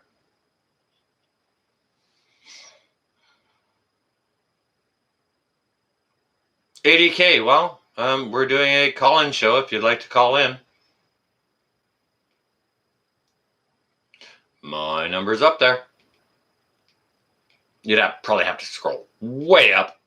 905-419-1715.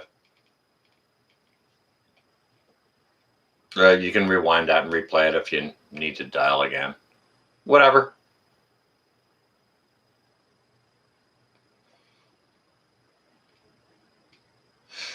Jandera, it's happened before. Holy crap.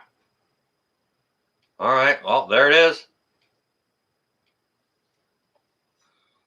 For anyone, and we can talk about it. Anything. Whatever you want to talk about.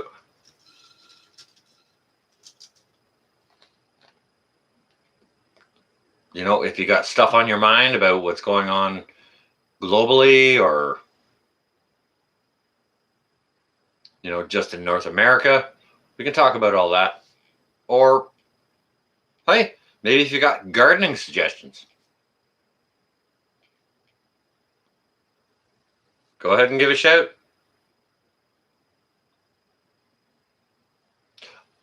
Yeah, I appreciate that. I appreciate that. I know you shared it. Thank you ever so much. Oh, I can see it there. Yep.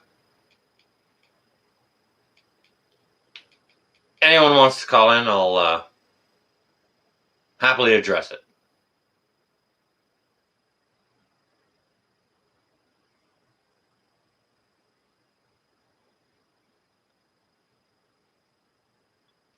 Do something to make the day pass quicker. Yeah, go drink 2 cups of coffee very quickly.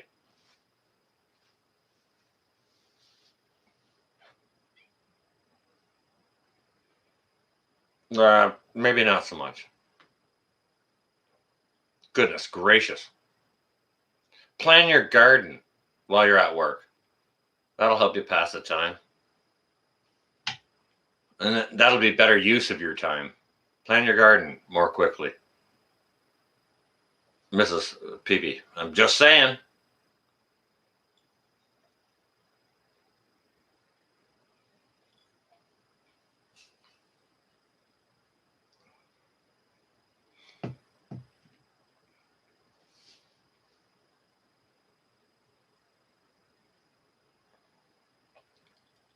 Oh, elusive. Do you know what? She's at work. I don't think she can necessarily hammer too much tequila in.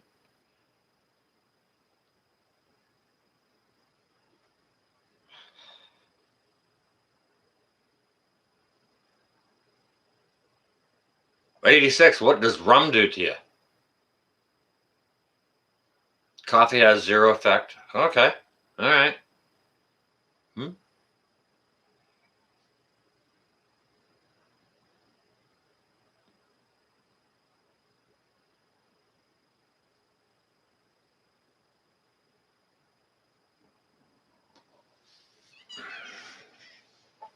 Hey, look at Ginger Ninja. Beautiful.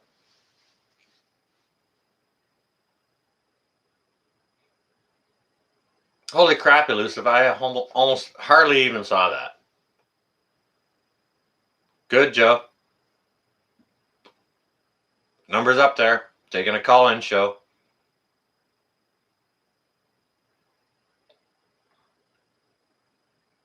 Mind you, will be live. Anyone who wants to call, go ahead. We can talk about whatever you want to talk about.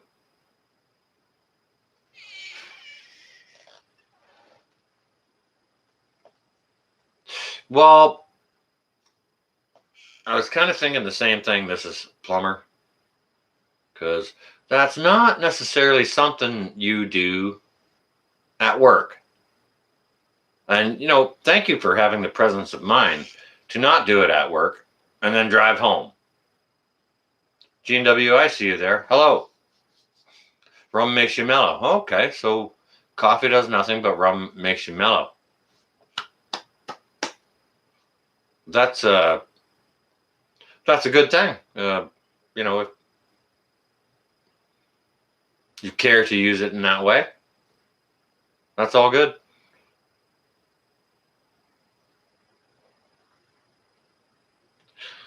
All right, guys and gals. Anyone else? Wow, I thought this was going to be a replay. No, not a replay. Unfortunately. Unfortunately.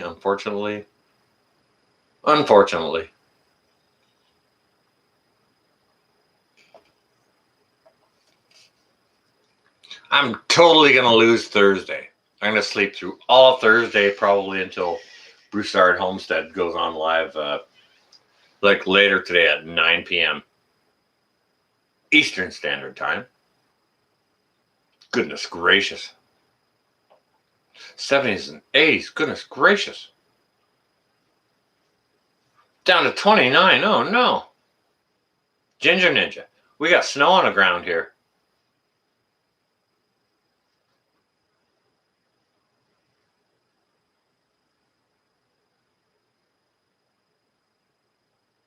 Oh, holy crap. 1886. Well, that's cool. All right.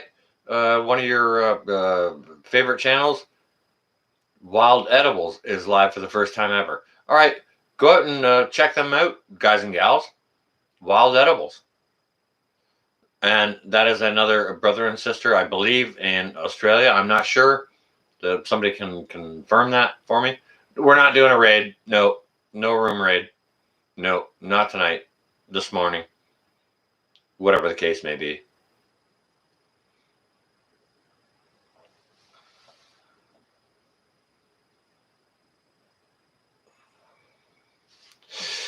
Snow is a 4-letter word. Oh, Walla's in Canada. Oh, is that a fact? I didn't know that. Oh my goodness gracious.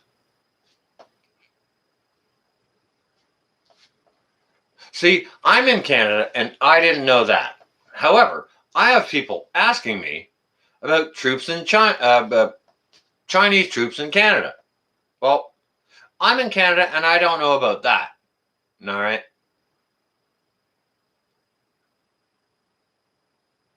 Imagine. And guess what? There's no freaking correlation.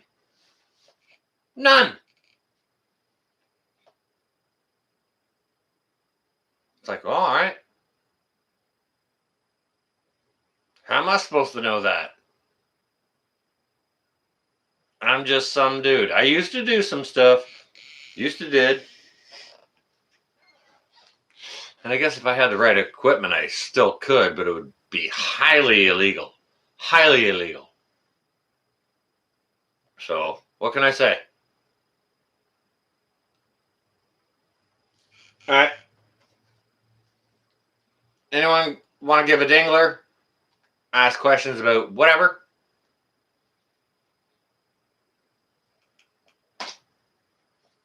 We can talk. It's fear-mongering. Oh my goodness gracious. What's fear-mongering? Oh no. Can't have that. Where's that happening? Ginger Ninja.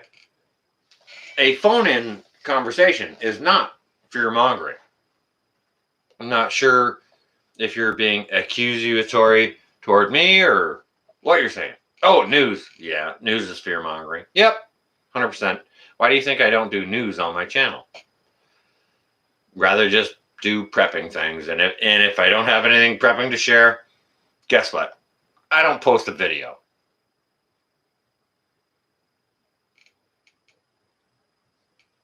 It's that freaking basic for me. And don't get me wrong, kudos to all those guys and gals who are out there actually bringing the news.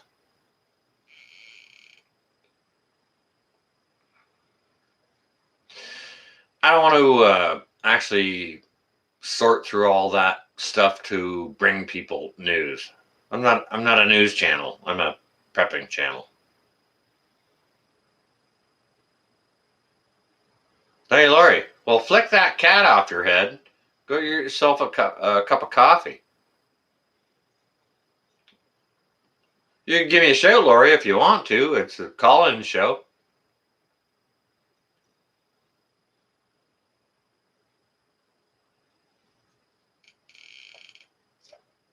I'll allow it.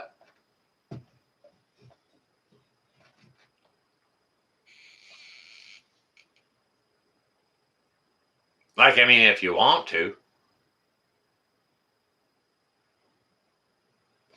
What time is dinner delivery?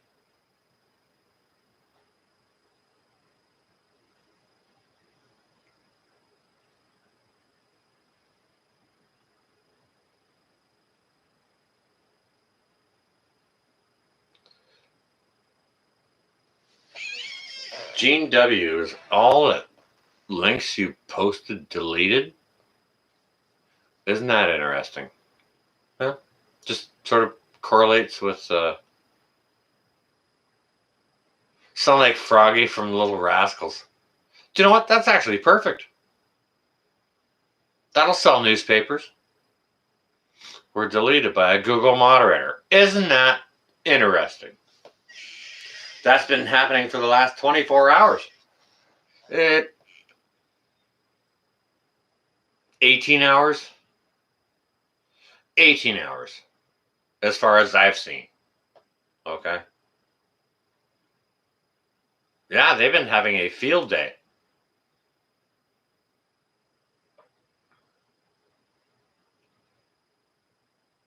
Yeah, go away, Google. No kidding. Like, what the hell?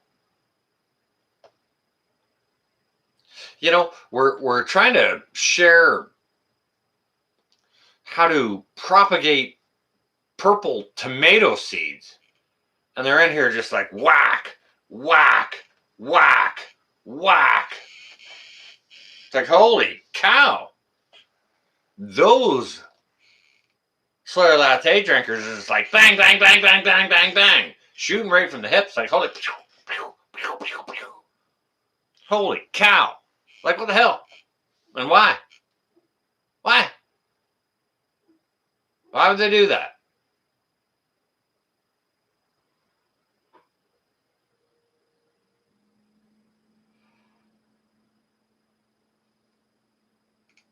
I don't know. Your guess is as good as mine. All right. One last chance here. Anyone wants to give me a jingle, we can talk about whatever you want. My number's up there. You may have to scroll up or whatever, but give me a call. I'll pick up the phone and we can talk, but be aware, I'll put you on speakerphone.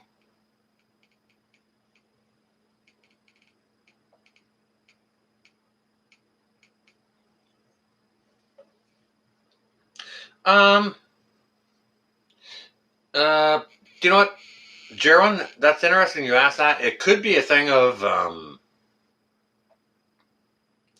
too many links being dropped, possibly. I have no idea.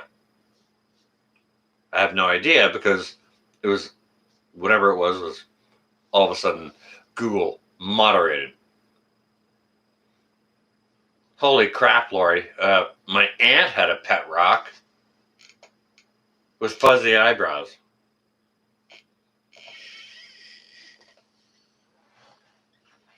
No pet rock. Nope. My aunt had one.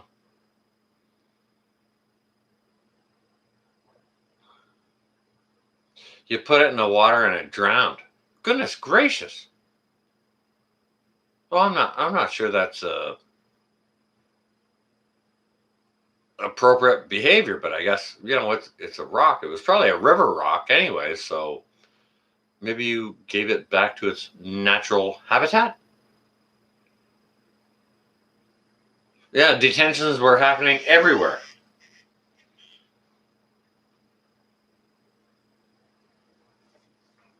Yeah, definitely have to see what we'll definitely have to see what future lives do for sure, because I mean, what the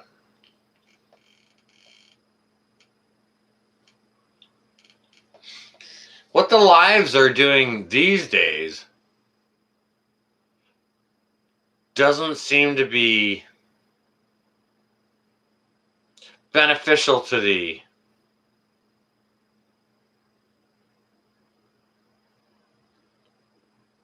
progress of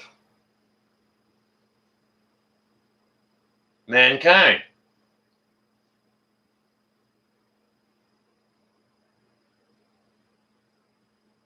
You know what I'm saying?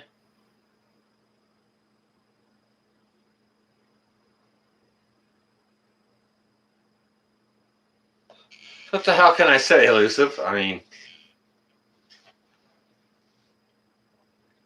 sometimes you gotta baffle them with BS. Or just take breaks. And then they're Mr. Algorithm can't, spin his wheel fast enough to catch up with it. I don't know.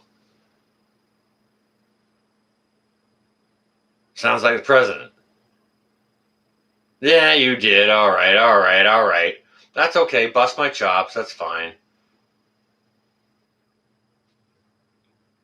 Who cares, anyways? Like, why do they even care? Why do they even care if I want to tell you to buy a bag of rice? That's all right, Tammy. Don't you worry your pretty little head about it. You're all right. Yeah. Why are they going to tell me it's bad to tell someone else it's bad to buy a bag of rice? Like, what the hell? Yeah, trying to help others, and that's what you get? I agree, Scarlett, but I mean, really? To try and prevent it. Like, they could just say to people, hey, just only go out and buy this, and condition people, that like younger, mentally malleable folks, condition those folks that way if they want to, if they'll have it. Yeah, just go out and get this. Just go out and get that. Just do this. Yeah, there's no need to buy extra. You know what I mean? Like, they could do that.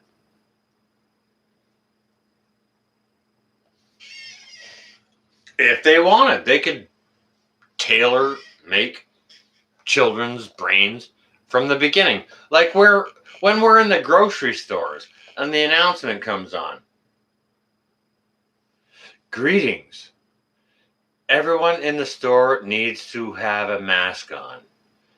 And that's like the people who are shopping and the workers too, right? It's this nice lady's voice. Generic freaking programming thing. Greetings. Everyone needs to wear a mask. Please be respectful of everyone's distance. Everyone in the store must stay 2 meters away from the other. Everyone in the store must wear a mask. Please respect those who have exemptions. Like, I hear that bullshit every time I'm in the freaking grocery store. Every time.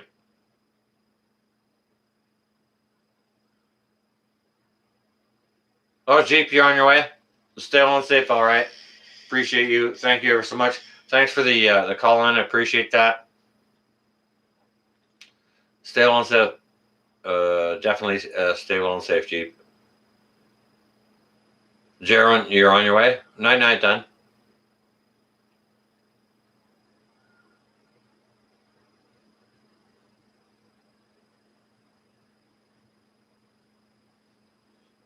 Yeah, exactly, Tammy.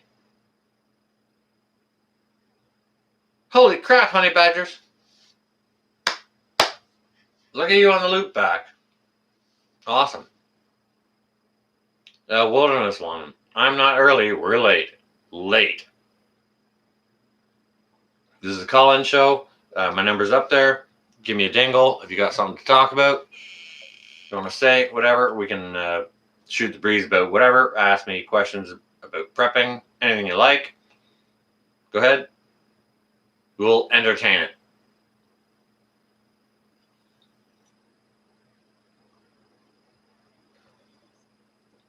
See that?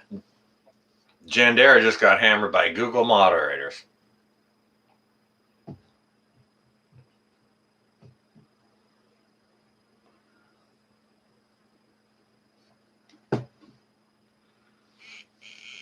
Well, Laurie, these things happen. Jandera's got the link for Wild Edibles. Cool. That's great. Go check them out, guys and gals. Can't wait to get to heaven where there are no politicians or evil people. Jandera just got smoked. Nope, no work. Yeah, well, Wilderness Woman, they're hitting hard. They have been since yesterday.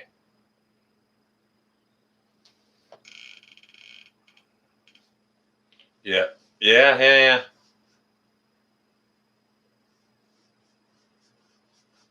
Well, like Stalin or Satan?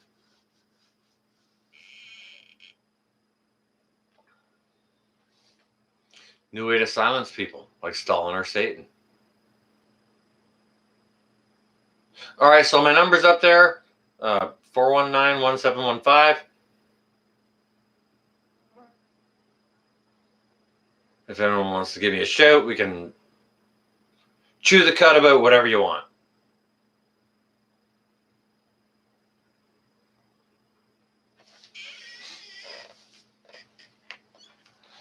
Well, Stalin sounds like Satan. Wilderness Woman, Stalin. Either you agree or you're an enemy. Sounds like Satan.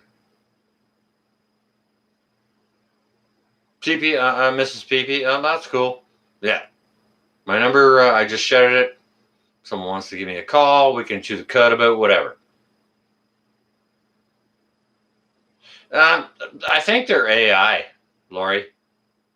I saw it on Ed's. The first time I ever saw it, I was moderating for Ed on one of his live streams, and I was like, "What?"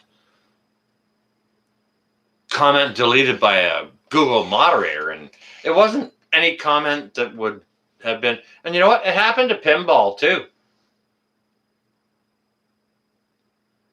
Maybe it happened to Pinball on. Was it one of Ed's live streams or? It did happen to Pinball. His stuff was just deleted, and all he was saying was hi. It wasn't anything like hello everyone in the chat kind of deal. It was what he was saying. Nothing nefarious or hello the specific person or at that specific person. Nothing. Just hello everyone kind of deal. This is Paul Harvey.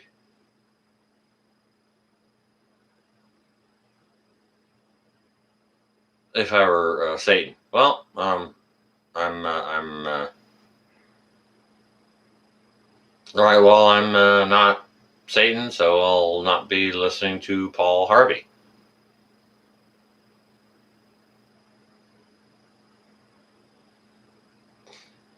Yeah, that may be the case, Jandera. We're gonna spitball that hard tonight. Get that figured out.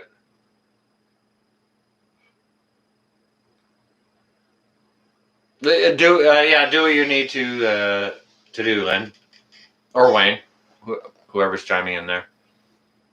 Absolutely, yeah, totally understand it. Yeah, you got chores to do. I totally get it. But for anyone who wants to call in, my number's there. 419-1715. 705 area code. Please chime in, and we'll be happy to discuss whatever you'd like.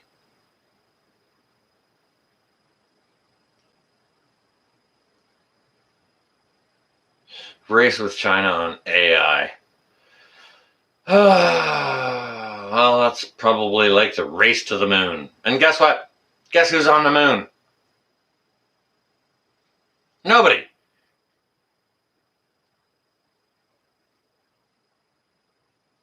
AI might be more effective on this planet, possibly.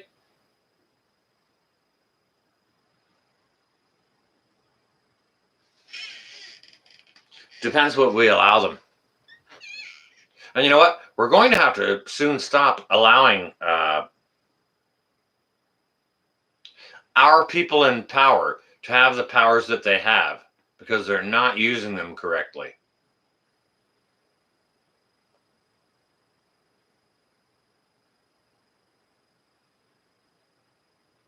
Do you understand what I just said?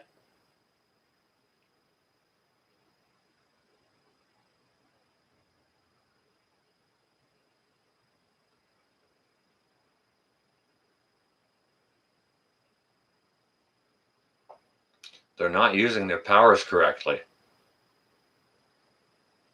All right, well, if anyone wants to chime in, say a word about it, you got my digit, 905-419-1715.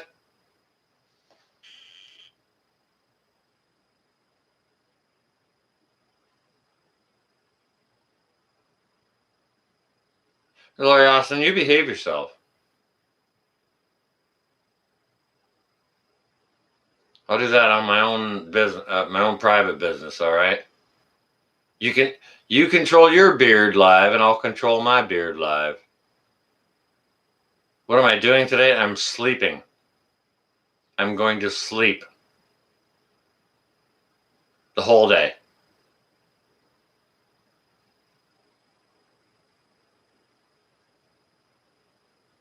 But if anyone wants to chime in about anything at all, except for you, Lori Austin, Firefly Farm, telling me how I should manage my facial coif publicly or not, maybe I'll just keep it.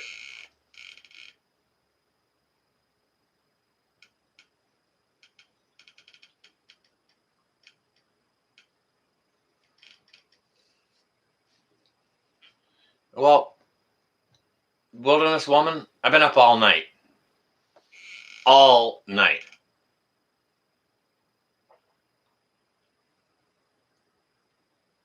Like, I mean, so I could go outside, but the bed is calling me.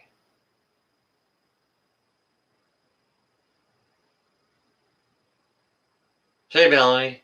Welcome. Welcome back. All right. Does anyone want to give a shout? There's 32 of you in here. My number's up there, 905-419-1715. Give me a shout. We can talk about whatever you want. Prepping related would be preferred, but beards suck. Hutch Homestead. You know what, Hutch? Beards suck so hard.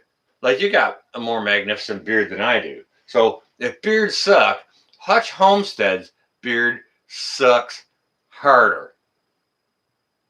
So maybe hashtag Hutch Homestead's beard sucks harder. I'm not sure how we would work that out, but good to see you, Hutch. How you doing? Good to see you, bro.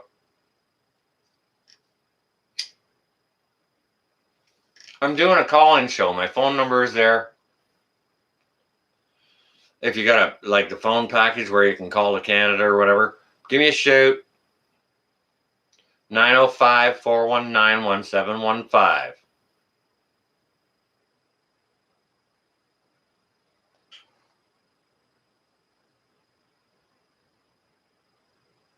Oh, we'll knuckle bump you. Bonk.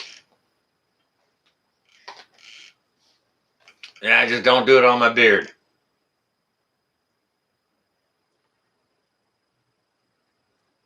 No, it's not international from US to Canada, Gene W. It's just a straight up 1 and then an area code 905-419-1715. Holy crap. $1.99, Lori. Okay, so once YouTube takes 30% of that, are you kidding? Are you kidding? No, I'd have to see 50s flying through the chat to see that happen. Come on now. But please don't. Like, I know you haven't worked since freaking COVID.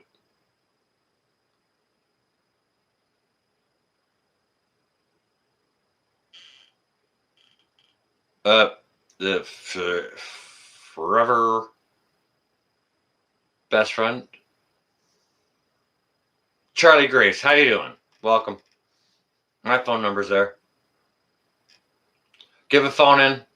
Give one last chance. I'll give one person one more call in, and that'd be it. Last call I took was from Hawaii, Johnny Harper. Even. You know what I mean? Like, holy cow. How cool is that? putting up the greenhouse. Boom. Wilderness woman. Lovely. That is freaking awesome. We got snow on the ground here. So that's what I'm doing outside today. Nothing.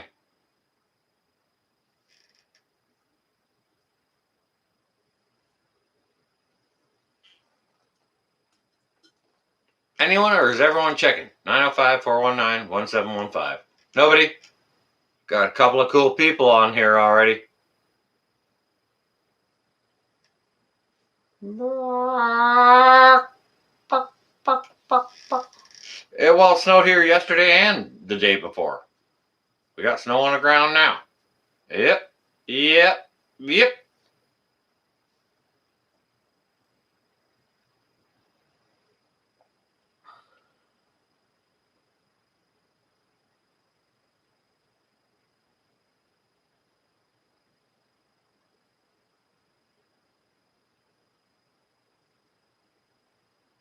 That's awfully nice of you to say, Melanie. I appreciate that. Thank you ever so much.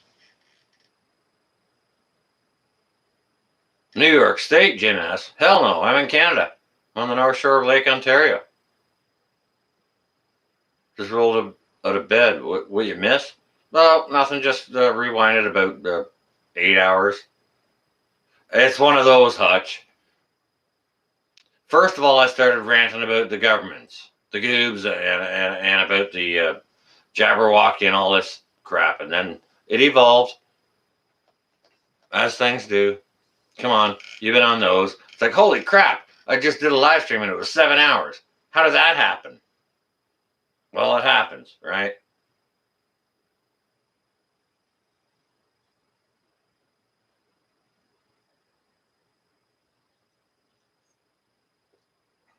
Yeah. People love gardens you can stop by and get fresh veg. Yep. 100%. No, I'm not in New York State. I'm a Canadian.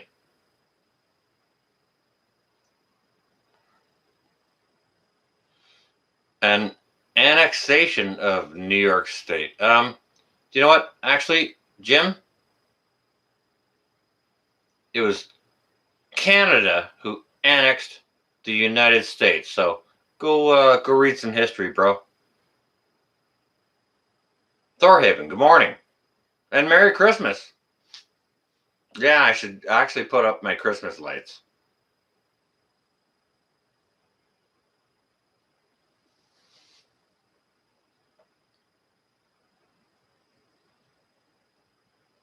Okay, so anyone can, this is a call-in thing. We can 905-419-1715.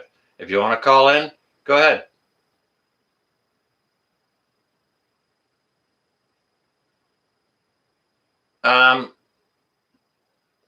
Do you know what, best friend, that is a question that is asked a lot.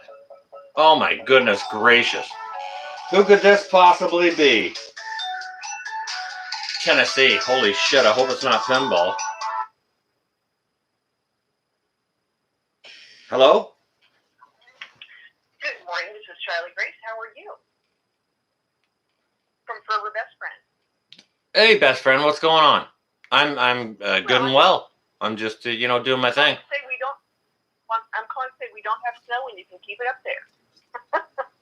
Hey, we got some, and we don't. It's not unexpected here this time of year. Like it actually does happen. I looked on the stats of it. As far as it happens this time of year, and I got some stats of it, and there was some numbers of inches of it in previous years. This day in April, so it does happen. And I mean, our ground didn't even thaw out until like a week ago. You know what I mean? So to get this late snowfall, it's not surprising.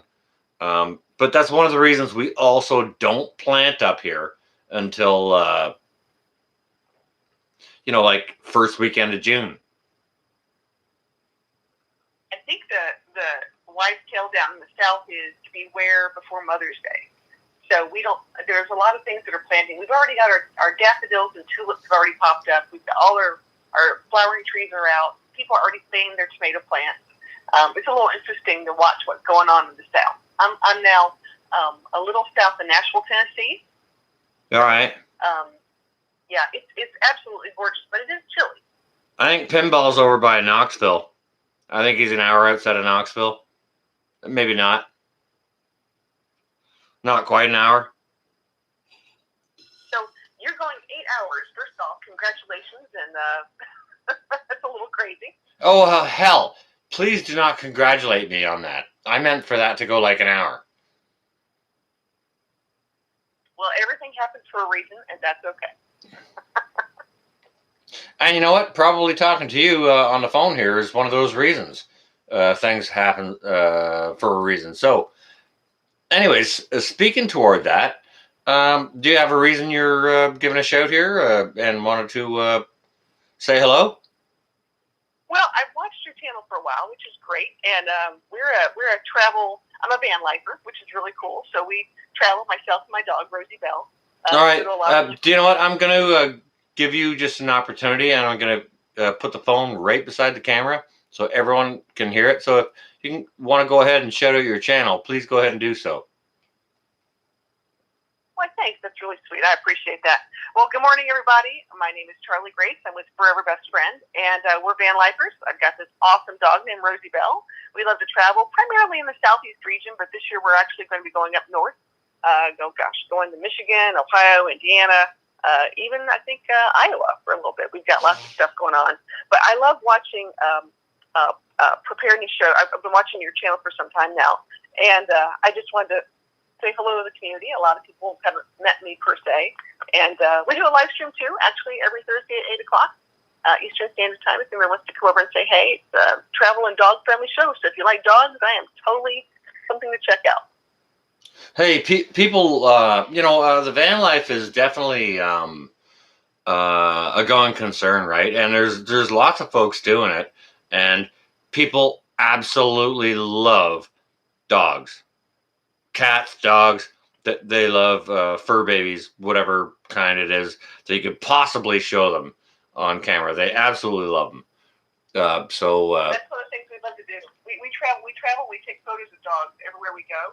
And then the next week we upload the pictures of all the new fur babies and friends we've met that week. But my job is actually as an animal behaviorist. So I've worked with animals my whole life. Okay. How do you do that while you travel? I actually right now have a contract with a healthcare company, so I work remote.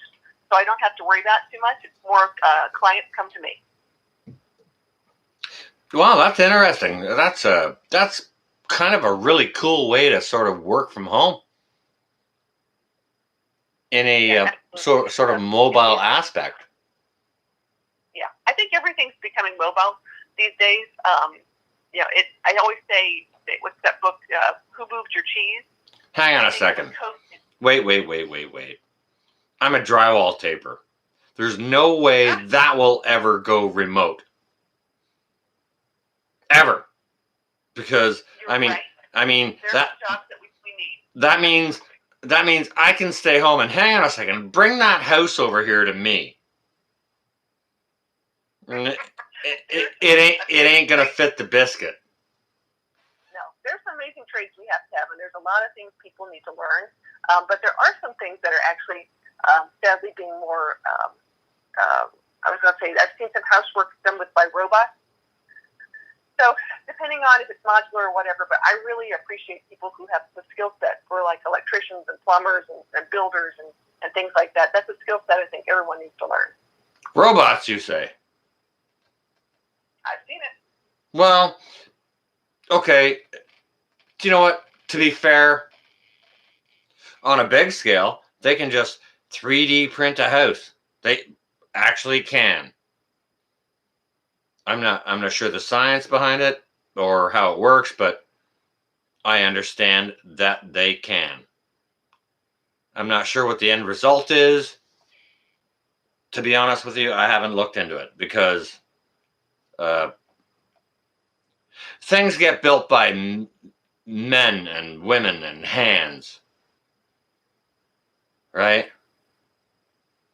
Just like your At the end of the day, someone has to program the robot.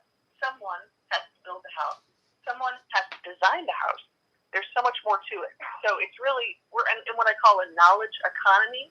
It's what you know and how you use that knowledge to work. Hey, at dinner time, do you want your dinner 3D printed? It's a great question. I don't know. I think I would prefer everything natural, but there's some people out there that were side by side and I didn't know. I wonder if it would taste the same. I have no idea. All right. Well, there are people out there doing stuff.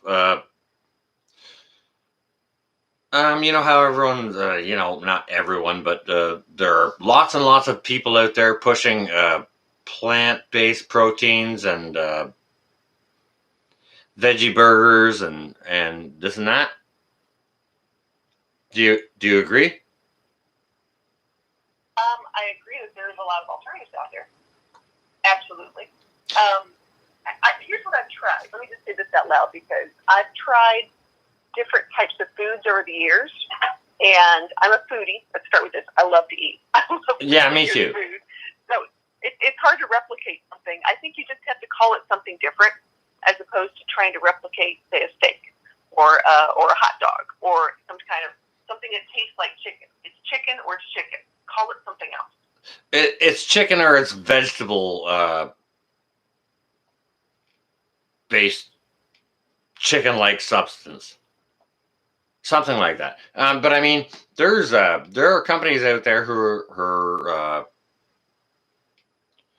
3D printing beef from vegetable ink. That is a thing. That is happening. Yeah, absolutely. I think at the end of the day, we have to sort of take a look at this and see if there's anything positive to it. Is there anything positive to what we're doing as far as replication, or what we call photochemical science, which is replicating things in nature? Mm-hmm. There has to be. I know some medical discoveries have come from that can help people. If you've ever been in severe pain, or if you've ever had your a filling for your tooth, fillings for your teeth, and all the adhesives they've used in your teeth have actually come from photochemical scientists and the chemical compounds in sea life, such as barnacles and shellfish. So we've learned things over the years. I think we're going to continue to learn things, and hopefully it'll be in a good direction. I don't disagree with you on any note that you just spoke there. However, I would be a little bit concerned if I was being served a steak that was not, if I wanted steak, like, I don't know what sort of animal-based proteins you like to eat, but I like steak, chicken, shrimp, things like that. Here's what I've learned over the years, and I think this is the biggest takeaway for anybody, is that you vote with your dollars. You as a person buy what you love, and that's it. If people do not buy what they love, business changes and adapts and goes in a different direction. So if the community or the environment or whoever the population is decides that they don't like, I'm just going to pick on hamburgers, they're not going to buy hamburgers, and the company that was making them is going to have to pivot and do something else. So in order for them to start doing a lot of these things, there has to be a population of people who are buying them to make them continue to make that. So that's where I think it is. If it's not up to your personal taste, that's fine. But they'll continue to make it as long as there's someone that's willing to buy it. True say. All right. Maybe while I got you on the phone here, maybe I can ask your opinion on this. Maybe get you to chime in. Okay. So what's your thought on this newer trend with the introduction of vegetable-based proteins and insect-based proteins for humans to consume rather than meat-based proteins. Do you see any advantage to it, or do you see an agenda to it? I think the insect proteins have been around a long time. I don't think that's anything new. I think it's new to North America, or to the Western Hemisphere people, Eastern Hemisphere people. That's been going around forever. But as far as the vegetable protein, I think the only advantage, well, I shouldn't say the only. There might be a couple advantages. One could be health related. There's definitely, when you talk about cholesterol and things like that, that would definitely help on the health advantage. But as far as it could also be an environmental advantage, and actually could be a farmer advantage. I think if you were a person growing those crops that are being used from the vegetable protein, it could actually help the farmer as opposed to the cattle industry. So the cattle industry is a very, very, very big business. And that's going to be something that if anyone who's going to try to push this down, it will probably be them. But as far as I'm concerned, I like meat. I probably eat meat pretty much every single day, but I don't mind a really fresh vegetarian dinner as well. So what I don't like is I don't like a tomato that comes from Mexico that tastes like a piece of rock. I'd rather have really Right. Yeah. good tasting food. Yeah. I get that.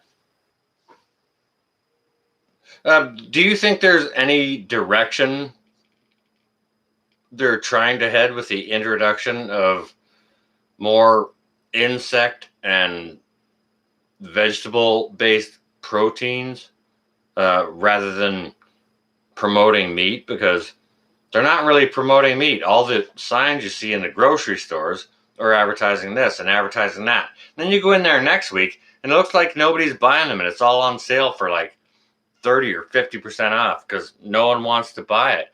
Do you think there's a purposeful direction? And if you do, what do you think it is? Yeah, I don't think there's a huge hidden agenda. I think it's new. I think a lot of people have to try it and see if they like it. And if they don't want to try it, that's fine. But like I said, you vote with your dollars.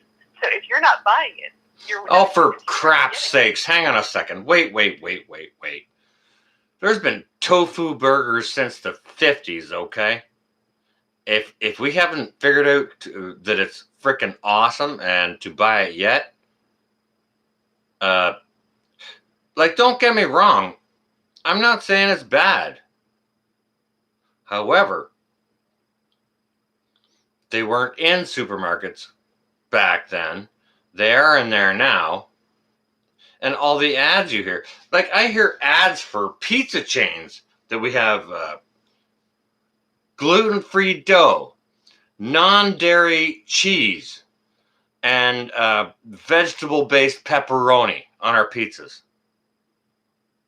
And that's a popular chain up here. You understand what I'm saying? Absolutely. Like the advertisement on the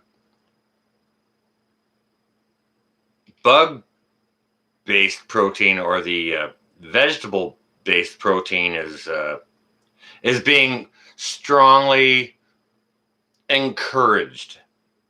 Would you agree or disagree? I would say it depends on what you're reading and where you are, because I'm not seeing it probably as much as you are.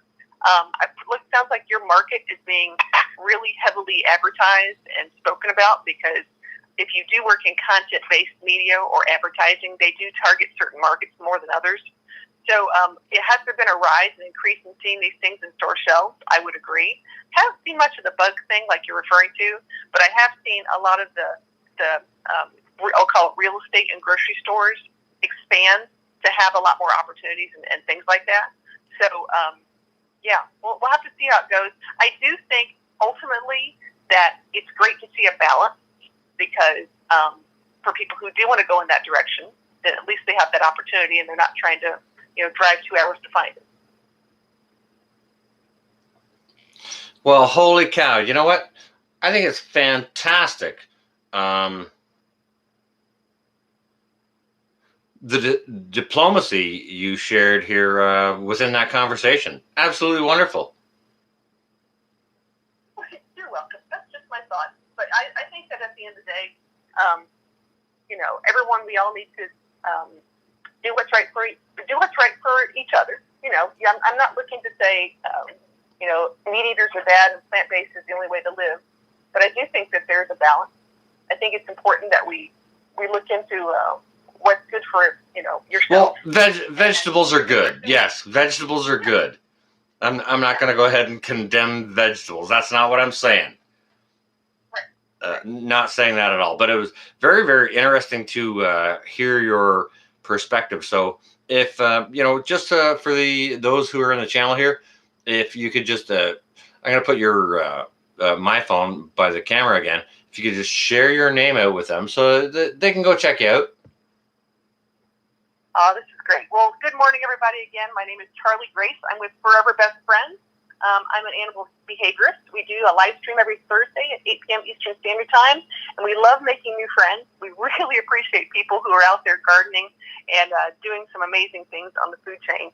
So it was nice to talk to everybody, and I appreciate the opportunity, and hope everybody has a fabulous Thursday. Well, I appreciate you chiming in, and thank you ever so much. It was lovely talking to you. All right, everyone have a great day. Thanks so much. Bye-bye. All right, you stay well and safe, all right? All right, bye. All right, bye-bye. How cool was that? How cool was that? Personally, I want my meat burnt and raw in the middle, but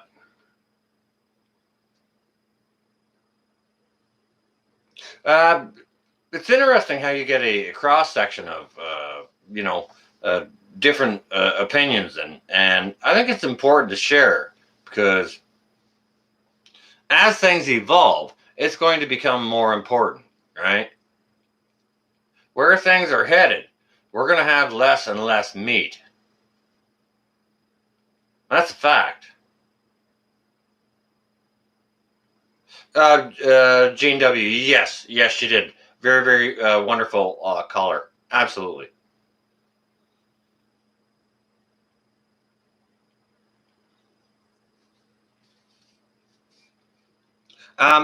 So that's a consideration we need to make is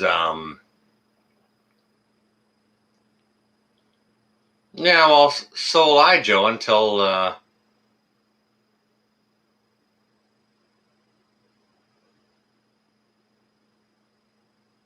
maybe if there ain't no more chickens, maybe if we eat all the chickens out of your coop, Joe, what are we gonna do then?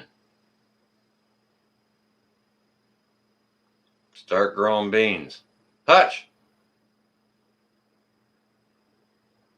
never been on a panel with me? That's all right. You can give me a call right now if you want to.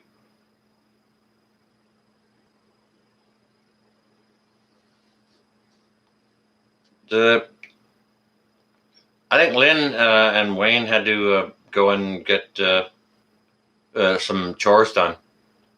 Ben, you live in the country, but you don't have chickens. You live in the country and you ain't got no chickens? Joe, quit spending so much money on bullets and go and shooting them out at the range. Buy some chickens, stick them in a coop over there. Get you some eggs. Come on now. Soy burger and a side of flies. Look at Foggy Mountain. Bravissimo. And everyone's entitled to their opinion. Oh, all right. Sorry, Joe. Copy that. Hey, what can I say, Hutch? I didn't say it. They said it. Wasn't me. It was them.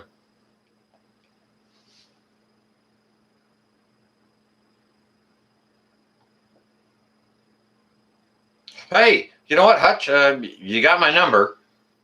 Shoot me a text one time and throw me one of those invites of how you do it with the StreamYard or something. If you want to do, we could do a panel. Yeah, not abrasive to not doing an interview. Well, Janet Doyle, look at you. Good morning to you as well.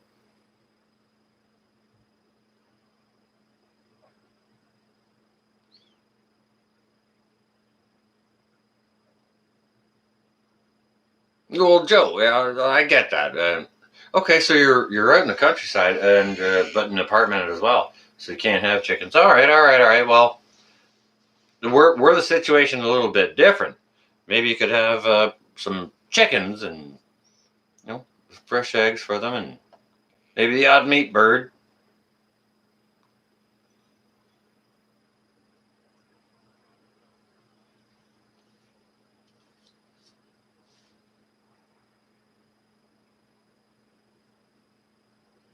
Well, Joe, listen.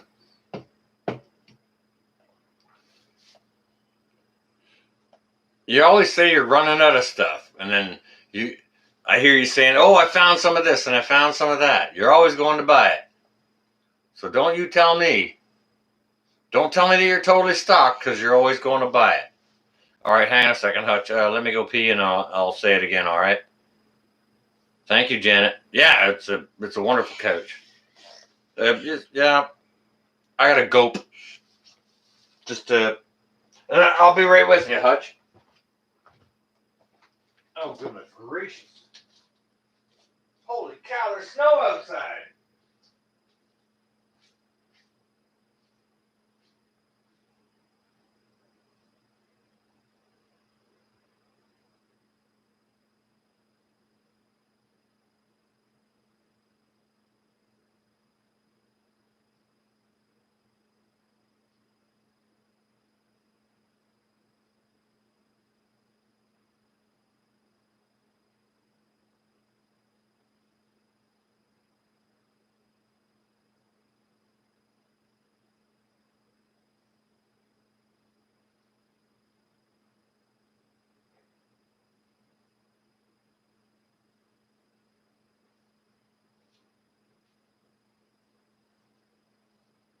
Oh, good God!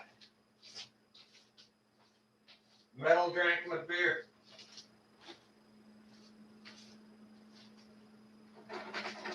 Yeah. It just takes a wee something.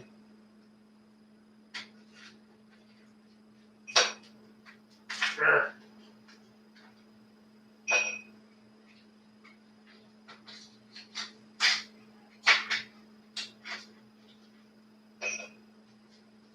Well, shit. Will you look at that? There.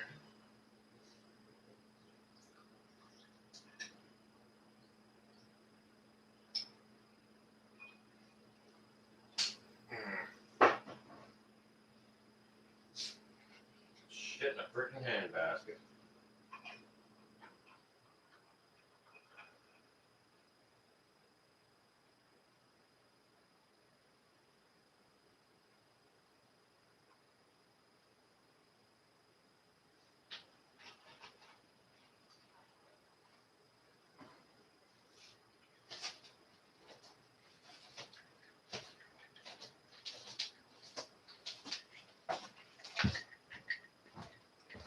Terribly sorry about that. Terribly sorry about that. Metal for breakfast. Drank my beverage.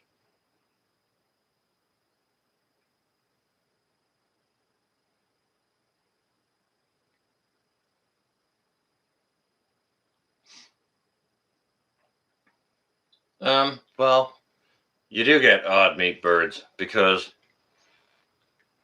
when they get too old to lay. Yeah, Hutch, ADK's got my digit there if you want to give me a jangle. We can have a little chin wag. You get an old bird, you can kind of eat it. Like you gotta throw a bit of fat into it and grind it into meat, or you just throw it in a pot and you make broth out of it. That's it.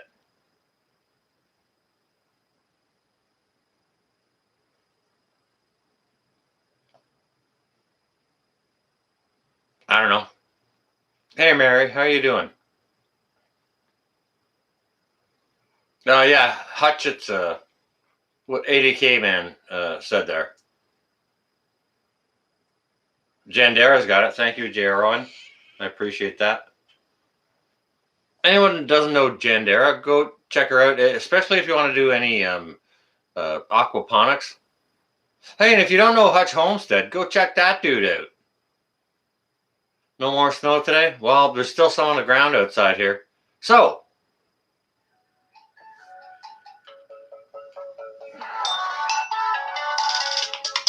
Hutch must be in Missouri.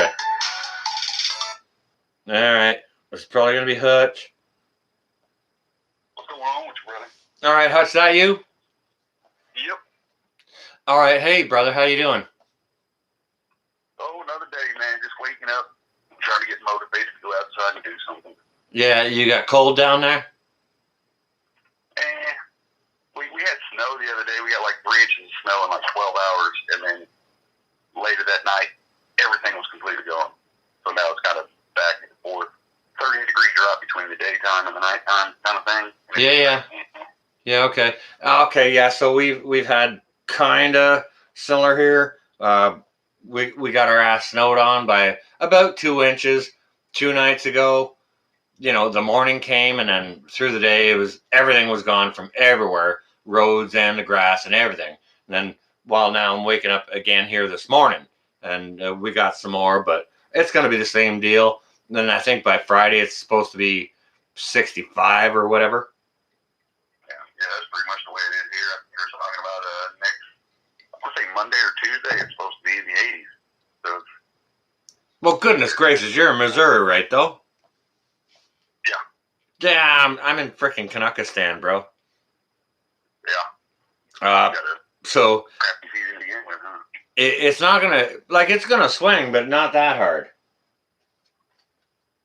You know, we wait till. Sorry, sir, I didn't hear you about that. It's almost like it's snowing just enough to ruin every day. Just right at that limit. Yeah, do you know what? Yeah, late April is the warning signal. It's like, don't you dare put your shit in the ground just yet. Like This is the second time since I've been on this property that we've had snow in mid-April. I guess I might as well just get accustomed to it now, huh? How long you been there, bro? We've been here for 4 years. We came from up north Missouri. We're down in southern Missouri now in the Ozarks, but we came from up north by St. Joe. Okay, so insofar as my math tells me, you've got a 50% realization as this is what happens on your property at this time of year. Yep. All right, well, smash that inside your brain, bro.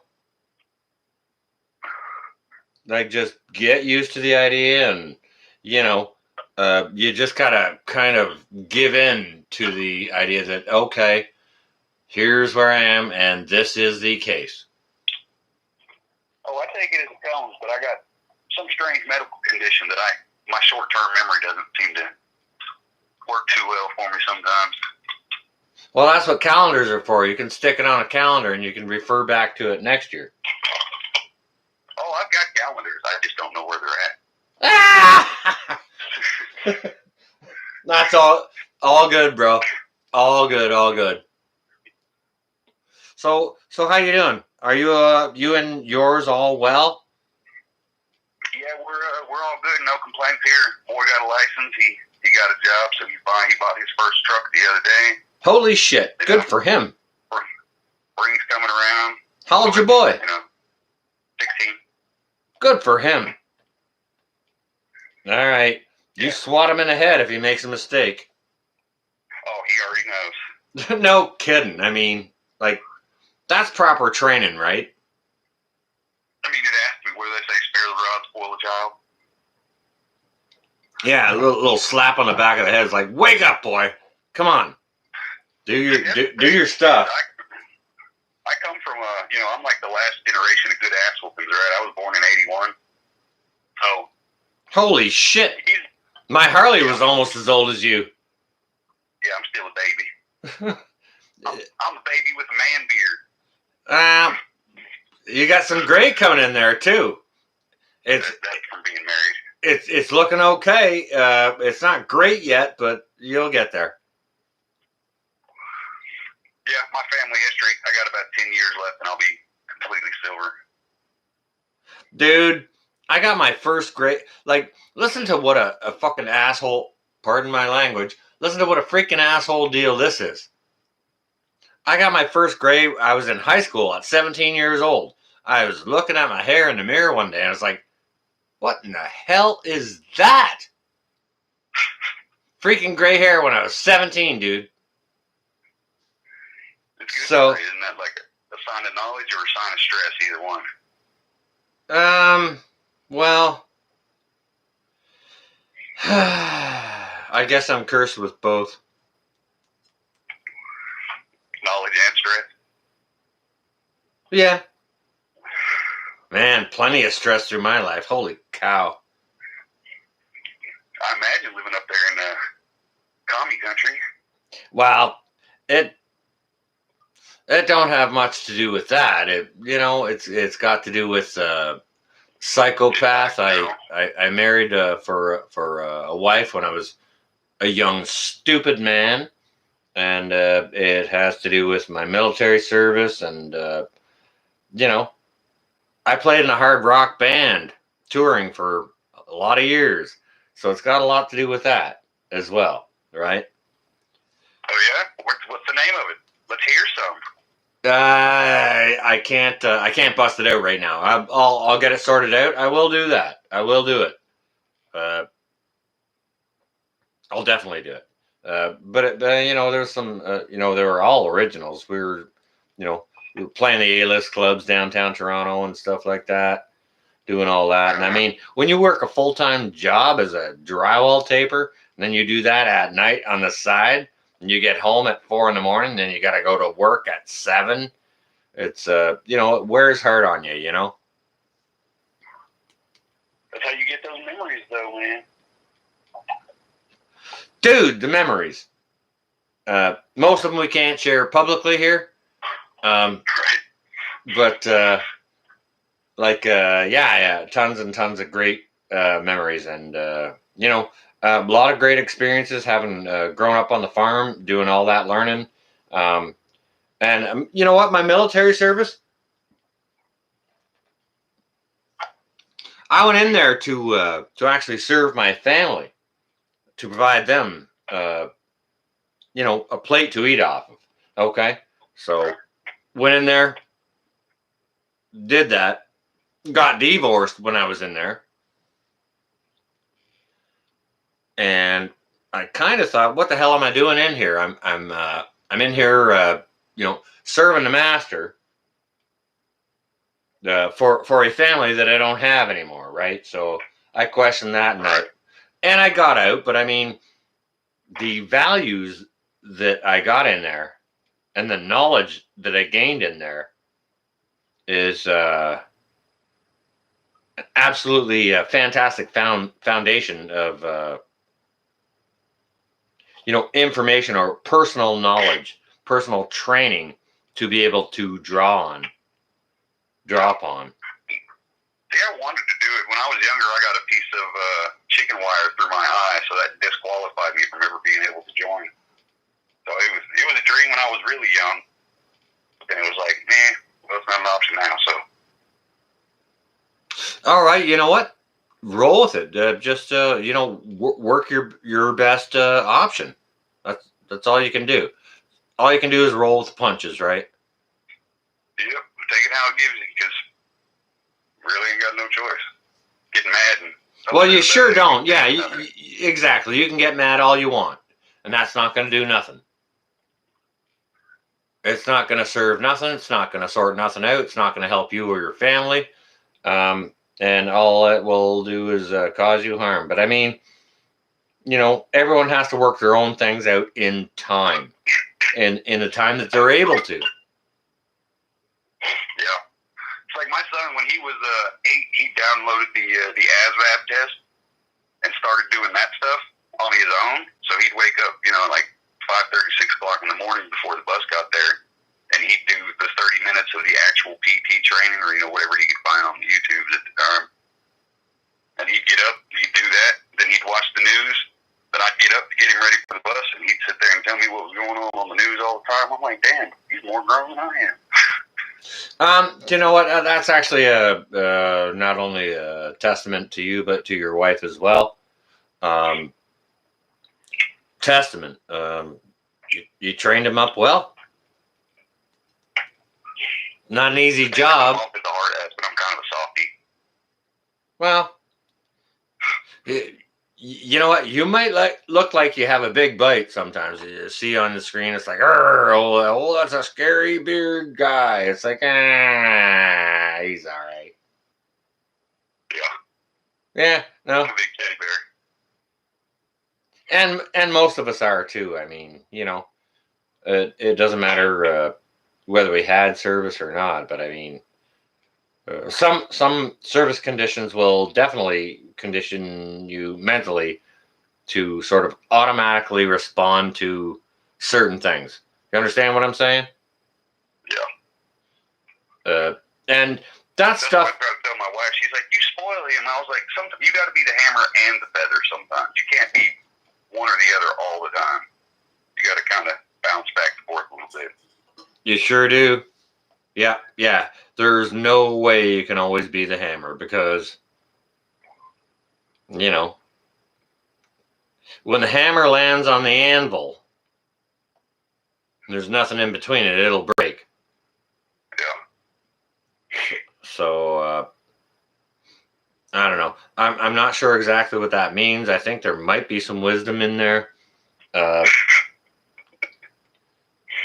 You guys didn't think about. well, it's definitely something to marinate on. So, all right, Hutch. Seeing as you and I haven't actually spoken together before, you mind if I bust a couple of questions on you? Go ahead, man. Whatever you want. Well, hey, that's kind of why I got my phone line on. Whatever you want. Yeah, just call up and ask. Okay, so what's your? Can you explain a little bit what your homestead is for folks in here who might not know you? Like what kind of homestead you got going on there, and what you're doing with it. 4 years ago, we moved from the city because I got tired of dealing with people, and we just bought some raw land, and I was like, we're going to make it work. I told my wife, I was like, I can't ever buy it for you, but I can damn sure try to build it for you. And she went along with it, so we bought some raw land, and we're out here starting from scratch on a very, very limited budget. Just got done clearing lands, and now it's time to start making it pretty, crops and buildings and all that good stuff. What's your property size, sir? I've got 3 acres in southern Missouri Ozarks.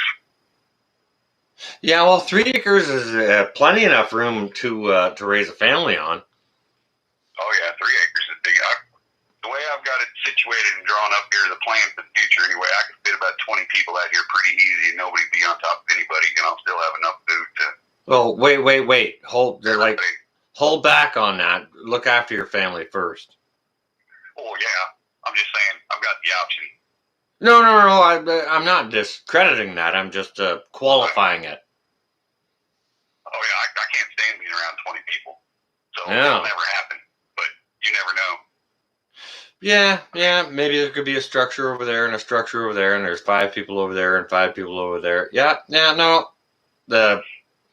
I don't discard the idea myself. You understand what I'm saying? Because I'm trying to set myself up because, like, back in the day, it was, you know, you had the family reunions and all that stuff, and the center of the family was grandma and grandpa. You know what I mean? They said, hey, everybody get together, so everybody got together. well, We don't have that family dynamic now, so eventually, me and Mama here are going to end up being, you know, we want to be that grandma and grandpa. So that way, the boy wants 6 damn kids.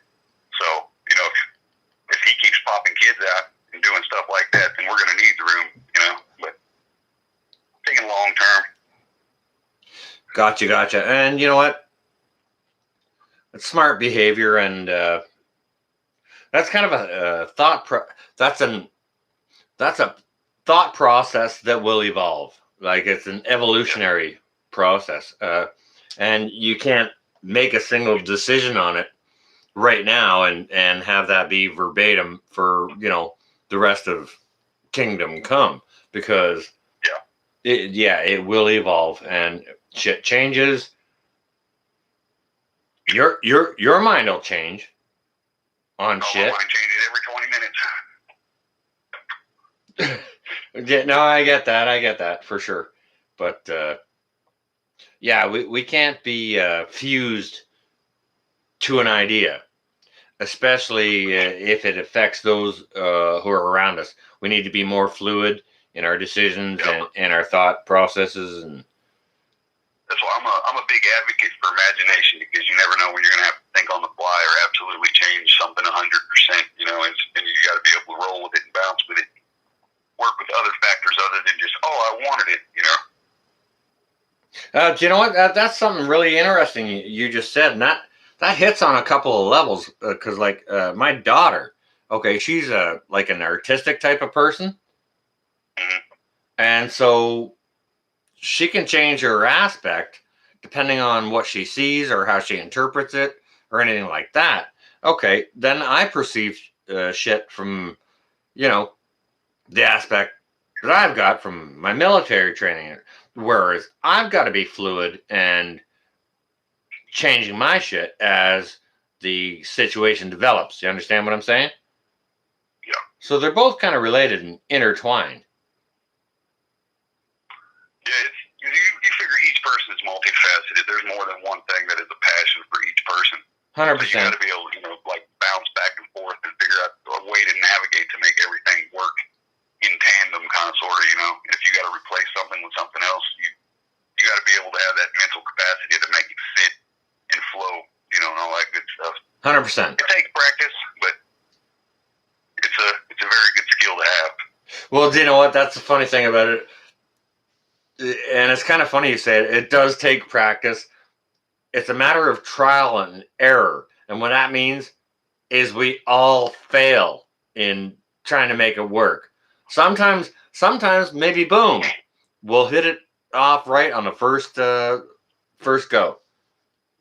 Most times, not the case.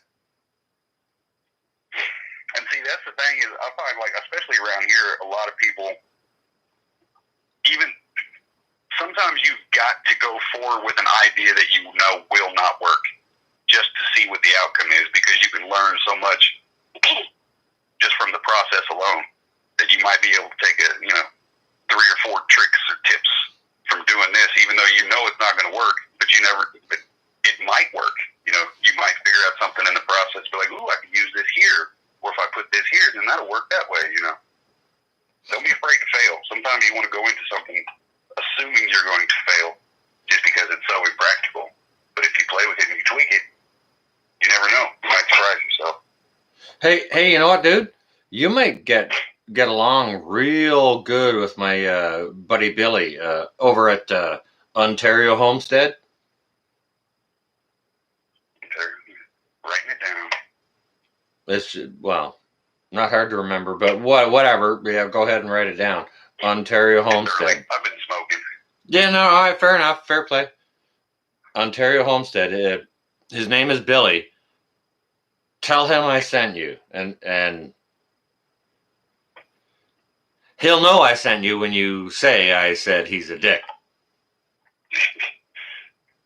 I'll use those words verbatim.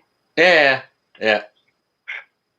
Share that with my buddy Billy. He's great. He's got fantastic homesteading knowledge, all kinds of animal husbandry, stuff like that. And he is kind of the same mindset of what you just shared with me about the approaching something that may be impossible. He'd be like, yeah, screw that. Let's see if we can make it work. And you got to. It's that kind of thinking that made America, Exactly. See how we can fail here. Because your failures are your successes. Yeah, I learned more from my failures than I have from any success I've ever had anyway. So it just seems, practical. They'd be like, hey, sometimes I should make myself fall just to see what I can learn on the way back up. Do you know what? That's a really good thing you said. Success is just kind of a free prize. Failure and falling on your ass or on your nose will definitely teach you something. Yeah. All right. Well, that's pretty cool. So what plans do you have on your homestead for this year? And I mean, Like, go easy on yourself. This year I've got the greenhouse finished. I've got to get the corn and the watermelon in, so I got to get the tiller and all that good stuff out here. I've got a couple stage areas that I need to start getting tucked away, and I'm going crazy on the landscaping this year. My old lady's not a big in the woods kind of person, so her one stipulation was that I had to build her a pretty manicured yard. No, copy that. No. I think I heard that business before. I saw you somewhere else talking to someone else. You were on someone else's panel. And don't get me wrong, dude. I don't chime in a lot. I'm in an awful lot of places, but I'm a lurker. Okay, but I see an awful lot of stuff, and I think I saw you over there saying the same stuff. So yeah, if I could do any one job, I would landscaping would be my dream job. I'd want to be like, hey, tell me the general concept that you want, give me the money and get the hell out of my way, and I'll give you something amazing, you know, one of those kind of deals. So I'm looking forward to that. I love landscaping. that's you would love my buddy Billy over at Ontario Homestead. I'm telling you. Yeah, I'll check him out here. Just saying, yeah. We should all get on a panel one day. Shit. I'm open. Anytime anybody wants me, hit me up. Hey, do you know what? I need to figure out how to do it. Okay, I have others who help me with my channel on how to do this and how to do that. I don't know how to do stuff. You understand what I'm saying? Like, I'm old. You ever tried the StreamYard? Are you on StreamYard or on the YouTube app? I'm on YouTube here right now. Try that StreamYard, man. That stuff is actually pretty good. Well, You don't have to pay anything. Like, you get 20 free hours each month. So you don't have to actually pay for anything or sign up, but you get free 20 hours, and you can have up to 6 people at one time. So that's it. So that means I could do 2 of these streams in a month. Yeah. Well, because this one is running long, kind of deal. You know what I mean? And that don't matter to me. I'm okay with the length of it, but whichever. I pulled a 9-hour the other day. I said before the year. I thought I saw something like that. It's like, holy shit. No freaking way I'm going to watch that. Right. That was more of a you had to be there kind of thing. And you know what? Stuff like this that I do is exact same type of stuff. It's just like, yeah, all right, if you're in there, go on ahead and enjoy it, and you get to experience it, then freaking awesome. And if not, yeah, I'm not going to watch later. Yeah, because lives are different. I've got some people that sit and rewatch my lives and stuff, but I'm like, I got to be there to play with the chat and do all that. You know? For me, I'm lurking. like for me, sometimes when I do, my regular Tuesday thing at 7, I go on and I try to do 1 hour and limit it to that, and we'll talk about a certain something, and if there's room raids and all that kind of shit, then okay, cool, whatever. But I try and limit it to an hour, and sometimes I'll go back and I'll rewatch those. See, that's why the Sunday show I had scheduled, it was the only thing I had scheduled, but I try to do a hard cutoff in 2 hours because, ain't nobody going to sit and watch no 4-hour damn live. And I got to figure out how to get in there and edit those things. I ain't got no editing skills whatsoever. None. Like none. You're slacking, man. Oh, you ain't got no idea how bad I'm slacking. I'm old. Look at me. Look at me. Look at how white my whiskers are. Come on. Excuses. Well, excuse you. Yeah, no. Yeah, it's something I can learn. I just haven't broached it. Yeah, you know what I'm saying? Well, there's a way that you can record your lives from the StreamYard, and you can still go in and edit them, cut them down, and do all that stuff. So I can take out all the quiet pauses and some Sometimes we get a little rowdy, so there's some things a lot of people don't want to hear. No, I understand that, but I mean, you're talking way above my pay grade. What I'm talking about is showing you how to smoke hocks, or like, you know, you got to brine them first. However, no one wants to watch a 48-hour video on how to brine and smoke hocks, right? You know, speed up, turn that 48 hours into like. No. You don't put the whole shit on record for 48 hours. You take a 2-minute clip here and a 2-minute clip here and a 2-minute clip here, and you smash them all together. Like, I haven't even learned how to sew those videos together yet. I still use my cell phone for every video. You do a what? And I use my cell phone to make all my videos. It's just a cheap $40 Walmart phone. I just use the Video Guru app. It does all that. You can add music, splice. Do you know what? It's funny you say that, because I definitely recognize what you're saying.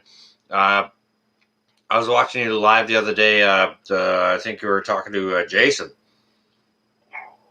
And you were saying what kind of a shitty phone you had, right? You guys were talking about phones and shooting this back and forth and that back and forth. And, you know, of course, that is what it is. So, I mean, like, I bounced in and out, but you were definitely in there talking about what a shitty phone you had. Yeah. All right. Well, I just don't know how to work mine. See, I'm talking to you on my telephone right now because it's a telephone. I use my telephone as a telephone and for making text. Right. Now, I could take a picture and text it to you. I could do that with it. That technology I have. The other smarts, not so much. Someone took a video with my phone and then uploaded it for me. Thank you ever so much, whoever did that. And forgot to shut off the, like, I'm so dumb, I don't even know you know, they left the YouTube running on my phone. So I was downloading YouTube for like 4 or 5 days. And then I got like a $300 bill. I'm like, what the hell? Damn. And I wasn't even on it. I don't even go on YouTube on my phone. You know? Yeah, so I got messed up that way, so I'm cautionary, if you understand what I'm saying. So, like, who can you blame me for wanting to prevent a $300 phone bill? Yeah, I hear you on that. So, I mean, today is going to be my last day playing on YouTube. I'm going to take a break until probably the 1st because I've got to learn some editing stuff on the laptop. But if you're interested, I could send you a link sometime and we can do it backstage, and I can show you how to use some of that Video Guru or something. If you're interested in something like that, just let me know. Yeah, I would actually be interested in that. Definitely, for sure. All right, so if this is your last day before you're going to take a break, you know, you're probably going to want to post a video or something like that. But if there's anything you'd like to say to folks here in the chat, hey, Hutch Homestead, I'm thinking about starting a channel. It might be good. go check out Hutch Homestead, guys and gals. If you don't know him already, go ahead and find him out. And when you get over there, you don't even need to be polite when you leave a message. Just say, "Hey, Hutch, you suck." Yeah, that works. It all helps the algorithm. It's also sharing the love. You know what I mean? That's Yeah. You can't tell someone they suck unless you like them, right? Pretty much. Well, I don't know. There's a few people that I've gladly told they suck. For sure. But I mean, you know, those people you genuinely don't like, and Yeah. you know, that's not. Be warned, though, there is extremely graphic language on some of my videos. Just a heads up.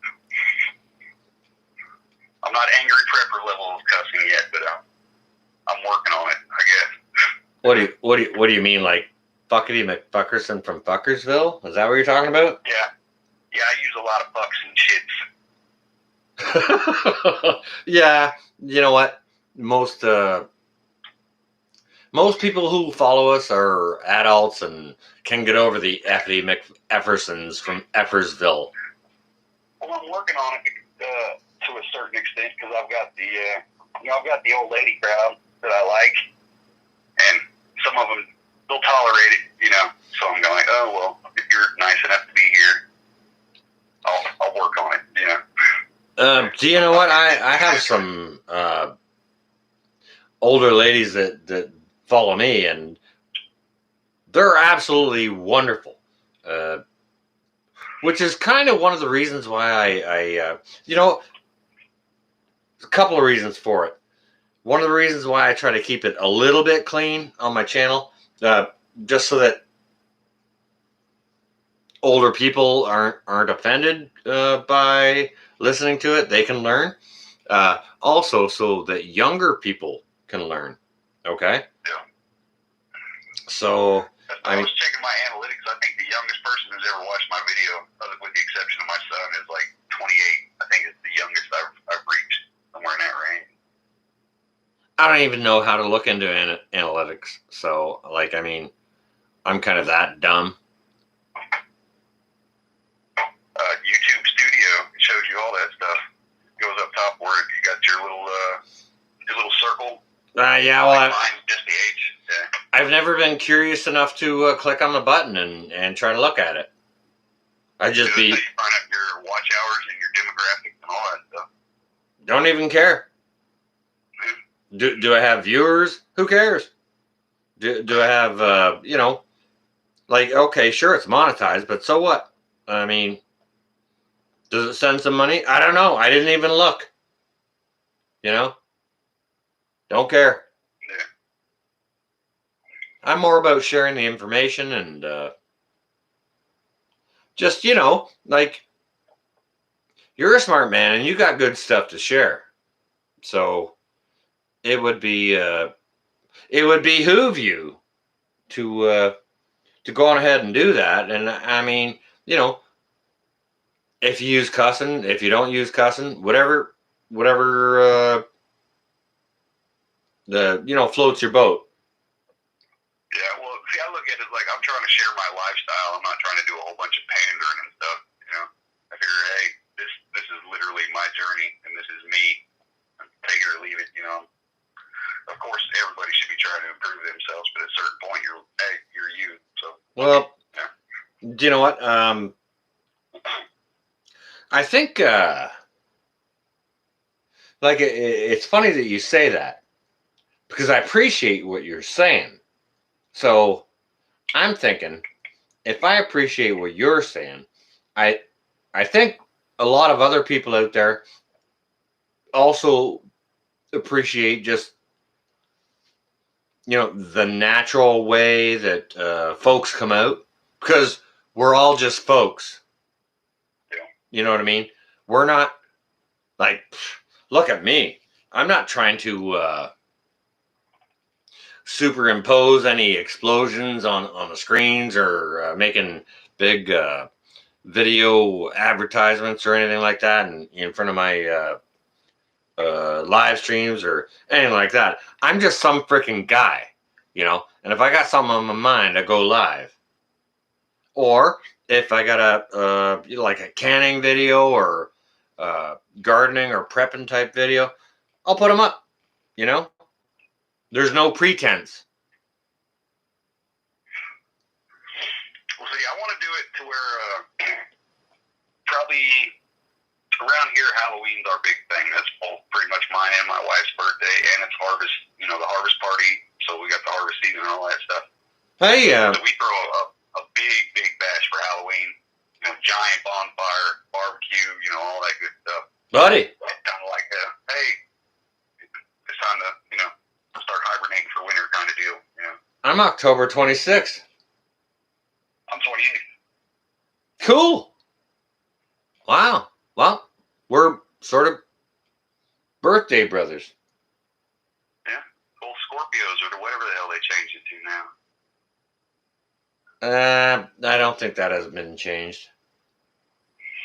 Well, my wife's been showing me something for the last couple months that said they added like 2 new things to the zodiac, so we're not Scorpio anymore. We're some new thing. I don't even know what the hell it is. All right, stop listening to that BS. That's why I was like, hey. Well, Scorpio.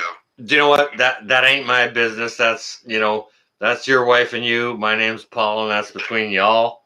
But yeah, no, that's Scorpio territory. Right in down there in late October near Halloween. Yeah, it's full on Scorpio. So yeah, I'm trying to do, because I want to take a break probably from Halloween to Thanksgiving, because I got to button up some security issues and stuff around here because of some of the stuff I do. So I got to take a little break, and I'm hoping I can put together like a 2.5 hour long, almost movie quality clip. That way I can be like, look, here's a movie, leave me alone for a month. That way I can do me. That's the plan anyway. We'll see how it works. Well, you know how plans are. No, I understand what you're saying. And I mean, if you're talking about what, some things may be talked about and unspoken at the same time. Yeah, Make the big thing is make sure you get your kids some good scissors to do the trimming. Yeah. That's all I'm saying. Oh, that's me. That's all me. Just you? Yep. Holy shit. I'm averaging, when it comes to just trimming, I'm averaging maybe pound and a half a month by myself. And that's, 15, 16-hour days. That's nothing. Yeah. But, it's not too bad, especially when you love your work. Well, what I'm saying, when I say that's nothing, I'm talking about that sort of workload within that span of time. Yeah. Okay. However, this is maybe a conversation you and I could have on a more private level that may not necessarily need to be discussed publicly. Oh, I'm all legal, so I'm not worried about that. It's just that time of year, we got tweakers out in these woods, you know what I mean? And I've got some people who are semi-local who watch my channel, and it's just, I would hate to have to put some birdshot in somebody's ass cheek. Yeah, no, gotcha. But I mean, like, I was just trying to help protect it, unless, you don't want those kinds of things shouted out on your channel. Oh, I hear what you're saying. I'm good to talk about whatever. Yeah, all my stuff, I don't use any of those fancy machines. I got my little pink and blue trimmers, and pull up my table, and I'm there. You need to have a nice little set of scissors, and you know what? How I always did it, I had like a window screen. You go to your house and you take the screen out. I just set that on my knees and I start trimming on top of that, and it catches everything. I made a little box last year that fit over. We got one of those white. Dries everything out. You put a fan on it. You're good.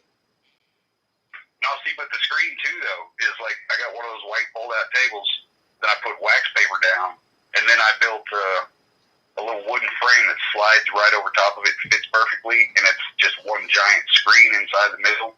That way, as I trim on the screen, I catch all the teeth and all the other stuff that falls down underneath. Yeah. All I got to do is scrape the wax paper when I'm done. Oh, look at you. Then I got me, a couple pounds of keef lined up. Throw that stuff in a Ziploc bag, good to go. Look at the big brain on you. Oh yeah. Who'd have thunk? Outside the box, man. Who'd have thunk?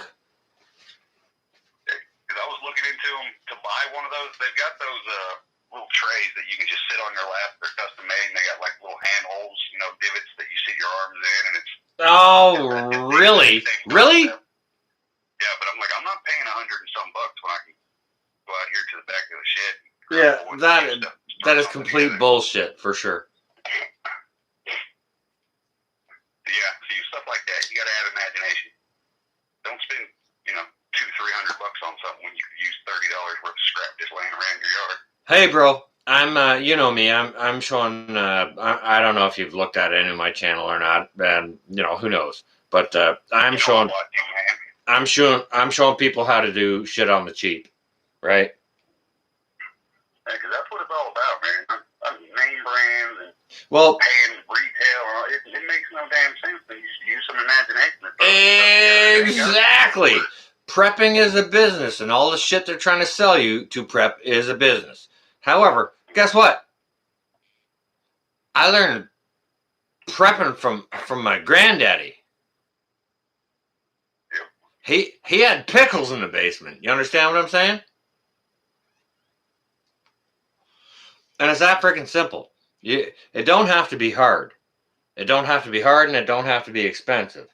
And like, That's what I keep telling everybody, because a lot of people say, "Well, I'd like to go homestead, but I'm not ready for it, or it's too much work." Like, it's only as much work as you need it to be, as long as you got a place to sleep.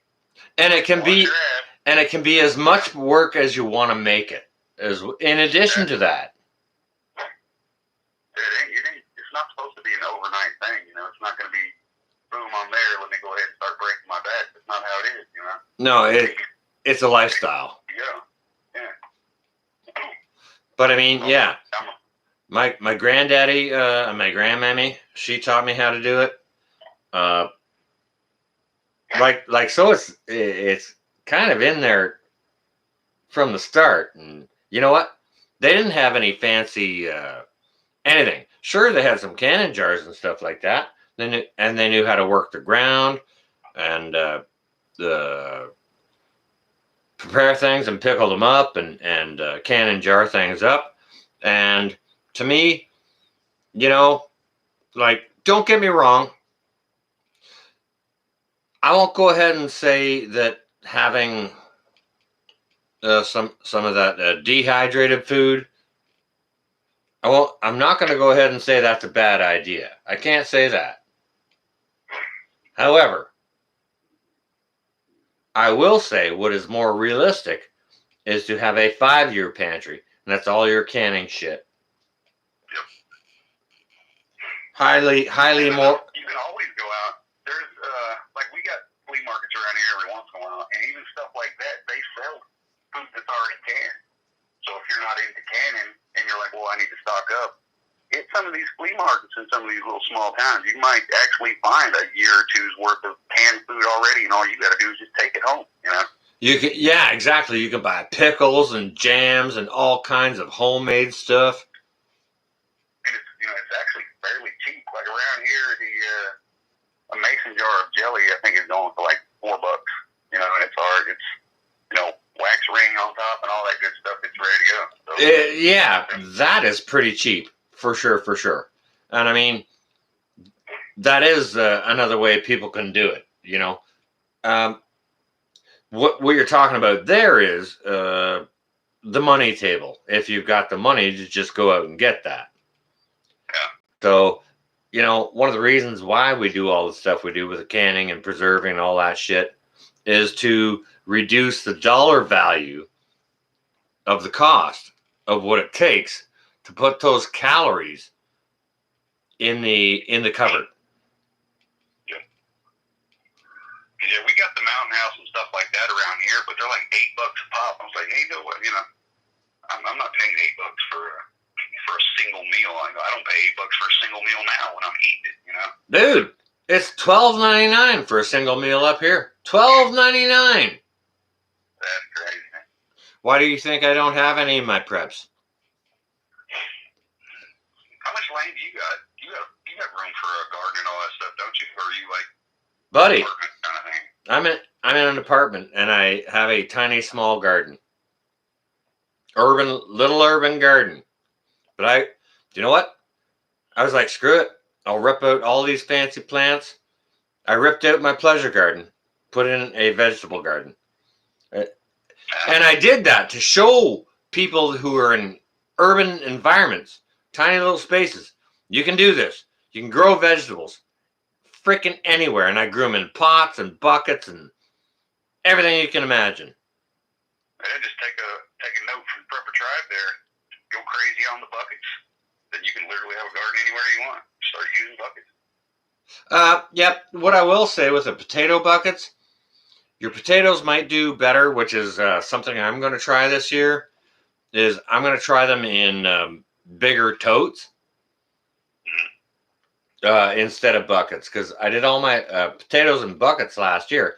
Don't get me wrong, I had some success. However, it wasn't the success I was looking for. So I'm going to upgrade the size a little bit and change up a few things. Not just with that, but pole beans and such. I'm going to grow those in a different way. I tried to grow some beans here in the ground last year, and a freaking rabbit came and ate all of them. And you know what? Don't get me wrong. I wasn't mad at the rabbit. It was a tiny little bunny that wouldn't have made a meal anyways when he came in.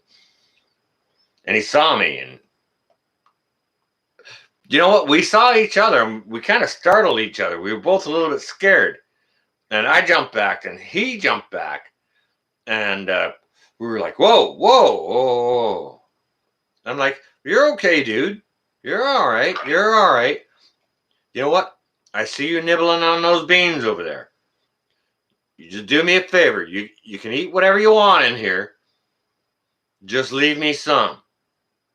Just leave me some. I didn't have any problem with my greens last year, but I had the armadillos tore up every single one of my watermelons, scratched them all to hell, right, dig right through, right to the middle of them. Armadillos. Well, what do you do to protect against that? Put the dogs out, or? The only thing I really can do is put up some kind of fencing system, because they don't care. I can walk right up to it. It's out here all the time. 2 o'clock in the morning, it's out here in the yard. I can walk right up to it. As long as I don't touch it, he just looks at me like, "What the hell do you want?" And just goes about his business. Good Christmas! Wow, isn't that crazy? The different places we live in. Wow, goodness gracious!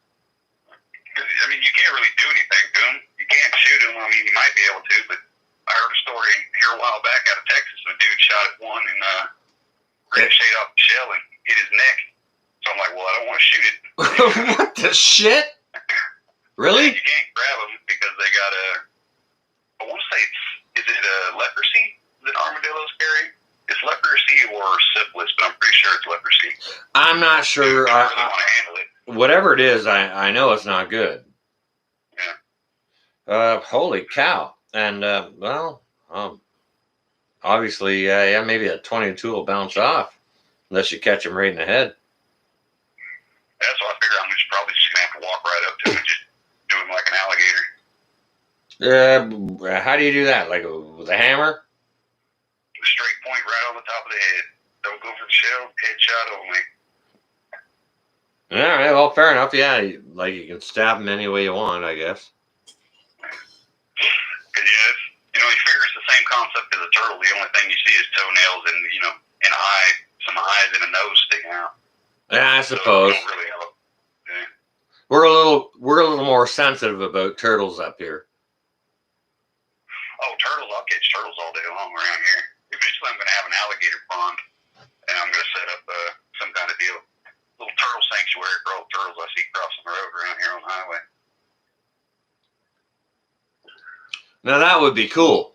Okay, so up here in a little bit more rural areas than where I'm in, like where I used to live, we have some back roads, and there was some nice ponds and swamps and all this that you got to meander through to get through your countryside, right? All right. Well, they'd have signs, the turtle crossing between such and such a date and such a date. Well, you get turtles on the road, you get assholes that would run them over. Yeah. Like, what the hell is that? Yeah, they go out of their way to run over a turtle here. I've chased down many a jacked up truck like, you stupid son of a bitch. I hope every tire in your truck blows. Like it makes no sense. Why would you do that? When it comes to small stuff like that, I'm kind of a dick. No, that drives me crazy too. So, you know what? Actually, our brains are meeting on the same plane here. So, Yeah, I don't like death just for the sake of death. It makes no sense. Everything's got a job and purpose. Yeah, you know what? That's some idiot jacking themselves off saying hee. Trying to brag to their friends or something. You know what I'm saying?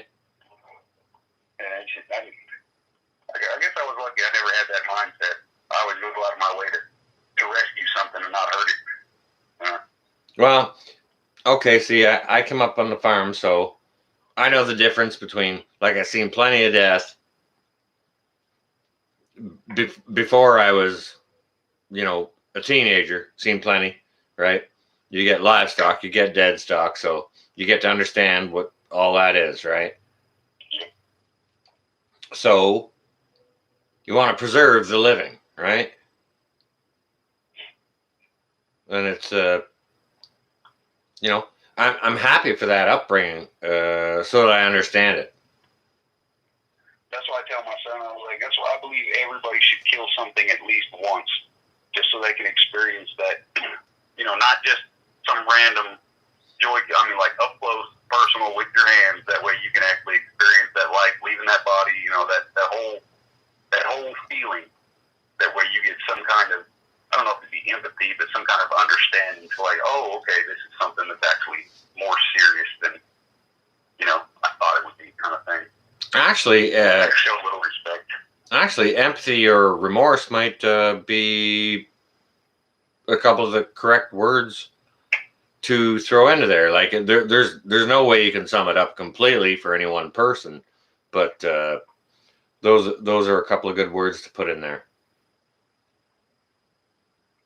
Yeah, like even now, even all the dumb stuff I've ever did, all the things that even killing a chicken, I still, to this day, I'll put my hand on its chest once its head's missing until it calms down, just as a kind of respect thing. Like, hey, I know you just gave your life for me, so let me try to give you as much respect as I can possible. Not just have you jumping around like a fucking idiot, laughing at you. Like, no, I honor your sacrifice, kind of thing. Well, there's the difference right there between a pure spirit and an unpure spirit, or whatever, or a person who isn't genuine or whatever. You understand what I'm saying? Yeah. You get the difference, and I mean, Yeah. if you got to go out and put down a cow because it's ill or whatever, you got to put 222s in its head, then that's your job, kind of deal. And it's not inhumane. It's sometimes it's just doing the job. Yeah. Because like 2 years ago, we used to have the first 4 years we were here while I was just clearing land. We had livestock. We had goats. We had chickens. We had pigs, or the little Vietnamese potbelly pig, the little black squishy face thing, ugly ass thing. Yeah. So squishy face ones. We had a lot of babies running around. So one day I just threw the boy a knife and was like, "Here, we're gonna have a barbecue in 3 hours. Make it happen." He was like, "Can I use a gun?" I was like, "Nope. You need to go ahead and experience it because the gun's not always gonna be around." How'd that go? So, how was the barbecue? It was good. It took him about 3 hours to clean like a 50-pound piglet. But, wow. It came out pretty good. Fair enough. Dude. All right. Okay, so I mentioned to you, I come up on operating a beef and hog farm. Mm-hmm. All right. So we had to, of course, if you got a hog farm, you got a bunch of sows rearing piglets, right? Well, there's only one way that happens, is because of boar, right? Yeah, you got to have a boar. So we had this big Hampshire boar. Now, Hampshire is just, all that is he's got like, he's sort of got black hair and he's got a white blaze down his shoulder. Oh, okay, I know something like that. Big fellow, though, I'll tell you. Yeah. He was 650 pounds. He was a big fella. And he was pretty Yeah, tame. I want to get. Say again? Yeah, pigs are smarter than dogs. The first one we had was a litter box train and stayed in the house for the first 8 months. They thought it was a damn dog. Slept in the bed with us and all that stuff. Yeah, pigs are smart. Yeah. But this big old boar we had, he was a little bit ornery, not terrible, but he was huge and extraordinarily strong. 650-pound boar. His tusks were as big around as like a silver round. You know what I'm talking about? Yeah. Oh yeah. And he was rating it. Freaking sharp. Well, no, we had them like ground down, trimmed down. But he was the first person. He was the first animal. We would have to walk into the barn, and boom, we were in his pen, in his stall. It's like, holy crap! All right, better keep your eyes on him while you move over to get to the rest of the barn. To go get your shit done. Like, in case, because he could get you. Yeah, the boar we had, it wasn't a Vietnamese, but it was another kind of potbelly.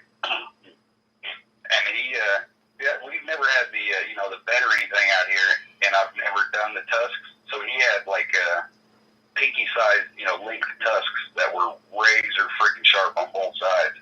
Yeah. But he was so small that he was one of those. He thought he was a lap pig. So anytime you go outside, he'd follow you around, go in between your legs, do all that stuff. And it got to the point where he'd come up and he'd start rubbing his head on your calf, kind of like a dog would do. Yeah. But his tusks were sticking out so far that he could inadvertently cut your Achilles tendon, and just because he wanted some loving. So yeah, we had to put him back in the pen for a while. Go ahead and eat him. Gotcha on that. And I mean, there are vet things you can do to like cure their teeth. You can get them out there to that. Hey, you want to know one of the best veterinary experiences I've ever had in my life? And maybe some of the chat's not going to want to know this, but man, did we have a good vet. Okay?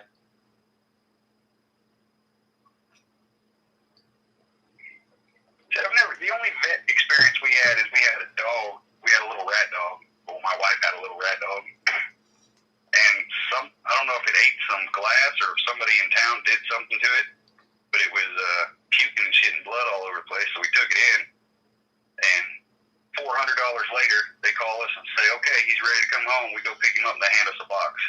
So now my wife's extremely anti-vet. Like, y'all couldn't have told us that shit over the phone. Oh, well, for shit's sakes. All right, no, that's not a vet. What happened there is somebody fed your dog a crushed up light bulb and a pound of hamburger or something. Yeah, I wouldn't doubt it, none. Yeah, that's. The year we moved down here, we had to live in town because we bought the place in October.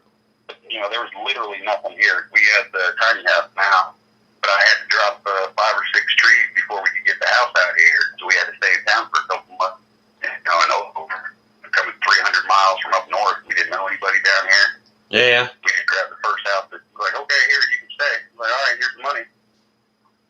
Woke up, we're in the middle of Bedfellow, so it's one of those good times. Awesome times. Well, let me tell you about one of the strangest and best experiences I ever had with a veterinarian. Like, this is one of the veterinarians that will come out to your operating farm and, address your cattle, and if they need shots, they'll do all that shit and look after them and do all the whatever. Okay, so anyways, we had a young heifer, first year heifer, and she was calving one night. Okay, like our bulls did their job, and she was calving. Okay.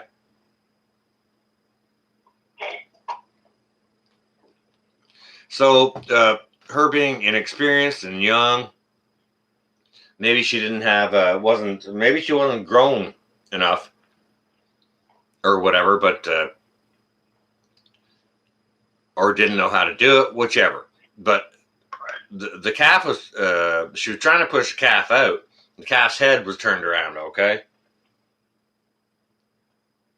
And she was trying and trying and trying. And I mean, the head is supposed to come out first, right?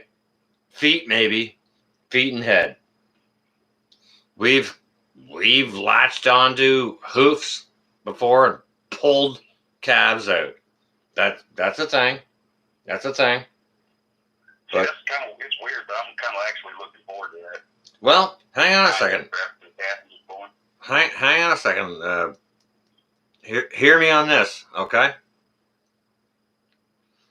Now, this is one of my most interesting experiences in my life with a veterinarian on site, like a come to your farm type country veterinarian.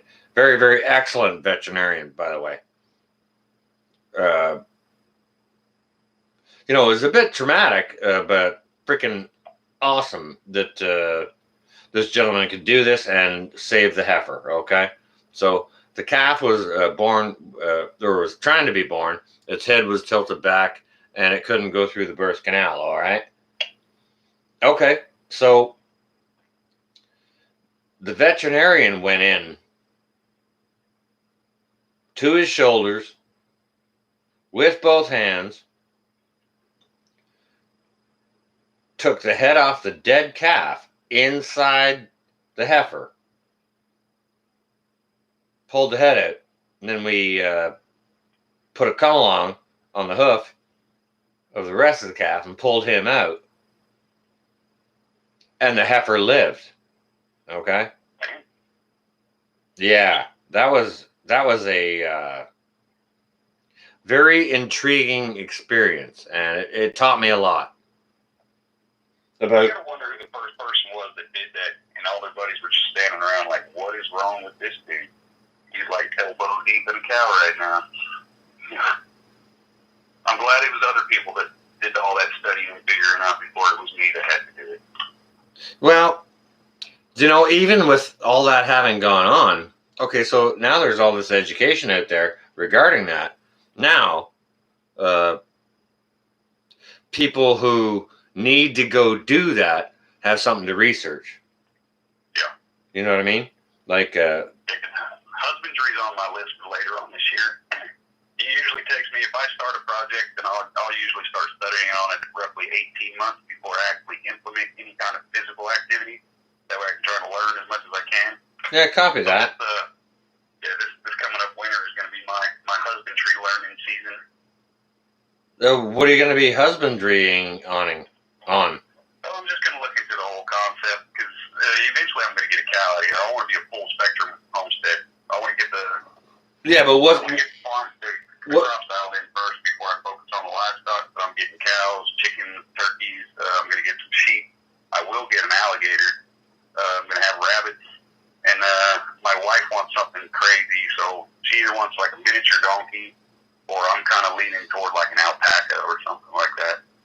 All right. Well, just a word to the wise: don't let the alligator near the chickens, alpacas, or donkeys.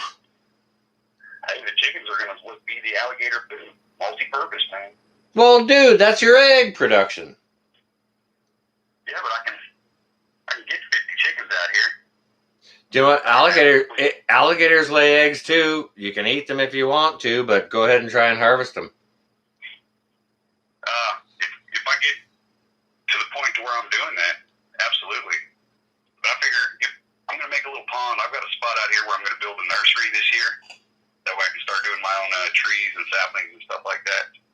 And I'm going to build probably a 30 by 30 caged in area out here with a pond and all that good stuff. Whoa. Animal. Kind of trees you plan on planting over there? Mainly evergreens, but I'm gonna start once I get my orchard up. Then I'm gonna start propagating pecans, almonds, persimmons, apple trees. Oh, all right. Hang on a second. Whoa. Let's talk about your orchard here a little bit. All right, if you don't mind. Whatever. If you can, if you want to experience earlier production in your orchard, go ahead and buy yourself dwarf type trees because they will produce much sooner than a regular type fruit tree. I'm looking into dwarf bananas and lemon and lime trees is what I'm looking into for the greenhouse eventually. And see, where we're at, it's weird. Some things I need to have a greenhouse for, some things I don't. But like, I want to start getting into like, if I could grow a pomegranate out here, I would absolutely jump on that. You know, some of that kind of tropical. Yeah, like that's definitely a more south thing. They're for sure more amiable to the southern climates. As far as apples and pears and stuff like that goes, you can just plant them outside and they'll winter well. And you know, but the dwarf varieties will produce quicker. However, they only have like a 20 to 30 year sort of lifespan, whereas regular type of apple tree, you know, they may have a 60 or 80 year span, but they might take like 8 years before they produce well. Yeah, that's pretty much what I'm counting on. I figure about 7 years before I can see anything, you know, actual harvestable. But you know, homesteading, think long term. Well, you know what? Think short term too. You need to eat. Yeah. You know. Well, I know my wife's been out of me. She wants. I guess one of our neighbors was talking about a dwarf orange tree, but it's. I don't know. I gotta do some looking into that and seeing how I can do it because I don't want to have to move it every day. Yeah. I would have to container. Yeah, you'd have to leave it in the greenhouse, put it outdoors, move it around for sure. But I mean, as far as apples and pears and stuff like that, if you want to plant that, go ahead and get yourself the dwarf varieties for sure because they will produce much more quickly for you. Okay. Are they sweeter or anything? Just smaller is the only difference? The tree is just smaller, that's all. But they produce, like, it's incredible how they produce. Go on ahead and check my, Mallory over at Quebec Homestead. Go on and check her orchard vids, and she's growing dwarf varieties. And she's up in a 3 or 3A growing zone, right? And she grows very, very successfully on a very, very young orchard with dwarf varieties. Yeah, I'll definitely check that out. I'll geek out on some of that stuff. I'll go down the rabbit hole on random planting techniques. Yeah. You'll find yourself in a wormhole for sure. But no, it's cool. Man, I enjoyed the chat. I'm at 17% on my phone. I should probably put on some pants and start my day. I was about to say, hang on a second. What do you mean? All right, maybe I should put on pants too.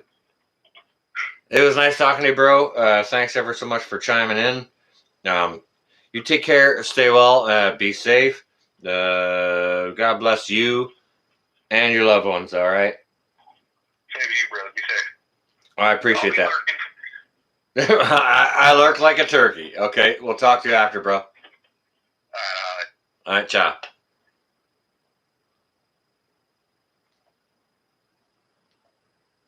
How cool was that? That was Hutch Homestead.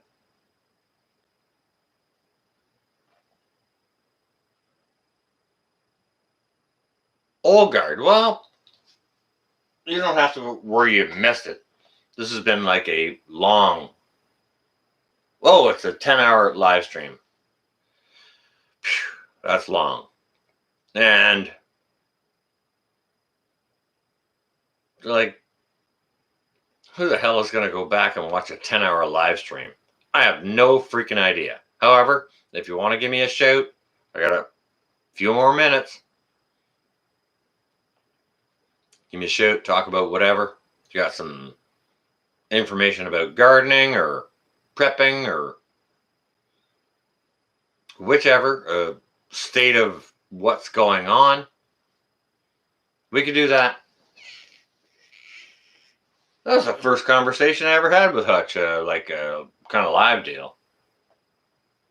I don't mean live here, but I mean like live there. So it was cool to share that with you guys. He's doing some good stuff. Check out Hutch Homestead, guys and gals.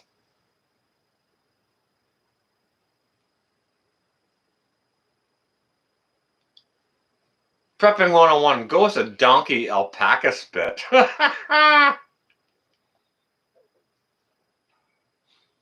All right, so it seems everyone's either still up or up again.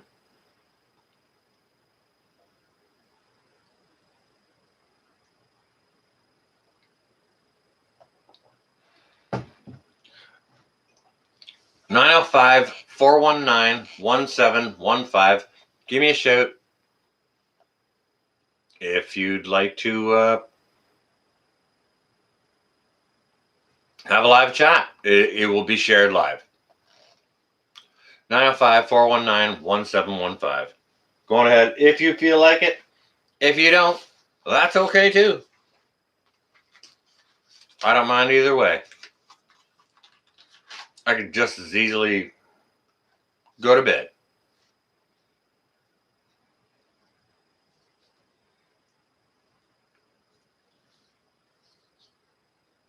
Not much going on there, CJ. All right, well, fair enough.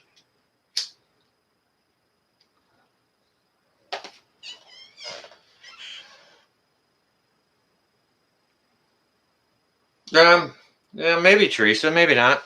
I'm just gonna go to the window and have a look-see out the window to give you guys the report. Oh my goodness gracious! There's snow out there, and where the sun is shining, it's all melting. Yeah. Yep, it's all melting. It's gonna go away. There's no great. Oh my goodness, we've got snow, and it's not like that. Teresa, you're gonna go try to nap. All right. Cool. That's good. Anyone wants to chime in? I'll give you. Okay, it's 10:09 a.m. here Eastern Standard Time. With that, I'll give you one last opportunity to call in live. 905-419-1715.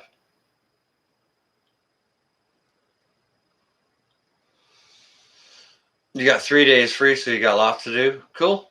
All right. Get her done. Teresa, appreciate that. Yeah, okay. Yeah, you see me, guys. I'm starting to stretch. Yeah. Oh.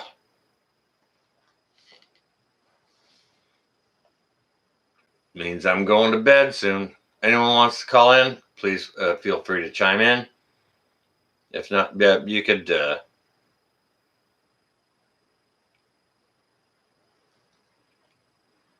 Scarlett, that is my doomsday clock. So it is just set where it's set, where I deem it's necessary to be set. So I actually advanced it by 5 seconds the other night. It was set to 20 seconds to midnight, but it's getting closer, I believe. Like, I mean, that's my doomsday clock.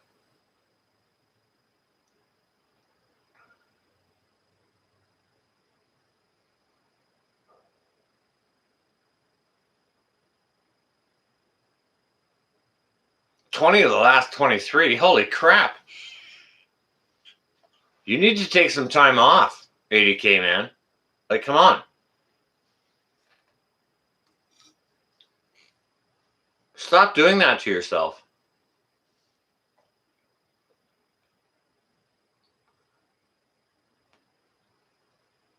Oh, whitewater crafting. No, not at all. Thank you for coming in. It was good to see you. I think I saw you much earlier and hadn't had a chance to say hello. So, hello and good morning.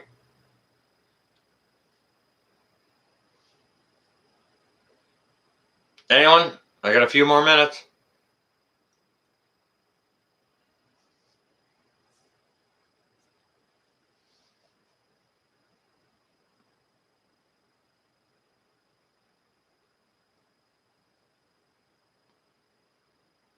Lava Man, there you are. Mallory, holy cow. How are you? 905-419-1715. We're just doing a live call-in show here.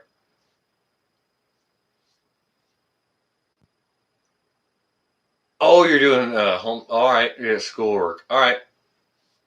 Very good. Anyone who doesn't know Quebec Homestead, go check them out. Mallory, they've been kicking out moderators' links for a whole day now.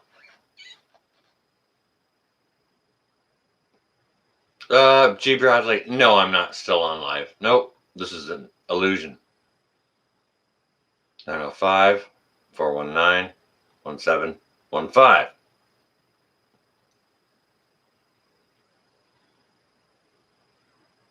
Oh, Howie's doing a live?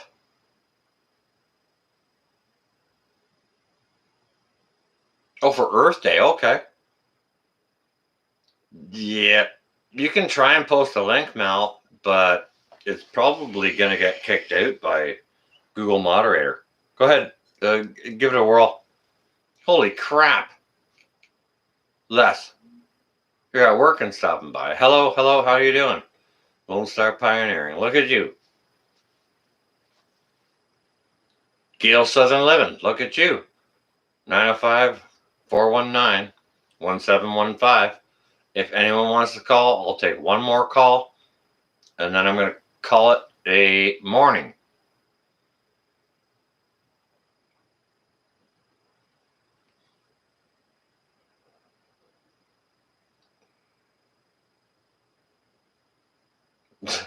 I'm a machine. Well, I'll say thank you. I've been called much worse.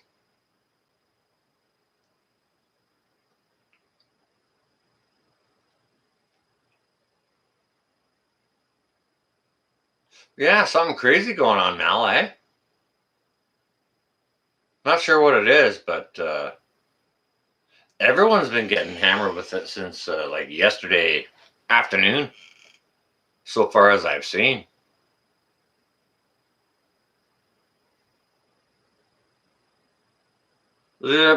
Copy that, 80K. Cool.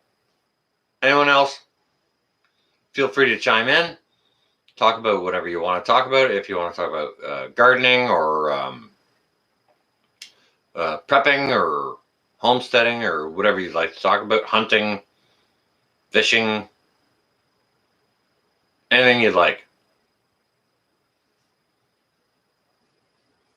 Gail, you know what? That's true. That's true. Or maybe it's true. There's suppression. Look at Quebec Homestead probably tried to drop a link and boom. Look at that. She was gotten by a Google moderator team. Isn't that interesting? Holy cow.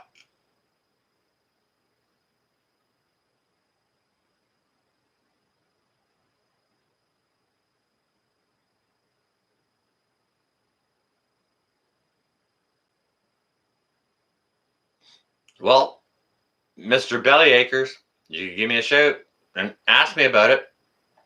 But you would be on live camera. 905-419-1715. Just saying.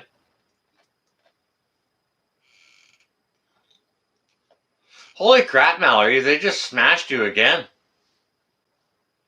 Wow. Goodness gracious.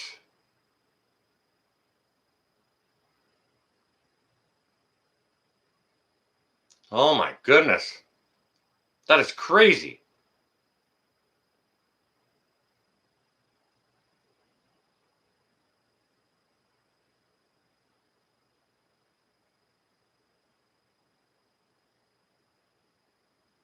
Okay, Mal.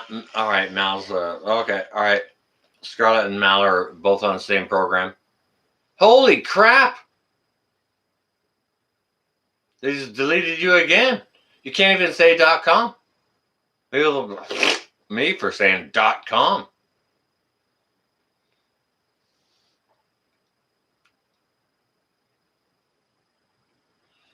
No, 1776. No, we're not still at it.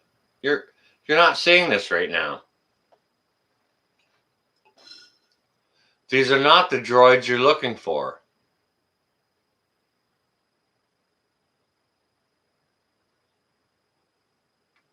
Oh, ooh, yeah. Oh, goodness gracious. Censorship is real.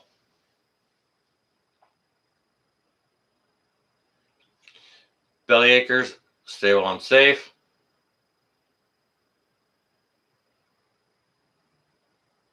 Oh, very nice. Do post a video. Or, yeah, video. Yeah. Please and thank you so much. That would be wonderful.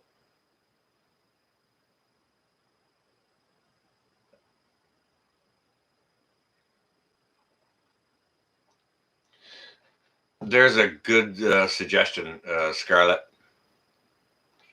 Yeah, you have to do something around it. Leave a space before you post or something. I think last time a bunch of us moderators brainstormed how to get around it. I think we figured out we had to leave a space after what you do before you hit the enter button. Hey, Evan, how you doing? Good to see you. 905-419-1715. Anyone wants to call in? I'll be taking calls.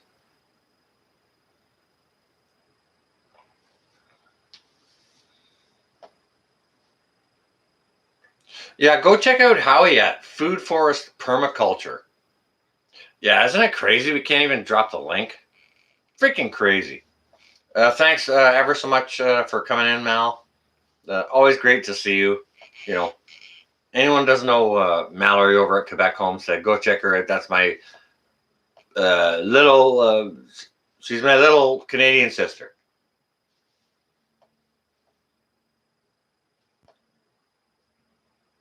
So great. Go say hi. She's doing great things.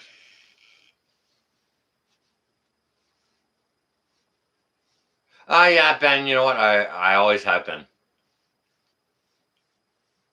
And so what I'm probably going to do today is sleep the whole day away. Doesn't matter. There's snow on the ground anyways. So I can't do anything outdoors. Like I could shovel snow or I could just let it melt because it's going to melt. Anyway. No one has anything to share? 905-419-1715. You can call me. Talk about anything. I'll put you on the live stream. Yeah, let it melt. For sure, CJ. Like, why would anyone waste their time in clearing it out? From Kate's Kitchen. Holy cow. How you doing, Kate? It's lovely to see you in here this morning. 905-419-1715. If you can call to Canada without charges, Kate?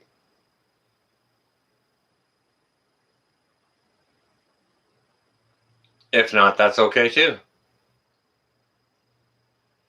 Well, it's very good to see you. Been missing you and David. I hope you are both well. Oh, that's so nice, Kate. I appreciate that. Oh, isn't that nice? Yeah. Kate is so nice. If you guys don't know From Kate's Kitchen, please go subscribe. Absolutely wonderful people. Kate and David are wonderful, wonderful people.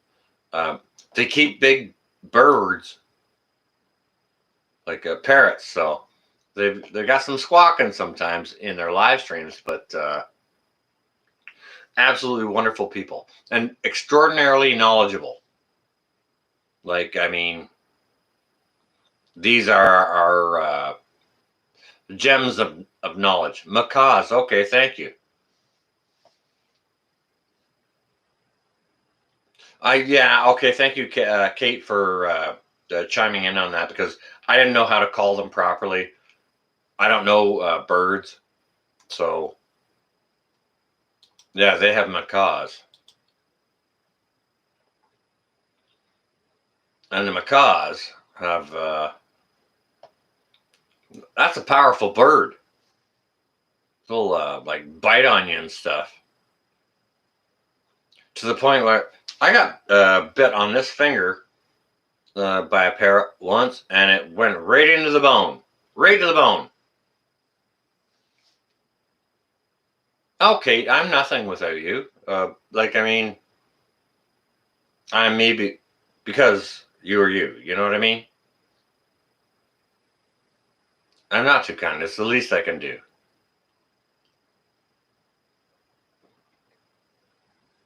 $5 miles. Yep. Cool. That is cool. Their beaks can definitely shred 2x4s.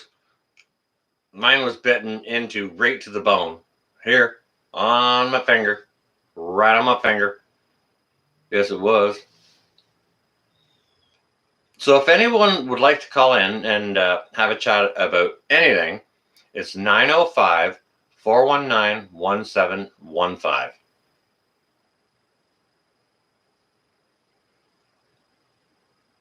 Oh yeah, you got many scars from beak bites? Oh my goodness gracious. Goodness me. You have parakeets. And they bite they bite hard too? Oh my goodness, CJ. I didn't know that about parakeets.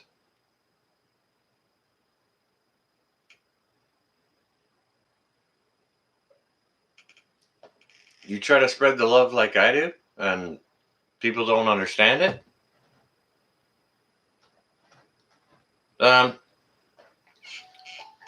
You know what? You just have to persevere at it. Hang on a second here. It looks like Texas. This might be Kate.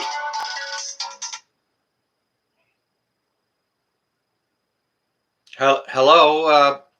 Please, whoever's calling, please know you're on speaker. Okay. It's Gail with Gail Southern Living. Oh, hey, Gail. How you doing?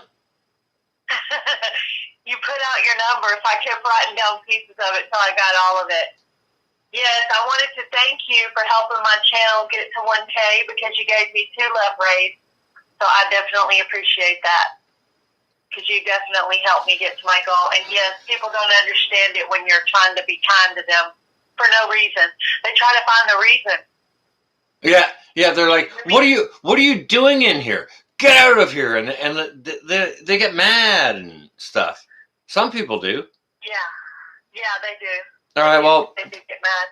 Do you know what, Gail? I appreciate you being there, like being a channel sort of like worthy of rating. And I mean, I am so thankful to be blessed with people who come in to help do those things and show support for other channels Because I'll tell you what, Gail.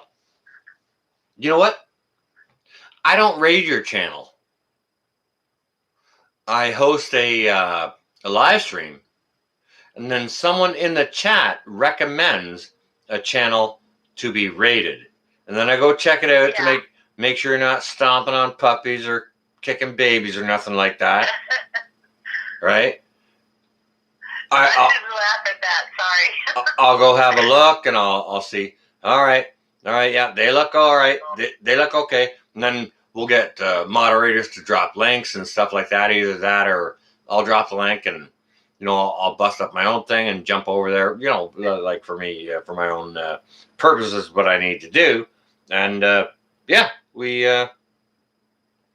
like to go and support decent channels who ain't kicking puppies or punching babies, doing good stuff, and just support them, share some love. And it's nothing about anything except for Happy Monday. Check out this person's channel. Go ahead and hit the thumbs up. Check out the videos that they're doing. If you like it, subscribe. If not, don't. Those subs actually stuck too both times. Most all of them stuck, so those people actually watched the video, so that was cool. But yeah, I did go back and watch the playback to see who actually recommended me for that. I know Prepping 101 was one of the last ones, rolling plains and wild edibles. I know I'm messing up that channel name, but anyway, Mark? Yeah. Mark over at Rolling Homestead and Wild Edibles in Wisconsin. That's it. Man, he's got a wordy channel name. And I tried to say something to him, but he's well enough established it doesn't really matter. He could just call himself Rolling or whatever, you know what I mean? Rolling Homestead or... So how are you? How are you this morning? I'm good. I've been having a little bit of back trouble, but it's a little bit better today, so I'm hoping to get outside and work on my yard. Work on that Shed Wars 21 garden out there. Well, holy crap, we got snow here, dear. Sorry about that. Sorry. Yeah. That's all right. Sorry, I laughed on that one too. I have inappropriate laughing. No. I get you laughing at me. That's all right. And you know what? To me, it's kind of inconsequential because you got snow. Well, whatever. And you know what? I'm just gonna not do anything about it today, and tomorrow it'll be gone. Yeah, it'll probably melt. Do you actually plant a garden yourself? Yes, ma'am. You do? Awesome. Yeah, you can, if you want to, you can go check out my channel and, go into my videos sort of from, sort of like this time last year. And I kind of put in an emergency garden because I thought it was really prudent. Okay, so I'm in an apartment. However, I do have a little wee backyard. Okay. Now, it was a pleasure garden before, and I ripped out all that pleasure garden. Ripped it all out. And I put in vegetables instead, okay? All right. And the reason I did that was because I thought, holy crap. The big hammer's dropping. We need to grow food in any place we can possibly think of, right? So what I went and did last year, like I said, ripped out my pleasure garden, put in a whole bunch of tomatoes, whole bunch of potatoes in buckets, carrots in pots, I put in peppers, all manner of things, radish, all kinds of stuff.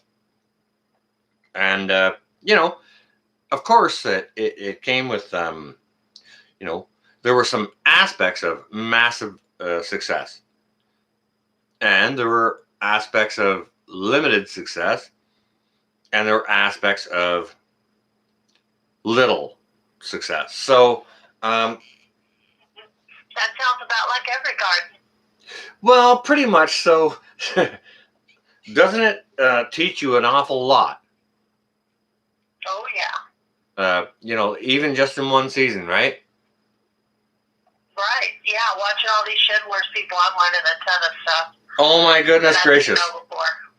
All my brothers and sisters doing the Shed Wars stuff. Like, God love them. And seriously, Yeah, got I started watching the end of August last year. I started my channel and started watching the Shed Wars like right away. And I was like, what is this Shed Wars thing? Because you're always doing gardening when you're talking about the Shed Wars. So I'm like, it must be about gardening. So I finally figured that out. all right. Now you see, the cool thing about it is it's a global gardening challenge. Yeah. So you can get tips from every possible growing zone you can think of, which is cool. I mean, you know what?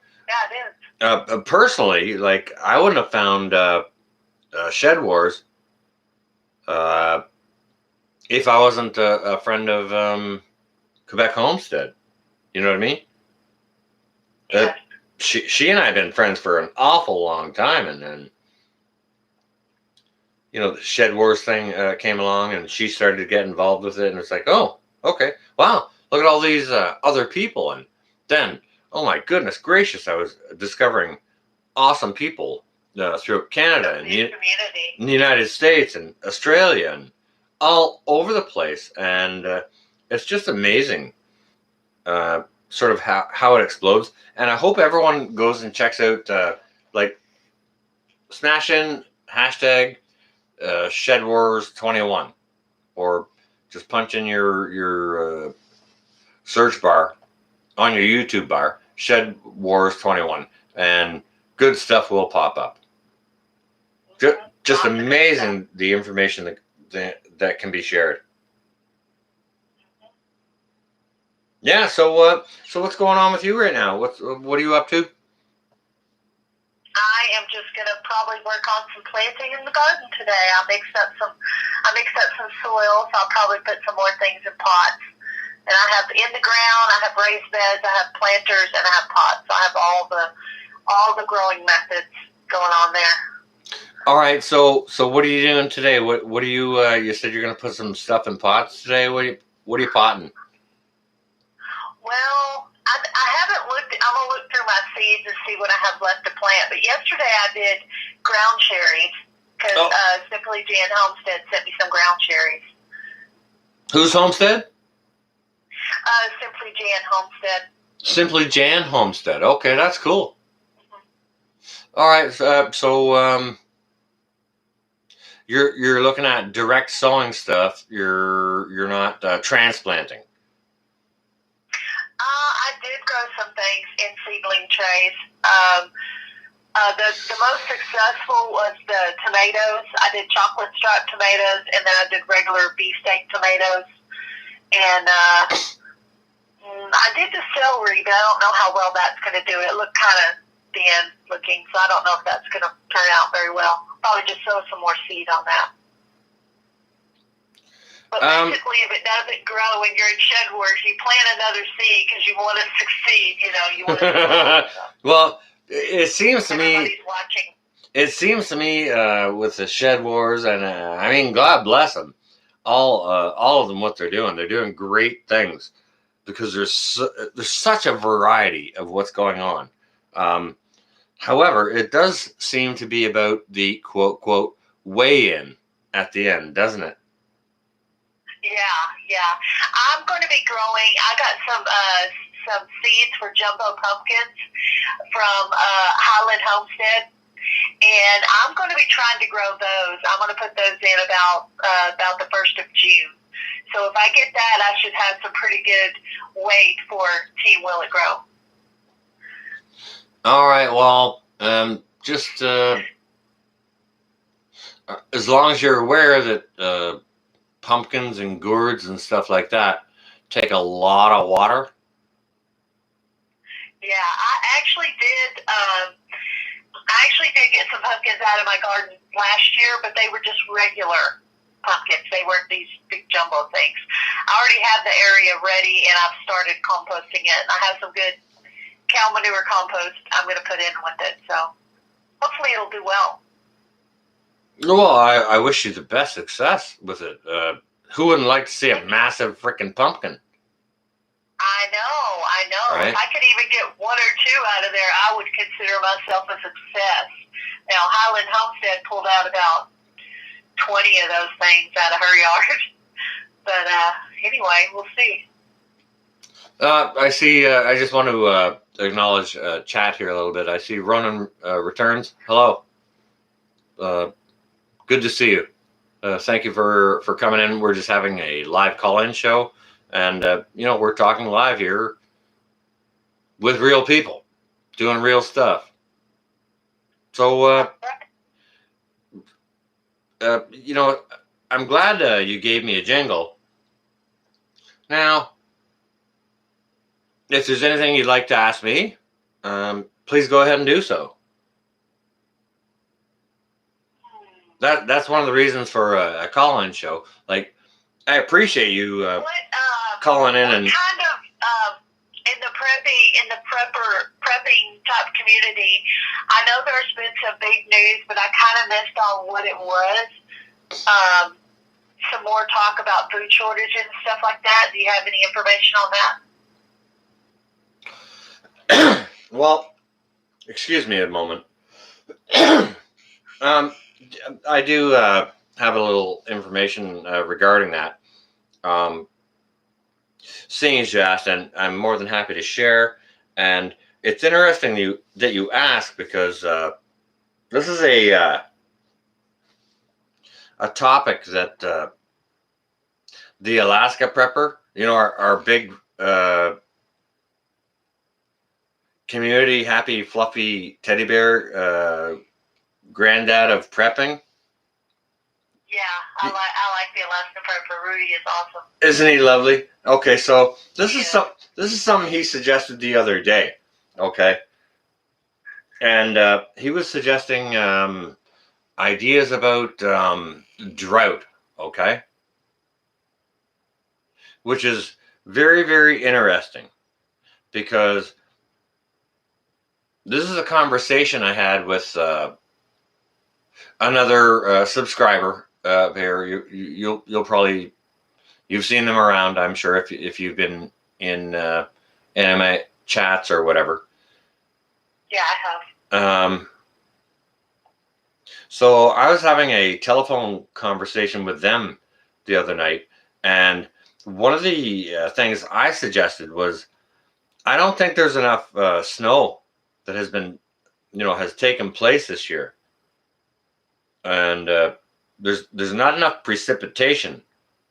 I don't think the groundwater is high enough. These are the conversations we had a couple of days before Rudy put up his post. You understand? Yeah, my husband was talking about food shortages in some other areas. He named off 3 of them yesterday. I can't quite remember what he said, but he heard about that.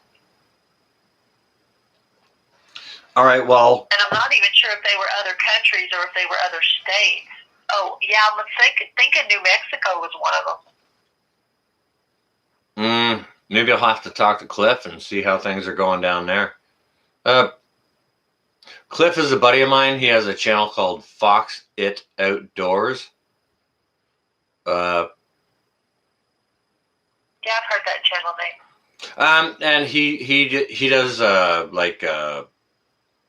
container gardening and in a little greenhouse. Okay. But again, he's in New Mexico, so he's also got that element of the desert, right? But yeah, I've been thinking about this since the fall. Well, maybe not the fall, but since winter really decided to start dropping snow on us, and it didn't happen until January. We didn't have any snow in November, none in December, a little wee bit in January. And I'm thinking, okay. Is there going to be enough to melt into the water table, right? So definitely been some strange weather. Yeah, well, it's going on 3 years now. With if crops fail this year due to drought. This is going to be 3 years in a row. You understand? All right. Well, buy everything you can and stack it to the rafters. Yeah. It's a no-brainer. When something like that happens, or whichever happens, if you can't see the writing on the wall, it's telling you to go buy food or grow food. If you're not growing food or buying food, you're remiss.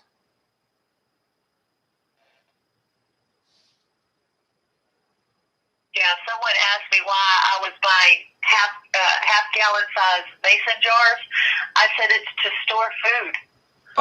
I It's put. like, how do you not know you need to be storing food right now? I just found that funny. Are you watching my live stream here still? Yes. It's on mute though because it was doing an echoey thing. So That's okay. I'm just showing you a half gallon of rice. That's how I store rice. Why do I have one beside my couch? You know, whatever. Call me names if you want to. Oh, you should see the places I have food stuffed. Oh my goodness gracious! Yeah, the places to store stuff. All right, yeah. Well, that's actually something we're really gonna get into here for small spaces, because I mean, there's a lot of people in small spaces, and you need to relearn. You need to learn how to repurpose small spaces to store your stuff, because it will really eat up your environment. Freehandly made? No, I'm not still alive. Hi, sis. That's my sister-in-law, Freehandly Made. Oh, go on ahead and say hi again. Hello, Nisi. How are you? Hello, hello. Hi, Freehandly Made. That's awesome. She lives in Montana. Oh. Oh. I understand Montana is a lovely state. It is. It's very pretty. She's in the Shed Wars as well. Is that right? Okay. Look at how small the world gets. Yep. Isn't that wonderful? Yes, yes. Oh, she's like, hi, wait, who is that? Free Handley's asking. Go ahead and say. Gail, Southern Living. Your sister-in-law. Hello, hello. Gail Southern Hi, Living. Montana.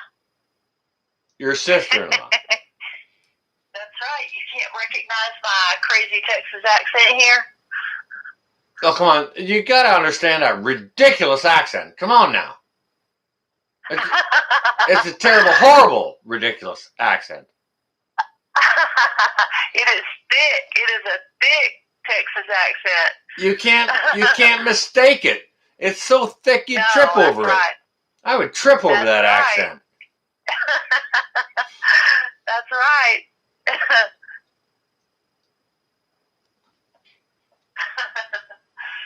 There we go. Okay, That's Kitty. why people watch my videos. They like listening to my Texas accent. You think?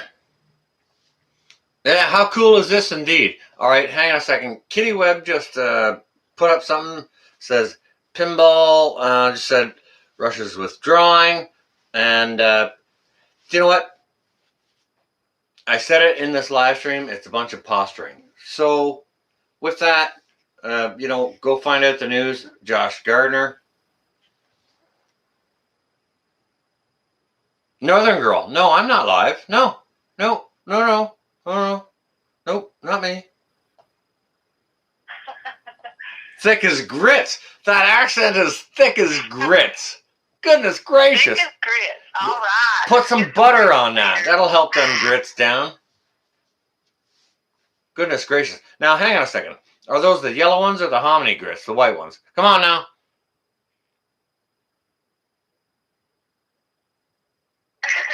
Go on. on, share. Like What? That's- My grits?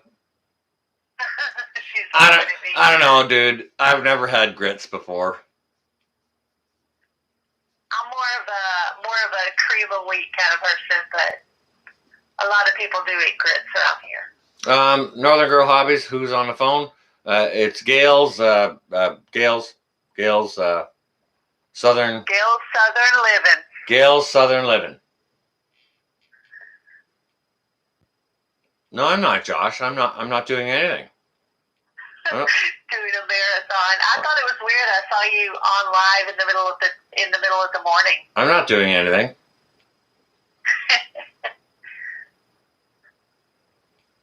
Well, what can I say, Evan? I'm just, I'll write off a couple of days after this, and then, we'll see y'all on the weekend. Kind of deal. It's going to be one of those things, probably, because I'll sleep and then wake up and hydrate and then sleep again and then hydrate, and then it's like, oh, hey, look, it's Saturday type of deal. But I mean, whatever. No, I never had grits. Ronan returns. No, I haven't. But I understand there's a difference. I know the hominy grits are more light in color than the regular grits. I don't know. Am I mad or retarded, or can anybody correct me if I'm wrong? Or I know the hominy grits are more white in color. Not that the color of the grits matters to me. I just wonder if there's a difference in texture or some damn thing. Oh, there probably is a difference in texture. Well, all right. Hang on a second. All right. Let's just get to this. Both are good. Grits are grits. All right. Ronan returns. All right. I appreciate that. Thank you. All right. Okay. So now, what is grits? Is that just like ground up corn?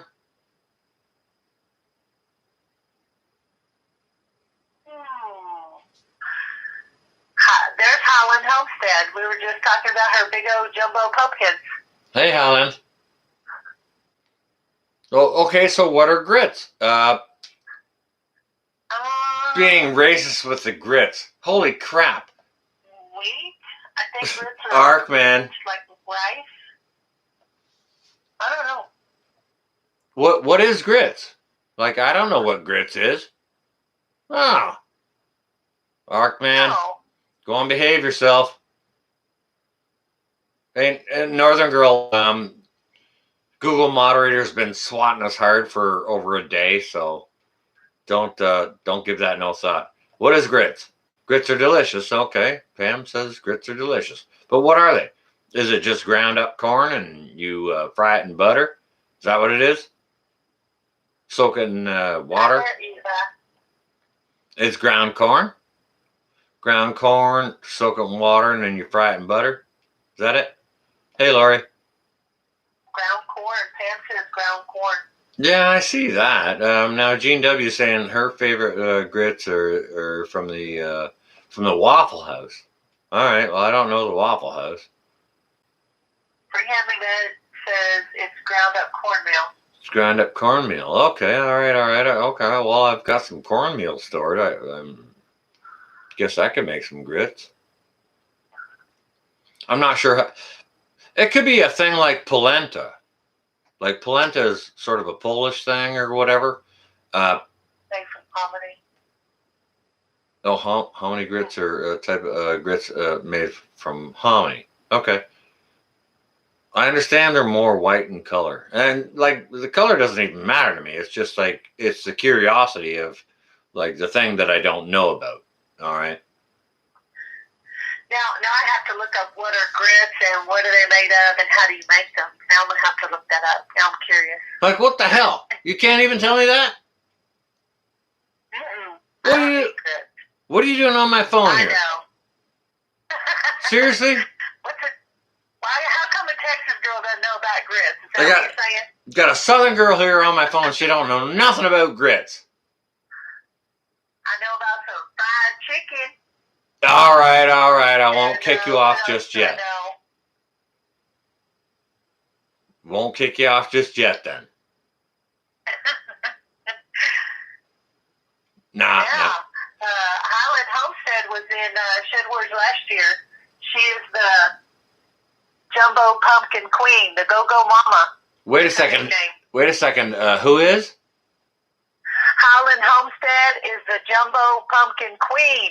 That is She's the awesome. Go-Go Mama. Well, guys and gals, Hi, Go-Go Mama. guys and gals, definitely go check out Highland Homestead because she was a pumpkin mama queen on last year's Shed Wars. That's right. If you guys want to grow massive pumpkins, Highland Homestead, go check them out for sure. For sure. This is why I love to do this. Like, are you kidding? Oh, wait a second. Whoa. Kitty Webb. Grits, butter. Oh, yeah, I can pull out Grits. all those Shed Wars names. Grits, butter, garlic, Out of and that. onions. You could add bacon to that too. I think. I like why Yeah, couldn't that you? would be good. Oh my goodness gracious! Oh, Lori Firefly saying grits and maple syrup. Oh, all right. Hey, Crucy. Yeah. Well, what do? Yeah, Miss Highland Homestead is in New York. Oh.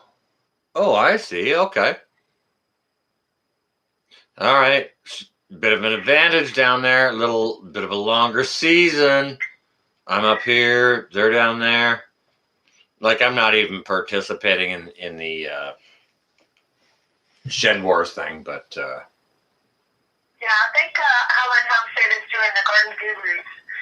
So there's another gardening collaboration. She's doing that one this year. So I'll have to check that out too. Shawjam Droppers saying Cream of Wheat is their disco, their jam. Cool. Bacon goes good with everything. Yeah, no kidding, Ark, right? Yeah, you could burn bacon on a stick and it's good. And drop it in the dirt and it's still good. Like, because, bacon, right? Bacon makes everything better. Bacon is better. Absolutely it is. All right, so you got any questions for me or anything like that, or what's going on there? Nope, I'm just listening. I'm gonna sign off and let you pull somebody else up here. I'm not gonna have Thank you another. for having me up. Oh, well, I'm you're more than welcome. I'm not gonna have another up, which is kind of why I asked if. Well, I always ask if anybody has a question for me. Like, if somebody calls me, well, obviously they must have a question. What would you like to talk about? Oh, no, I just wanted to chat. All right, I well, watched some of your cooking and prepping videos. I haven't watched your gardening videos, but I will have to check those out. all right. You know what? I was ridiculously fortunate last year in my garden. My tomatoes and peppers went wild on me.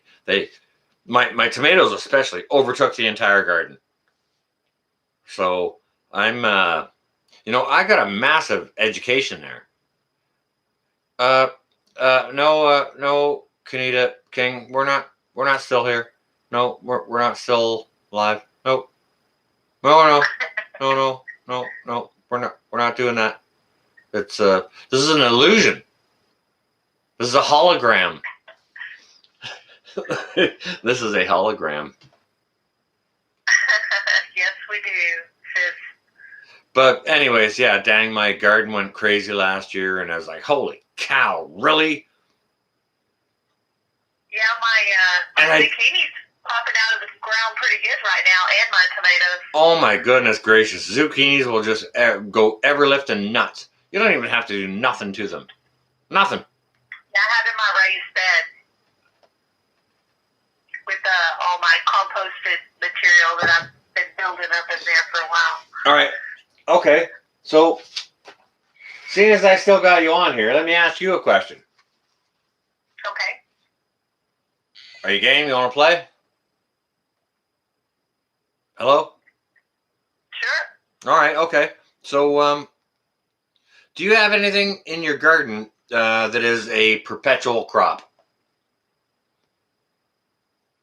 Like year after year? Onions will come back. Well, you got Strawberries will come back. you got them creeping kind. Well, strawberries they're kind of yeah, you get 2-3 years out of them. Yeah. But anything you can just leave there, like rhubarb or Let's see. Last year, I got one of those bags of Miracle Grow, and I cut the inside of it out, left a couple of inches around, and planted straight into the bag. And that's great for someone who has an apartment with a balcony or something. And it grew straight through to this year. well, what did you plant in there? Kale. Oh, okay, kale. So kale is a great crop. But it's not going to be a perpetual crop. Well, it's still going. So, I mean, it's been since last summer. I mean, it's coming up on a year. All right. Well, what about like rhubarb, blueberry bushes, fruit Blueberries trees? will come back. My sister-in-law has the big blueberry patches in her garden over there in Montana, and she didn't even do anything to them. They had this sprinkler automatically on them, and they just grew like crazy. Raspberries and blueberries. Moving to Montana soon. That's like a Frank Zappa song, I think. You have a lot of herbs still growing this year. Parsley. Parsley will keep growing all through the winter.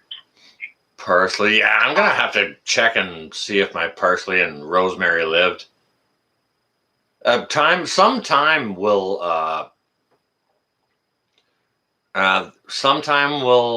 overwinter.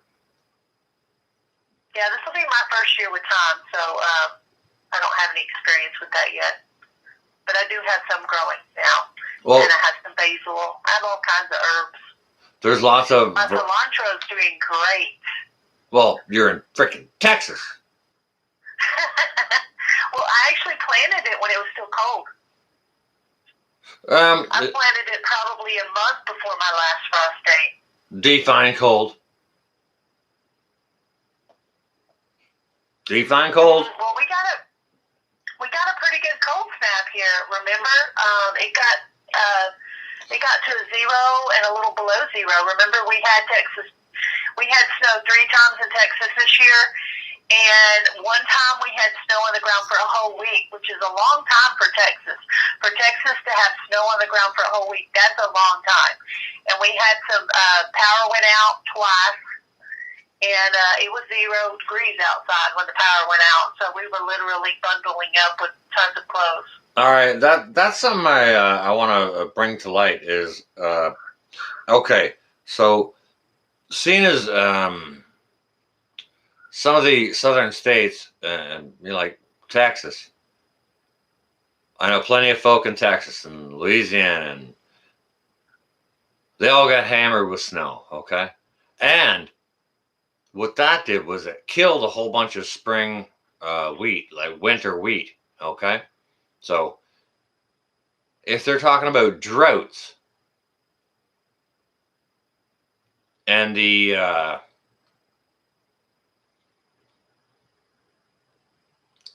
winter weather has already killed the winter crop, was that going to be 3-4 failures in a row? If that doesn't tell you to put food back, guys and gals, you'll never get it in your head. Thorhaven, there you are. I see you. Now is the time to start learning how to grow your garden and how to learn how to start composting your garden. And how to use what you got. One of our Shed Wars challenges this year is to pick something from the grocery store, like a tomato, a pepper, a tomatillo, a squash or something, and get the seeds directly out of the plant and put it into the pot and grow it. Don't dry it or anything. Just grow it directly into the pot. So that's one of our gladiator challenges for this year. Grow from the grocery store. Okay, hang on a second. Get the seeds. I got a question for you on that, because it's widely known that this is mostly about tomatoes and stuff like that, because tomatoes come in that little jelly casing, right? The seeds, the seeds do, right? Okay, so it's understood that you need to ferment that first before having a successful That is if you're drying it. And Willie propagation. has a great video on that. But if you're going to grow them right then, right that moment, you can put it into the pot with the jelly stuff and all. And that's on Willie Grove did one just like that the other day on his video, where he took the knife and just jelly and seeds and all and put it in the pot. So it will grow that way. That's The pretty cool. fermenting is for if you're going to dry them for next year. And he has a video on that as well. Roger that. Hard copy. He's Oh, the Tomato King. Okay. I just want to share that with the chat right now. That's Will It Grow. Okay, and he's a team captain. He's a team captain for one of the teams on Shed Team Wars. Will It Grow. He's a team captain for Team Will It Grow. Okay, so yeah, definitely go check out his channel.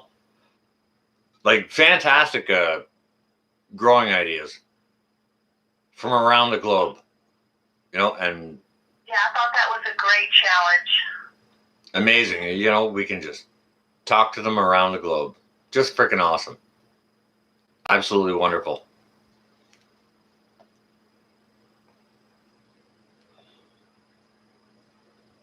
All right, you got any other questions for me? Anything at all? I'm gonna have to go back and check out your gardening videos, and then maybe I'll have some questions for you in the chat next time. So be looking for those. All right, you know what? I appreciate that, and I'll just go ahead and say I didn't do anything fancy, but my tomatoes sure took off. That's okay. That's what we need to learn from. We all need to learn from the simple things. Just learning how to grow something in a pot, and how to put a little bit more in there than just potting soil. Well, so that it will have a better chance of growing. All right, now these weren't just pots. I did put them in the dirt, and to be honest, I've got this little alcove that's west and south facing. My backyard is west and south facing, so it gets a tremendous amount of sunshine, and the tomatoes just love that. Just love it, right? And I did augment the soil, we had good black earth soil here to begin with. And because I've been maintaining it as a pleasure garden for years, I've been adding to and augmenting the soil year after year, right? To build up my gardens and, make them look pretty. But once I took out all those visual plants out of there and moved those all over,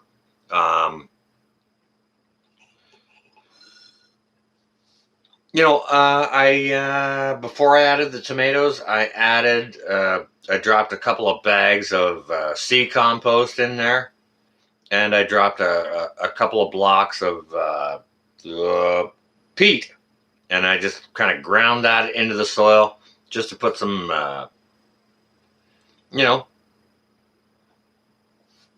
organic material in. And then at times, there was a couple of times I threw in some Epsom salts and just watered heavily. Yeah. And some things I need to look up the Epsom salt thing.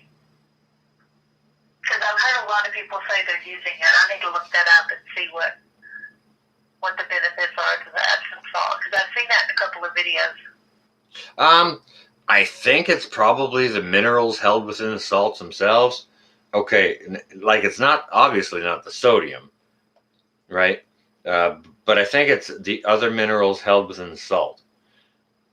Okay, so this is a little trick I was taught by a very very good friend, my Auntie T. Anyone who knows her as Tony Four. And okay, so this may not be something or a subject matter that is discussable on shed wars or something like this. However, it's legal in here in Canada to grow in your yard, so we're allowed to grow 4 per household, and those are cannabis plants. Okay. Yeah. And I've seen that in some videos, and I didn't realize it was legal in Canada. I was like, wait, what is that? Because over here it's like, hush, hush, no, no. And I was watching the video, I was like, is that? Yeah. Oh, that is. Okay. well, I just now figured that out. I've actually got some videos saying, help, my cannabis plants are dying. What can I do? And someone said, put Epsom salts on them, and gave me some cures for ideas. And, one of them died and one of them survived. And it was the craziest thing, because one of them that was just planted right there, and there was another one right beside it. One of them just fell over and died. It fell over and died. And the other one was showing signs of distress. And I'm like, oh, goodness gracious. Okay, I don't smoke that stuff. I make it into gummy worms for medicinal purposes, for others who want that, for pain relief or whatever. Yeah. However, so it's cheaper for me to grow it than to buy it, right? So I decided to grow some. And it started to calf on me. It started to die. And I was just like, well, go check out my videos. You can see me asking for help there. How do I fix this? How do I fix this? And there was a fix that came in, and it was Epsom salts. Epsom salt. Yeah. Okay. Yeah. I'm going to look that up today. I'm going to look that up, what the Epsom salt's good for. I just, this year, just started incorporating cow manure compost. I bought some at the local feed store. And then also I was given some by the Rusty Pepper. That's a YouTube channel. Wait. You started incorporating what? Cow manure compost. Oh, okay. All right. That's a new thing I'm using this year, so we'll see how well I do on that. That's going to be pretty cool. Now, for me, I don't, we do have cows within 15 minutes of here, but it's much easier to just go buy bags of sea compost, which are very nutrient rich. So, and as far as my potatoes goes, like I did the same thing with those, and I did augment them with like a bone and blood meal. Yeah. So I got some harvest out of there, but I don't think in the buckets, in the 5-gallon buckets, I don't think they had the legs or I don't think they had the width to grow out, because I've seen people growing that in big, huge trash cans. Oh, okay. Their potatoes. So, and I started to grow some this year, but then I didn't end up doing that. But that's what I've seen, big, huge containers. Voon Child, she's a YouTube channel too. She was in Shed Wars last year, and she said the size of the container determines pretty much the size of how big your potato is going to be. So if you got a bigger container, you'll get bigger potatoes. Well, that's interesting. I appreciate you saying that, because I do recognize the name of Voon Child. I've seen her or them around. I'll when I got some time, I'll go and hang a look over there. Voon Child. Voon Child. Yeah, I've seen them all over the place. Isn't it cool? Yep,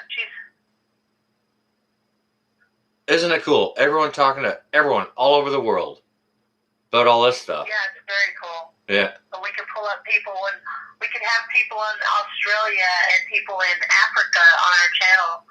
Just be talking to them on a panel. That's very cool that we can do that. 100%. All right, with that, girl, I think I'm going to leave you. And, I thank you ever so much for calling in and saying hi, chiming in. I appreciate all your information. Any? Let me call in. Oh, you're more than welcome. If there's any last channels you'd like to shout out, go on ahead and do so, and then I'll. Well, the channel's in here: Highland Homestead, Free Handley Made, Nunya, Texas on the back 20, and our new Shed Wars member, Thorhaven Farm. I was just about to say, look at Thorhaven in here, creating all kinds of business. That's great. Go check out all of those channels; they're super awesome. All right. Well, with that, thank you ever so much, and God bless you, and you stay well and safe. All right. All right. Bye bye.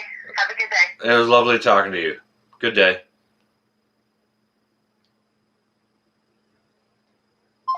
How cool is that? How cool is that? Goodness gracious. Look at you guys. Look at you guys and gals.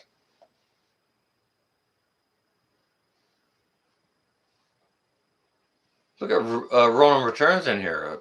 With all your information, look at you go. Hey, thanks ever so much for coming in and joining us. Ronan Returns, like I said, I haven't done a whole lot of videos these days, but when I'm doing live streams like this or whichever, dude, holy cow. We get real information from real people doing real stuff, okay? Duck barn. Yeah, I'm getting tired. See how that works? Look at Bradley from Monty. Monty's always full of, yeah, you see how that, he just turns his head and looks at the camera. See how that works? Good morning, Kelly. Kelly Benoit, the one and only. Everyone go on and say a nice hello to Kelly.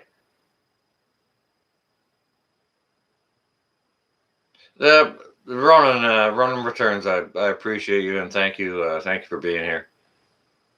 This was a random live stream that should have only lasted an hour, and holy crap, it's 11 and a half hours now.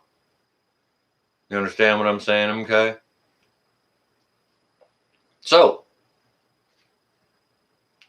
we got a ground full of snow outdoors. I'm probably going to go sleep the day away.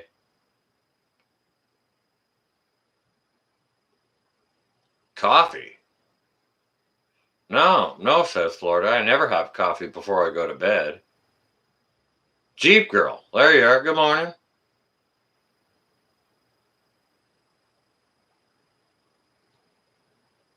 Nunya, I apologize. Arkansas 11. No kidding.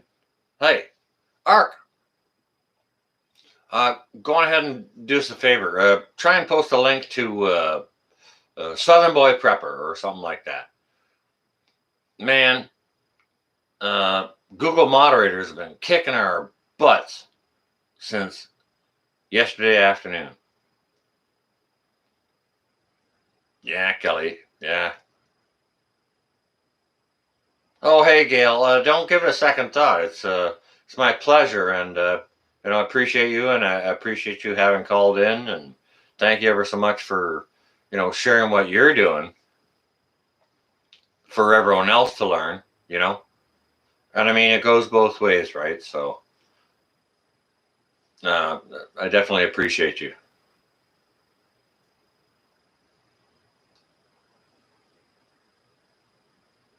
Hawk's mustard seeds record. Why, you want to talk about mustard seeds? You seriously want to talk about mustard seeds? No, you don't. Just ask Ark.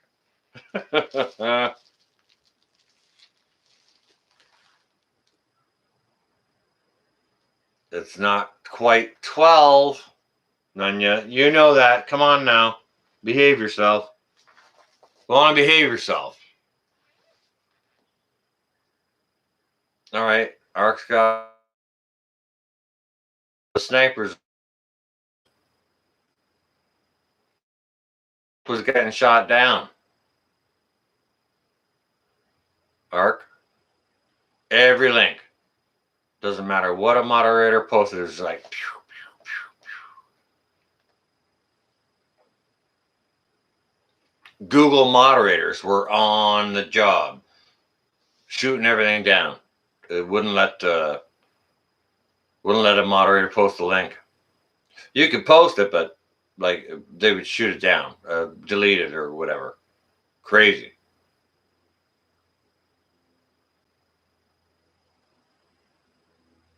G. Bradley, Iron Maiden.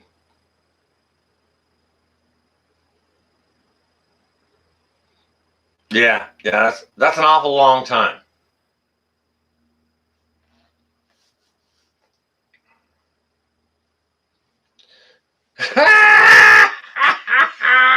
Look at Shockborn.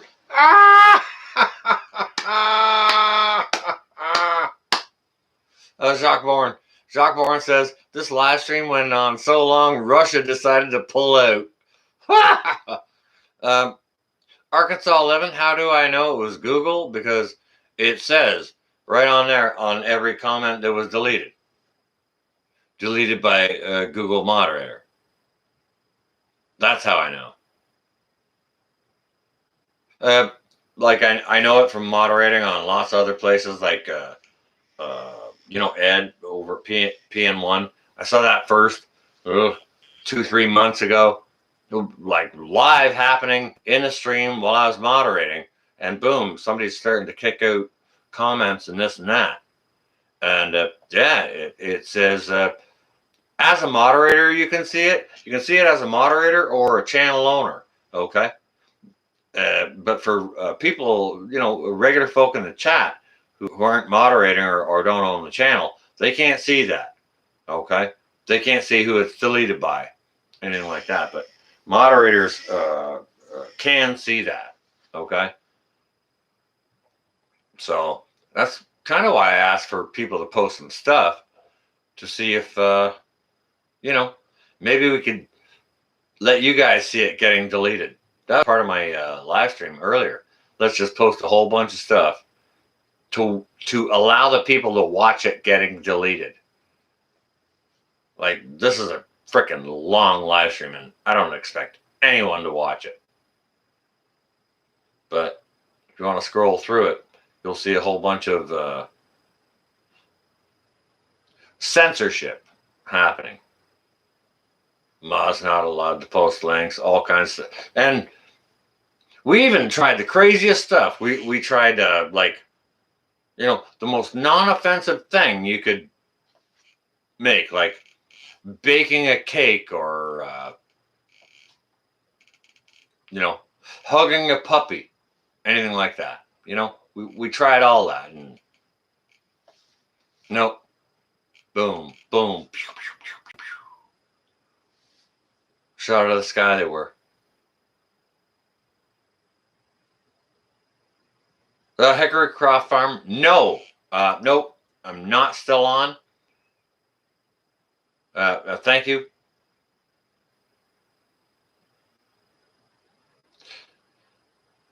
You got all your chores done, and you're watching me at breakfast. Well, Hickory Croft Farm? All right. Yes, I'm still on. Anyone doesn't know Hickory Croft Farm, I'm telling you, go check them out. They're doing good stuff.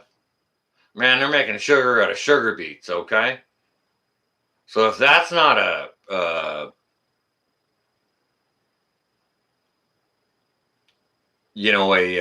homesteading or prepping thing to do, go on ahead and check that out. Serious. Roots of Happiness. There's a good link. Yeah.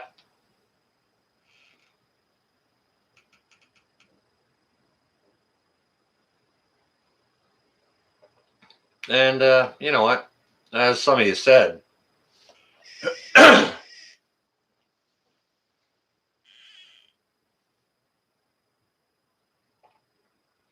I'm getting pretty tired.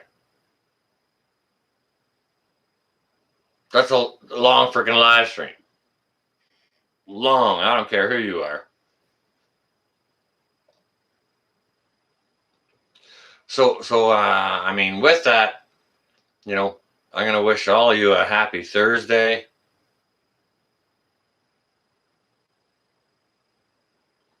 You have no Wi-Fi in the barn. Well, you could take your Wi-Fi in the barn if you want to. I'm not sure. Ask Ark.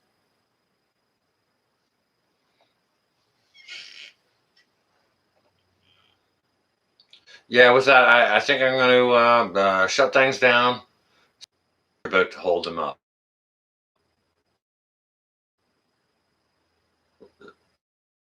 About something about the Wi-Fi in the barn. Wi-Fi? Hang on a second. Let me read that again. Myself. And if you don't, get it on film. Night all. Morning, night, evening, good day, however you call it.